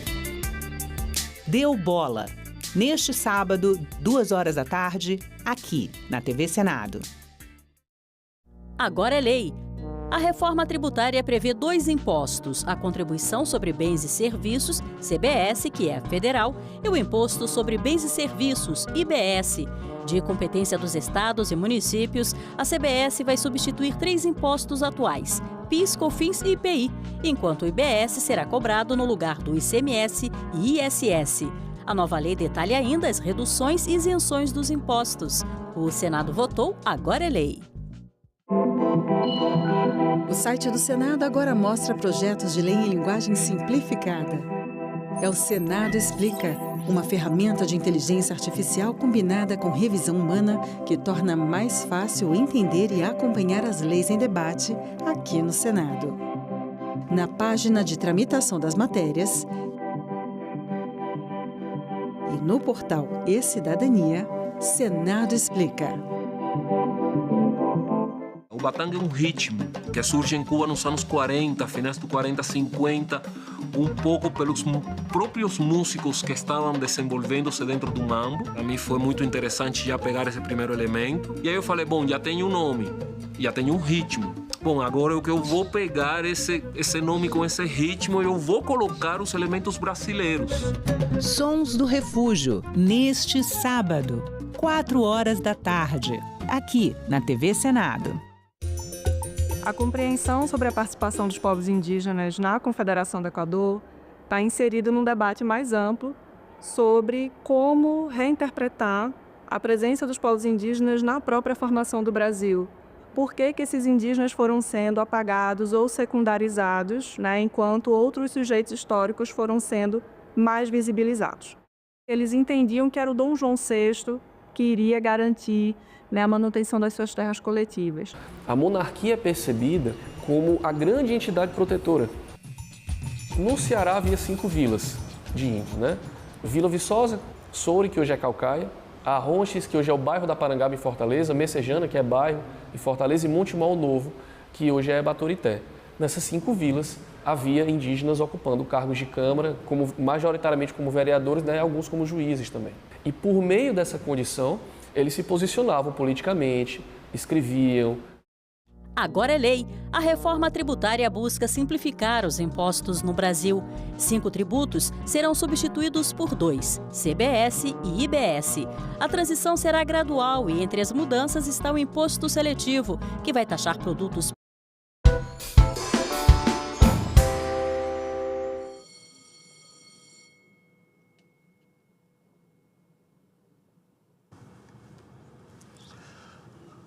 Declaro sobre a proteção de Deus aberta a sessão. Sob a proteção de Deus, iniciamos nossos trabalhos. A presente sessão especial foi convocada em atendimento ao requerimento número 544 de 2005, de autoria dessa presidência e de outros senadores, aprovado pelo plenário do Senado Federal. A sessão é destinada a homenagear de forma póstuma ao pastor Gedeuti Vitalino Teixeira Gueiros, fundador da Igreja Cristã Maranata, falecido no dia 5 de julho de 2005. Compõe essa mesa de sessão especial os seguintes convidados: o ex-presidente da República do Brasil, Jair Messias Bolsonaro, presidente em exercício da Igreja Cristã Maranata, pastor Alexandre Rubem Milito Gueiros, senhor pastor Coronel Júlio César Costa, conselheiro presbiterial da Igreja Maranata, senhora Jurama Barros Gueiros Britan, filha do homenageado, então, pastor Gedeuti Gueiros, e o senhor Alberto Veltan Bitran, genro do homenageado.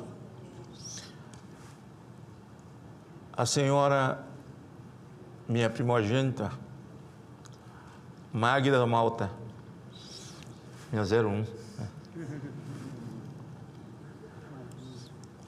Acompanharemos agora uma oração de glorificação a Deus com o pastor Edilson Rocha Dias.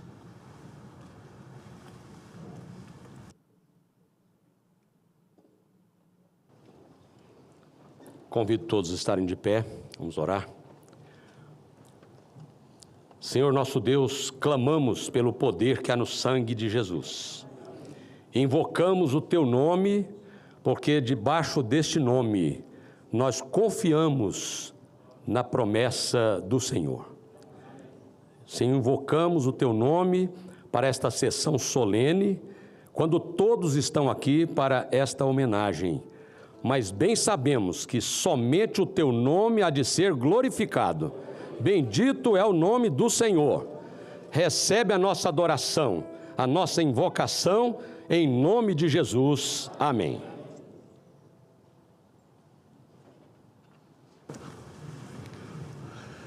Convido a todos para que, em posição de respeito, nós acompanhemos o hino nacional, que será interpretado pelo grupo de louvor da Igreja Cristã Maranata. E, na sequência, fará a apresentação da música Se Paz a Mais Doce.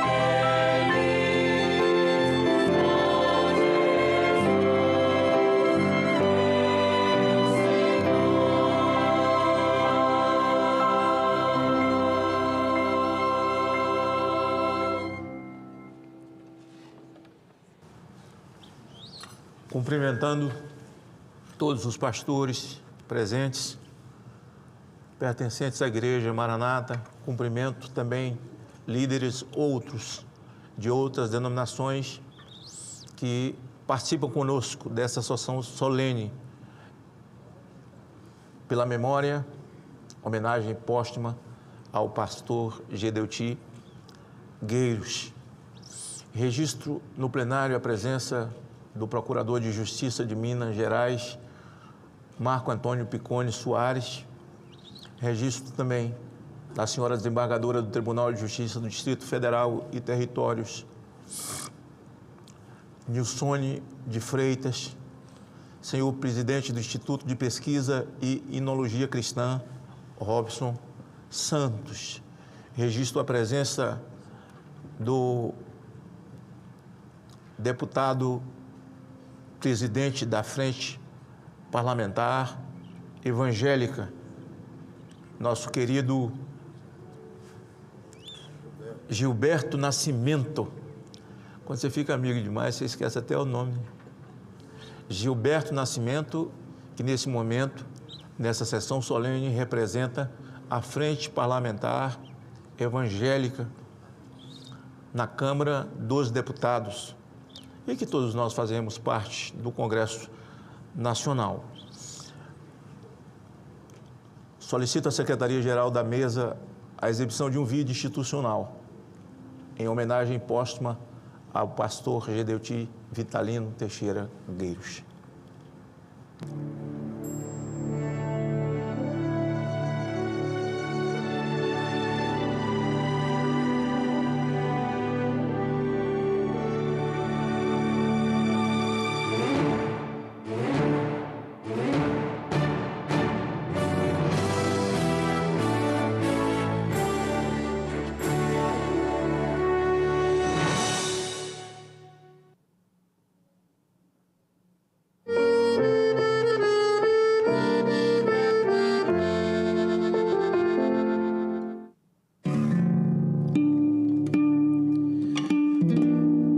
Gedeuti Vitalino Teixeira Gueiros nasceu no dia 19 de novembro de 1931, na cidade de Bom Jesus do Itabapoana, estado do Rio de Janeiro.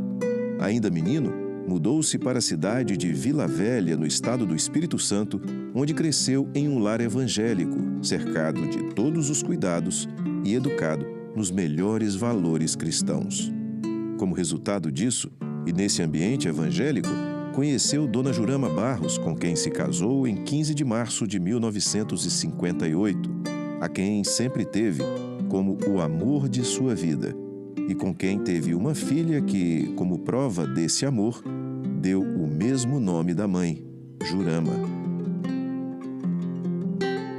Formado em 1954 como cirurgião dentista pela Universidade Federal do Espírito Santo e pós-graduado em didática do ensino superior, a odontologia e o magistério nortearam a sua vida profissional, com diversos cursos no Brasil e no exterior, e com passagem pela Marinha do Brasil, onde atuou como cirurgião dentista a partir do ano de 1969, e onde recebeu uma homenagem especial em outubro de 2021, na Escola de Aprendizes Marinheiros do Estado do Espírito Santo.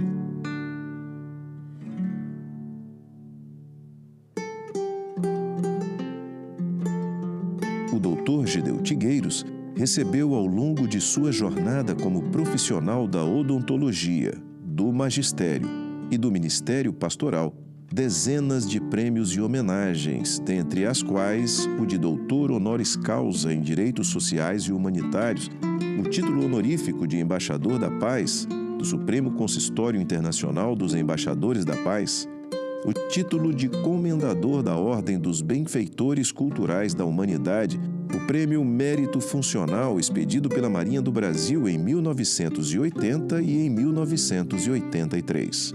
A Ordem do Mérito Domingos Martins, no Estado do Espírito Santo, concedido o grau de Comendador pelo Poder Legislativo. A homenagem da Assembleia Legislativa do Estado do Espírito Santo com a Comenda João Ferreira de Almeida. E a instituição da Comenda de Mérito Legislativo Gedeuti Vitalino Teixeira Gueiros, pela Assembleia Legislativa do Estado do Espírito Santo. Gedeu Tigueiros foi chamado para o ministério pastoral em 13 de fevereiro de 1969. Desde então, passou a ter como causa de vida a realização da obra de Deus. Com um ministério voluntário e não remunerado, deu ao longo desses mais de 50 anos o maior exemplo de zelo e amor pelo Evangelho, mesmo tendo que conciliar um ministério de extrema dedicação com a família e as suas atividades profissionais, visto que se tratava de uma referência nacional na área da odontologia.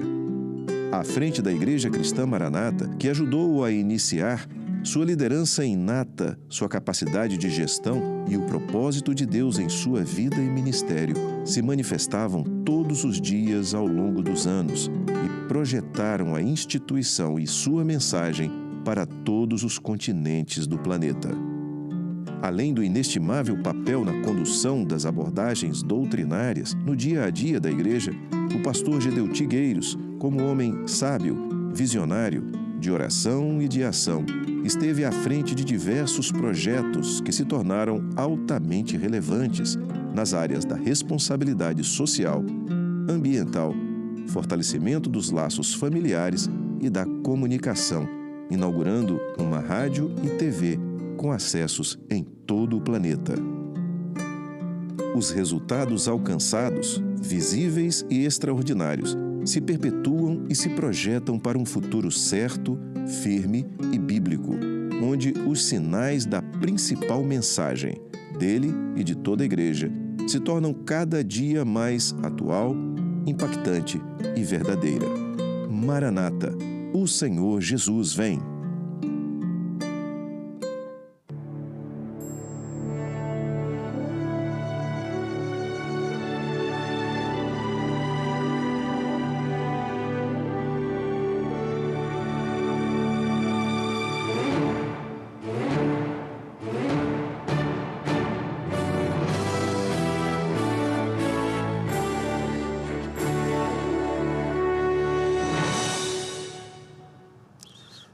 Neste momento, o grupo de louvor fará a apresentação da música Preciosa Graça.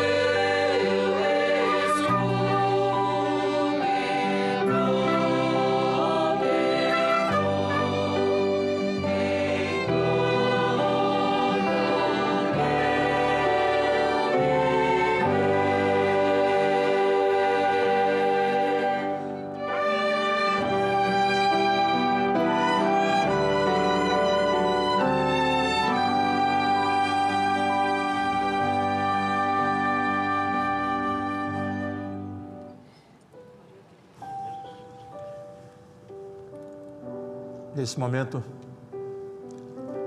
vou passar a palavra ao ex-presidente da República. Quero fazer um preâmbulo. Em 2016, 2018, quando ainda pré-candidato a presidente da República, nós aqui, a meu pedido, realizávamos uma sessão solene como essa, mas bem maior, comemorando os 50 anos da Igreja Cristã Maranata. Naquele dia, naquele evento, lá estava então o pré-candidato a presidente da República, Jair Messias Bolsonaro. Tem pessoas que acreditam em coincidência e outras não. Esse é o meu caso. No mundo espiritual não há coincidências. Maranata. No momento em que todos os sinais que estão na palavra, nenhum fora dela, apontam para o fim, como Jesus disse, como o pastor Gideuti pregou ao longo de toda a sua vida. Não há coincidência em que Deus o tenha tirado, no momento em que a gente enxerga e olha e diz, é final. Tudo aponta, tudo converge para o que a Bíblia diz. É assim que o mundo está. E naqueles 50 anos em que meu amigo, pastor Gideuti, hoje uma sessão solene de homenagem póstuma, aqui está, já como ex-presidente da República, o então cidadão e ex-presidente dessa nação, Jair Bolsonaro, que a meu convite, assim como em 2018, a meu convite, aqui está também para render as suas homenagens póstumas e celebrar o legado desse homem de Deus que viveu entre nós, pregando a vida e o fim dos tempos, como diz a Bíblia. Presidente Bolsonaro. Senhoras, senhores, irmãos, prezado Magno Malta, a paz de Cristo.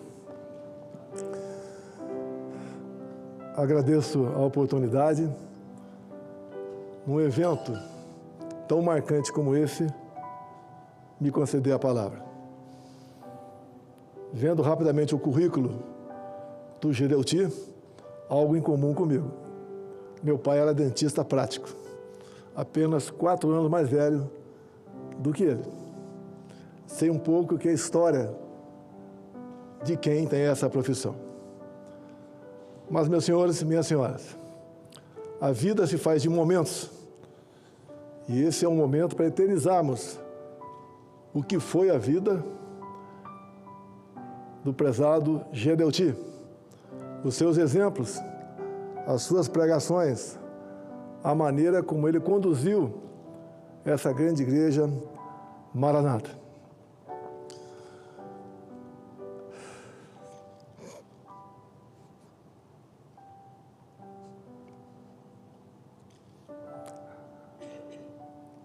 Acredito em Deus.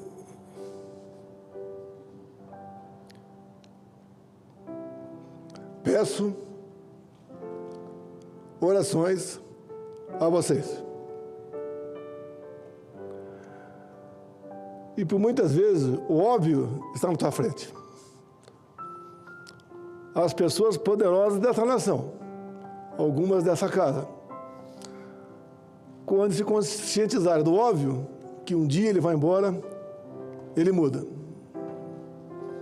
Quantas vezes eu já falei, o que falta para nós sermos a terra prometida do Ocidente? Falta quase nada, mas alguns poucos nos atrapalham. Mas vamos seguir o exemplo do Gideuti. Vamos acreditar, cada um fazer a sua parte, dar o máximo de si. Caso essa missão seja impossível, daí sim, entregue nas mãos de Deus. Muito obrigado a todos vocês.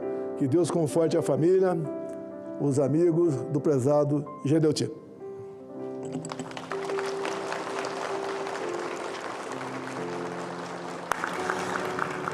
Concedo a palavra por 3 minutos ao nosso prezado deputado federal Gilberto Nascimento, presidente da Frente Parlamentar Evangélica.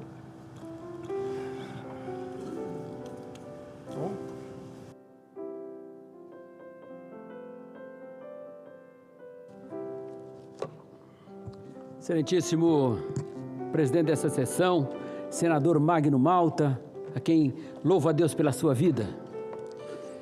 Meu querido presidente Bolsonaro, Deus abençoe a sua vida. Demais membros da mesa, e não vou aqui citar a todos, porque o nosso tempo passa muito rápido, mas quero cumprimentar aqui também o nosso querido pastor Alexandre Gueiros, presidente da igreja. Cumprimentar também o secretário-geral da igreja, pastor Luiz Eugênio Santos, e quero cumprimentar também ao nosso pastor Daniel Santana, que é o pastor que tem feito um grande trabalho lá em São Paulo, que mesmo não estando presente, eu deixo aqui o meu abraço a ele e cumprimento a todos os demais pastores, presidentes, pastores, diretores desta igreja.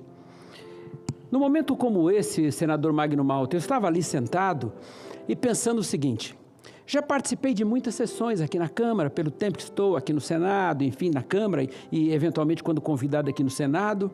E por muitas vezes vi muitas sessões que estavam ministros de governo, com governos eleitos, com governos aqui com homens de confiança de governo. Porque nós temos 2 tipos de homem de confiança. Um homem de confiança de governo terreno. E é fácil saber, por exemplo, quando às vezes nós temos um candidato que, eventualmente, candidato a presidente da República, alguns andam com ele, carregando a sua bolsa, colaborando com o seu programa de governo, e daqui um pouco, quando o presidente se elege, ou um governador se elege, ou um prefeito se elege, ele o convida para ser o seu homem de confiança. Mas são homens de confiança de governos que passam, de governos que ficam 4 anos, 8 anos, e governo que um dia terminam. Mas eu louvo a Deus porque já vi homens assim aqui, que em reuniões como essa, com ministros, mas hoje eu vejo homens de confiança diferentes. Eu vejo homens de confiança de um governo que não foram simplesmente, já deu tempo na Câmara, é mais tempo. Aqui já acabou o meu? Quem me dá mais 1 minuto aí? Deixa eu ver, 1 minuto. Magno, 1, 2, 3, 4, 5, eu paro já, não é? Eu dei 2. Ok, muito obrigada. Não é?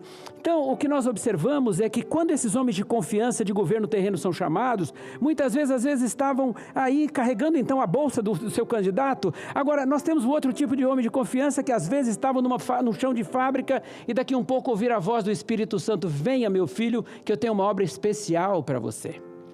Muitos estavam lá cuidando dos dentes de alguém como o nosso querido pastor Gedeuti, e daqui um pouco Deus o havia chamado para ser não simplesmente aquele que cuidasse de dentes, mas que cuidasse da alma. E ele falou: Senhor, estou aqui. E esses homens de confiança que estão aqui nesta tarde, meu querido senador Magno Malta, não são homens de confiança de um governo que termina, mas são homens de um governo eterno, de um governo que continua, de um governo que é eterno e que um dia vão ouvir: vinde bendito de meu Pai, que é isso que tenho preparado para vós. Portanto, parabéns a todos vocês. Parabéns ao nosso querido, hoje nessa homenagem póstuma, aquele que nós respeitamos tanto e gostávamos tanto, que era o nosso professor de todos os sábados de manhã na televisão, quando víamos os programas dele, mas que hoje já está na eternidade com o Pai. Ele voltou para os braços do Pai. A nossa terra no dia 5 de julho tornou-se uma terra mais pobre, mas o céu se enriqueceu com a presença do nosso querido pastor Gedeuti Vitalino Teixeira Gueiros. Que esse ministério continue sendo abençoado, que esse ministério continue pregando o Evangelho, porque mais do que nunca, Mateus 24 está se cumprindo e só falta o versículo 14, meu querido presidente e Magno também. E quando o Evangelho do Reino for pregado a todas as gentes, então virá o fim. E nós estamos dizendo, Maranata, ora vem, Senhor Jesus. Trago então o abraço e a palavra da Frente Parlamentar Evangélica da Câmara dos Deputados, aqui para todos vocês. Continue essa boa obra, continue esse grande trabalho que o nosso pastor Gideuti começou, porque logo em breve estaremos todos ali cantando e sendo servidos pelo Cordeiro para todos sempre. Deus abençoe a todos vocês e que a bênção do Senhor esteja sobre nós e na responsabilidade que precisamos pregar o Evangelho em todos os lugares para que Ele possa apressar a sua volta. Deus abençoe a todos, em nome de Jesus. Amém. Obrigado, Marcos. Nesse momento, concedo a palavra ao senhor pastor Alexandre Ruben Milito Gueiros, presidente da Igreja Cristã Maranata.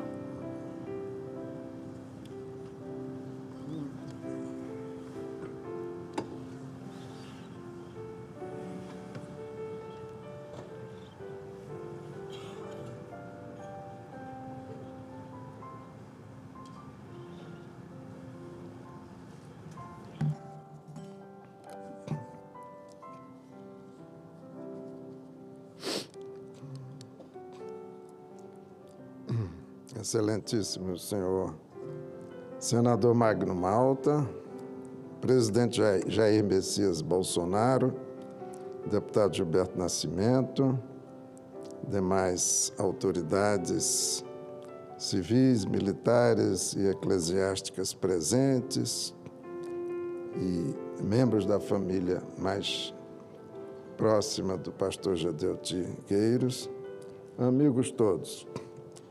Antes de mais nada, agradeço, em nome da Igreja Cristã Maranata, ao querido e nobre senador Magno Malta por haver promovido esta sessão solene no Senado Federal, em homenagem ao Moisés de nossa igreja, o pastor Gideuti Gueiros. Quis o Senhor nosso Deus, em sua insondável sabedoria, que me coubesse a honra e grata missão de representar a Igreja Cristã Maranata nesta cerimônia. Grata pelo carinho, respeito e admiração que sempre nutri pelo homenageado. Resultado de 53 anos de convivência com ele. Tempo que me autoriza, assim creio, a falar com autoridade sobre a sua pessoa.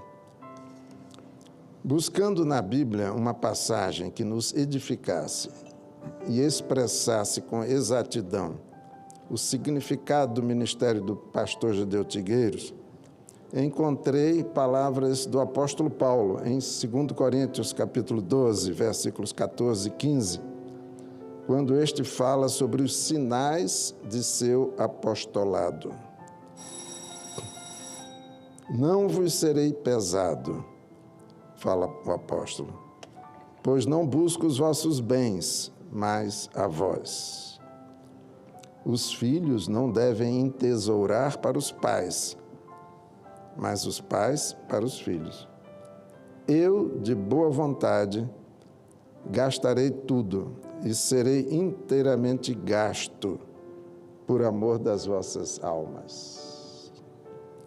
A exemplo do apóstolo, Gideuti Gueiros viveu gastando, doando seus próprios bens à igreja e se gastando pelo bem da igreja. Ele viveu, de fato, para entesourar para a igreja do Senhor Jesus.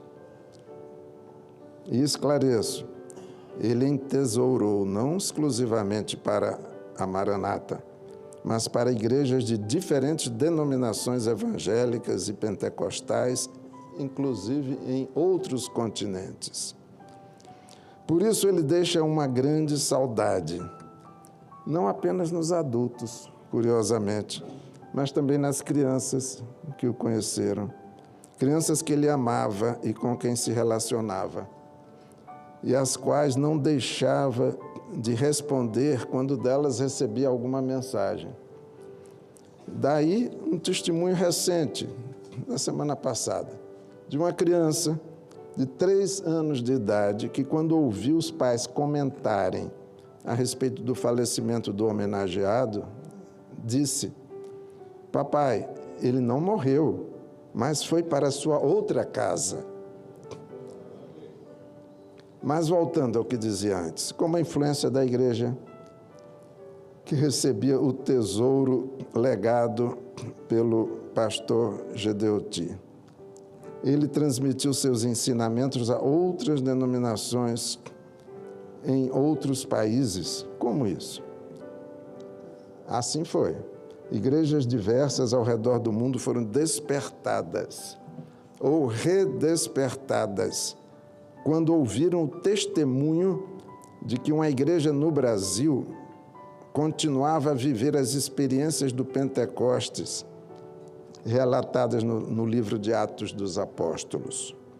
Uma igreja continuava a desfrutar do grande derramamento do Espírito Santo, acompanhado de dons espirituais, que fora prometido para ocorrer nos últimos tempos, conforme profetizado pelo profeta Joel.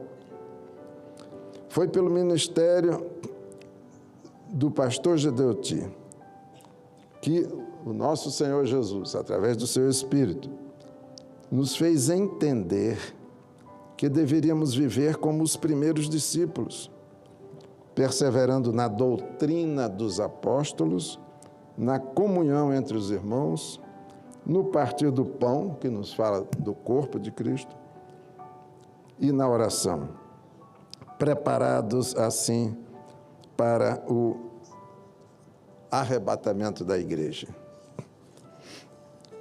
Neste momento, eu registraria que tivemos homens notáveis em nossa igreja, que viveram em função da obra de Deus, tais como nossos ex-presidentes, os pastores Manuel dos Passos Barros e Edward Hemming Dodd, o evangelista Jonas Marques e o pastor Jabes Gueiros, que ainda vive. Mas percebemos que o Espírito Santo ungiu e, dessa forma, capacitou o pastor Gedeuti Gueiros para, sobretudo, estabelecer a doutrina da igreja. Como assim? A doutrina dos apóstolos não é a doutrina sobre a qual tem sido edificada a igreja desde o Pentecostes? Sim, mas desde o início, o Espírito Santo nos alertou, usando notavelmente o pastor Gedeuti para isso, para a possibilidade e a necessidade de conhecermos o que está além da letra na Bíblia. A palavra iluminada pelo Espírito Santo. A palavra de Deus, que é viva e eficaz. Explicando melhor, o Espírito Santo passou a usar o pastor Gedeuti para nos fazer enxergar Jesus em todas as Escrituras e para nos dar entendimento de como viver, praticar e se beneficiar de cada doutrina bíblica. Entendemos assim que as doutrinas da palavra não são apenas para serem objeto de nossa fé, mas também e necessariamente para serem vividas, para serem praticadas. A palavra de Deus passou, de fato, a ser lâmpada para a nossa vida diária e luz para iluminar o caminho da igreja do Senhor Jesus. Aprendemos a ouvir o que o Espírito Santo está dizendo à igreja hoje, atendendo assim à exortação do Senhor Jesus, repetida 7 vezes no livro do Apocalipse. Aprendemos a viver e a praticar a doutrina do corpo de Cristo, onde os membros, inclusive os pastores, vivem em comunhão uns com os outros, reunindo-se para orarem juntos, frequente e regularmente, e para juntos buscarem o conselho do Senhor Jesus, manifestado através dos dons espirituais, que o Espírito Santo continua a conceder aos que buscam essa graça. Aprendemos a não apenas crer na teoria bíblica sobre o sangue de Jesus, mas aprendemos a nos apropriar pela fé e pela oração do poder desse sangue para nos proporcionar a cada dia perdão e purificação de nossos pecados, libertação, livramento, proteção, comunhão e paz com Deus. Enfim, o pastor Gedeu Tigueiros foi usado pelo Espírito Santo para nos deixar um tesouro de valor inestimável, porque é um tesouro eterno. Um tesouro que deixou uma marca na vida de centenas de milhares de pessoas no Brasil e em mais de 90 países do mundo, que mudou, está mudando e continuará a mudar o curso de igrejas em todos os continentes do mundo. Ele foi um líder obediente e submisso ao Espírito Santo, que nos ensinou a colocar em primeiro lugar o reino de Deus, a negar-se a si mesmo, tomar a sua cruz e seguir o Mestre Jesus. Ele nos ensinou que o nosso Senhor Jesus merece que deixemos todo o peso, ou seja, todo o impedimento para correr a carreira da fé.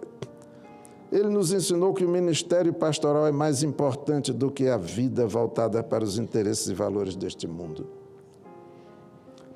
Finalmente, esse legado do pastor Gedeu foi de tal forma transmitido e gravado nos corações e mentes dos pastores e demais membros da Igreja do Senhor, e não me refiro apenas a Maranata, que hoje estamos seguros de que continuaremos a caminhar, observando os mesmos ensinamentos e mistérios da Palavra de Deus, da forma como nos foi revelada pelo Espírito Santo.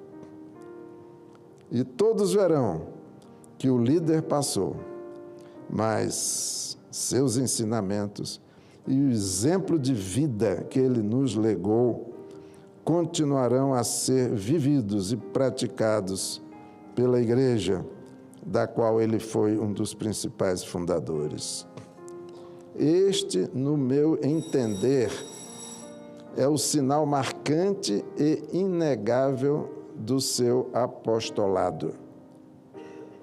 Tendo discorrido pouco a respeito das notáveis qualidades profissionais e intelectuais do pastor Gedeu, fiz o que estou seguro ele gostaria que eu tivesse feito, que eu falasse mais a respeito do tesouro que ele deixou, enfatizando o que o Espírito Santo realizou através de seu ministério.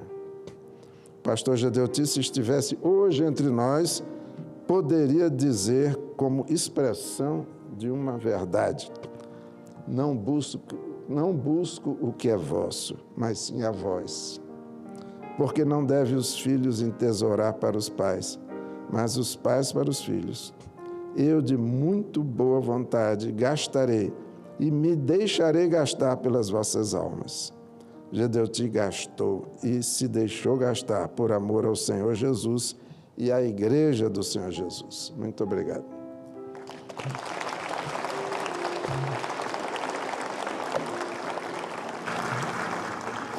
Nesse momento, concedo a palavra ao pastor coronel Júlio César Costa, conselheiro presbiterial da Igreja Maranata.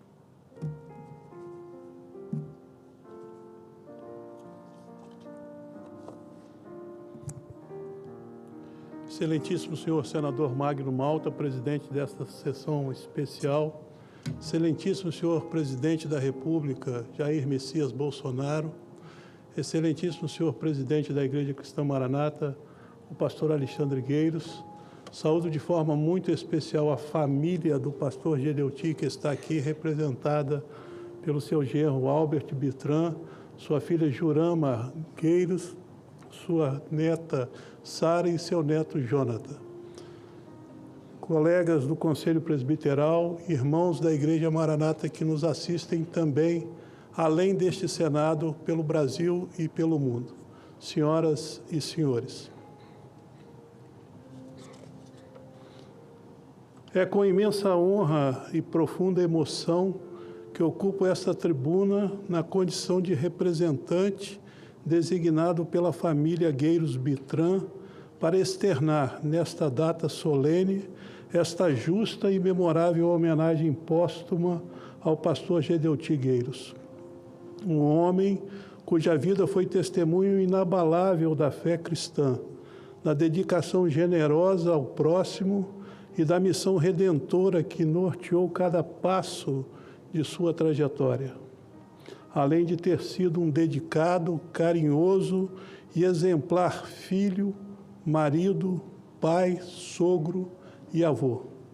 O pastor Gedeuti Gueiros faleceu em 5 de julho deste ano, deixando uma lacuna profunda no coração de todos os que com ele caminharam na fé e na obra do Senhor. Permitam-me, antes de prosseguir, registrar minha saudação especial ao excelentíssimo senador Magno Malta, representante no Senado da bancada capixaba, um homem que tem estado sempre junto desta boa causa do Evangelho de Jesus, cuja sensibilidade e firmeza de propósitos viabilizaram esta sessão especial, em reconhecimento a um dos mais relevantes líderes evangélicos que o Brasil já conheceu, Gedeuti Gueiros. Como já sabido, nasceu em Bom Jesus do Itabapoana, foi criado desde pequeno sob princípios cristãos. Seus pais, que eu tive a oportunidade de conhecê-los, o criou, os colocou numa posição ímpar, com um caráter muito forte dado pelo Evangelho de Jesus. Sob sua liderança visionária e empreendedora, a Igreja Cristã Maranata se expandiu, alcançando dimensões missionárias mundiais, com presença em quase 100 de países, levando a mensagem do Evangelho a milhões de almas. Em fiel obediência à grande comissão de Jesus, conforme registrado em Mateus. Portanto, ide e fazei discípulos em todas as nações. Em sua trajetória, o pastor Gedeuti Gueiros, juntamente com sua inesquecível esposa, Dona Jurama Barros Gueiros, mulher de fé, sabedoria e ternura, dedicou-se com imensa inteireza ao chamado do Senhor, ao lado de homens notáveis como o pastor Manuel dos Passos Barros, o pastor Eduardo Dodge e o evangelista Jonas José Marques, todos sobre a mesma inspiração celestial. Entregaram suas vidas como verdadeiros arautos das boas novas, proclamando o Evangelho no Brasil e também no exterior. A memória desses servos e da unidade e comunhão que os moveu é um legado espiritual incalculável. Nesta caminhada de fé e entrega não faltaram frutos. O pastor Gedeuti Gueiros recebeu inúmeras homenagens relevantes, como já foi mostrado em seu vídeo institucional aqui, mostrado a todos.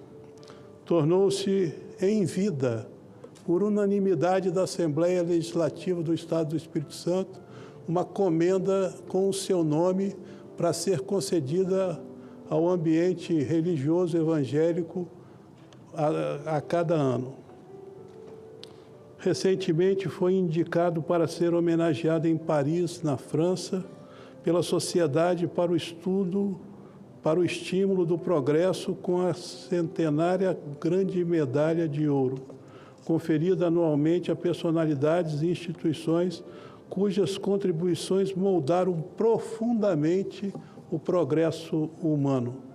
Sua vida também foi marcada por um compromisso inabalável com a formação educacional cristã. Nesse contexto, cabe mencionar a criação por ele do Instituto de Ensino Pastor Eduardo Dodge, que reflete o zelo pela educação fundamentada nos princípios e valores bíblicos, formando homens e mulheres capazes e tementes a Deus. É importante destacar igualmente o papel inestimável da família Gueiros no contexto do evangelismo no Brasil. Ao lado de sua amada esposa, Dona Jurama, o pastor Gedeuti edificou um testemunho de fé que permanecerá nas gerações que o sucederem. Hoje saudamos com reverência a família Gueiros Bitran, na pessoa da filha do pastor Gedeuti, doutora Jurama Gueiros, do genro Albert Velten, da neta Sara Gueiros e do neto Jonathan Gueiros, que mantém viva a herança espiritual deixada por este grande avivalista. A respeito de homens assim que não apenas viveram, mas edificaram caminhos espirituais.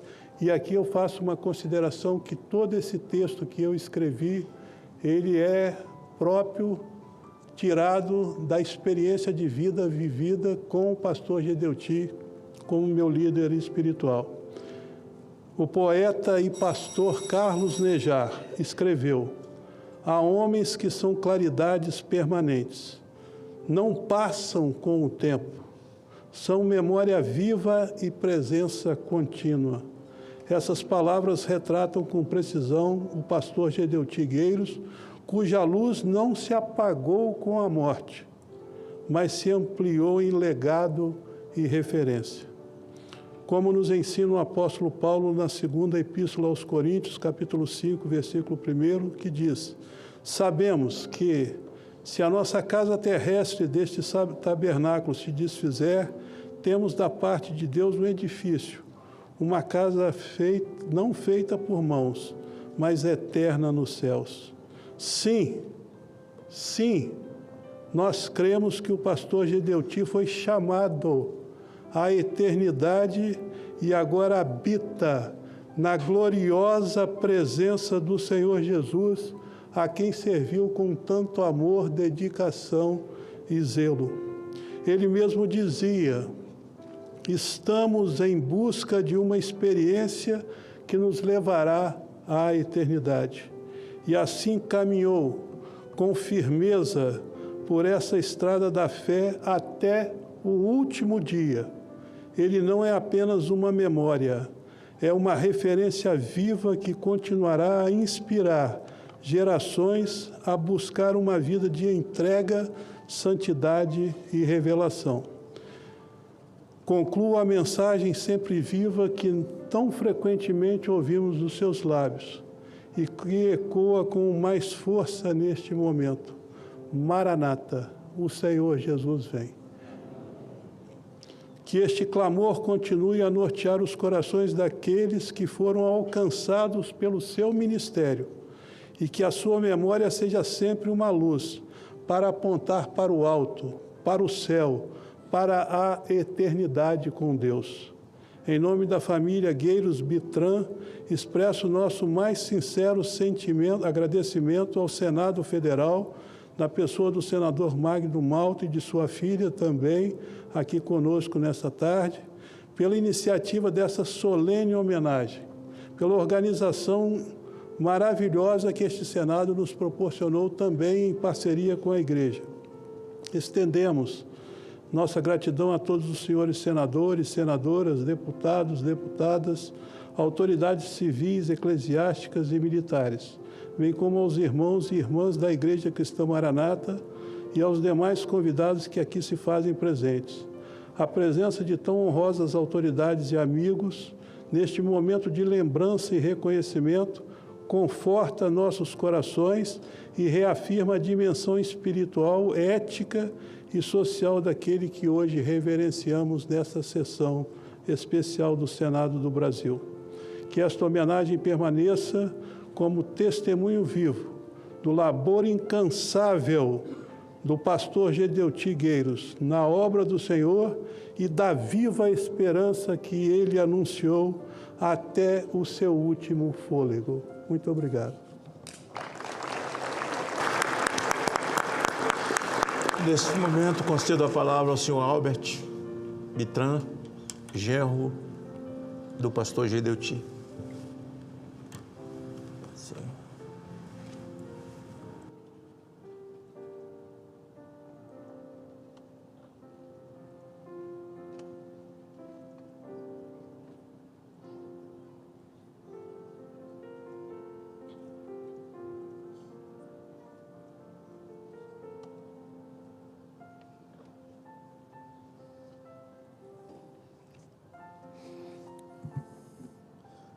Excelentíssimo senhor presidente dessa sessão, nosso senador Magno Malta, excelentíssimo senhor presidente Jair Bolsonaro, excelentíssimo presidente da Igreja Maranata, Alexandre Gueiros, pastor Alexandre, pastor Júlio, os membros da mesa, as demais autoridades, aos pastores aqui presentes,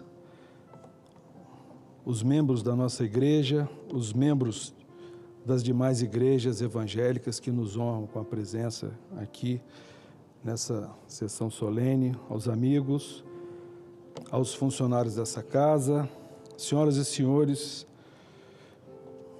a minha palavra aqui é de improviso, mas é de agradecimento a todo esse esforço em homenagear, em lembrar o legado de Gedeuti.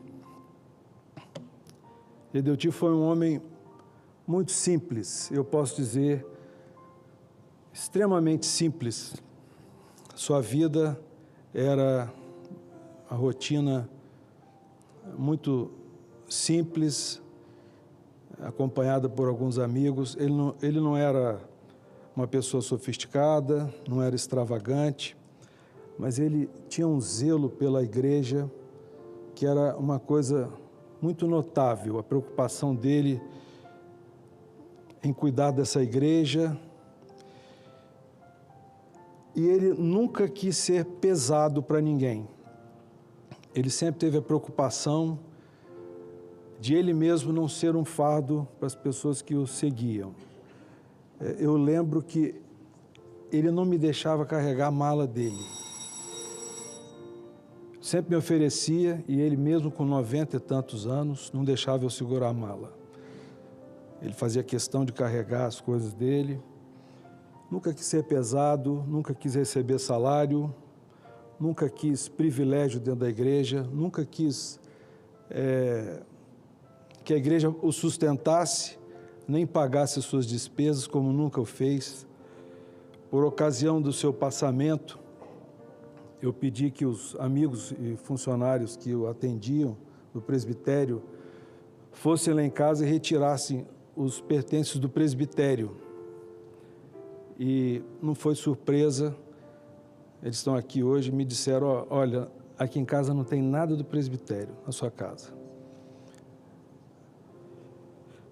Ele sempre foi um homem muito rígido com as coisas da igreja, mas as suas últimas palavras que ele falou com a minha esposa, com Jurama, no hospital, ele estava lúcido todo o tempo.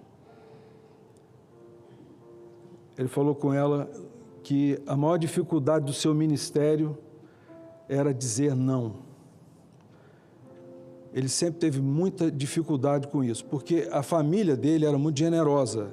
Eles sempre foram muito gentis e ele tinha um parente que eu não lembro o nome, um primo dele. Toda vez que alguém ia na casa dele, se falasse que tinha gostado de alguma coisa, ele fazia questão que a pessoa saísse com aquilo embrulhado e dava. E ele falou, a minha natureza é essa, da minha família é essa. Eu sempre dei as coisas, nunca fiz questão de nada, mas na igreja eu tinha que dizer não. Tive que dizer não para muita gente. Isso foi a minha maior luta do meu ministério. Ele sempre foi muito atencioso com a família. Sempre esteve muito presente com a família, mesmo no auge da sua ocupação, que ele conciliava o trabalho, a igreja, o emprego que ele tinha na faculdade, o emprego que ele tinha na Marinha. Ele nunca deixou de atender a filha dele. Sempre que ela ligava para ele, ele nunca deixou de atender um telefone. Isso é testemunho de Jurama. E eu encerro dizendo que Gedeuti viveu uma vida extremamente simples. Ele era uma pessoa de hábitos muito simples. Ele não gastava com ele mesmo, ele não tinha vaidades, realmente não tinha. Mas no seu passamento, na sua morte, ele teve honrarias que é difícil você ver nas pessoas. Ele teve um enterro de um príncipe. Nas floriculturas lá do estado, lá de Vitória, não tinha mais flor. Acabaram todas as flores de todas as floriculturas lá da nossa cidade. Ele teve honrarias de um chefe de Estado, mas viveu a vida toda com muita simplicidade. Queria agradecer mais uma vez a todos por essa homenagem, os presentes. Que Deus abençoe a todos.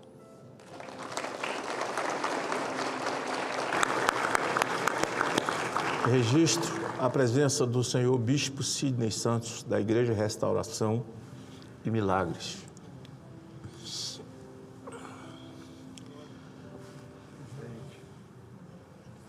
Abençoe. Amém. Peço licença a todos. Vou fazer uso da palavra, mas para me dirigir à audiência da TV Senado nesse momento, das redes sociais, as pessoas que nos veem no mundo inteiro, eu pedi ao meu médico que me desse alta.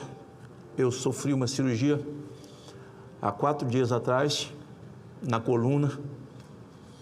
Eu sou lesionado de medula e minha coluna tem um enxerto muito grande. E 23 anos depois, eu comecei a sentir dores.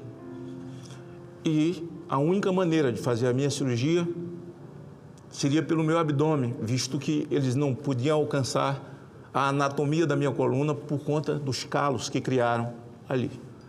Mas, graças a Deus, há 4 dias atrás, estamos indo para o 5º dia, eu fui internado e essa cirurgia foi feita por robô.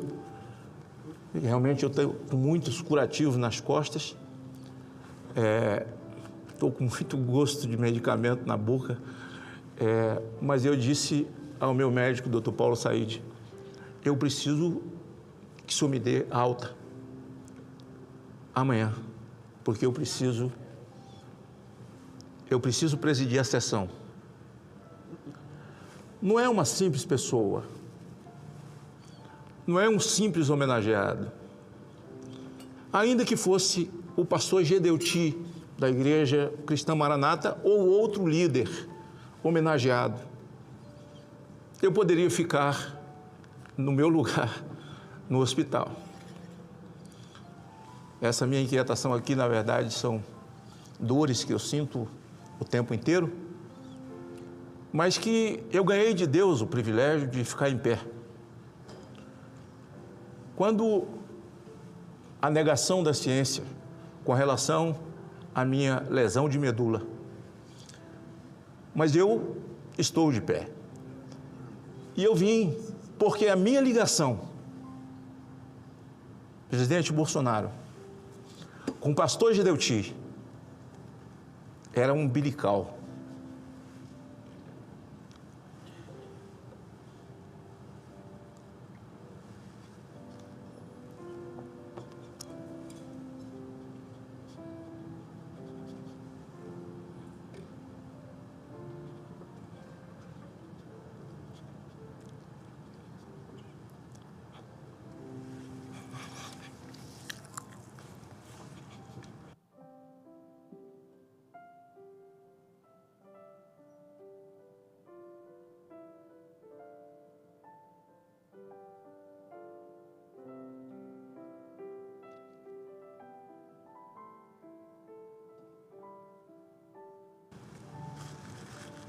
Eu era um jovem de 23 anos de idade.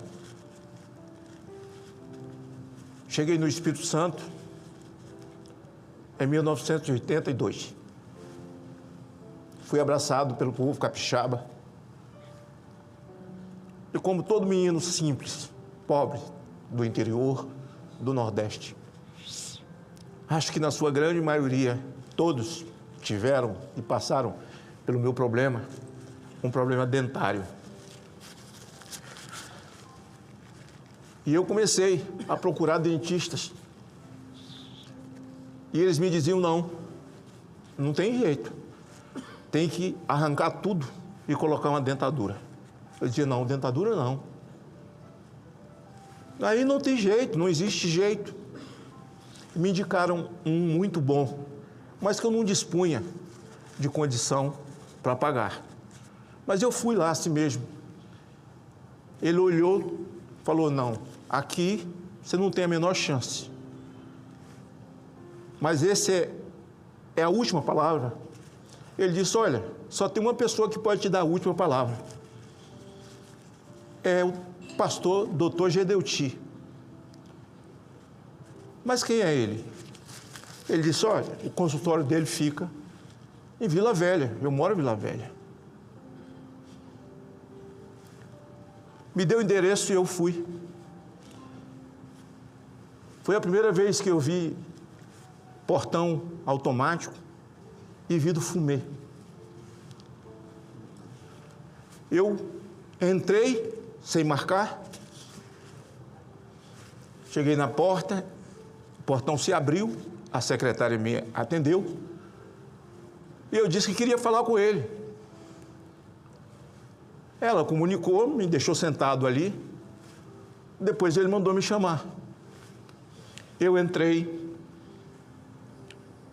ele olhou para mim e falou, o que você quer? Eu falei, ó, eu não quero usar a dentadura. Senta aí. Do jeito dele, né? Quem está ouvindo a minha história está vendo ele, né? Senta aí. Eu sentei, ele falou, abre a boca. Eu abri a boca, ele falou, desce. Eu falei, mas por quê, doutor? Não tem jeito aí não. Você tem condição de pagar? Eu falei, não sei. Ele falou, você não tem condição não. Espera lá fora. Eu falei, por quê? Está chegando uma pessoa aí muito importante. Aí eu olhei pelo vidro, estava chegando mesmo. Dr. Jones dos Santos Neves. Na época, esse homem era dono de quase todo o café do Espírito Santo, né? E o filho dele era deputado federal, Dr. Jones, deputado do PL. E eu, simplesmente ali, olhei para aquele homem, admiração, um deputado federal. Quando eles saíram, ele mandou eu voltar. Eu voltei. Ele falou, ó, eu vou tratar dos seus dentes. Dos seus dentes, não. Vou tratar da sua boca, porque dente você não tem. Mas é só uma vez por semana, falou comigo. Falei, mas eu estou morando em Cachoeiro, isso não é problema meu. É só uma vez por semana. Isso vai demorar uns 2 anos, falou. Eu falei, tá bom. O que eu posso fazer? Pegava o ônibus da Itapemirim e vinha, ou vinha com a minha Brasíliazinha. Já tinha a casa cheia de drogados, realmente eu não podia pagar, porque tinha que vender o almoço para comer a janta com minhas filhas pequenininhas. Maguinha muito novinha. E lá 10, 15 drogados dentro de casa já, que foi o sacerdócio que Deus me deu. E eu vinha toda semana. E um dia, o pagamento, ele falou comigo, ó, eu ouvi dizer aqui na cidade que você expulsa demônio, né? Eu falei, pastor, no nome de Jesus, na autoridade do nome de Jesus, o nome de Jesus é um cheque em branco. Você preenche do valor que você acreditar. No nome dele, ele falou, tá bom, tá bom, tá bom. Esse tá bom dele era uma característica, né, do tá bom dele, para assim encerrar a sua conversa e tal. Tá bom, tá bom. Aí falou comigo, ó, seus parentes ricos vão pagar. Eles mandaram eu fazer. Eu falei, mas não tenho parente no Espírito Santo. Ele falou, não, aquele senhor que saiu aqui é tio seu. Eu falei, como que ele é meu tio? Eu não tenho parente aqui. Não, mas ele é seu tio, ele vai lhe ajudar a pagar seu tratamento. Eu falei, tá bom. E esses tios meus, acho que pagaram meu tratamento. Chegou 1 ano e pouco depois, ele falou assim, eu vou fazer uma cirurgia na sua gengiva. A ciência, a tecnologia está avançando demais na minha área de odontologia. Vai chegar um dia que, se você precisar fazer alguma coisa lá na frente, eles vão ter que usar essa cirurgia que eu vou fazer em você. Foi muito invasiva e tal, me lembro que passei muito tempo para cicatrizar. E ele falou, um dia, se você tiver condição lá na frente, eu vou dar um pulo aqui na história. Eu era senador da República em 2004, quando eu ouvi falar que tinha criado o implante dentário. E eu fui para São Paulo, para o consultório de um indivíduo chamado Edson, que trouxe o Brennemark, o indivíduo que foi Prêmio Nobel da Paz. Ele recebeu o Prêmio Nobel de Odontologia por ter criado o implante, só que ele era ortopedista. Eu precisei dos dois muito na minha vida, ortopedista eu preciso até hoje. E eu fui. Quando eles começaram a olhar, fazer todas as imagens da minha gengiva, da minha boca, eles disseram assim, essa cirurgia que você tem, o senhor tem aqui dentro, senador, isso foi feito quando? E eu contei a história do pastor Gedeuti. Eles disseram, bom, por causa dessa cirurgia, nós vamos ter condição de lhe fazer os implantes. E 1 semana depois eu fiz 11 implantes. E esse meu sorriso tem a mão de Gedeuti. Eu vivi com esse homem a minha vida. Momentos difíceis e momentos de alegria. Eu disse a ele, pastor, eu sou candidato a vereador em Cachoeiro. Ele disse, você é doido. Eu disse, não, pastor. De onde é que você tirou isso, que você vai ganhar para vereador? Eu disse, pastor, eu sou fruto de uma profecia. Deus falou com minha mãe, quando eu tinha 13 anos de idade, que eu vou ser senador da República. Ele falou, pronto. Quando eu vi sua cara a primeira vez, eu sabia que você não era certo da cabeça. Falou para mim. Você não está vendo? Ele conhecia o Espírito Santo, ele conhecia a classe política, ele sabia tudo quem era quem em qualquer município. Ele disse, olha lá, você vai enfrentar isso, isso e isso, você tem condição? Eu falei, não, mas quem me chamou tem. Ele falou, então vai, porque Deus gosta muito de gente doida, vai. E eu fui, virei vereador. Fui atrás dele para dizer assim, pastor Gedeuti, eu agora sou candidato a deputado estadual. Ele falou, vem você de novo. Eu falei, olha, eu preciso que o senhor me ajude. Eu quero ir no Manaim. Ele falou, não. Mas todo mundo vai, mas você não vai, falou para mim. Eu falei, pastor, deixa eu ir no Manaim. Não vai no Manaim. Tá bom, me deu o ultimato.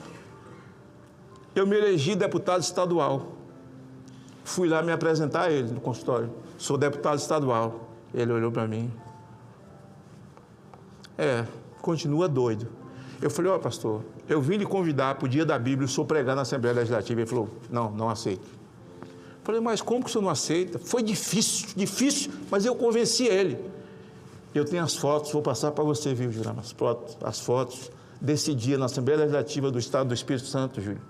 Ele pregou, levou um grupo de louvor com violão, sentaram na frente e cantaram.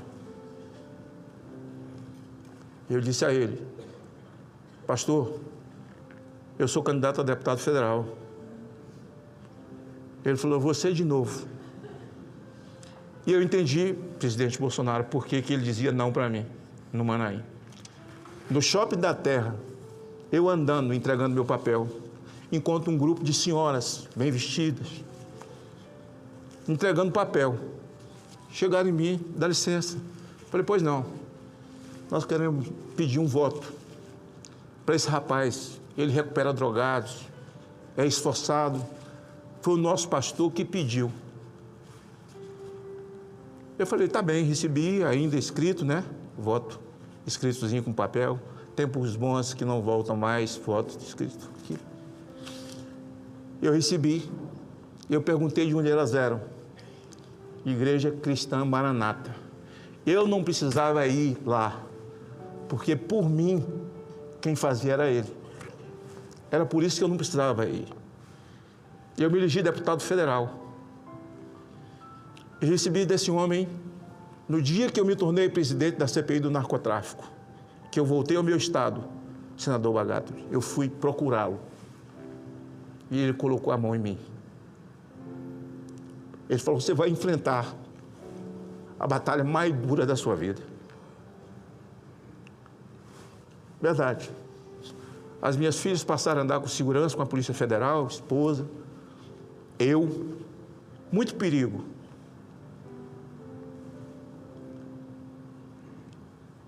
Eu cumpri esse tempo e disse a ele, agora, pastor Gedeuti, eu sou candidato a senador da República.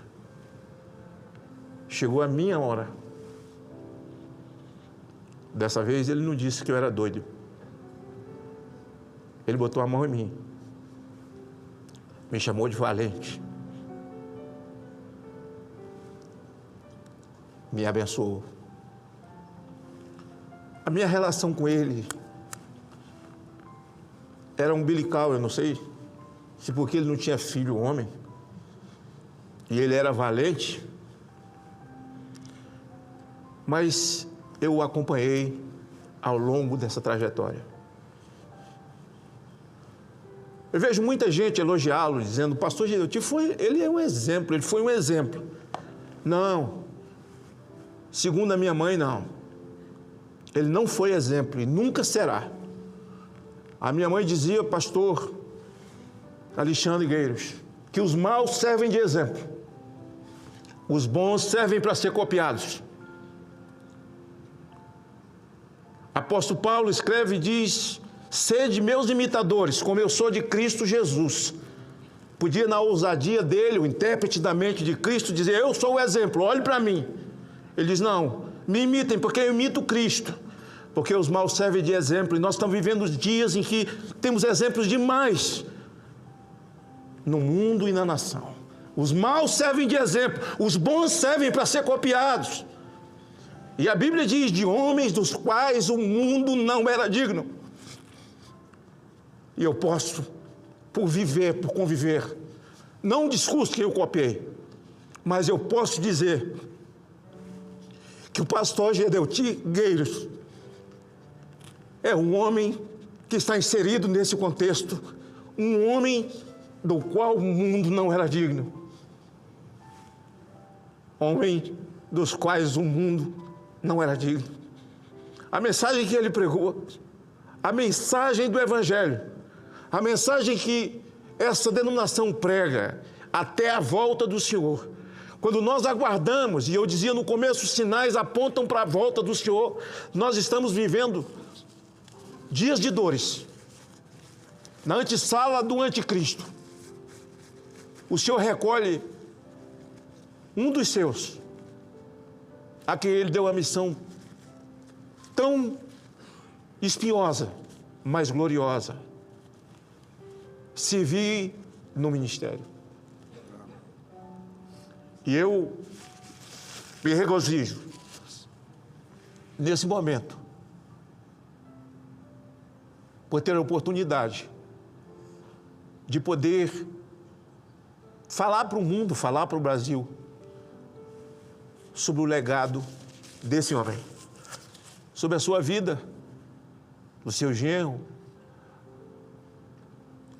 o pastor Júlio, o pastor Alexandre, que conviveram com a simplicidade desse homem, que nunca me pediu um tostão pelo bem que me fez. Muito pelo contrário. Na nossa convivência, eu percebia que quando eu chegava, a alegria dele em poder cuidar de mim. E assim como a profecia se cumpriu, hoje eu sou senador da República pela 3ª vez. Eu sabia disso desde os 13 anos de idade. Deus usou esse homem como instrumento. Porque Deus usa as pessoas como instrumento. E o mundo não é dos homens. A autoridade não está com os homens. O mundo está debaixo dos pés. Porque a Bíblia diz que o mundo jaz no maligno e o diabo não compete no mesmo nível. O Senhor está acima de todas as coisas. Aquilo que acontece tem que ter autorização, vontade permissiva dele. E o momento que nós estamos vivendo, Deus está vendo, Deus está olhando. Deus está olhando, Deus cuida. E quero dizer, aqueles que sentem a dor desse passamento, e aqueles que estão sentindo a dor, as dores como que de parto, no sofrimento que esse país está vivendo, que nós estamos vivendo, é que a zona de conforto não tem milagre lá. O milagre está exatamente na zona do desconforto. E nós não estamos vivendo na zona de conforto mais. Não vos deixarei provar além das vossas forças. E aí percebo eu que as nossas forças já se foram. Quando a gente olha para o caos, elas já se foram. E a minha esperança é a hora de Deus. É o momento de Deus para a vida. Arrependei-vos, dizia João Batista. Chegou a hora, gente. Maranata. Ora vem, Senhor Jesus. Nós estamos caminhando para o final. Caminhando para o final. Não tenha dúvida. Não tenha dúvida. Nós já estamos mais perto do que longe.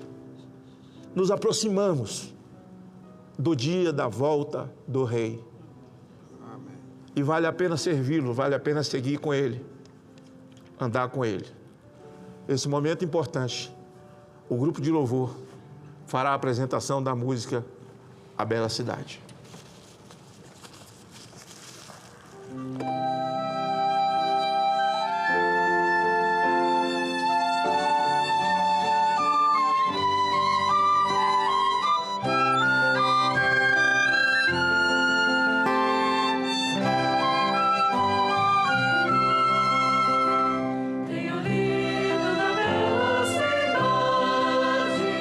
nossa vida, amor, Cristo nos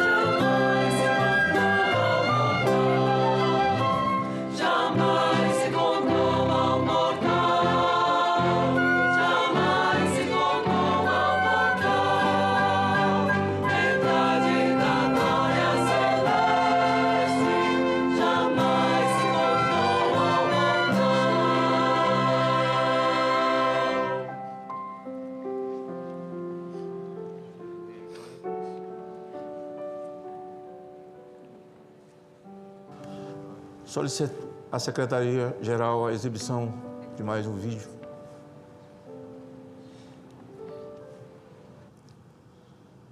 A vida é um jardim. Nós conhecemos muitos tipos de flores. E há um tipo de flor que se chama saudades. E a vida é um jardim onde as saudades estão plantadas. Há um dia na vida onde os sons da terra desaparecem.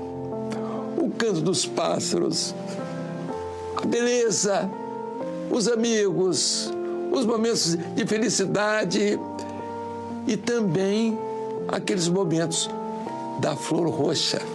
Porque o homem é um ser infeliz quando pensa que vai morrer. Vai deixar todos os seus valores, família, queridos, aquilo tudo que ele fez, ele sabe que um dia vai deixar. E até há um sofrimento de muitos, porque não sabem porque nascem, porque vivem e porque morrem. Isto é falta de esperança. O propósito de Deus para o homem não é esse. E Jesus diz claramente: eu vim para que tenhas vida e vida em abundância. É para que você viva essa vida e a vida eterna. Agora,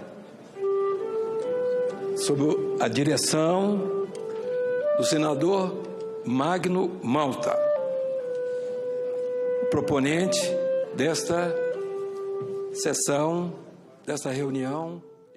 Registro que a minha relação, a minha amizade, a minha gratidão a esse homem, profeta, servo do Deus Altíssimo, boca de Deus aqui, está acima de uma relação de oportunidade.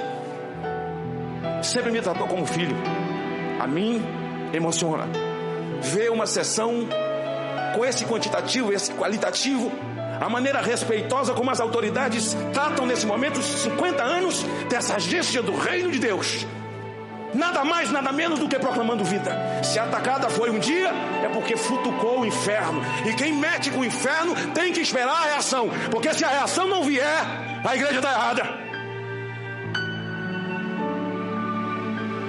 A reação vem. Não conheço um profeta na palavra de Deus que não foi atacado pelo poder vigente. Não conheço um profeta na palavra de Deus que não foi afinetado pelo poder vigente, que tentaram cuspir e tentaram calar ao longo dos anos nas suas arenas a mensagem sublime, sagrada e salvadora do Evangelho. E se atacada foi um dia, nada mais foi do que a mesma arena na tentativa de calar uma obra levantada há 50 anos atrás.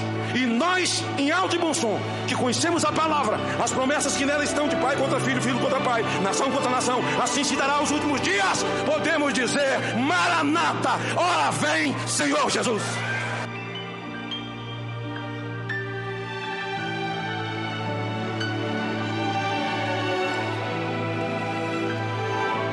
Nesse momento, o Senado Federal rende justa homenagem à família do pastor Gideoti, em reconhecimento à sua dedicação incansável à causa do Evangelho de Cristo, à formação espiritual de gerações. Eu convido os representantes da família, Schwabert, Britan e Jurama Barros Gueiros Britan, para o recebimento da homenagem.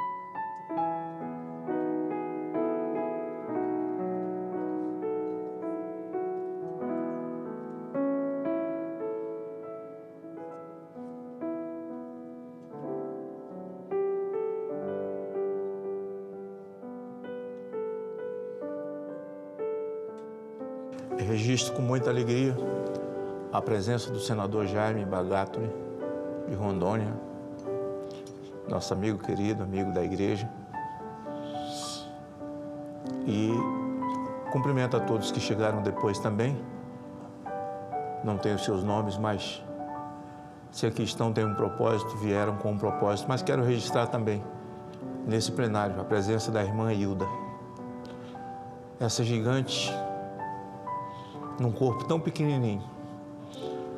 Assim era o Gedeuti, um corpo pequeno, gigante num corpo pequeno. E quero agradecer publicamente, irmã Hilda. Ela ora e faz jejum no meu gabinete toda semana, para que Deus nos mantenha firmes e de pé.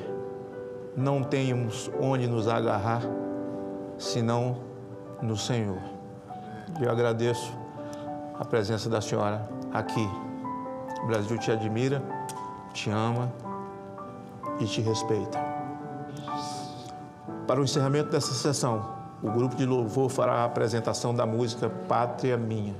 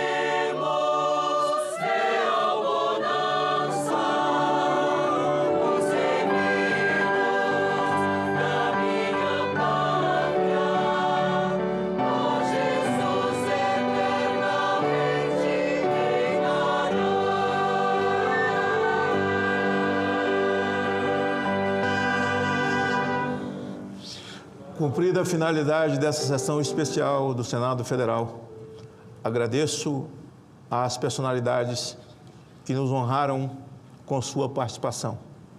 Nesse momento, está encerrada a sessão.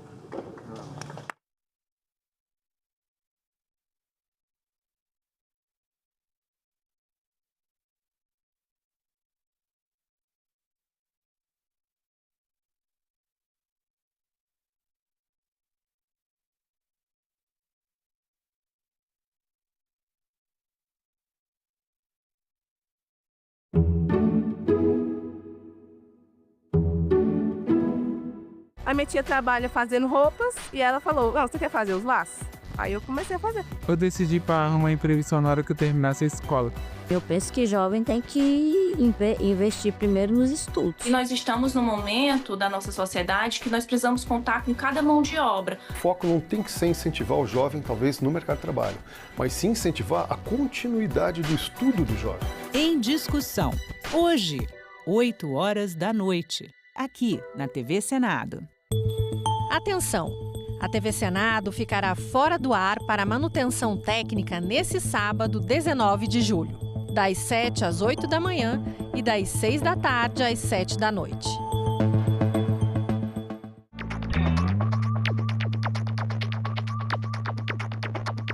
A gente também fala tupi. Pernambuco é uma palavra de origem tupi, formada por Paranã, que quer dizer mar, mais umbuca ou puca, que significa furo. Logo, Pernambuco seria mar furado, ou buraco que o mar fez, isto é, uma pedra furada por onde o mar entra. Era um termo comum usado em toda a costa do Nordeste, para lugares onde havia recifes, como o local onde hoje está a cidade do Recife. A gente também fala tupi.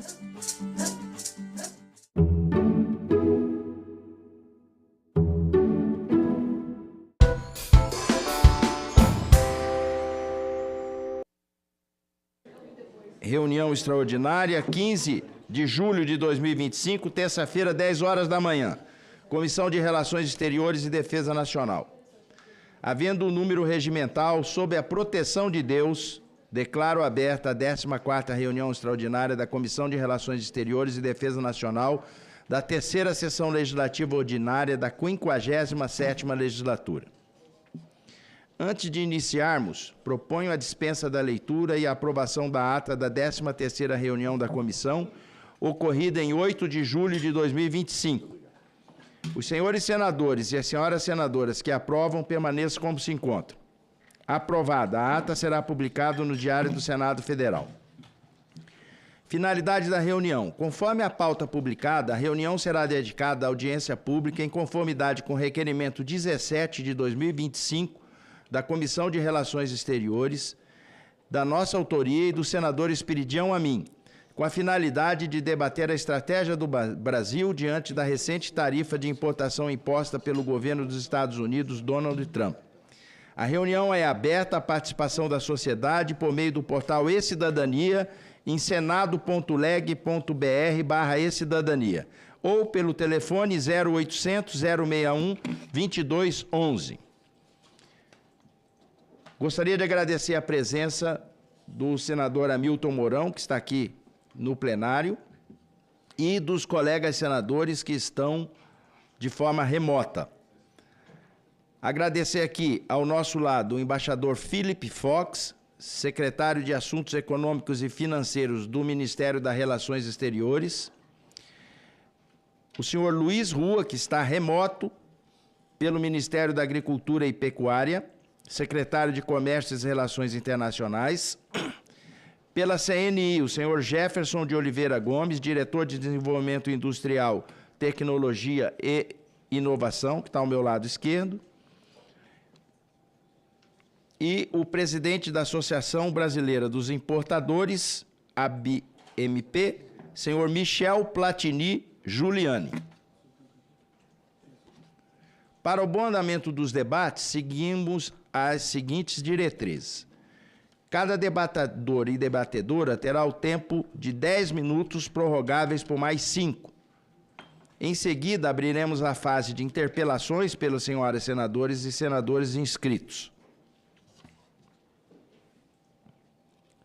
Como é de amplo conhecimento de todos, desde o início dos nossos trabalhos nessa comissão, temos nos empenhado em contribuir para o debate estratégico sobre o papel do Brasil no cenário internacional, com especial atenção ao comércio exterior, um dos pilares do desenvolvimento nacional.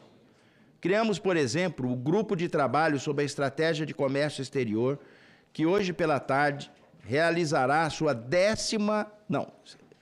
a reunião número 17, 17ª reunião, recebendo especialistas dos mais diversos setores, com contribuições técnicas, empresariais, acadêmicas e políticas.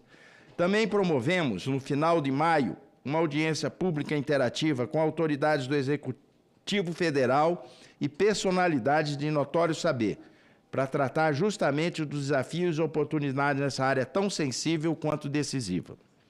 Os acontecimentos da semana passada apenas confirmam a pertinência desses esforços. A crise recente que todos acompanhamos evidenciou que precisamos agir de forma coordenada, propositiva e madura.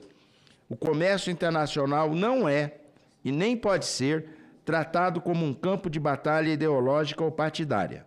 É uma agenda de Estado, é uma agenda nacional e deve ser guiada pelo pragmatismo e pela responsabilidade, sempre com foco no que realmente importa: gerar emprego, renda e oportunidades para a população brasileira. Essa sessão foi convocada a pedido de vários colegas senadores, com o intuito de discutirmos com serenidade e espírito construtivo caminhos possíveis para reequilibrar a nossa relação comercial com os Estados Unidos. Trata-se de uma parceria histórica que remonta a mais de 200 anos, com profundidade institucional e benefícios mútuos. Não nos move o desejo de escalar tensões, não buscamos protagonismo, muito menos pretendemos transformar uma divergência comercial num espetáculo no campo político. A hora da política vai ter a sua vez e a sua oportunidade no ano que vem. Nosso papel como Senado da República é contribuir com equilíbrio para o fortalecimento de uma relação que é estratégica para o Brasil.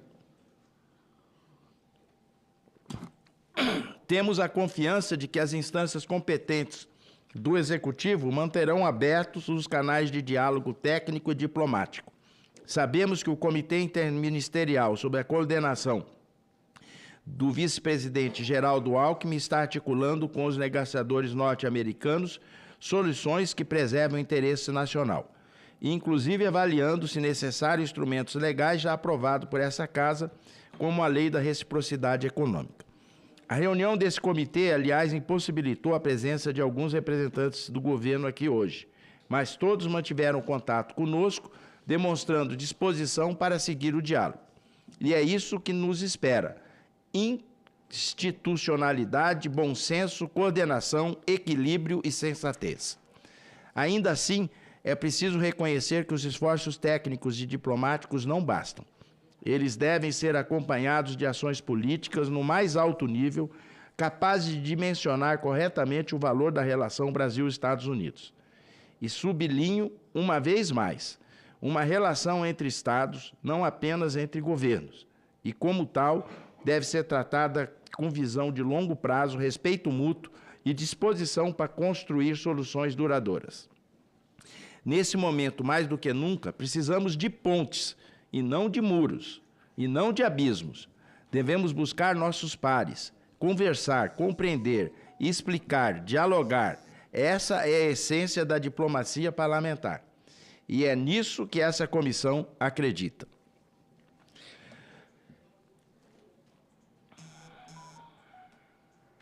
O empresário e o trabalhador no Brasil e nos Estados Unidos precisam de previsibilidade, de segurança jurídica e de estabilidade institucional. Só assim haverá confiança mútua. Só assim haverão investimentos. Só assim haverá crescimento sustentável. Hoje vamos ouvir, vamos debater e vamos articular o apoio do Senado Federal a todos aqueles, no Executivo, no setor privado, na sociedade civil, que se dispuserem a resolver esse impasse em benefício dos nossos cidadãos. Estamos, inclusive, avaliando a possibilidade de organizar um grupo de trabalho para uma missão parlamentar a Washington, para abrir canais diretos com os nossos colegas senadores norte-americanos, não só para agora, como também para acompanhar todas essas tratativas a médio e a longo prazo, especialmente daqueles estados que tanto se beneficiam da relação com o Brasil, como a Flórida, a Califórnia e tantos outros. Porque essa casa, como representante da Federação e da soberania nacional, não deve, não pode e não vai se omitir. temos o dever de contribuir com o diálogo, com firmeza e com espírito democrático, nesse momento que exige união, responsabilidade e visão estratégica. Devemos isso à nossa história do Senado da República, devemos isso ao futuro do país, devemos isso a brasileiros e brasileiras que aqui representamos. Reafirmamos assim nosso compromisso com princípios e propósitos consagrados na nossa Constituição, a defesa da soberania conjugada à construção de uma ordem internacional justa e a promoção do desenvolvimento.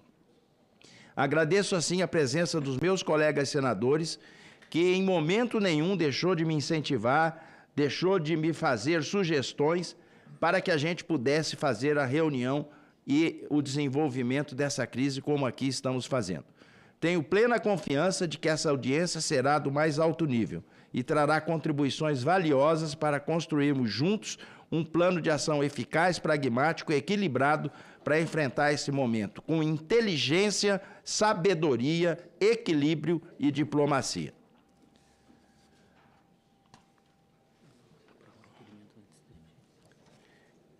Sobre a mesa, o requerimento que será lido. Requerimento da Comissão de Relações Exteriores e Defesa Nacional 17 e seus aditamentos, da nossa autoria, do senador Esperidião Amin, que requer nos termos do artigo 58, parágrafo 2º, inciso 2º da Constituição Federal, do artigo 93, inciso 2º do Regimento Interno do Senado Federal, a realização de audiência pública com o objetivo de debater a estratégia do Brasil diante da recente tarifa de importação imposta pelo governo dos Estados Unidos, Donald Trump. Em discussão. Não havendo quem queira discutir, passamos à votação. Os senhores senadores e as senhoras senadoras que aprovam permaneçam como se encontram. Aprovado. Serão tomadas as devidas providências. Conforme já anunciei, ao meu lado o embaixador Philip Fox, de forma remota o senhor Luiz Rua, representando o Ministério da Agricultura e Pecuária, ministro Fávaro, o senhor Jefferson de Oliveira Gomes, da CNI, e o senhor Michel Platini Giuliani, aqui também na mesa ao nosso lado. Concedo já de pronto a palavra ao senhor embaixador Philip Fox, secretário de Assuntos Econômicos e Financeiros do Ministério das Relações Exteriores. Vossa Excelência dispõe de 10 minutos, prorrogável por mais 5.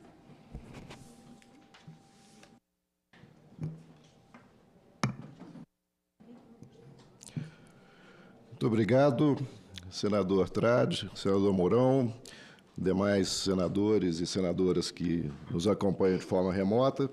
Bom, primeiro eu gostaria de agradecer o convite para estar novamente aqui nessa comissão. É sempre um prazer poder ter essa oportunidade de debater com essa casa questões relacionadas à política comercial. É importantíssimo nós termos esse tipo de interação entre o Executivo e o Congresso para ter os melhores resultados possíveis. Eu vou fazer algumas observações iniciais e, inclusive, mencionar um pouco a cronologia dos acontecimentos no que diz respeito a essa negociação. Eu gostaria de começar dizendo que o governo brasileiro sempre conferiu alta prioridade e atenção ao relacionamento bilateral com os Estados Unidos. Os Estados Unidos são o segundo maior parceiro comercial do Brasil e o maior investidor direto em nosso país. Além disso, trata-se de um país com quem compartilhamos 200 anos de uma história de amizade e cooperação. Já em seus primeiros dias, a nova administração norte-americana anunciou que iria implementar tarifas e taxar países estrangeiros. No caso do Brasil, menções explícitas à média mais alta das tarifas nominais brasileiras, quando comparadas com as norte-americanas, eram usadas frequentemente, inclusive em documentos oficiais, como exemplo de tratamento desequilibrado entre os dois países, que deveria ser equacionado.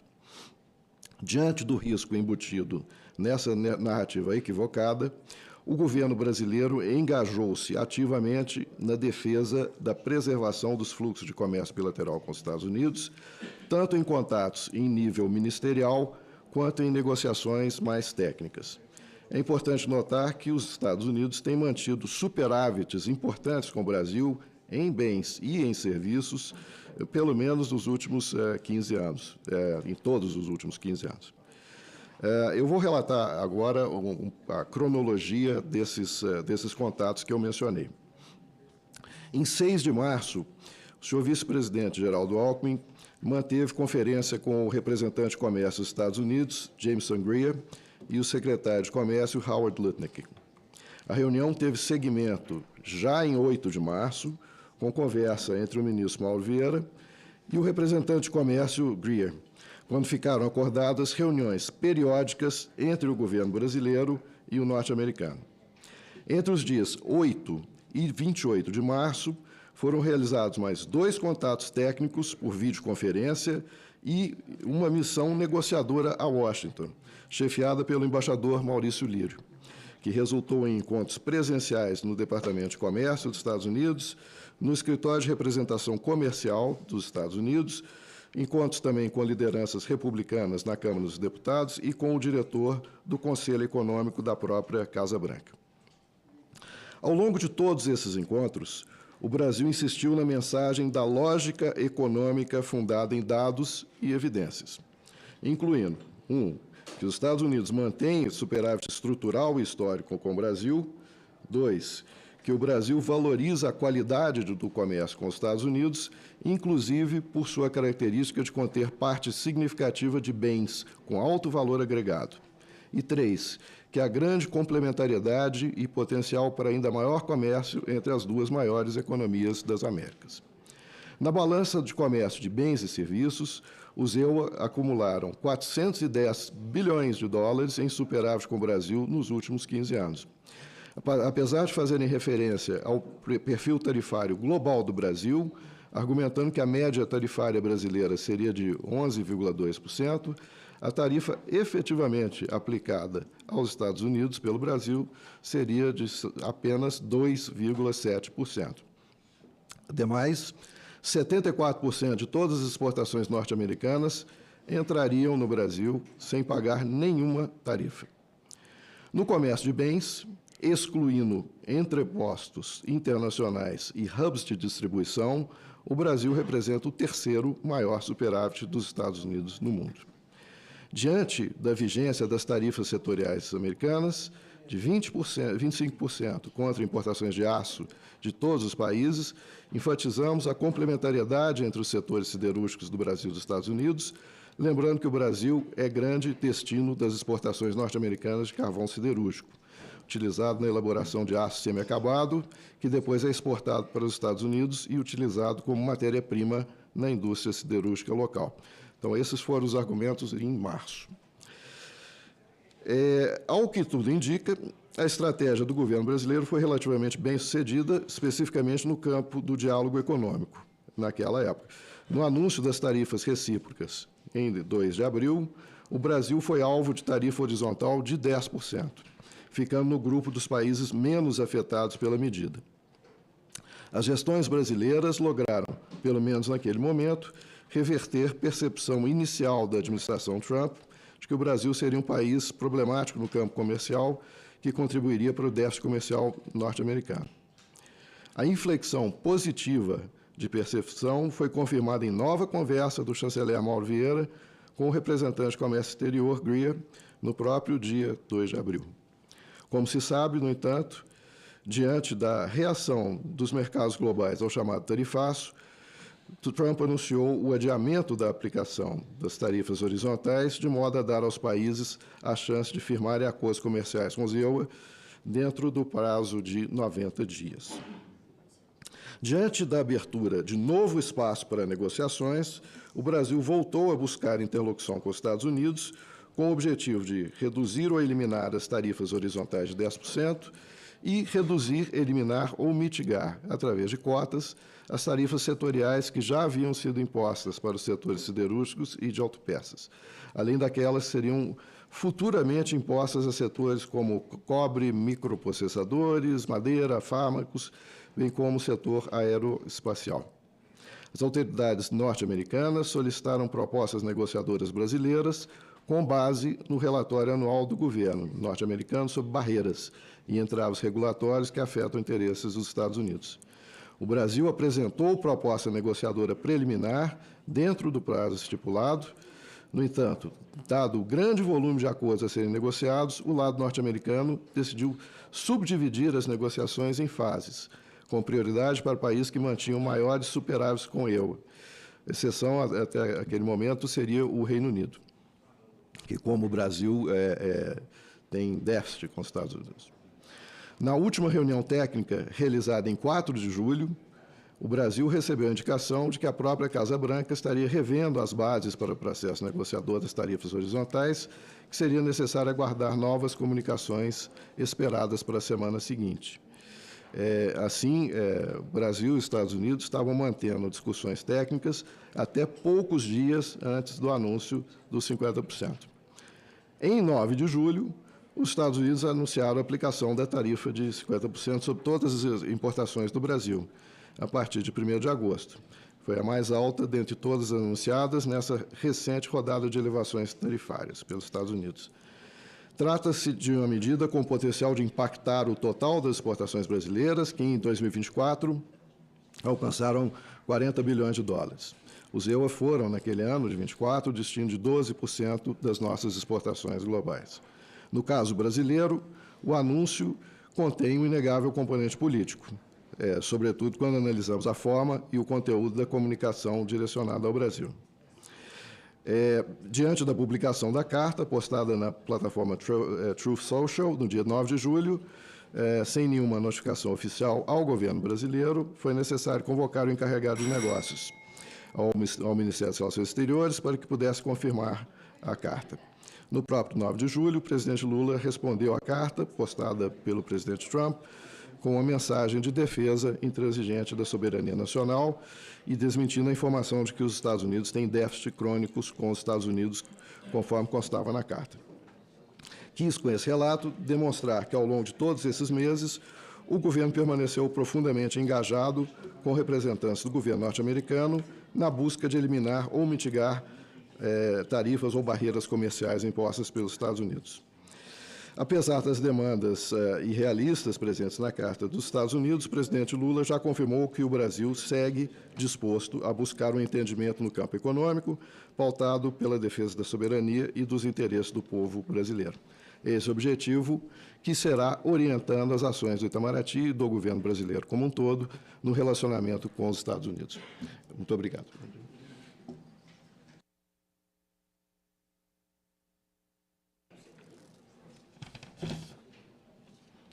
Agradeço ao embaixador Philip Fox. De pronto, passo a palavra ao senhor Jefferson de Oliveira Gomes, diretor de Desenvolvimento Industrial, Tecnologia e Inovação da CNI. Agradecendo aqui a presença do senador Carlos Viana. Muito bom dia a todas, muito bom dia a todos, especialmente em nome do senador Nelson Trade. Quero cumprimentar todos os senadores aqui nessa sala. O senhor Nelson Trade, o senhor colocou uma palavra muito importante no início da sua fala, que é a questão de previsibilidade de negócios. O senhor foi cirúrgico nesse ponto, cirúrgico. Em nome da Confederação Nacional da Indústria, o nosso objetivo nessa conversa aqui é estabelecer as nossas relações de negócios e os impactos que ocorrem em função dessas relações de negócios. Eu fiz uma apresentação, eu preparei aqui para entregar para os senhores e para as senhoras, uma apresentação com 5 slides. Mas, basicamente, eu não vou ler a apresentação, não lerei a apresentação. Está para vocês, porque lá tem dados que vocês podem, com calma, depois ter um conjunto maior de informações. Mas quando o senhor coloca, senador, a questão de previsibilidade, é importante entender que negócios ocorrem entre empresas. E empresas, necessariamente, no seu escopo de organizacional, é composto por pessoas, o próprio sistema integrado dela e as relações. Consequentemente, empresas determinam acordos e pessoas determinam acordos durante muito tempo. Grandes negócios acontecem em médio e longo prazo. Eu sou, por exemplo, fruto de uma escola chamada Instituto Tecnológico de Aeronáutica, que foi montado por uma instituição americana, o MIT, aqui no Brasil. Portanto, essa relação de 200 anos, senador, que o senhor coloca, ela é uma relação que o ITA, para ser construído, foram 20 anos de início em que todo o comando do ITA era com americanos. Então, dentro dessa organização, é importante dizer que os nossos investimentos industriais são as principais preocupações, além das relações de negócios. Por exemplo, ontem eu estava numa grande empresa em Sorocaba, produtora de automóveis, que o objeto dessa empresa de Sorocaba, ela está duplicando a sua fábrica para o mercado americano, basicamente com o mercado americano colocado. A Embraer, que é a nossa empresa brasileira que produz aeronaves, esta empresa por si só, quando ela vende uma aeronave, ela já vende com muita antecedência esses produtos. E todo o processo de construção dessa aeronave é composto por produtos que saem do Brasil como produto acabado, mas grande parte desses produtos, muitos desses produtos, também vêm dos Estados Unidos para cá.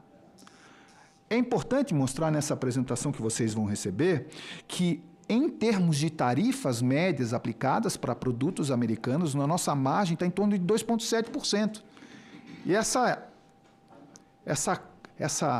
questão específica de 50%, ela praticamente inviabiliza uma grande quantidade de negócios industriais que são feitos entre empresas, entre pessoas. Consequentemente, a nossa preocupação não é se... Obviamente, é importante deixar muito claro que nós teremos uma redução de empregos, nós teremos uma redução de negócios, mas o efeito de longo prazo é que é o que nos preocupa com mais características. O superávit americano com o Brasil é evidente. São 43 bilhões de dólares em bens e 165 bilhões de dólares em serviços nas nossas relações. Esses números são impactantes, que colocam os Estados Unidos como nosso terceiro parceiro. Então, senador, quando o senhor coloca uma proposição de levar uma comissão para discutir, basicamente, quando o senhor pega todas as empresas brasileiras que fazem investimentos, e aí é importante dizer, empresas brasileiras fazem investimentos nos Estados Unidos. Nós tivemos, nos últimos 5 anos, aproximadamente 3 bilhões de dólares de investimentos de empresas brasileiras nos Estados Unidos. E dos americanos aqui? Algo por volta de 27 bilhões de dólares de empresas americanas aqui. Dentro dessa constelação de negócio, é importante essa reunião, porque quando o senhor vai olhar onde nós temos os maiores investimentos, nós estamos falando basicamente de Flórida. O senhor vai à Flórida. Né? Então, esse assunto, ele impacta diretamente as nossas relações. Só que quando a gente faz um recorte para a indústria de transformação brasileira, tem certos setores aqui que são importantes de serem tratados. Quando a gente fala de metalurgia, outros equipamentos, máquinas, químicos e madeira, basicamente nesses setores, os Estados Unidos são os primeiros lugares de relações que nós temos. Consequentemente, quando você fala assim, madeira, uma coisa solta, basicamente, influi diretamente na nossa indústria. E, basicamente, lá na região sul, nós estamos tendo alguns problemas relativos às nossas previsibilidades que o senhor colocou, senador.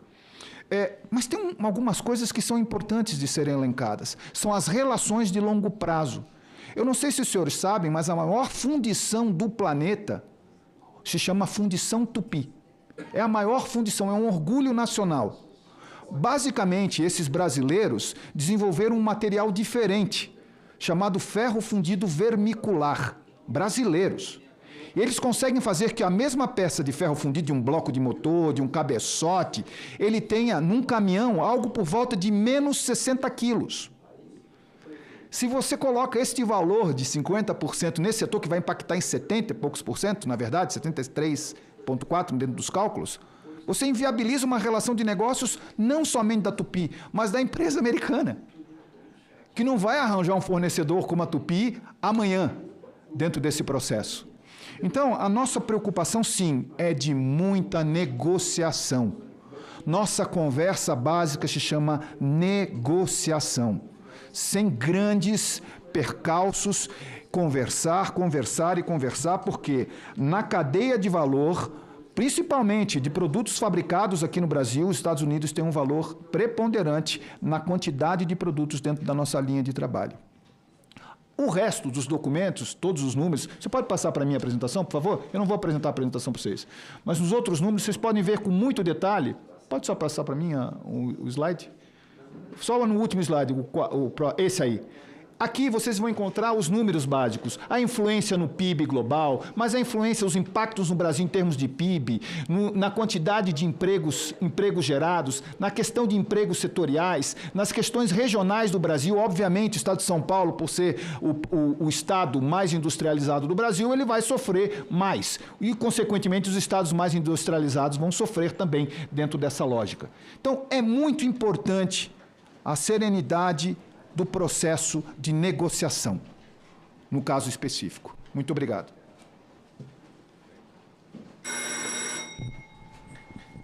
Agradecemos ao senhor Jefferson de Oliveira Gomes pela apresentação. De pronto, passo a palavra ao senhor Michel Platini Giuliani, presidente da Associação Brasileira dos Importadores. Agradecer a presença do senador Isalci Lucas, do Distrito Federal, Chico Rodrigues. Já registrei a presença do senador Carlos Viana e do senador Hamilton Mourão. Apenas pela ordem, senador Carlos Viana. Solicitando a inscrição para a fala após os nossos convidados. Obrigado. Senador Carlos Viana inscrito. Antes, porém, o senador Hamilton Mourão já tinha pedido. Vossa Excelência é o segundo. Depois, o Espiridião Amin, que está, e a Tereza Cristina. Não, primeiro o general, depois o coronel. Claro. Perfeito. Tá certo. Bom dia a todos. Muito obrigado pelo convite. Quero agradecer especialmente ao senador Nelson Trade por nos permitir, a Associação Brasileira dos Importadores, de participar dessa discussão, desse diálogo ao lado dos senadores, do embaixador e da CNI, a quem nós, importadores, temos assim, muita admiração, é uma entidade de grande prestígio, ao qual vem desempenhando um grande trabalho no Brasil, né? Quero deixar bem claro esse voto, assim, nós admiramos muito o trabalho da CNI.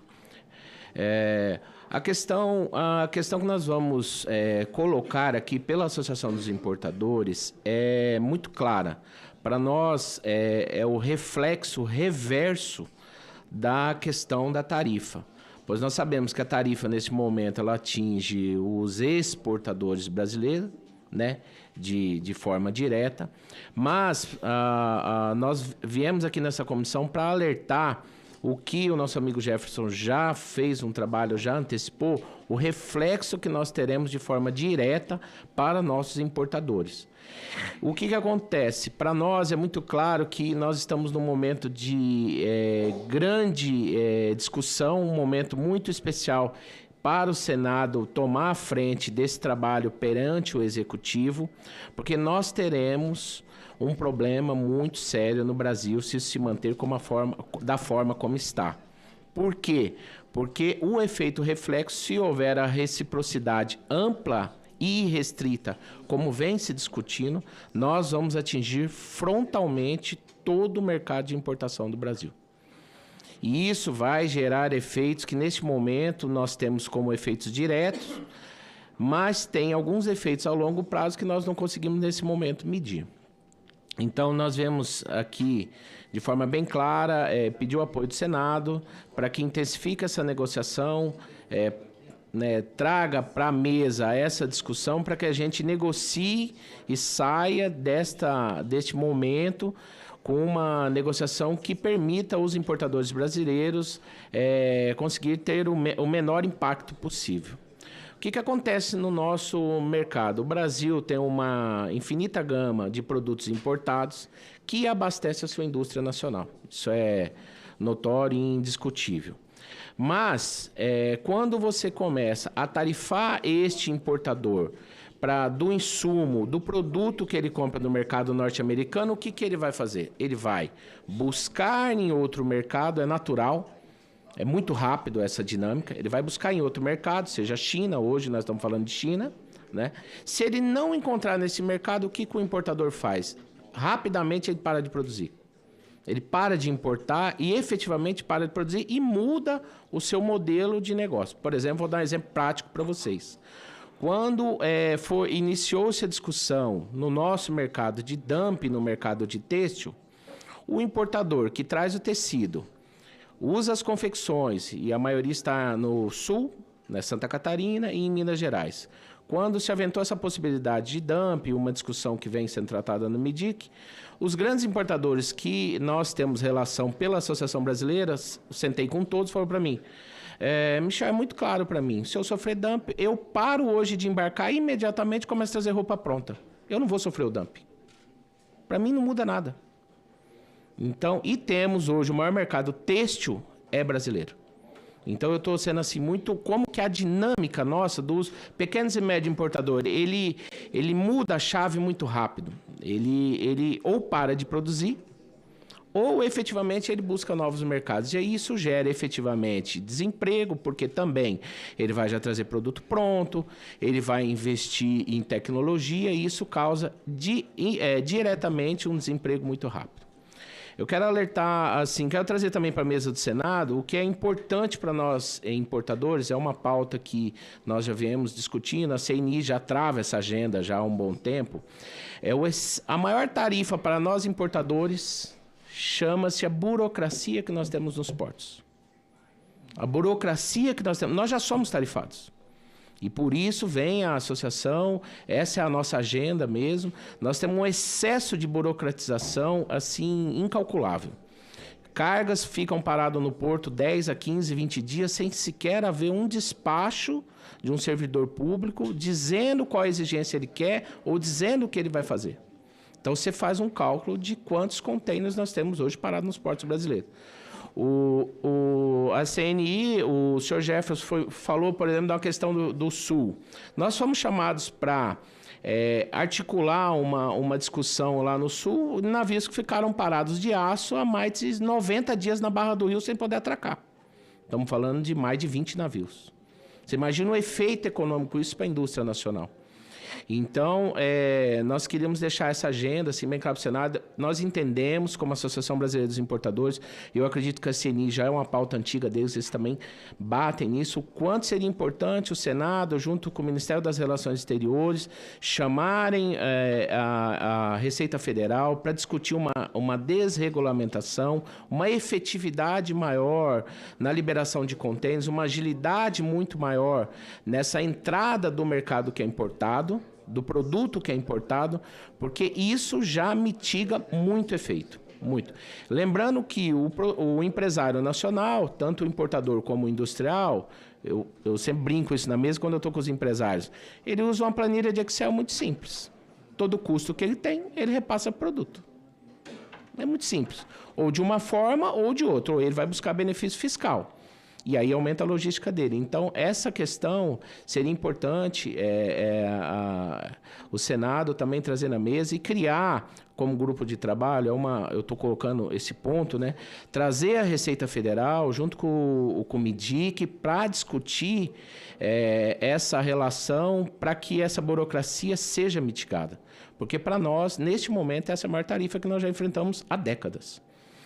E para deixar claro esse ponto, é como se nós tivéssemos um MIDIC vendo o empresário brasileiro como produtor, fomentador, e a Receita Federal com uma outra mentalidade na questão da importação. Então, nós temos duas mentalidades totalmente dissonantes, totalmente desconectada para o mesmo resultado, que é internalizar o produto, baratear para o industrial ou para o vendedor, que é um comerciante, ou uma empresa nacional que só revende, para que ele tenha uma efetividade maior, que o preço baixe e que ele gere mais emprego. É essa a relação que nós temos hoje.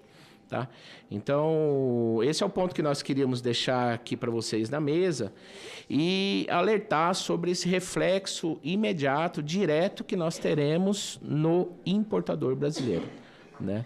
Então, agradeço o convite, senador, por nos colocarmos aqui na agenda e participar ressaltando esse ponto que para nós é fundamental. Tá? Muito obrigado a todos, obrigado pela atenção.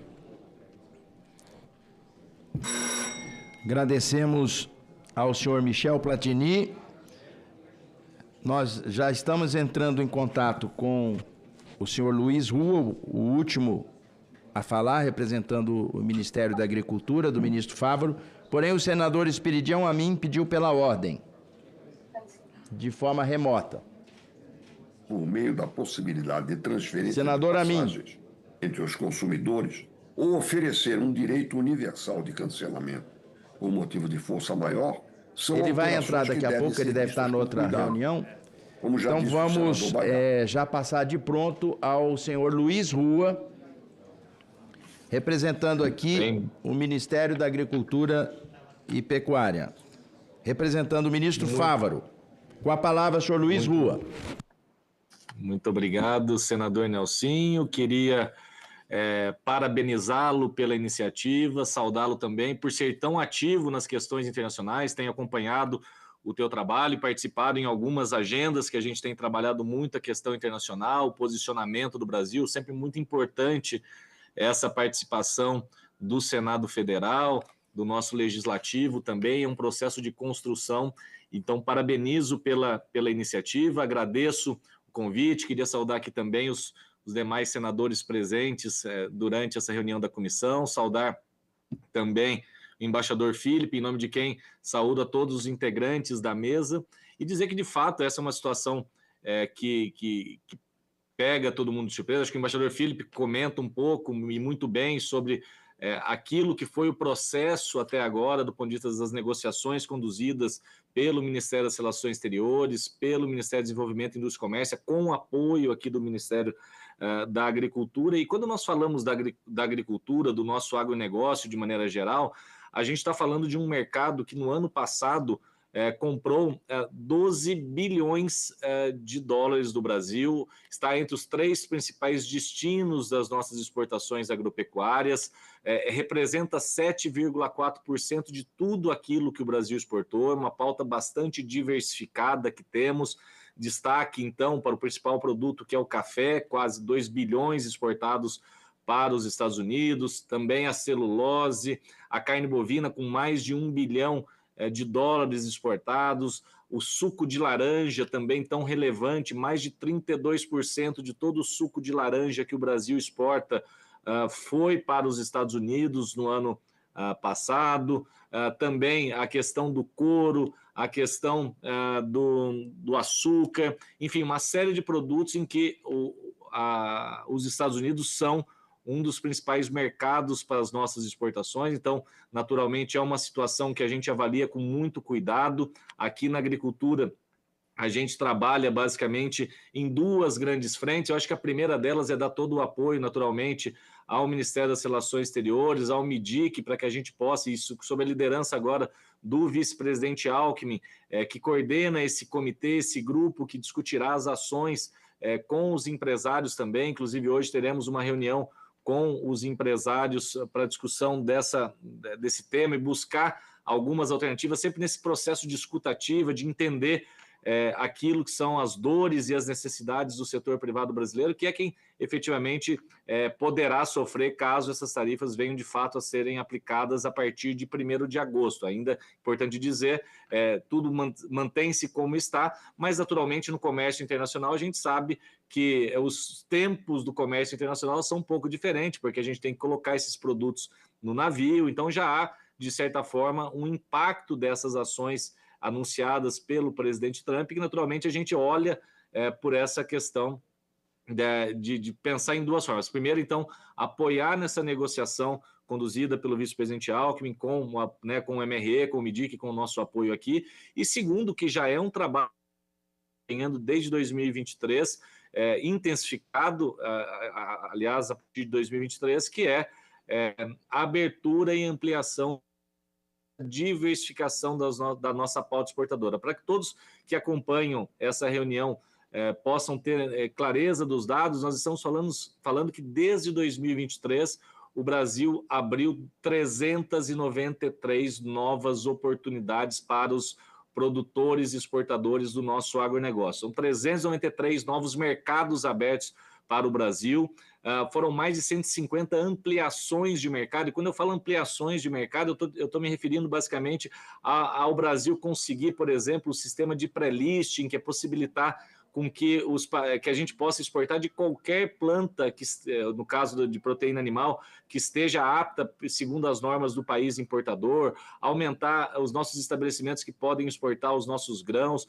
ou seja, é um trabalho que já vem sendo feito e que naturalmente a gente vai intensificar agora a partir dessa discussão com os setores produtivos. A gente tem estado desde semana passada em contato com os setores produtivos, tentando já entender um pouco aquilo que são as demandas, também pedindo para que eles façam contatos com as contrapartes, com os seus compradores nos Estados Unidos, para que possam, de alguma forma, trazer essa realidade. Veja o exemplo do café. Os Estados Unidos não produz café, e está taxando em 50% o nosso café. O Brasil é o grande provedor de café, talvez não haja outros substitutos que possam substituir, por exemplo, o caso específico do café arábica, que a gente exporta majoritariamente para os Estados Unidos. Os Estados Unidos, como eu disse, um grande comprador do nosso café. No caso do suco de laranja também, o Brasil hoje é o grande provedor mundial, aproximadamente 80% das exportações mundiais saem daqui do Brasil,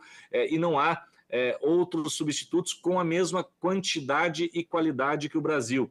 Então, veja, eu falei dos 393 mercados, mas um dos setores mais afetados, por exemplo, que a gente entende, é o setor de carne bovina, no qual desde 2023 nós abrimos 19 mercados. Isso sem falar em ampliação das exportações para a China por meio de novos estabelecimentos, agora a recente abertura do mercado do Vietnã, na semana passada de El Salvador, enfim, uma série de mercados que a gente vem trabalhando para que a gente possa diversificar também a nossa pauta sem prejuízo de negociar, de buscar, e acho que o senador comenta muito bem a questão da lucidez, do equilíbrio, da sabedoria. Eu acho que são palavras que agora devem estar no nosso vocabulário, já estavam e devem ficar ainda mais fortes, porque a gente entende os impactos para o setor produtor exportador, buscará soluções consensuadas, naturalmente sempre trabalhando a questão da soberania, de trabalhar numa linha de respeito e de negociação. Eu acho que pedir aos 40 adidos brasileiros presentes das nossas embaixadas no exterior, que busquem novas oportunidades também, que comentem, falem com importadores, busquem junto aos seus stakeholders, que são essas pessoas chaves, às vezes, que a gente tem no comércio, que busquem oportunidades. E aí, efetivamente, eu peguei um dado aqui, que nós, desde janeiro de 2025, nós temos os Agro Insights, que são relatórios que a gente publica, já foram mais de 220 relatórios que a gente publicou até agora, em junho, com oportunidades comerciais para os nossos produtores e exportadores. E eu fiz a conta aqui para esses 5 setores mais afetados, então estou falando basicamente do café, da carne bovina, estou falando também do suco de laranja, das frutas, dos pescados, e aí acrescentaria um sexto, que é os couros, mas tantos outros também que a gente sabe que tem impacto, como é o caso do cacau. A gente levantou e a gente já fez mais de 40 agro-insights relacionados a isso. Então é um momento também que a gente, dos exportadores, olharem essas oportunidades que a gente está levantando e com isso a gente pensar nessa diversificação que, como eu disse, já vem ocorrendo e que a gente intensificará agora ainda mais, buscando novas habilitações para a carne bovina. A gente teve ontem a excelente notícia também do reconhecimento do Paraná como livre de aftosa sem vacinação e peste suína clássica pelos produtos. Estamos trabalhando para o Acre e para o Rondônia também terem esse status. O Brasil, em maio, recebeu o reconhecimento da Organização Mundial de Saúde Animal como livre de aftosa sem vacinação. Nesse sentido, a gente está trabalhando para que a gente ver e ampliar a participação em mercados relevantes, como é o caso do Canadá, o caso do Japão, da Coreia do Sul, da Turquia, tudo isso no caso das carnes bovina e carne suína, também trabalhando muito a questão do suco de laranja, e acho que agora faz mais sentido ainda a gente trabalhar ainda mais forte para que a gente tenha o processo de ratificação do acordo União Europeia-Mercosul, avançar nas negociações Mercosul-Índia, enfim, uma série de ações que a gente tem trabalhado, buscar também a promoção comercial, e aqui faço uma menção ao trabalho da Apex, ao trabalho nosso aqui do MAPA e ao do MRE, que em conjunto temos trabalhado, buscado essas oportunidades. Vejo, por exemplo, o caso do café, que a gente tem um grande caminho no mercado asiático, especialmente na China, mas também na Austrália, que o Brasil ainda tem uma participação muito pequena, o suco de laranja na Austrália. na Arábia Saudita, enfim, há uma série de oportunidades que a gente está trabalhando. A gente está também, naturalmente, à disposição aqui para receber dos parlamentares algumas sugestões de ação. Iremos, como eu disse, falar com os empresários, e já estamos falando, e iremos aprofundar hoje esse diálogo com a presença do vice-presidente, para que a gente possa, de fato, buscar os caminhos alternativos e também buscar a nossa forma de atuação frente a essa negociação, que é uma negociação complexa, naturalmente, mas uma negociação que a gente entende que com lucidez, com sabedoria, com trabalho, com técnica, a gente pode alcançar eventualmente bons resultados. Então, era isso que eu queria dizer, colocar-me à disposição dos senadores e senadoras para qualquer ponto que entendam. Eu, infelizmente, senador, como eu tinha comentado, precisarei sair, dado uma agenda previamente estabelecida aqui no Ministério da Agricultura, mas fico à disposição para receber os questionamentos que porventura saiam dos senadores, senadoras, da sociedade civil como um todo, e fico à disposição então aqui para trabalhar junto, porque eu acho que esse é um trabalho que a gente precisa da união do setor, né, do setor produtivo, aqui do governo, do legislativo, para que a gente possa, eu tenho certeza que a gente poderá sair, inclusive, dependendo, melhor do que a gente entrou nessa situação. Então, muito obrigado. Agradecemos ao senhor Luiz Rua, que sempre de pronto está à disposição para tirar as dúvidas dessa comissão e do próprio Senado como um todo. Agradeça ao senador ministro Carlos Fávaro. Senador Hamilton Mourão. Presidente, bom dia. Antes, porém, agradecer a presença do senador Humberto Costa. Cumprimentar os colegas senadores aqui presentes, que nos acompanham também de forma virtual, aos nossos participantes da audiência pública, agradecendo as exposições que foram feitas, todas extremamente objetivas e pertinentes. A gente não pode fugir da contextualização do momento que nós estamos vivendo. E é importante a gente compreender que o poder se exerce de três formas: ou pela coerção, ou pelo dinheiro, ou pela atração. As duas primeiras é aquilo que se chama de hard power, de poder bruto. E a terceira, o poder da atração, é o soft power. Desde que o novo presidente tomou posse nos Estados Unidos, ele partiu para uma linha de ação de usar o poder bruto que o país tem, de coerção e dinheiro, e abandonou o soft power que os Estados Unidos atuou durante muitos anos aí na sua política externa, sempre lembrando que a visão dele de relações internacionais era diplomacia, comércio exterior, liberdade, e ele está exatamente atentando contra isso, não é? Num momento de reorganização da ordem mundial. Essa ordem ela tem durado ao longo dos últimos 80 anos. Ela vem do fim da Segunda Guerra Mundial para cá. E o país mais beneficiado nesse processo foram os Estados Unidos da América. Não há dúvida nisso aí. Então, a mim me parece que a estratégia que o presidente Trump vem adotando é uma estratégia que vai terminar por prejudicar os interesses da grande nação americana. E, obviamente, que em algum momento isso viria para o lado de cá, para o lado do Brasil. Tá? Quando a gente olha as relações que os Estados Unidos têm com a maioria dos países são de interdependência assimétrica. Os Estados Unidos ele é superavitário com muitos, mas é deficitário com outros. Normalmente, numa relação de interdependência assimétrica, aquele que é o deficitário tem algumas vantagens na hora de negociar. Tá?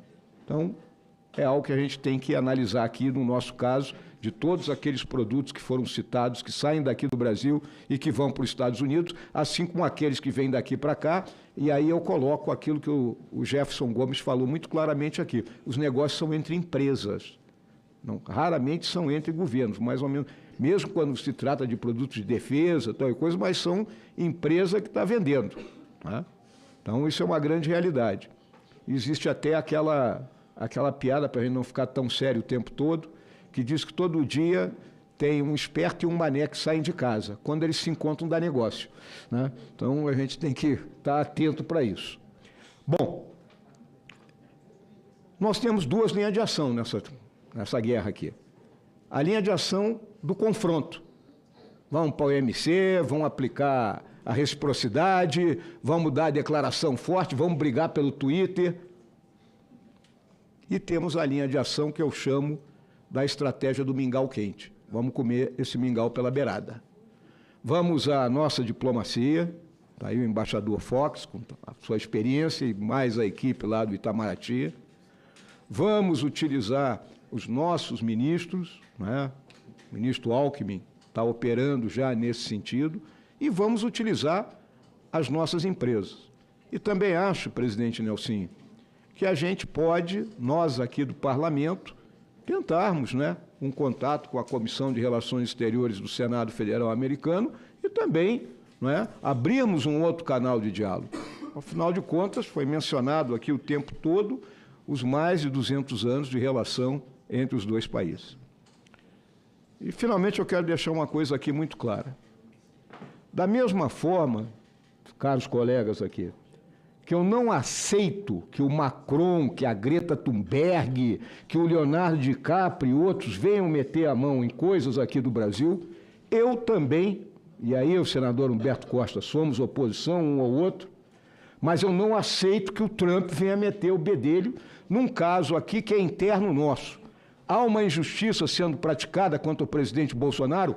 Há uma injustiça sendo praticada, mas compete a nós brasileiros resolvermos isso. Então, é essa última mensagem que eu quero deixar e agradeço aqui, senador Nelson Trade, cumprimento Vossa Excelência e o senador Esperidião Amin pela iniciativa. Temos o senador Hamilton Mourão. Nós temos aqui alguns já inscritos, próximo senador Carlos Viana. Antes, porém, encaminhar a Vossas Excelências algumas sugestões que já chegaram aqui, trabalhado que está sendo pela nossa assessoria. Ao final de todo esse processo, nós vamos fazer alguns encaminhamentos. Como Vossas Excelências sabem, nós já estamos trabalhando há algum tempo, estimulado que fomos pelo próprio encarregado de negócios do governo americano aqui, na embaixada, que responde pelo cargo de embaixador, a fazer um grupo de trabalho e ir até Washington falar com a nossa contraparte americana. Uma reunião de nível, uma reunião onde parlamentar vai falar com parlamentar, porque essa situação ela é ruim para o Brasil, mas também é ruim para os Estados Unidos. Então, nada melhor do que você dialogar com a sua contraparte americana para tentar achar um caminho em que a gente possa fazer um entendimento num campo da neutralidade. E nós estamos, senador Humberto Costa, numa negociação com o prazo estabelecido. Prazo que, na minha avaliação, é curto.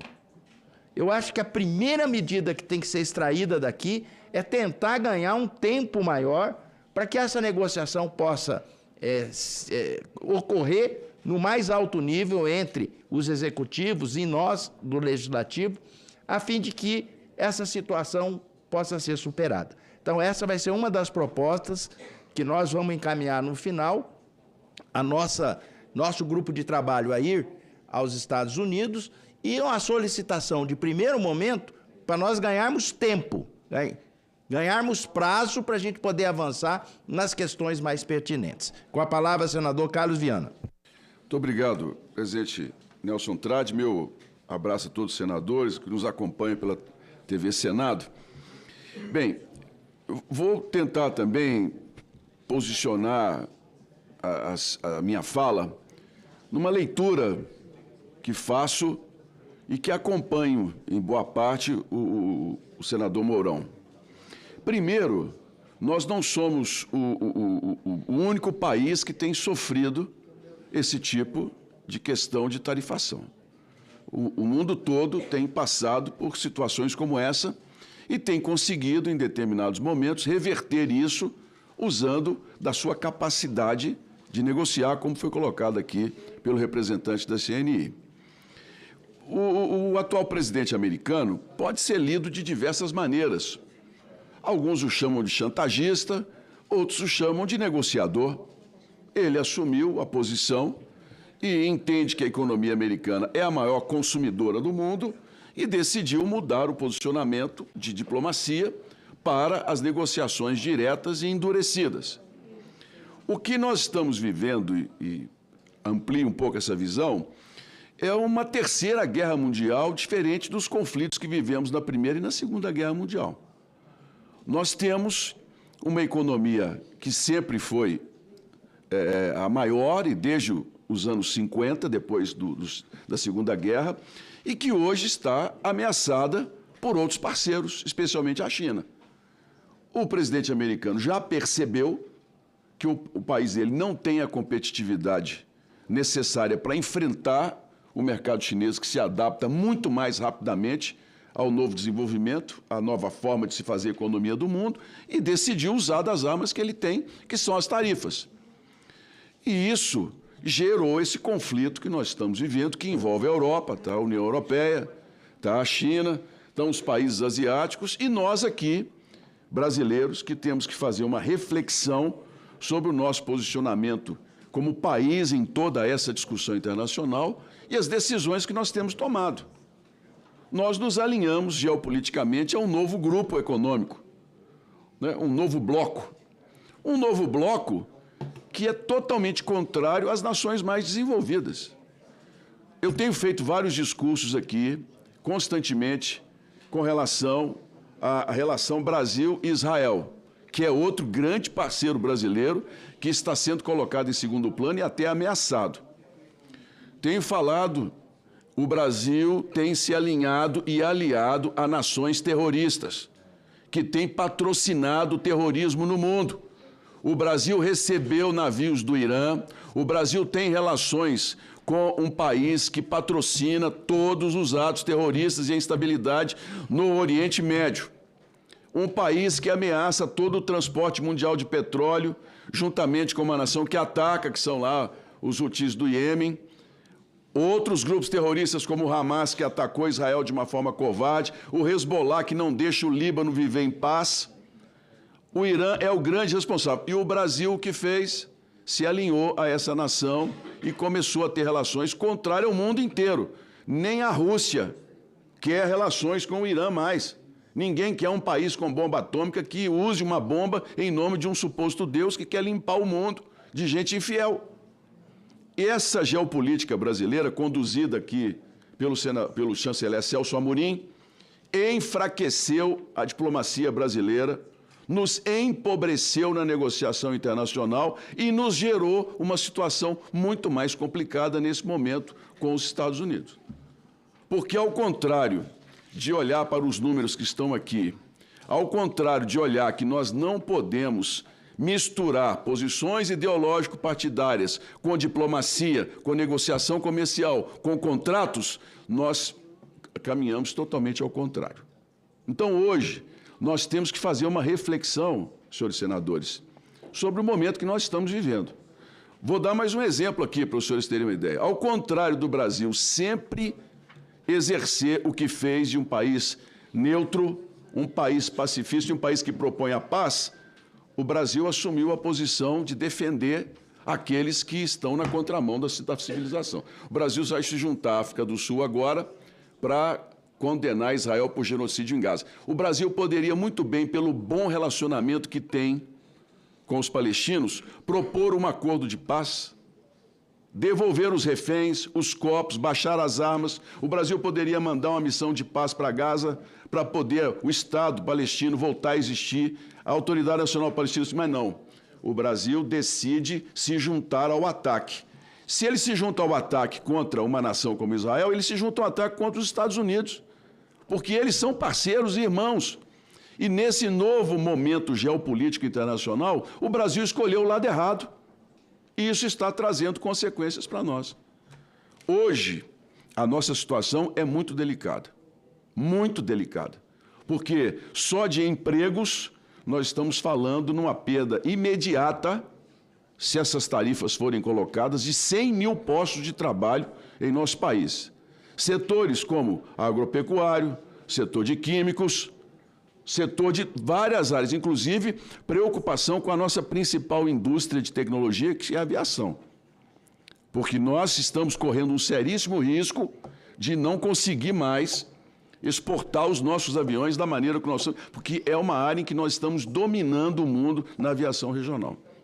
Então precisamos agir com rapidez. E eu aqui digo para vocês, não vejo por parte do atual governo federal disponibilidade para diálogo, pela posição que o Brasil assumiu em ser contrário às nações industrializadas, às maiores, às mais desenvolvidas.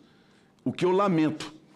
Vejo com muito bons olhos o vice-presidente pelo Ministério do Desenvolvimento e Indústria, que é o legítimo negociador em buscar, mas vejo a nossa diplomacia totalmente fora hoje da capacidade de fazer um Brasil como nós já fizemos no passado e nos representar. Me desculpe, mas, a meu ver, o chanceler Celso Amorim nos colocou num limbo diplomático muito ruim, que eu espero muito breve a gente possa reverter pelos quadros que nós temos no Itamaraty. Mas a gente confunde momento partidário ideológico com diplomacia e com amizade entre os países. Então, senador Nelson Trade, minha proposta, como já conversei com Vossa Excelência, tenho mantido contato com grandes grupos empresariais da Flórida, que estão preocupados com a nossa situação, que são acionistas, compradores, têm contratos com o Brasil em várias áreas e que estão dispostos a nos ajudar.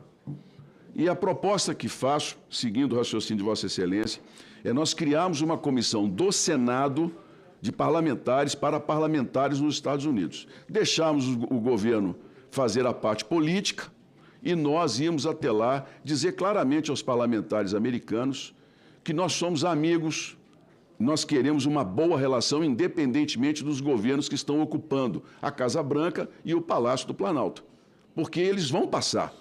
Mas a relação de Brasil e Estados Unidos tem que permanecer de uma maneira sempre mais respeitosa e mais equilibrada. Já temos a possibilidade de 3 agendas. O senador Rick Scott, que é senador da Flórida, Vossa Excelência já esteve com ele, se colocou à disposição.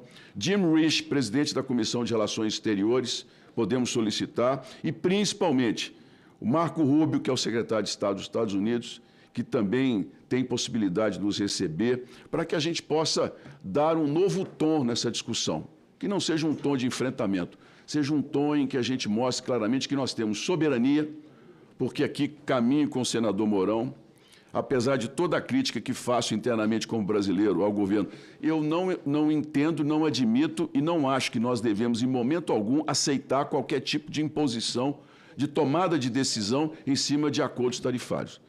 Nós temos que ser tratados com igualdade e temos que ter a cabeça erguida para colocar o nosso posicionamento e enfrentar essa dificuldade com inteligência, mas principalmente com soberania. Esse é o meu posicionamento e fica aqui a sugestão de nós criarmos essa comissão o mais breve possível. Me coloco à disposição de Vossa Excelência para acompanhá-lo se for necessário e levarmos até eles, abrirmos uma nova possibilidade de diálogo que mude a imagem do Brasil de país alinhado hoje a nações que financiam o terrorismo pelo mundo. Muito obrigado, presidente. Agradeço as colocações do senador Carlos Viana, que vem na mesma linha da proposição feita por nós antes da vossa fala. Essas tratativas já estão sendo feitas e tomadas de forma institucional e penso que no mais tardar até amanhã nós já vamos ter uma resposta a respeito dos encaminhamentos. A senadora Tereza Cristina está online e pede para entrar agora em função do sinal que dela restabeleceu e ela faz questão de participar. Eu acho muito importante ouvir a senadora Tereza Cristina, porque em 2019 houve uma situação semelhante. A senadora era a ministra da Agricultura, ela organizou um grupo de trabalho, foi até os Estados Unidos, fez um diálogo no mais alto nível e voltou de lá com respostas positivas para o Brasil. Então, com muito prazer, passo a palavra à senadora Tereza Cristina. Muito obrigada, presidente senador Nelsinho. Eu quero, em primeiro lugar, cumprimentar Vossa Excelência pela condução serena, responsável dessa audiência, e é justamente nesse espírito que precisamos, nesse momento, equilíbrio, pragmatismo, união em torno do interesse nacional. A crise comercial deflagrada recentemente exige atenção, mas também cautela. Não podemos alimentar tensões políticas ou dar respostas precipitadas. O caminho deve ser sempre o caminho do diálogo. Eu acho que dialogando, conversando muito, é que nós podemos ter êxito nessas negociações. Nós temos aí a diplomacia técnica que pode construir e trazer soluções. É hora de baixar a temperatura, levantar a cabeça, mas com serenidade e firmeza. É muito importante a firmeza. Soberania nacional é importantíssimo nesse momento. Como relatora da Lei da Reciprocidade Econômica, que sancionada em abril, votada por todos, né, por unanimidade, tanto do Senado quanto da Câmara, eu tenho deixado claro, e eu quero aqui nesta audiência, senador Nelsinho, deixar claro, que essa lei ela não foi criada pensando nos Estados Unidos. Ela foi elaborada para dar ao Brasil um instrumento firme de negociação diante das práticas discriminatórias que já enfrentamos, especialmente lá no passado, no âmbito da União Europeia. Então, ela é uma ferramenta de defesa, né? E não de confronto. E ela deve ser usada com responsabilidade como último recurso, quando todos os caminhos diplomáticos forem esgotados.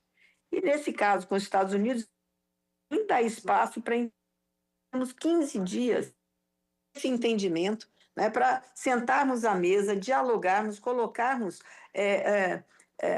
o jogo de perde-perde que serão essas tarifas de 50% sobre os produtos brasileiros e se nós também formos colocar sobre os produtos que importamos, que são tão importantes para a economia brasileira. E também não menos importante, talvez em menor percentual para a economia americana, mas também importantíssimos, como o suco de laranja, as carnes para os hambúrgueres americanos, né? O açúcar brasileiro, o etanol, né? Enfim, são cadeias altamente eficientes, sustentáveis, geradoras de emprego aqui e também nos Estados Unidos. E esses setores não podem ser penalizados por uma disputa comercial, que tem aí outros contornos políticos. A solução precisa vir da mesa de negociação. Não vamos olhar o passado. Com certeza, eu tenho certeza que o governo errou muito nos BRICS, no protagonismo equivocado que o Brasil e o presidente Lula quiseram dar aos BRICS, né? Quando fala de uma segunda moeda interblocos, enfim, o posicionamento político totalmente equivocado. Mas nós agora, como brasileiros, precisamos trabalhar em conjunto, unidos, para que possamos minimizar este desastre que serão essas tarifas. E o senador Nelsinho falou que nós tivemos um episódio, quando eu era ministra da Agricultura, é verdade, era um episódio aí de sanidade animal, né? E que os Estados Unidos deixou o Brasil fora do seu comércio por muito tempo das carnes, né, bovinas, por conta de um problema sanitário. E fomos para lá, a conversa foi muito boa com o ministro de Agricultura à época, e meses depois o Brasil voltou a exportar carne e hoje tem sido, esse produto tem sido protagonista aí nas vendas para os Estados Unidos. Eu acho que o Brasil tem argumentos, tem credibilidade e tem uma agricultura admirada e respeitada.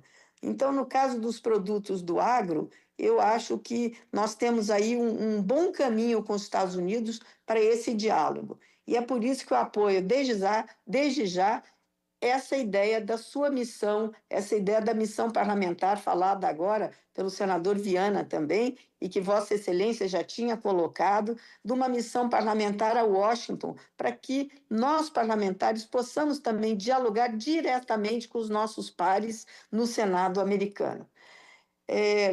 Então, eu queria dizer para vocês que a palavra, nessa discussão também, lá atrás, quando eu tive também por ocasião estou me lembrando aqui que também por ocasião de uma discussão entre Washington e Brasília, né, com o próprio presidente Trump, sobre o etanol americano entrar no Brasil, e foi uma que enfrentamos nos Estados Unidos, e, na época, nós colocamos que nós tínhamos barreiras com os Estados Unidos, açúcar brasileiro, né? E que, então, no Brasil, como etanol e açúcar eram feitos da mesma matéria-prima, diferentemente do que é nos Estados Unidos, e eu tive a oportunidade de falar para o próprio presidente Trump, naquela época, juntamente com uma missão do presidente Bolsonaro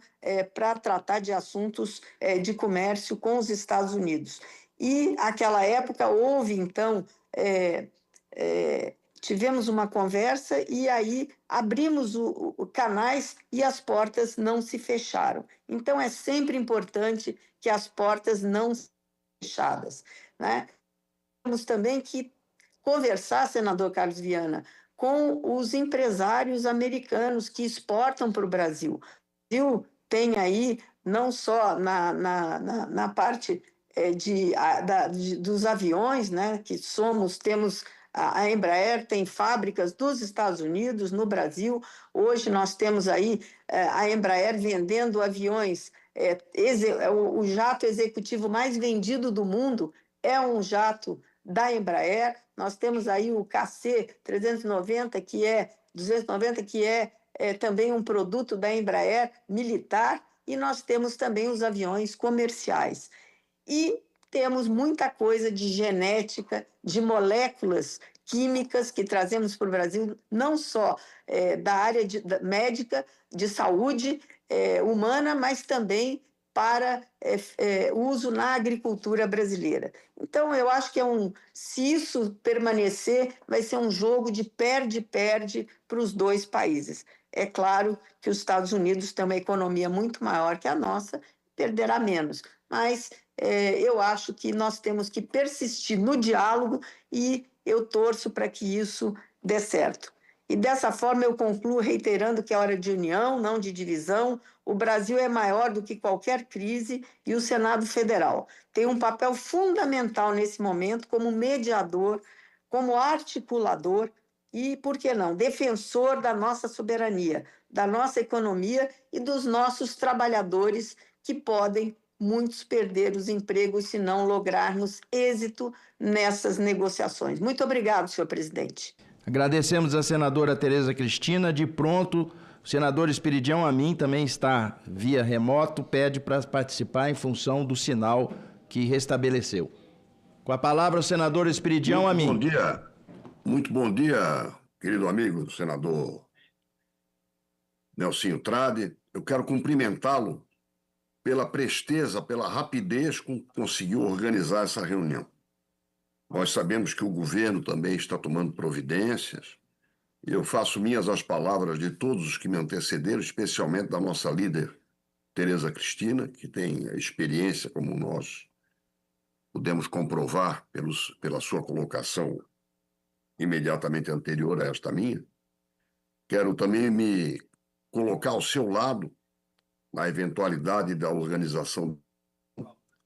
Acho que é minha obrigação, até pela situação particular do Estado de Catarina, que foi mencionado, inclusive, pelo representante da CNI. A fundição por ele, e assim podíamos dizer também a VEG, as nossas exportadoras de proteína para os Estados Unidos, madeira, enfim, a economia catarinense se notabiliza pela exportação de produtos com valor agregado. Por isso, o nosso maior parceiro de Santa Catarina são os Estados Unidos, mais do que a própria China, pela natureza do nosso comércio exterior.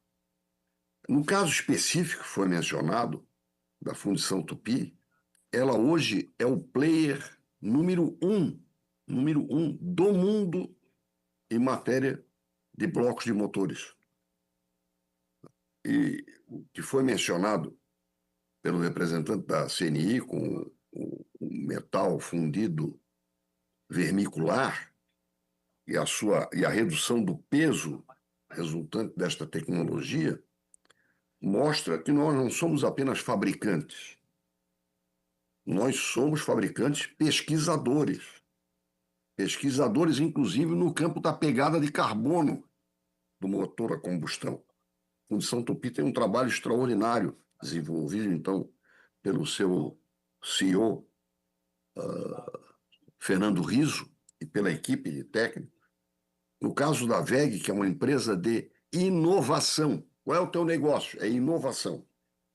Também portfólio de produtos, inclusive fabricados nos Estados Unidos, no caso da Tupi, fabricados no México, que é onde ela tem filiais fabricantes. Então, pela complexidade deste comércio, eu faço minhas as palavras da senadora Tereza Cristina, insistência, uma insistência pacífica, porque nós temos razão. Quanto mais discutirmos, quanto mais iluminarmos o cenário, melhor para nós. Tanto para o Brasil como um todo, quanto para Santa Catarina em particular.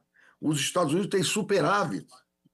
Esses números não podem ser manipulados. É um resultado de 14, 15 anos de operações. Os Estados Unidos têm um enorme superávit, um consolidado superávit comercial com o Brasil. Então, isto desperta solidariedade de lá para cá. Eu não sou um especialista em carnes, mas o sabor do hambúrguer americano depende do senador Jaime e a senadora Tereza Cristina confirmam essa minha assertiva. Depende muito das carnes do dianteiro do boi. Necessária essa participação para preservar o sabor do hambúrguer, que é um alimento básico do estadunidense. Eles não comem filé e costela como nós, eles comem hambúrguer. E o hambúrguer precisa de uma participação do dianteiro do boi para preservar, digamos, o sabor tradicional, que é uma exigência do consumidor americano. Sem a participação do Brasil, eles vão ter que arrumar outro fornecedor. Eu não sei se vão conseguir um consumidor tão competente, né, com produção limpa, segura, do ponto de vista de sanidade. Portanto, há interesses convergentes. Vamos deixar essa parte política, né, neste momento, cada qual com a sua convicção, eu tenho a minha, vou preservá-la, mas, como dizia o Brizola, os interesses legítimos, naturais, inerentes à nossa convivência de 200 anos, presta atenção, são 200 anos de relações cordiais. Eu acho que um fato discricionário como este, né, com característica de sanção com C cedilha, nunca aconteceu na nossa história. Portanto, é um episódio que nós não devemos pôr em relevo. Vamos discutir. Eu acho que o governo está se equipando para essa discussão. O vice-presidente da República, Geraldo Alckmin, que está realizando nesta manhã reunião com representantes das indústrias, inclusive de Santa Catarina. Ele reúne condições para negociação este caráter, e nós não podemos nos omitir. Por isso eu concluo as minhas palavras, presidente Nelson Trade, cumprimentando Vossa Excelência pela iniciativa oportuna. Nós não podemos nos omitir num caso desse. Me coloco à sua disposição, até pelo interesse que Santa Catarina tem no assunto, de participar desta eventual missão. Mas, acima de tudo, é determinação nossa, sua e nossa, com a nossa solidariedade, nós não podemos nos omitir. seja aqui no Senado, seja no Congresso, seja junto com as confederações, com os nossos trabalhadores que dependem, com os pequenos produtores rurais que são a base da nossa agricultura catarinense e do nosso agronegócio. Nós não podemos nos omitir, com coragem e sabendo que estamos do lado certo, vamos ajudar nesse diálogo. Muito obrigado e meus cumprimentos pela iniciativa. Agradecemos, senador Esperidião Amin. De pronto, senador Isalci Lucas. Depois, senador Chico Rodrigues. Presidente, quero cumprimentá-lo pela iniciativa dessa audiência. Eu não participo da comissão aqui de Relações Exteriores. Eu sou muito mais da área técnica do que política, né?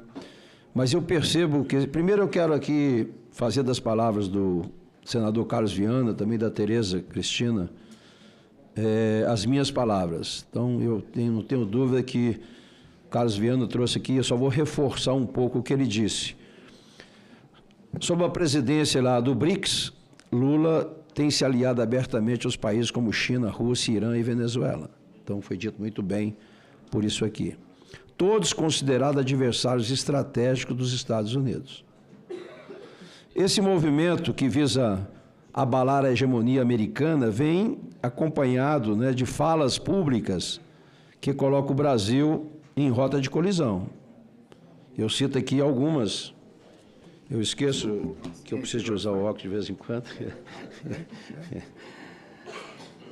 Olha aqui, presidente, em abril de 2023, lá na China, em 2023, declaração do Lula, os Estados Unidos precisam parar de encorajar a guerra e começar a falar sobre paz. Fala dita em Xangai, ao lado do Xi Jinping, sugerindo que os Estados Unidos são os verdadeiros culpados pela guerra na Ucrânia. Em março de 2023, tarifas e comércio, disse também, tudo o que fizeram conosco haverá reciprocidade, ou vamos ao OMC brigar. Isso lá em 2023. Mensagem agressiva sobre práticas comerciais americanas. Março e abril de 2023, meio ambiente. Trump torna cada vez mais difícil os países ricos se comprometerem com a salvação do planeta. Critica diretamente as políticas ambientais americanas. Novembro de 2024, campanha presidencial dos Estados Unidos. A vitória de Trump representaria o retorno do nazismo e do fascismo com outra cara. A eleição de Trump seria resultado da loucura americana. Falas extremamente ofensivas, feitas durante a entrevista à imprensa nacional e estrangeira. Fevereiro de 2025, entrevista às rádios brasileiras, em fevereiro de 2025. Trump está querendo virar o imperador do mundo. O presidente dos Estados Unidos deveria cuidar do próprio país em vez de dar palpite no mundo. Campanha baseada em bravatas. Rejeição aberta à autoridade americana atacando pessoalmente Trump. Março de 2025, entrevista coletiva no Alvorada. Não adianta ele ficar gritando de lá porque eu aprendi não ter medo de cara feia. Fale manso comigo. Fale com respeito comigo. Declarações públicas e eleva o tom de confronto desprezado pela liderança americana. Abril de 2025, cúpula dos BRICS. Aqui, talvez seja o mais problemático. Abril de 2025. Nós queremos imperador. Não queremos imperador. Um presidente do tamanho dos Estados Unidos ameaçar o mundo pela internet é uma irresponsabilidade. Fala dita em evento internacional na condição de presidente do BRICS, sugerindo que Trump haja como tirano global. Maio de 2025, revista New Yorker.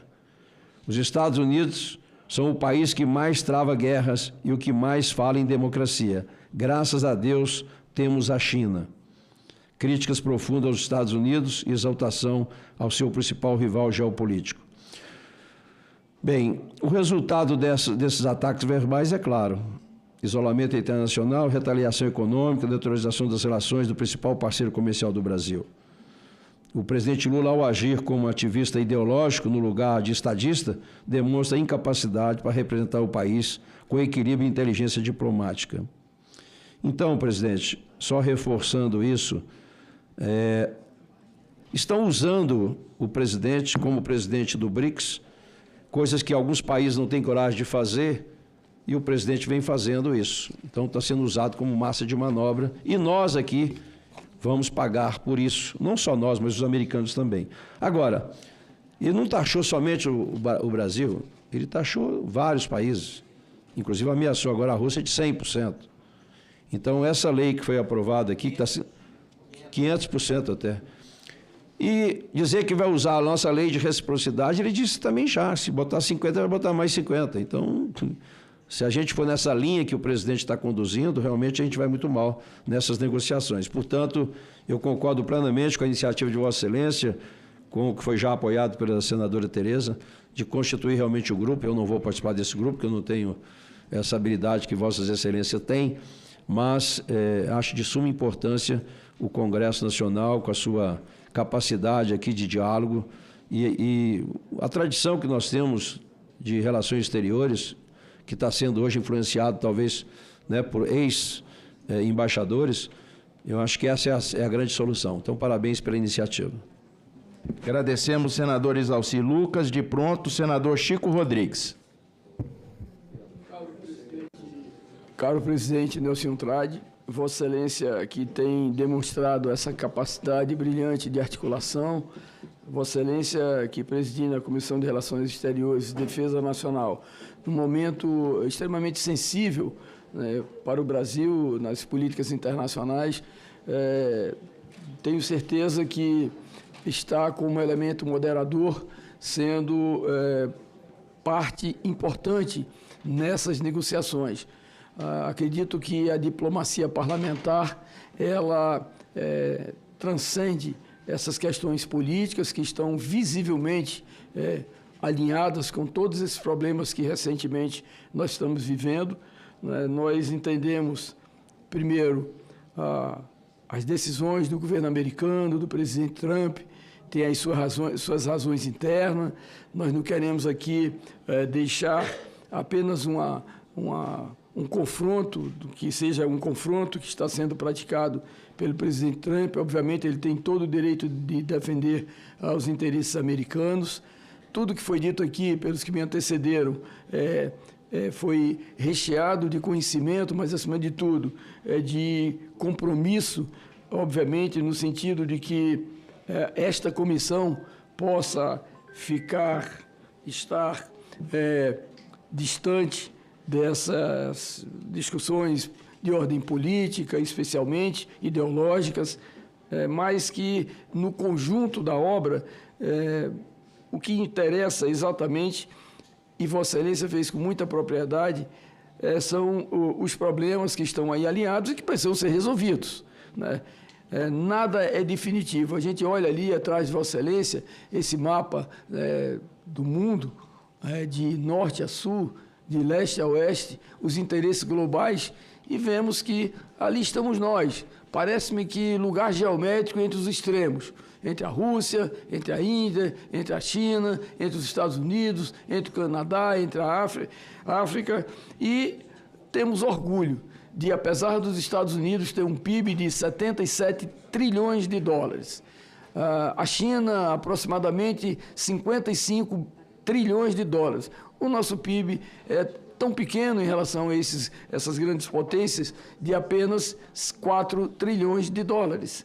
Mesmo assim, somos partes importantes nessas discussões internacionais, na área de comércio, porque, claro, somos o maior produtor de soja do planeta, né? Nós somos, talvez, o maior banco de proteína do planeta, né? Hoje, a produção brasileira alimenta aproximadamente 900 milhões de habitantes dos mais de 7 bilhões de habitantes do planeta. Portanto, digo que a participação brasileira nesse conjunto ela é muito importante e tenho certeza que essas discussões elas vão passar. As bravatas de ambos os lados, elas, obviamente, servem para acomodar interesses, né? Em outros tempos passados, não muito distantes, já aconteceram.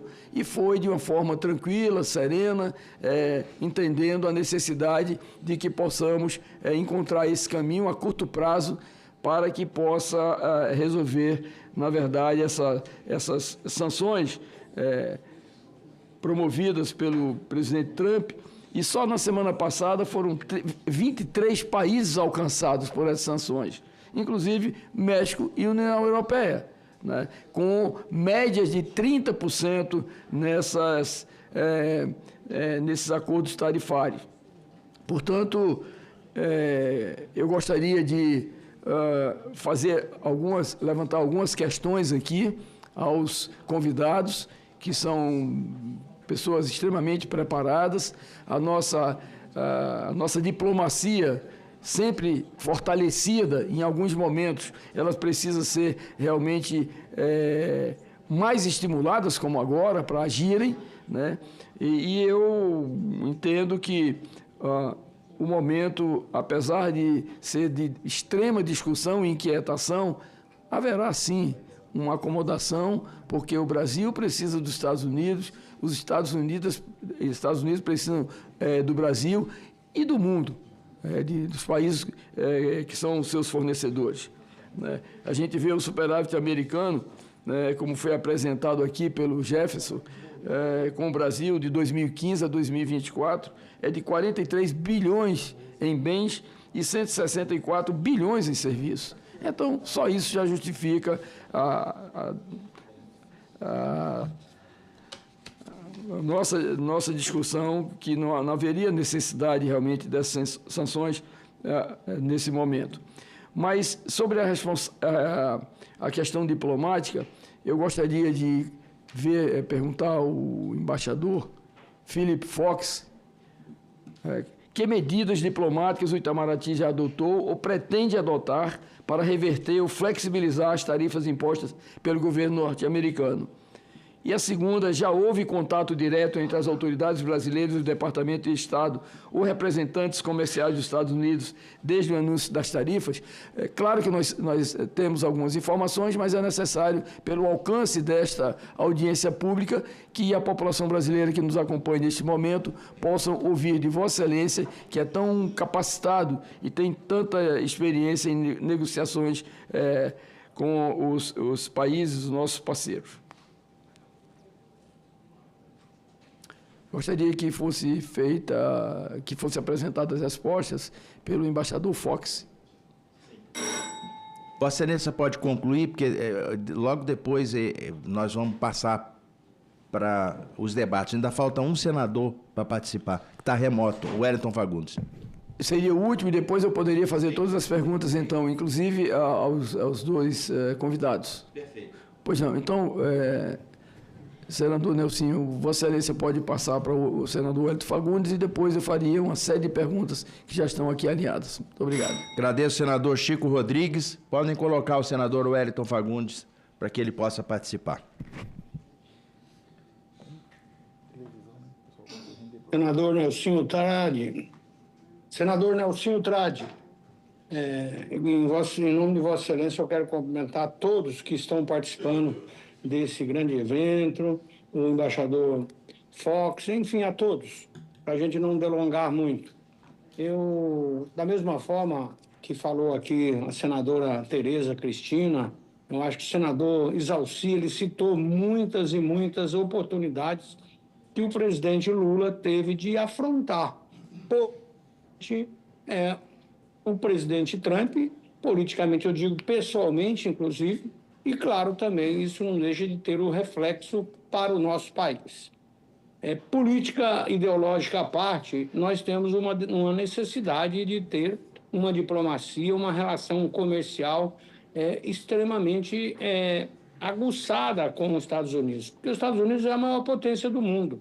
Vocês vejam que hoje nós temos uma balança comercial deficitária. Portanto, nós temos que melhorar essa relação para que o Brasil possa também buscar o equilíbrio da balança comercial com os Estados Unidos e com outros países. Mas, claro, como os Estados Unidos é a maior potência, é aquele que tem maior capacidade, tanto na área comercial, mas, claro, também na área de segurança, né? E é o país que hoje ele tem um aqui como questionar. Portanto, a relação tradicional do Brasil. O Brasil, desde que eu me entendo por gente, o Brasil sempre teve uma relação muito grande com os Estados Unidos. Aliás, eu acho que sempre teve uma grande relação com os Estados Unidos. Então, esse desgaste que está acontecendo agora, é claro, e aí nós temos a responsabilidade de buscar mediar isso. E quando eu digo nós, é o Congresso Nacional. Por isso, senador Nelson, eu inclusive propus, logo na quarta-feira da semana passada, eu propus inclusive a possibilidade, e entrei com um requerimento para o presidente Davi, para que a gente pudesse suspender os trabalhos do Congresso Nacional, porque nós estamos vivendo uma crise. E, claro, hoje essa audiência pública liderada por Vossa Excelência, ela é extremamente importante. Inclusive, a proposição dessa missão nossa de parlamentares para estar lá nos Estados Unidos, conversando, dialogando em nome do Parlamento brasileiro. Afinal de contas, o Brasil, nós temos um presidencialismo, mas não é o presidente dono de toda a verdade. O Congresso Nacional é o representante também legítimo da população. E é o nosso papel. Inclusive, eu quero, sim, participar dessa missão, se ela acontecer, e também, principalmente, em nome do Estado de Mato Grosso, que é o maior produtor hoje das commodities agropecuárias, né? Então, estrategicamente, Mato Grosso do Sul, Goiás, exercemos um papel fundamental para ajudar o Brasil a ter uma balança comercial positiva. E eu quero, inclusive, sugerir, senador Nelson, caso consigamos, então, ter essa missão, que eu acredito que seria uma missão com comissão externa, que pudesse, inclusive, levar alguns representantes do setor produtivo brasileiro e até empresarial, industrial. Mas, principalmente no nosso caso, eu sugiro aqui a possibilidade de estar presente também a ProSoja, porque somos hoje o maior produtor de soja, Mato Grosso, já passamos a Argentina. E eu sugiro, inclusive, o presidente Lucas Weber, mas outras pessoas que aí a comissão definir. Mas eu não quero delongar muito, mas, claro, tudo que foi falado aqui, principalmente pela senadora Tereza Cristina, com a sua experiência de ser ministra, eu a acompanhei em muitos eventos.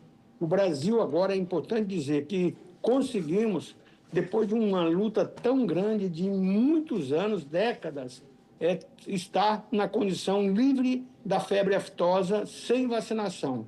Então, é uma grande oportunidade que nós temos hoje para melhorar as nossas exportações, não só com os Estados Unidos, mas buscar outros mercados. Por isso, a diplomacia é importante e também a capacidade nossa do Ministério da Agricultura, de todos os ministérios, aí também o vice-presidente da República, que é da Indústria e Comércio, tem essa responsabilidade muito grande, porque o Brasil tem um potencial e é importante que a gente possa estimular cada dia mais essa capacidade comercial brasileira e, claro, na troca de informações. Eu agora acabo de vir da China, é um país importante, porque é um grande importador brasileiro e que vai estar desenvolvendo tecnologicamente muito, né? Então, mas o Brasil não cabe, não é papel do Brasil. Eu quero lembrar aqui, o presidente Bolsonaro, em plena pandemia, mesmo ideologicamente, ele sendo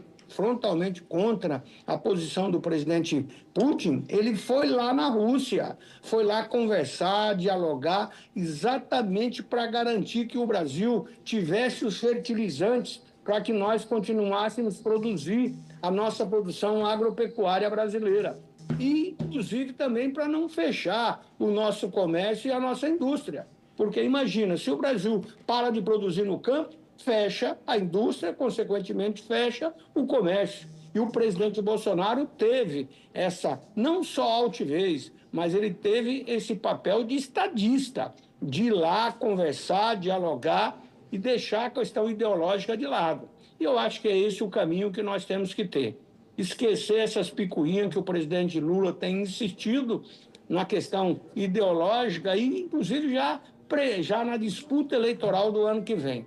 Por isso, eu tenho aqui algumas perguntas, senhor presidente, que eu já deixei aí junto com Vossa Excelência, para que ela fique nos anais e, na medida do possível, que se puder ser respondida agora, ótimo. Caso contrário, que ela seja respondida por escrito para a comissão. Mas eu só quero aqui a primeira colocação, que é exatamente diante da tarifa de importação imposta pelos Estados Unidos, é evidente que setores estratégicos da economia brasileira serão prejudicados, principalmente o agronegócio e a indústria de transformação. Como explicar que o governo Lula, com toda a sua retórica de diplomacia altiva e ativa, não tenha conseguido antecipar ou neutralizar uma medida tão previsível que já vinha sendo sinalizada pelo governo Trump? Quais os setores específicos serão os mais atingidos por essa nossa omissão? E aqui tem outras perguntas que já está aí, eu não quero me delongar, até em respeito a todos os outros companheiros que ainda têm que falar e aos próprios palestrantes aí, os ministros que estão presentes. Muito obrigado, senhor Nelson. Agradecemos, senador Wellington Fagundes. O senador Chico Rodrigues quer fazer um questionamento aos nossos convidados. Fique à vontade. Sobre os impactos econômicos no Brasil, qual a estimativa preliminar do impacto econômico para os setores atingidos, principalmente carne bovina, suco de laranja e mineração, após a entrada em vigor dessas tarifas? Não sei se o Michel ou o Jefferson poderiam realmente responder. Para a indústria, a CNI tem estimativa preliminar do impacto econômico para a indústria brasileira? É outra.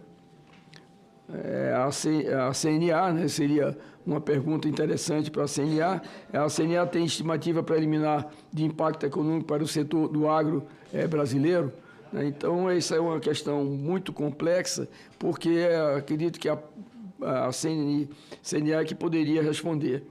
Sobre o prejuízo aos Estados Unidos e ao comércio bilateral, o governo brasileiro está divulgando aos consumidores e empresas norte-americanas os prejuízos que essas tarifas trarão para a economia dos Estados Unidos, porque é uma linha de mão dupla. Nós perdemos, mas o governo americano também perde, né? Então, esse na negociação de uma possível comissão, presidente, esse dado, os empreendedores, os empresários, os exportadores americanos têm essa consciência do que eles perderiam também.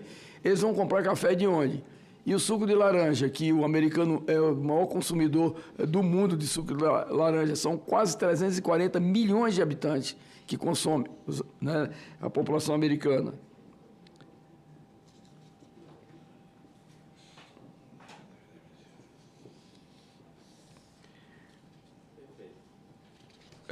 Na verdade, essas perguntas seriam interessantes serem respondidas agora.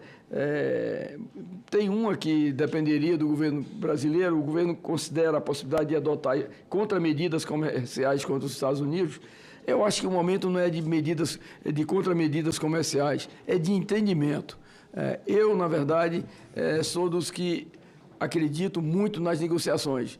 O senador Nelson Trade, com o seu jeito jeitoso, com a sua capacidade de conversar, de negociar, ele praticamente antecipou, né, essas conversas, porque isso, obviamente, com absoluta certeza, está ecoando, já chegou ao governo americano, ao parlamento americano, nesses primeiros contatos, e tenho certeza que nós não podemos ficar em crise, apontando o dedo para A, para B, a questão política, antecipação das eleições, né? Porque os dois lados já anteciparam, essa aqui é a verdade. Os dois lados, não vamos aqui culpar ninguém, aqui vamos resolver o problema para que o Brasil possa sair realmente dessas sanções pesadíssimas que o presidente Trump, que é um jogador, que é um negociador, todo mundo sabe, possa amainar e chegar ao entendimento para que nós, o Brasil, e os demais países que também receberam essas sanções, possam negociar para nós termos um arco global de entendimento. Senador Chico Rodrigues, peço compreensão de Vossa Excelência que as perguntas relativas ao Ministério da Agricultura, que participou, Luiz Rua, vai responder diretamente ao e-mail de Vossa Excelência. A assessoria já vai comunicar a ele. Passo a palavra ao senhor Jefferson de Oliveira para responder, se não me engano, a segunda pergunta, que segunda é pertinente. Impacto econômico. Muito obrigado pela pergunta. Eu só gostaria de reiterar as palavras que vocês mesmos colocaram, com muita pertinência. Negociação, sempre irrestrita, como o senador Mourão colocou, com muita diplomacia. É muito importante que a CNI tenha um posicionamento de não utilização de nada relativo à reciprocidade nos próximos momentos. Fundamental que reciprocidade seja colocada como última ferramenta, como colocado pela própria senadora. Nós não chegamos até aqui exportando para os Estados Unidos, fazendo negócios entre empresas, sem muito esforço, tanto no agro, quanto na tecnologia aplicada pelo setor industrial, muitos anos de muitos brasileiros fazendo trabalhos exemplares. E nesse caso específico, nós conseguimos determinar o impacto de cada setor, senador, e eu vou passar para o senhor via e-mail, por KNAI. Nós conseguimos identificar o impacto por cada empresa que exporta, porque para a gente, nós defendemos aqui o lado industrial, cada nota fiscal de cada indústria brasileira nos interessa. Não simplesmente o setor de forma ampla, colocando uma relação entre países, porque, no final das contas, são empresas que estão lá desenvolvendo suas capacidades. Então, o senhor tem o meu compromisso de passar por KNAI. Eu não digo por empresa, por causa de questões específicas de sigilo da própria corporação. Mas dentro desse grupo de KNAIs, mostrar o impacto sobre isso. É terrível o que está acontecendo com alguns setores, como metalurgia, desenvolvimento de máquinas, ferramentas, máquinas e equipamentos. Nosso setor aéreo é um setor extremamente consolidado, consequentemente, o poder de negociação é muito mais amplo, mas empresas de médio porte, no setor de madeira, no setor de metalurgia, enfim, que tem grandes trabalhos com os Estados Unidos nesse processo da cadeia de valor, nos preocupa bastante se não desenvolvermos a nossa capacidade de negociação. Exalto aqui a capacidade do Senado em fazer os processos de negociação bilaterais com seus respectivos representantes e com certeza o que foi colocado pelos senadores nessa questão da diplomacia, também o setor empresarial vai fazer a sua parte, tanto entre os compradores quanto os produtores. Então, muito obrigado. Mas eu passo para o senhor essas informações com detalhes. Só queria deixar claro a necessidade de negociação e é importante botar muito claro nessa mesa que não é o momento, é representar as nossas empresas, o momento agora não é trabalhar reciprocidade. Embaixador Felipe, quer fazer um comentário às perguntas do senador Chico Rodrigues. Obrigado, senador. Obrigado pelas perguntas. Eu queria fazer, na verdade, 2 tipos de comentário. O primeiro diz respeito diretamente a essa discussão com os Estados Unidos e um segundo tipo de comentário que me ocorre relacionada a observações que foram feitas por alguns senadores sobre a questão geral do sistema multilateral de comércio e outras negociações que a gente possa ter. Mas começando com os Estados Unidos, o contato com os norte-americanos foi feito nos últimos meses de forma constante, ele continua sendo constante. O mais recente foi feito, inclusive, como eu mencionei na exposição, 5 dias antes da apresentação dessas tarifas de 50%, né? E há poucos dias atrás, então. Então, o contato com os americanos, ele é sempre constante, frequente. Agora, esses dias, nós estamos numa situação, eu diria que sim, de organização, né, sobre o que a gente pode fazer para ter um melhor resultado possível, né, das discussões. Então, aqui, à medida que nós estamos falando, aqui agora mesmo está ocorrendo, como foi mencionada, a reunião lá no MIDIC, né, com o pessoal da área industrial, e às 14 horas com os agrícolas. justamente para tentar mapear a situação e ver qual é a melhor resposta. Essas reuniões comandadas pelo próprio vice-presidente. Então, nós estamos num momento assim, de organização e mapeamento da situação para ver como seria a melhor forma de reagir, né? Então, esse ponto é fundamental. Foi uma medida, na magnitude, bastante imprevisível, essa questão de 50%, né? Isso não, acho que nem eles mesmos, os negociadores esperavam, americanos, né? Esperavam uma medida nessa magnitude. Então, é um momento que nós nos organizemos e examinamos a melhor maneira de reagir, né? Houve uma questão sobre o ponto de vista das empresas norte-americanas. Sem dúvida, isso é um elemento fundamental para nós levarmos em conta nessas discussões que estamos tendo com eles. Já estamos falando com vários, não só o governo, mas também o setor privado. É evidente que, mesmo com a simetria de tamanho entre os países, algumas empresas e segmentos econômicos dos Estados Unidos vão ser muito afetados. Então, isso é uma questão que a gente tem que levar em conta e fazer com que eles se sensibilizem para isso, já estão em muitos sentidos, e podem nos ajudar nesse ponto também. Esses são alguns comentários sobre os Estados Unidos. Agora, a questão também que a gente tem que analisar, aproveitando a situação, o que nós temos que fazer sobre relações comerciais em geral, né? Então, isso valeria uma outra audiência aqui também, mas, assim, muito rapidamente. Nós estamos intensificando muito acordos do Mercosul, né? Já no último ano e meio, fechamos Singapura, EFTA agora anunciamos há poucos dias, vamos assinar em setembro, a União Europeia é o mais famoso, e tem vários outros que nós estamos assim, colocando como alvo para o curto prazo.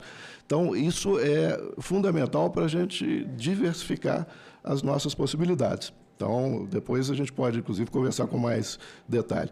E o segundo ponto, que também é fundamental, é que, obviamente, o sistema multilateral de comércio não está funcionando, então nós temos que partir para algum tipo de reforma séria da Organização Mundial do Comércio. E o Brasil está disposto a liderar esse tipo de medida para que a gente possa ter um sistema que seja justo e funcional. Então, temos essas questões, como atacar esse problema específico com os Estados Unidos, mas também como o Brasil se posicionar de uma maneira eficiente na questão geral do sistema de comércio. Obrigado, senador. Agradecemos ao embaixador Philip. Já entrando no final, alguém quer fazer mais algum questionamento? Senhores colegas senadores, gostaríamos de agradecer a presença dos palestrantes, dizer a vossas excelências que nós vamos encaminhar o que foi aqui tratado, a formação de um grupo de trabalho, continuar promovendo as tratativas para uma missão desse grupo de trabalho ao Congresso americano. Esse será transformado em requerimento que vai ser votado pelo colegiado do Senado, numa próxima sessão ordinária. Dessa forma, a gente oficializa de uma forma institucional toda essa questão. E, com isso, a gente ganha um embasamento republicano para que a gente possa fazer essa atuação. Agradeço a participação de todos. Muito obrigado. Cumprindo a finalidade, está encerrada a presente sessão.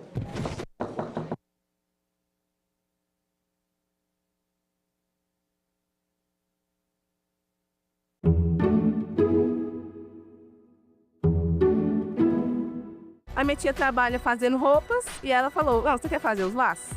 Aí eu comecei a fazer. Eu decidi para arrumar emprego só na hora que eu terminasse a escola. Eu penso que jovem tem que investir primeiro nos estudos. E nós estamos num momento da nossa sociedade que nós precisamos contar com cada mão de obra. O foco não tem que ser incentivar o jovem, talvez, no mercado de trabalho, mas sim incentivar a continuidade do estudo do jovem. Em discussão, hoje, 20h, aqui na TV Senado. Existem no Brasil praticamente 6 mil crianças disponíveis para adoção e quase 40 mil pessoas querendo adotar. Então, é um número que não fecha.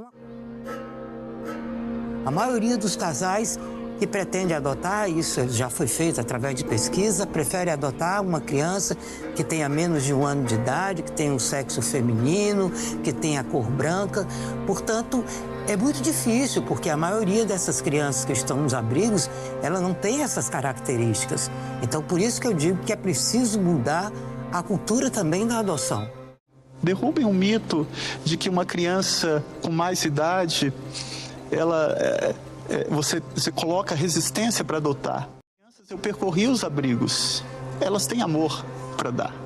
Elas têm um amor incondicional. Atenção! A TV Senado ficará fora do ar para manutenção técnica nesse sábado, 19 de julho, das 7 às 8 da manhã e das 6 da tarde às 7 da noite.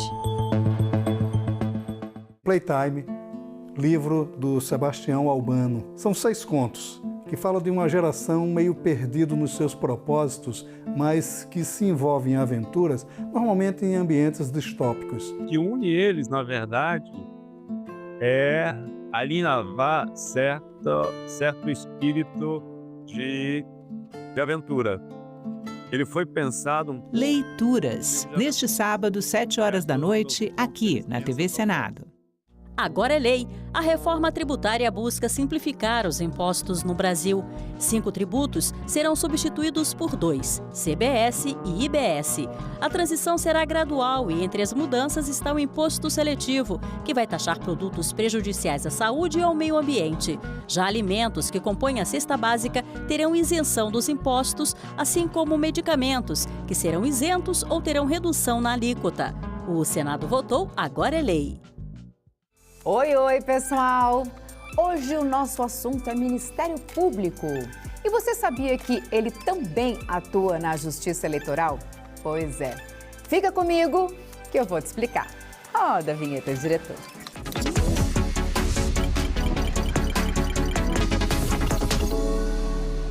Então é isso. Seguinte, o Ministério Público, ou MP, como a gente chama, é uma instituição independente que tem uma missão super importante. Ele atua como fiscal da lei, na proteção da democracia, da ordem jurídica e dos direitos da sociedade. Bom, e você pode estar se perguntando, qual o papel dele no processo eleitoral? A instituição participa das sessões presenciais e virtuais do TSE, acompanha os julgamentos e dá pareceres, que podem ser por escrito ou falados, ali mesmo no plenário. Mas ele não vota como as ministras e ministros, viu?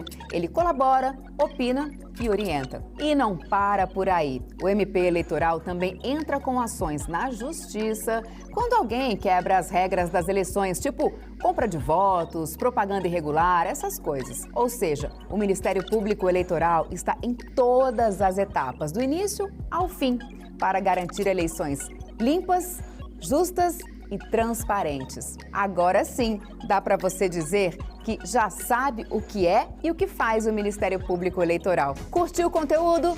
Deixa seu like, compartilha com a galera e segue a gente nos perfis oficiais do TSE nas redes. Então é isso, tchau! A década de 1820 é uma década, de fato, revolucionária para a América do Sul. É quando estão ali sendo finalizados alguns processos de independência no que antes era América Hispânica. Além disso, vai ser uma região onde vão ser instituídos vários governos republicanos, né? Que vai ter um diálogo intenso com esses intelectuais e políticos que estão pensando os outros projetos políticos possíveis para o Brasil. Tela Brasil. Hoje, 7h30, aqui na TV Senado. Nós temos que trabalhar numa perspectiva de superação do racismo. e de promoção da igualdade racial. Nós não somos uma democracia racial. Eu posso andar livremente pelas ruas do país, diferente da sociedade americana, que teve os seus momentos em que negros andavam de um lado da calçada e brancos de outros. Por quê? Porque lá eles assumiram o seu racismo. Aqui nós fingimos que ele não existe. A gente ainda está numa fase de cobrar, infelizmente, de cobrar a implementação da lei. Algo que eu acho que é fundamental, isso para mim é importante, são os professores, a sociedade como um todo, terem a consciência do mal que faz não ter a consciência do racismo no Brasil, dos malefícios que ele provoca. O bicentenário da Confederação do Equador precisava muito ser lembrado. Todo o ideário constitucionalista da Confederação, toda a perspectiva de federalismo, de justiça tributária, tudo que envolveu e deu movimento, né, aos heróis e idealizadores da Confederação ainda está muito presente no Brasil. E era preciso a gente resgatar isso, trazendo para a memória e para o conhecimento das gerações atuais e futuras gerações a importância de um movimento de liberdade e de democracia. Uma forma de comemorar de maneira crítica, né? Trazendo novas pesquisas, propondo novos questionamentos e, sobretudo, buscando quebrar essa barreira que sempre foi colocada sobre a memória da Confederação do Equador, que foi, né, secularmente acusada de separatismo, quando, na verdade, era uma proposta alternativa de Brasil. O Brasil estava se constituindo naquele momento e, das províncias do Norte, partiu uma proposta de uma organização num formato republicano e federalista, e, sobretudo, constitucional. Então, a gente tentou dar esse caráter nacional. A gente tem uma certa felicidade de ter, nós temos nesse livro o historiador do Crato, né, historiador do interior do Piauí, né, tem gente de vários lugares do Brasil e inclusive um inglês e um americano, né, trabalhando com personagens que a gente não conhece tão bem, mas poderia. Paraíba e Ceará, também Rio Grande do Norte, se uniram ao movimento, o tornando ainda mais forte no ideal libertário, não temiu a própria morte.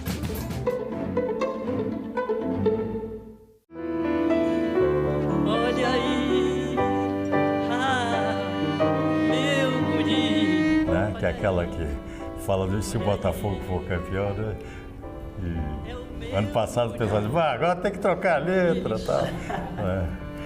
Chega no morro com carregamento, pulseira, cimento, relógio. Espaço Cultural. Neste sábado, 8 horas da noite, aqui na TV Senado. O site do Senado agora mostra projetos de lei em linguagem simplificada. É o Senado Explica, uma ferramenta de inteligência artificial combinada com revisão humana que torna mais fácil entender e acompanhar as leis em debate aqui no Senado. Na página de tramitação das matérias e no portal E-Cidadania, Senado Explica.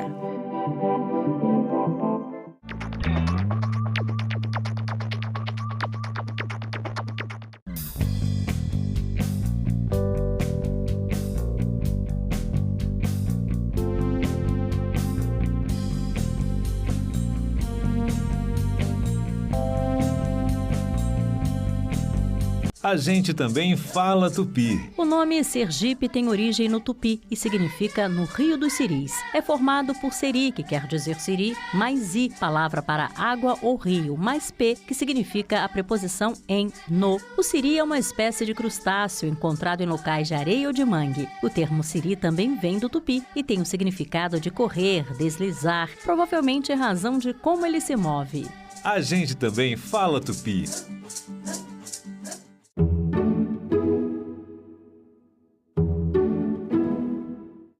O programa a seguir é livre para todos os públicos.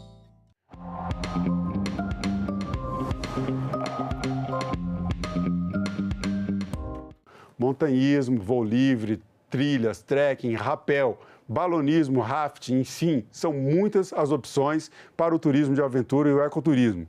Mas como garantir a segurança das pessoas que buscam esse tipo de turismo? É sobre isso que vamos falar agora aqui na TV Senado. Participe, nosso chat está aberto para receber as suas perguntas. Estamos ao vivo no YouTube, Facebook, TikTok, Quai e também no X. O turismo de aventura e o ecoturismo têm sido cada vez mais procurados em todo o mundo. E o Brasil é um dos melhores destinos para esses passeios e viagens. Mas para evitar que o turismo de aventura se transforme em risco de acidente, ou pior, em tragédia, você precisa saber como se preparar e quais as medidas de segurança a serem observadas. Agora você vai aprender como se preparar para o turismo de aventura. Vamos conversar com Vanessa Almeida, dona da agência de turismo Nas Alturas, e Luiz Delvinha, diretor executivo da Associação Brasileira das Empresas de Ecoturismo e Turismo de Aventura, a ABETA. A jornalista Sara Reis está com vocês nas redes sociais, trazendo as suas perguntas e seus comentários. Acompanhe o Senado Live e fique bem informado. E vamos lá, começando com o senhor Luiz Delvinha. Senhor Luiz, muito obrigado pela sua participação em nossa Senado Live. Primeiro, eu vou trazer já uma pergunta aqui de uma internauta. A Lara, do Rio de Janeiro, pergunta quais os principais cuidados que uma pessoa deve ter ao se preparar a escolher um turismo de aventura. E eu completo essa pergunta, né, trazendo assim, que tipo de escolha, de acordo com o tipo da própria pessoa, o preparo físico que a pessoa tem e, principalmente, a pessoa vai procurar uma agência ou um guia para fazer um turismo de aventura. Quais os cuidados que essa pessoa deve ter nesse momento?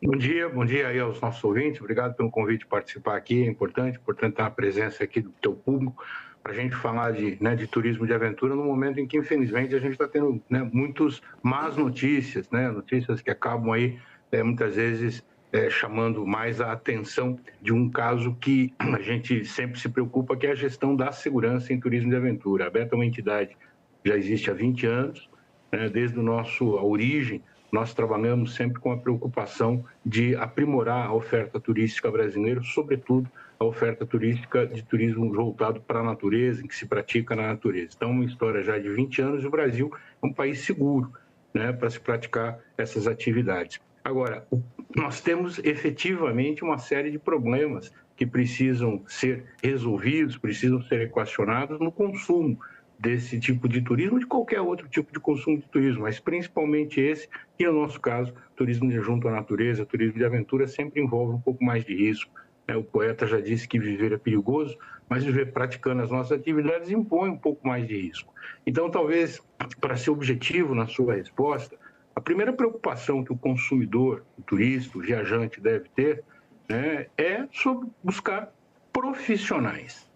Buscar as pessoas profissionalizadas, as empresas, pessoas jurídicas que operam o turismo. Infelizmente, um país de dimensões continentais como o nosso, são mais de 8 milhões e meio de quilômetros quadrados, a gente ainda enfrenta um problema muito sério, que é a informalidade.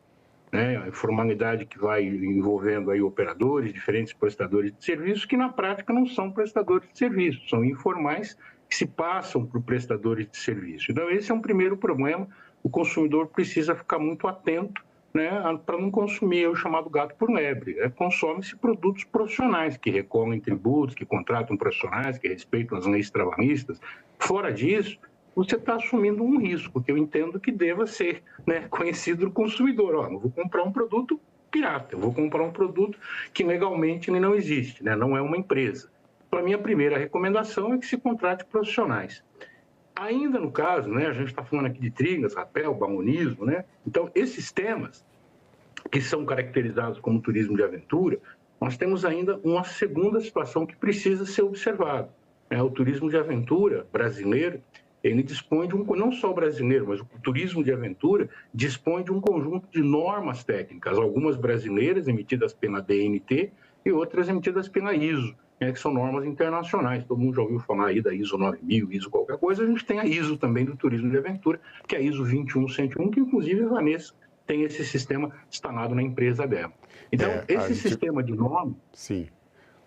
Esse sistema de normas é uma garantia, né, de que o Brasil dispõe de uma série de recursos para operar com segurança. Então, a primeira questão que eu me disse a pergunta é sobre o que o consumidor deve fazer. Primeiro, procure um profissional, né, fuja dos piratas. Segundo, né, vai contratar um serviço de aventura, pergunte para a empresa se ela tem um sistema de gestão de segurança implementado, porque a legislação brasileira dispõe desse recurso através das normas técnicas e a legislação obriga as empresas a terem esse sistema de gestão implementado. Nós vamos perguntar para a Vanessa, nós vamos perguntar justamente para a Vanessa sobre esse ponto, ela vai poder explicar para a gente um pouquinho, mas antes a Sara vai trazer uma enquete, porque o senhor Luiz já trouxe aqui para a gente os primeiros caminhos para você fazer o seu turismo de aventura com segurança. Vamos lá, Sarinha, a enquete. Pois é, Marcela, a gente, ao longo da semana, a gente já foi trazendo esse tema nas nossas redes sociais, né? E a gente perguntou se as pessoas já praticaram turismo de aventura. Vamos dar uma olhada no resultado? Olha só. Sim, 38% disseram que sim, 62% disseram que não. Vanessa, tem muita gente aí que ainda não praticou, que talvez gostaria, né? E a Renata, lá do Espírito Santo, ela pergunta assim, né? Como é que são fiscalizadas empresas de turismo de aventura, já que muitas vezes vocês estão explorando lugares inóspitos e os guias precisam de uma capacitação especial, Vanessa? Bom dia, gente. Primeiro, obrigada pelo convite, né? É uma honra estar aqui falando sobre um assunto que eu acho muito importante, muito pertinente. Na verdade, a gente tem um conjunto de normas, né? Como o Luizão falou, a gente tem a norma principal, que é a norma de Sistema de Gestão da Segurança, que ela engloba as empresas, os guias, né, os prestadores de serviço. E a gente tem também norma para os guias, né? Tem norma para as atividades. Então, hoje, todo mundo tem que ter algum tipo de capacitação, né? Algumas capacitações, assim. Então, para o caso dos guias, por exemplo, seria a norma ISO 21102, né? Mas para o turismo de aventura, a 21101 seria a principal norma.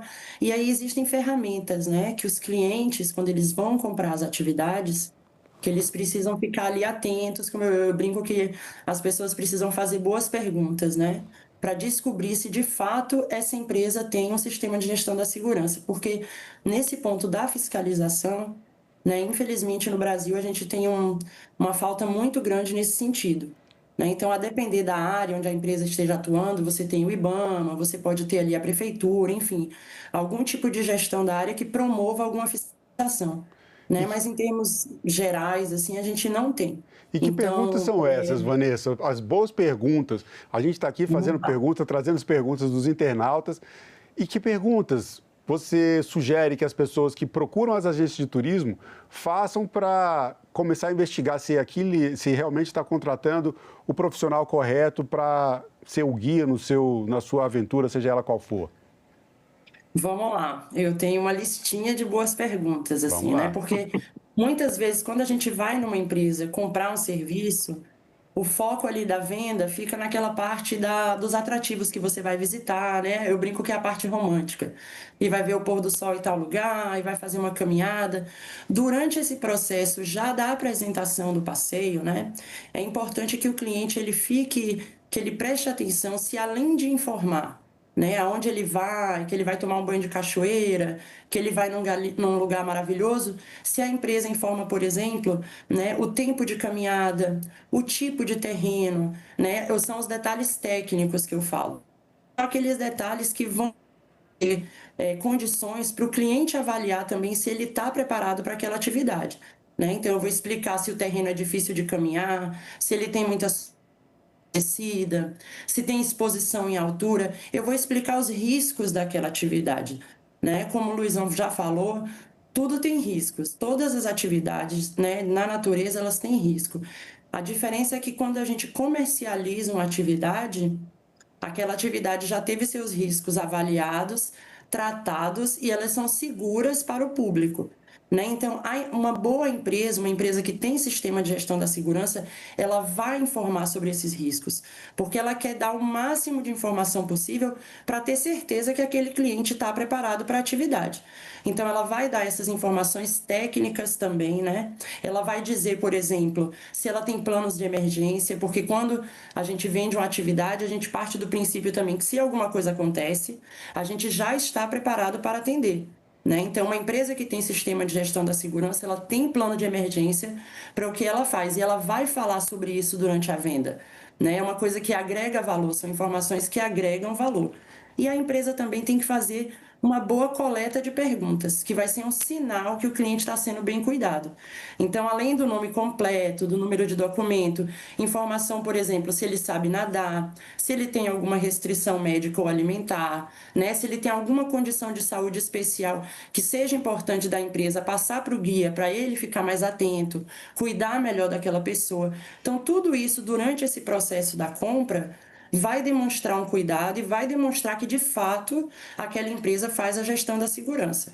Né? O cliente ele pode perguntar sobre a capacitação do guia, os cursos, tudo que ele quiser. Ele tem que perguntar. Tem que perguntar. Isso é essencial. A parte da comunicação é fundamental. Fazer o planejamento correto e passar para o guia, para a agência do turismo, as informações pessoais. Com sinceridade, a sua capacidade física, se você tem qualquer tipo de problema físico, qualquer tipo de medo, alguma coisa que possa te prejudicar ali durante o passeio. Agora, a Sara vai trazer mais participação da internet. Eu já vou dizendo aqui que a gente está chegando perto de 1.000 pessoas no TikTok acompanhando essa nossa entrevista e o número está aumentando. Vamos lá, Sarinha. Pois é, Marcelo, tem muita gente conectada, né? Muita gente querendo saber, especialmente porque a gente teve aí recentemente, né, casos que pararam o Brasil, né? A questão do balão que caiu lá em Santa Catarina, a gente também teve a Juliana Marins lá na trilha, né, do vulcão da Indonésia, e essa semana, nesta quinta-feira, a gente teve um caso também em Cambará do Sul.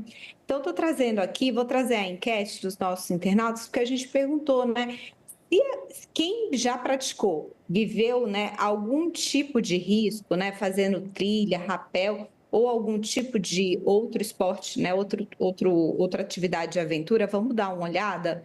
Olha só. A direção, acho que deu algum probleminha técnico. Não, vamos... Eu vou falar os dados, então, aqui. Sim, 27% disseram que sim, 27% disseram que não, e 46% disseram, olha, eu nunca fiz trilha. Mas uma parte já teve problemas grandes, né? E diante aí desses últimos acontecimentos, eu vou perguntar para o Luiz, que também é a dúvida do Matheus, lá do Rio de Janeiro. Ele fala assim... deve ser responsabilizado, né? No caso de uma falha nessas atividades, como esses acidentes fatais que a gente teve, de quem que é a responsabilidade, Luiz? Bom, primeiramente, né, da empresa que está organizando o evento em questão. A pergunta também é bastante aberta, né? Porque você tem diferentes circunstâncias que têm responsáveis e tem circunstâncias que não tem um responsável direto, né? Em algum tipo de acidente, etc. O ponto é que, em havendo, né, uma organização jurídica, ou seja, tem um CNPJ, que eu quero muito insistir nesse ponto, né? Você tem muita informalidade. A informalidade você vai ter que se virar aí para processar uma pessoa física, né? Pessoa jurídica não tem. Então, é irresponsável. Então, o consumo responsável, né, é o ponto de largada. Contrate uma empresa, né, seja profissional, faça a coisa no nível profissional.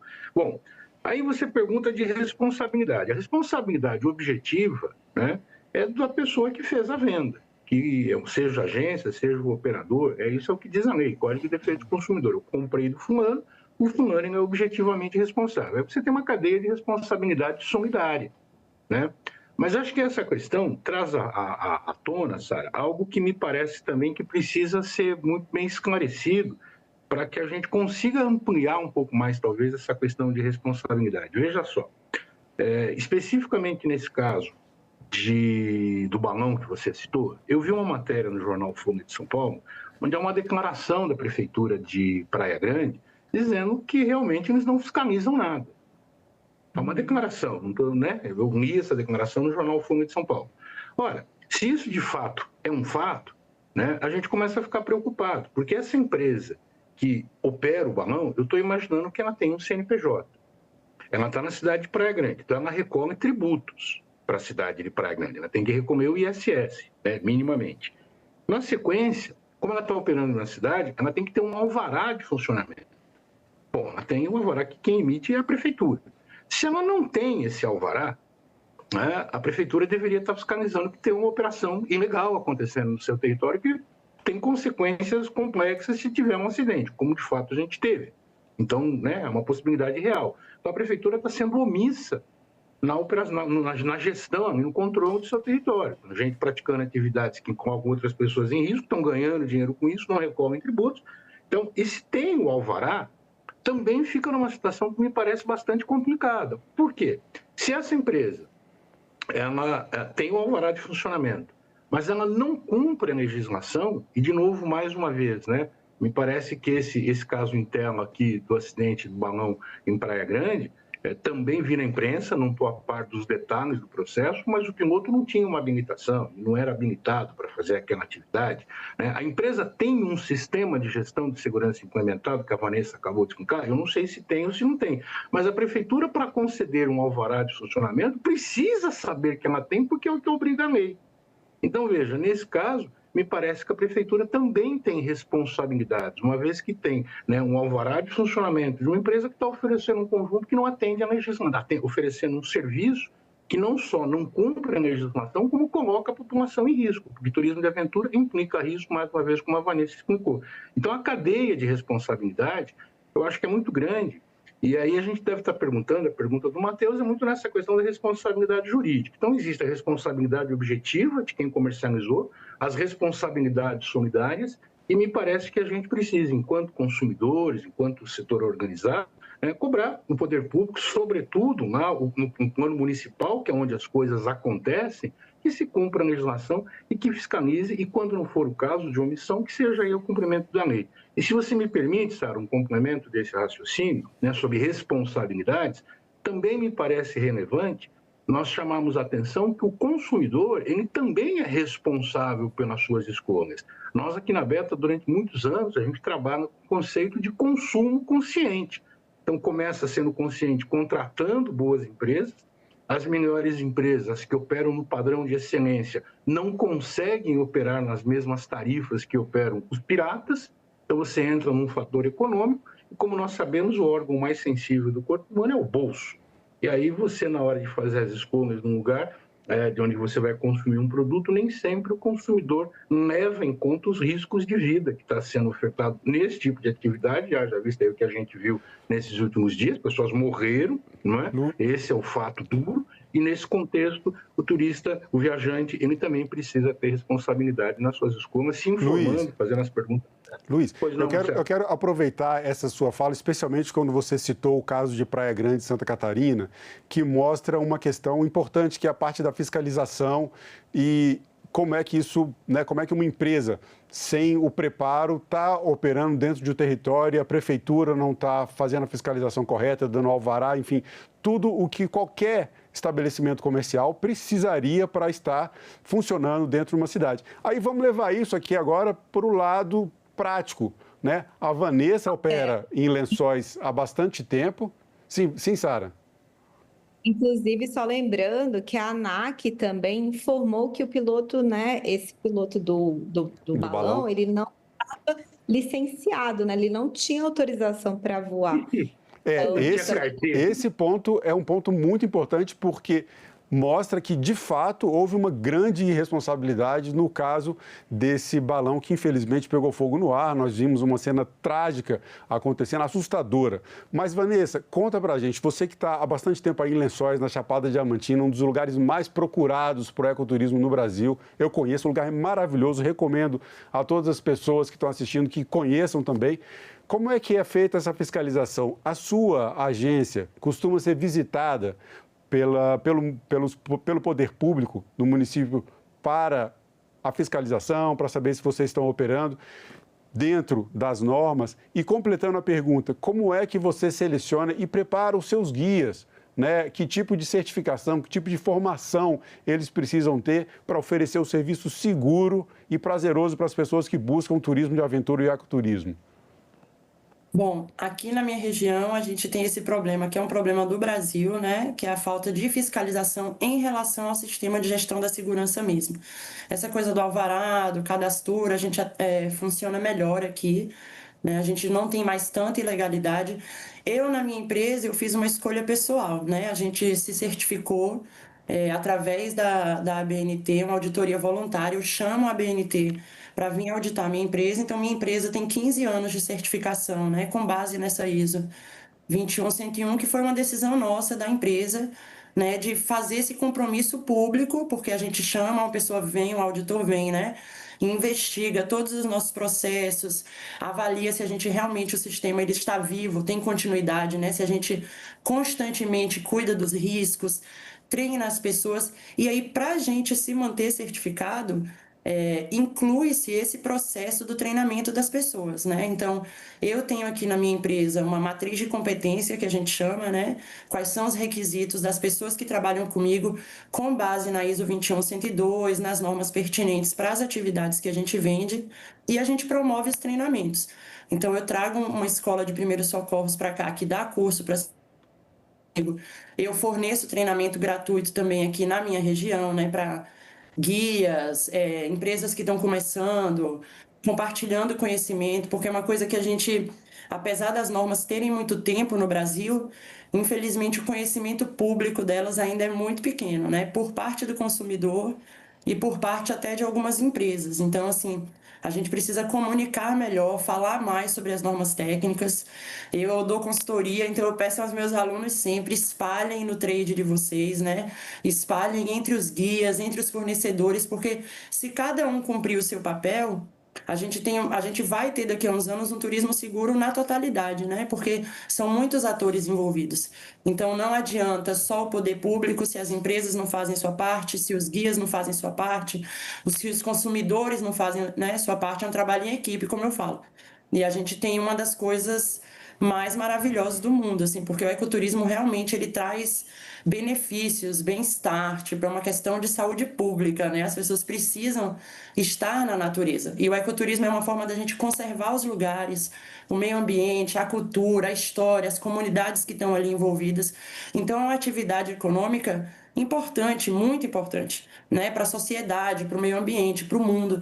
Precisa ser feita com responsabilidade e a gente precisa que o trade todo, né, que todo mundo que faz a atividade, quem consome, também tenha essa consciência, para a gente ter uma continuidade, para a gente não ficar ouvindo, né, apesar da gente estar ouvindo bastante sobre acidentes, vai para a natureza e voltam felizes, assim. Então é importante ressaltar que os acidentes não são a maioria, a gente não pode ignorar nenhum acidente, né? A gente tem que cuidar de todos, a gente tem que estar atento, mas a gente tem mais felicidade do que tragédia, então a gente precisa que isso, né, continue, assim, e que seja feito da melhor forma, com mais qualidade, né, com mais envolvimento das pessoas, dos profissionais, mais atenção, né? Existem requisitos para tudo.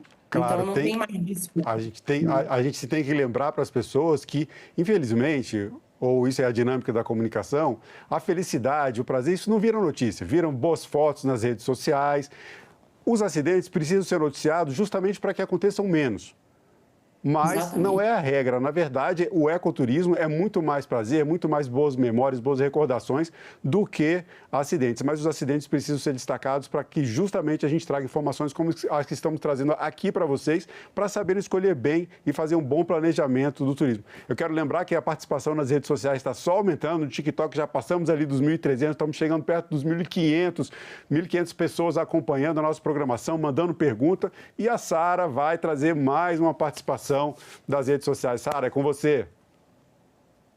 Vocês falaram aí, até o Dom Pedro falou assim, olha, eu corro muito mais risco, né, de ser assaltado na rua do que de fazer uma trilha, de me acidentar. Então, assim, tem a parte da tragédia, mas também na maior parte do tempo as pessoas estão se divertindo, né? E aí tem essa questão, porque a gente está de férias, está todo mundo relaxado, e a gente perguntou para as pessoas, vocês vão lá e checam, né, se a empresa ela é regularizada antes de contratar? E na maioria das vezes as pessoas não estão preocupadas com isso, né? Então, 53% disseram, eu nem me preocupo com isso. 18% disseram, eu sempre faço, 29% às vezes. Então, a maioria ainda não tem essa questão, vou checar se essa empresa é confiável ou não.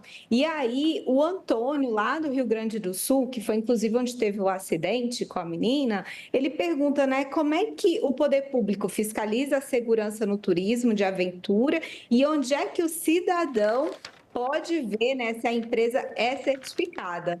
Luiz, tem algum lugar que a gente pode pesquisar se aquela empresa é segura? Então, a questão da segurança, né, de novo, a gente muitas vezes confunde com segurança absoluta, né? Então, não dá, essa empresa é segura, a operação dela opera dentro das normas legais? Acho que essa que é a resposta, né? O ponto meio básico. Tem o site da ABNT, e no site da ABNT, né, você consegue, né, através do CNPJ, identificar se essa empresa é ou não certificada. Essa certificação é um padrão do Inmetro. Essas empresas que estão... Então, o caso da nossa associada que está aqui conosco hoje nesse bate-papo, que é a Vanessa é certificada na ISO 21, com certificação Inmetro. Eu quero agradecer mais uma vez a participação de todos e todas vocês que nos acompanham pela internet. O nosso número cada vez aumenta e isso para a gente é muito gratificante. Eu quero agradecer também, senhor Luiz, desculpe por ter interrompido em algumas respostas suas. Infelizmente, nós temos que lidar com o tempo aqui. Eu vou pedir mais tempo para a gente na internet. Vamos negociar isso na nossa programação. Vanessa, muito obrigado a você também pela sua participação. Espero encontrá-la em Lençóis na minha próxima ida para a Chapada Diamantina, lugar que eu amo muito. E Sara, você também. Com certeza nos encontraremos aí. Sara, mais uma vez, obrigado. Você sempre fazendo essa ponte com os nossos internautas que ficam acompanhando a programação da TV Senado, esclarecendo as suas dúvidas. Obrigado a todos. E é isso. O TV Senado Live é o espaço para você interagir com a nossa programação. Participe toda sexta-feira, como disse a Sara, às 9 horas da manhã. Até a próxima edição.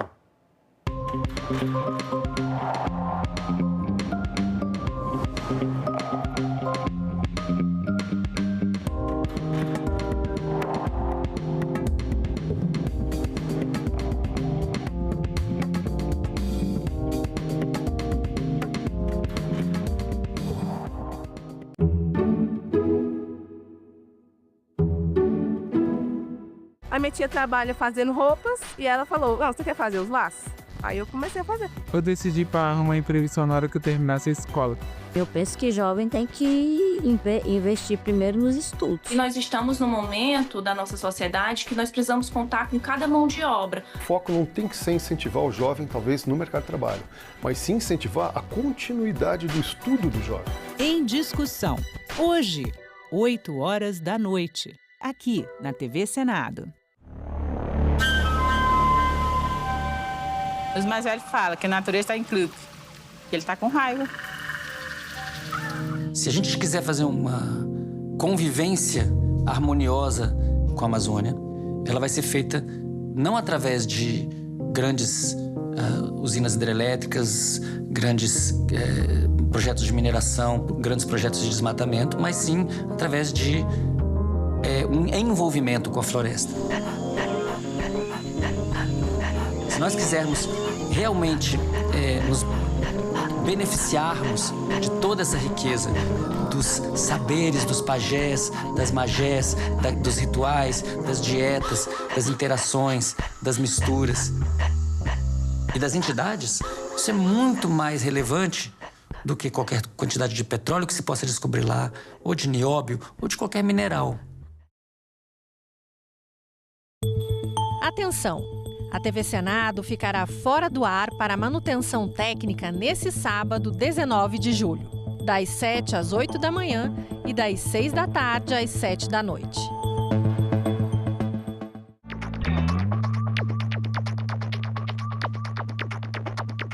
A gente também fala tupi. O nome do estado do Piauí vem do tupi e significa Rio dos Piaus ou Rio das Piabas. A palavra é formada a partir de piau, que designa várias espécies de piaus e piabas, peixes de água doce. O termo quer dizer pele manchada. Isso porque esses peixes têm listras e marcas escuras nas laterais do corpo. Piau mais i, que significa rio, Piauí. A gente também fala tupi.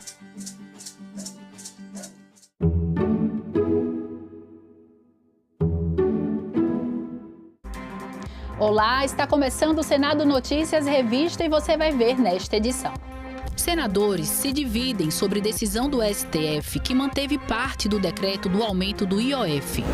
Senado cria comissão de senadores para discutir com o Congresso norte-americano o tarifaço de Donald Trump. E segue para a sanção presidencial proposta que torna permanente a lei de incentivo ao esporte. Confira comigo estes e outros assuntos que são destaque aqui no Senado Federal.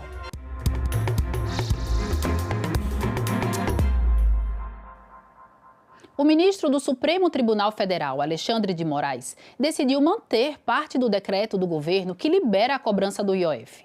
A decisão foi anunciada enquanto acontecia a sessão plenária do Senado de quarta-feira.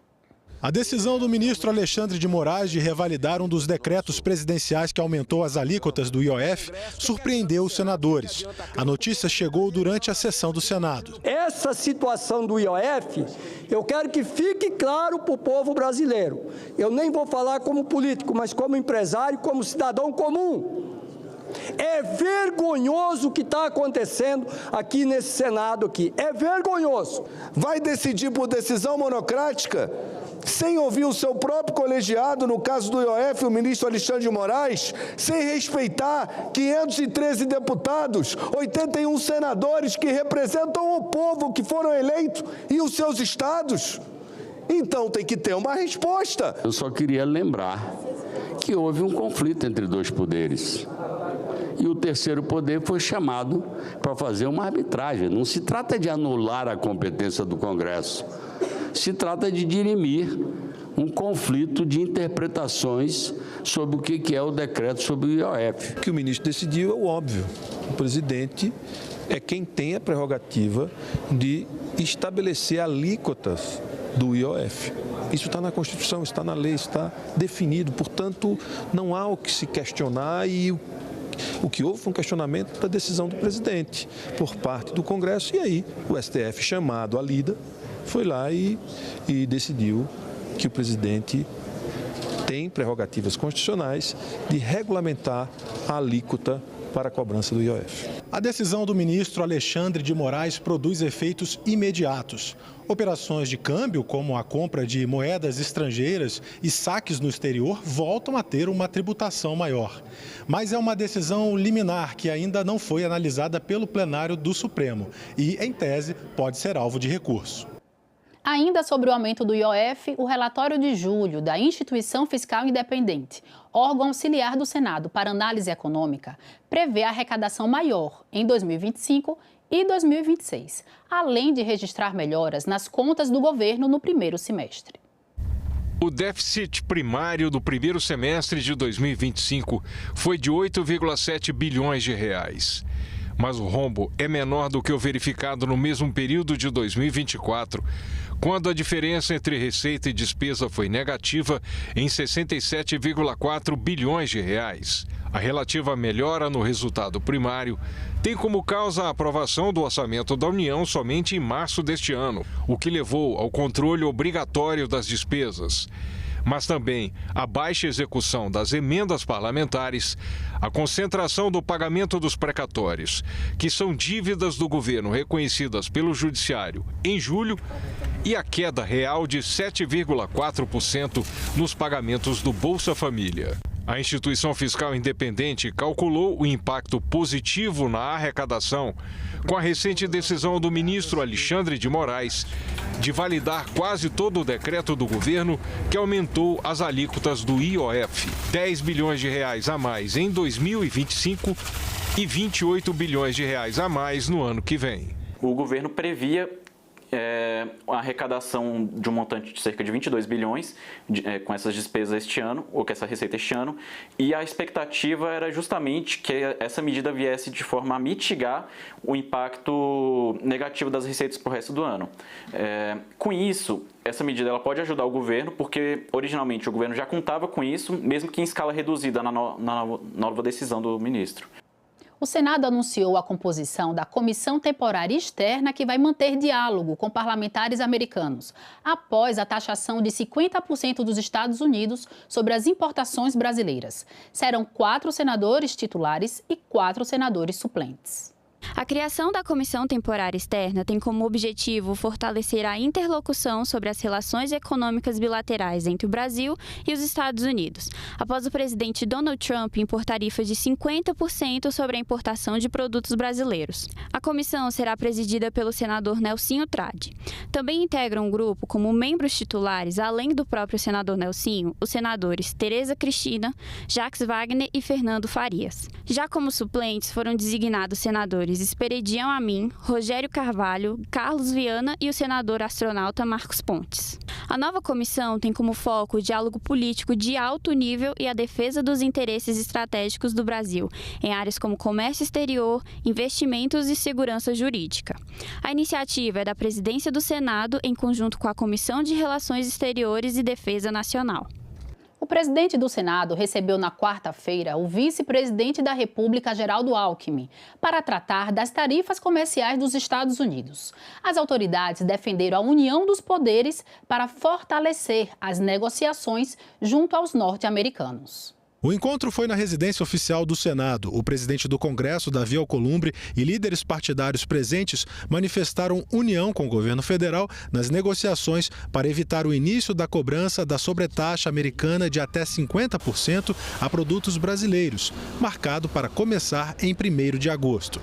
Registrar ao presidente Geraldo Alckmin e também ao presidente Lula que o parlamento brasileiro está unido em torno da defesa dos interesses nacionais, presidente. Então, eu queria registrar a nossa satisfação de estarmos aqui hoje, recebendo essas informações sensíveis, informações que trazem para a gente todo esse panorama internacional.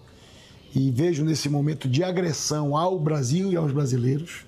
Isso não é correto e temos que ter firmeza, resiliência e tratar com serenidade essa relação.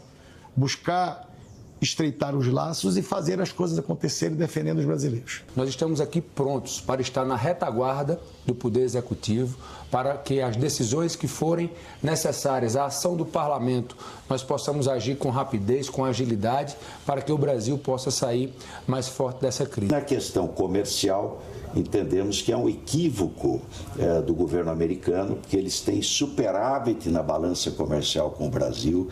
Dos 10 produtos que eles mais exportam, 8 não pagam nada de imposto e a tarifa média de importação é 2,7%. Então, é totalmente inadequado, injusto e nós vamos trabalhar juntos para reverter essa situação. O Senado formou uma comissão de senadores que deve ir a Washington exercer a diplomacia parlamentar. O líder do grupo é o presidente da Comissão de Relações Exteriores, senador Nelsinho Trade, que também participou da reunião. A gente não pode, numa situação como essa, apartar o legislativo do executivo, cada um correndo na sua raia, sem interferir nas questões legítimas que a gente entende, sabe, tem a plena consciência que é das ações do Executivo. Quem tem que tabular toda essa negociação é o Executivo, mas o Legislativo pode e deve e vai ajudar muito para que isso possa ocorrer na melhor forma possível. E o presidente Lula vetou o projeto de lei aprovado no Congresso, que amplia o número de deputados federais de 513 para 531 parlamentares. Segundo o presidente, o projeto contraria o interesse público e é inconstitucional. O veto vai ser analisado em sessão do Congresso Nacional. Os senadores aprovaram nesta semana uma proposta que torna permanente a Lei de Incentivo ao Esporte. O texto seguiu para a sanção presidencial. O projeto aprovado pelo Senado torna permanente a Lei de Incentivo ao Esporte, pela qual empresas e pessoas físicas podem deduzir do imposto de renda doações e patrocínios realizados para projetos desportivos. Com a mudança, o benefício fiscal fica desvinculado da Lei de Diretrizes Orçamentárias. O objetivo é dar mais segurança aos recursos para o setor, já que os projetos ligados à LDO estão sujeitos a cortes de verbas e até suspensão em caso de déficit primário. A partir de 2028, as deduções permitidas por parte de pessoas jurídicas passam de 2% para 3% do imposto de renda devido, mantendo-se o patamar de 4% quando se tratar de projetos desportivos ou paradesportivos destinados a promover a inclusão social por meio do esporte, preferencialmente em comunidades em situação de vulnerabilidade social. O esporte, ele é investimento para uma nação, para uma sociedade. Através do esporte, a gente sabe a importância dele. O esporte é a promoção da educação, é a promoção da inclusão e, acima de tudo, da cidadania. Cada R$1 de recurso aplicado no esporte, segundo o relatório do Instituto Sou do Esporte, há um retorno de quase R$13 para a nossa economia. Isso sem falar nos ganhos inestimáveis em inclusão, saúde, educação e cidadania. O projeto de lei complementar aprovado mantém as demais regras sobre prestação de contas, restrições aos doadores e patrocinadores, responsabilidades, divulgação dos dados, infrações e definição de limites pelo Ministério do Esporte. Como ex-atleta, posso dar o meu testemunho pessoal de que como o esporte transforma vidas, dá futuro e gera esperança para tantas crianças do nosso país. É a tábua da salvação e proteção dos nossos jovens contra as drogas e crimes organizados. Não é ser atleta, não é ser Romário, ser uma Leila, um Caio Bonfim, um Ana Mose, um Emanuel, não é nada disso. É sobre promoção de cidadania, esperança, educação, educar as pessoas. Eu sei que da mesma forma que ele transformou a minha vida e a vida de tantos outros, ele continua transformando a vida, sim, de muitos jovens, de muitas crianças, pelos ricões, porque não é esse quadradinho aqui não, pelos ricões desse país afora. Mudanças nas regras para o pagamento de precatórios foram aprovadas no plenário do Senado. A alteração na Constituição foi aprovada em primeiro turno. Ainda falta uma segunda votação, que não tem data para acontecer. A proposta de emenda à Constituição aprovada pelo Senado retira os precatórios e as requisições de pequeno valor, RPVs, do limite de despesas primárias do Executivo a partir de 2026, limita o pagamento dessas dívidas por parte de estados e municípios e refinancia dívidas previdenciárias com a União. A retirada dos valores devidos pelo poder público decorrentes de sentenças judiciais do limite de despesas primárias ajuda o governo a cumprir a meta fiscal do próximo ano, estimada em 34 bilhões de reais. O total de precatórios previstos para 2026 é de cerca de 70 bilhões de reais. O texto prevê uma regra de transição que permite ao governo federal incluir as dívidas de precatórios na meta fiscal aos poucos, ao longo de 10 anos, começando em 2027. Outra mudança prevista é em relação à correção monetária dos precatórios, que passa a ser feita pelo Índice Nacional de Preços ao Consumidor Amplo, IPCA, mais 2% ao ano ou pela taxa Selic, o que for mais vantajoso para a União. A proposta gerou discussão no plenário. Trata-se de uma grande conquista para todos os entes subnacionais, sejam os municípios, os estados ou o Distrito Federal. Os limites instituídos a partir do parágrafo 23 do artigo 100 da Constituição Federal permitirão que os entes tenham previsibilidade sobre quanto precisarão pagar com precatórios em cada exercício e, tão importante quanto a isto, também permitirão uma maior destinação de recursos para as áreas essenciais como saúde, educação e segurança pública. Atender os nossos prefeitos, os nossos dirigentes municipais que estão lá embaixo, quase fechando a porta e precisam do apoio do Congresso Nacional e do governo. Essa PEC é importantíssima, presidente Renan, para que se possa dar aí esse fôlego e dar condição para que o nosso gestor possa tocar a sua municipalidade. Quando se trata de déficit nominal, é uma conta de menos, é quanto arrecada menos quanto que gasta. O resultado pode ser negativo ou positivo. Não adianta fazer lei dizendo tal gasto conta, tal gasto não conta. todo gasto necessariamente conta. E o mercado leva em conta essa lógica óbvia, que é receita menos despesa. Votar PEC de forma remota no último dia do recesso, no apagar das luzes, uma matéria que vai ter um impacto que muda tudo o que foi feito pelo Senado Federal há 2 anos. O senador Carlos Portinho foi o relator, trabalhou bastante e agora vem algo da Câmara ontem à noite, totalmente diferente.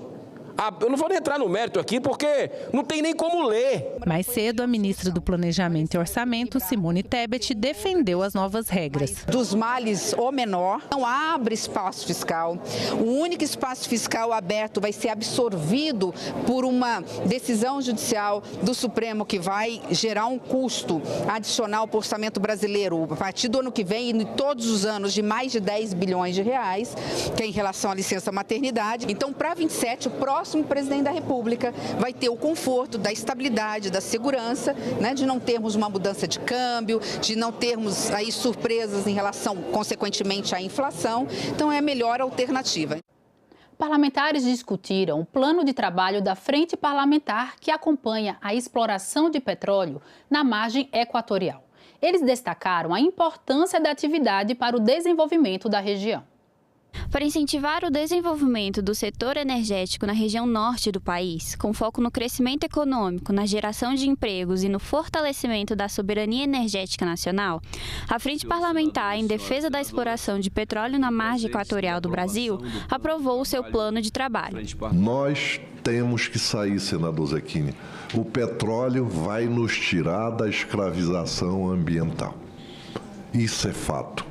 Neste momento, ou nesse contexto, a Frente Parlamentar assume um papel central na promoção de um debate qualificado, equilibrado e transparente. Nesse plano de trabalho, portanto, é mais do que um roteiro de ações, é um compromisso com a mediação construtiva, né, de conflitos, com a busca de alternativas que permitam ao Brasil aproveitar de forma soberana e o potencial energético da margem equatorial, em benefício de toda a sociedade, de toda a nação brasileira.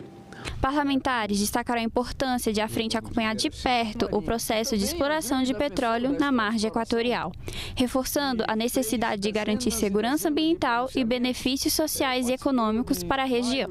Essa exploração é fundamental para que a Amazônia dê o salto à frente e ocupe o seu espaço dentro do nosso país como a região mais importante do Brasil. Ali que está o nosso futuro. Mais de 50% do nosso território. E essa frente vai ser importantíssima exatamente para que possa auxiliar no encaminhamento, no acompanhamento, na execução, no controle de todo esse processo de estudos que serão realizados para a posteriori nós vermos sair dessa reserva imensa, imensurável, o óleo negro que pode melhorar e transformar a vida de milhões de brasileiros. A Comissão Mista de Orçamento aprovou o relatório preliminar do projeto da Lei de Diretrizes Orçamentárias de 2026. Agora começa o prazo para senadores e deputados apresentarem emendas. A votação final deve acontecer até 27 de agosto, segundo o presidente da comissão, senador Efraim Filho. E o Código Eleitoral está fazendo 60 anos, às vésperas de uma votação na Comissão de Constituição e Justiça do Senado de um texto que vai redesenhar o Código e unificar leis que tratam de assuntos relacionados. Desde que a Justiça Eleitoral foi criada em 1932, esse vai ser o nosso 4º Código. No ano das últimas eleições gerais, o Brasil completava 90 anos de justiça eleitoral. O primeiro código, disciplinando a matéria, é de 1932. A era Vargas tem um primeiro compromisso que é exatamente suplantar a Primeira República. E, inclusive, ela vai ser pejorativamente chamada de República Velha.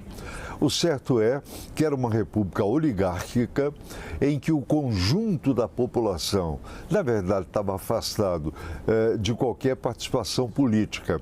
As eleições eram completamente fraudulentas, inclusive entre os grupos que se digladiavam entre si. Havia uma roubalheira generalizada de um lado e de outro, até porque o voto era a descoberto. O código vai ser elaborado por uma comissão, particularmente por 3 juristas, e depois ela vai ser analisada pelo Poder Legislativo, que ainda está funcionando neste momento. É um código muito grande, muito extenso, mas que, na verdade, pretende superar o atraso, aquele arcaísmo da República Velha. O Código em vigor já dura 60 anos. Sobreviveu ao regime militar, sendo recepcionado pela nova Constituição. Aquela coisa, a cada legislatura muda-se uma coisinha aqui e ali. Mas boa parte do que foi estabelecido em 1965 continua em vigor ainda hoje. Existe todo um capítulo do Código Eleitoral que permanece inteiramente em vigor, que é a parte da organização da Justiça Eleitoral. Toda essa organização está ainda no Código Eleitoral, parte do processo, recursos, competência do Tribunal Superior Eleitoral, dos tribunais regionais, dos juízes eleitorais. Em meio aos 60 anos do Código, o Congresso estuda um novo marco legal para tratar de eleições. E não só. Ele pretende unificar não só essas 2 leis, a lei eleitoral hoje e o Código Eleitoral, e atualizar essas 2 normas para a realidade atual, mas ele pretende também unificar nesse grupo outras leis eleitorais. Toda essa parte de competência da Justiça Eleitoral entraria nesse projeto. Entraria também a lei dos partidos políticos, toda a parte de partidos políticos, toda a parte eleitoral e toda a parte de inelegibilidade. A proposta começou a tramitar na Câmara, está agora na Comissão de Constituição e Justiça do Senado e pode ser votada esta semana. Teria o novo marco legal o poder de consensuar e pacificar tópicos e expectativas tão controvertidos? A cada período eleitoral vai corresponder mudança na legislação eleitoral. Isso vem até nós, de certa maneira. Isso explica a difícil, longa discussão em torno do novo Código Eleitoral, que na verdade é necessário. Afinal de contas, nesses 60 anos, o Brasil mudou muito. E a política acompanhou isso. A partir da Constituição de 88 até 1997, a gente teve praticamente a cada eleição, a cada 2 anos, uma nova lei eleitoral que disciplinava as eleições daquele ano, ajustando questões que estavam no antigo Código Eleitoral. Sempre se optou por, em vez de alterar o Código Eleitoral de 65, fazer uma lei eleitoral com normas ad hoc para cada eleição. A ideia em 97 era você ter uma lei eleitoral permanente, que esse é o sentido da lei em vigor hoje. Mas o que a gente tem assistido é que a cada eleição existe um ajuste na legislação eleitoral, um aperfeiçoamento, algum ponto. A gente praticamente tem tido a cada eleição uma lei que altera a Lei 9.504 e até mesmo o próprio Código Eleitoral. Provavelmente a gente não terá um código imutável, Sempre haverá a cada eleição a ideia de fazer algum ajuste. Aconteceu com a reforma tributária, que sofreu agora uma grande reforma, mas que levou um bom tempo para isso maturar. Com o Código Eleitoral talvez seja a mesma coisa.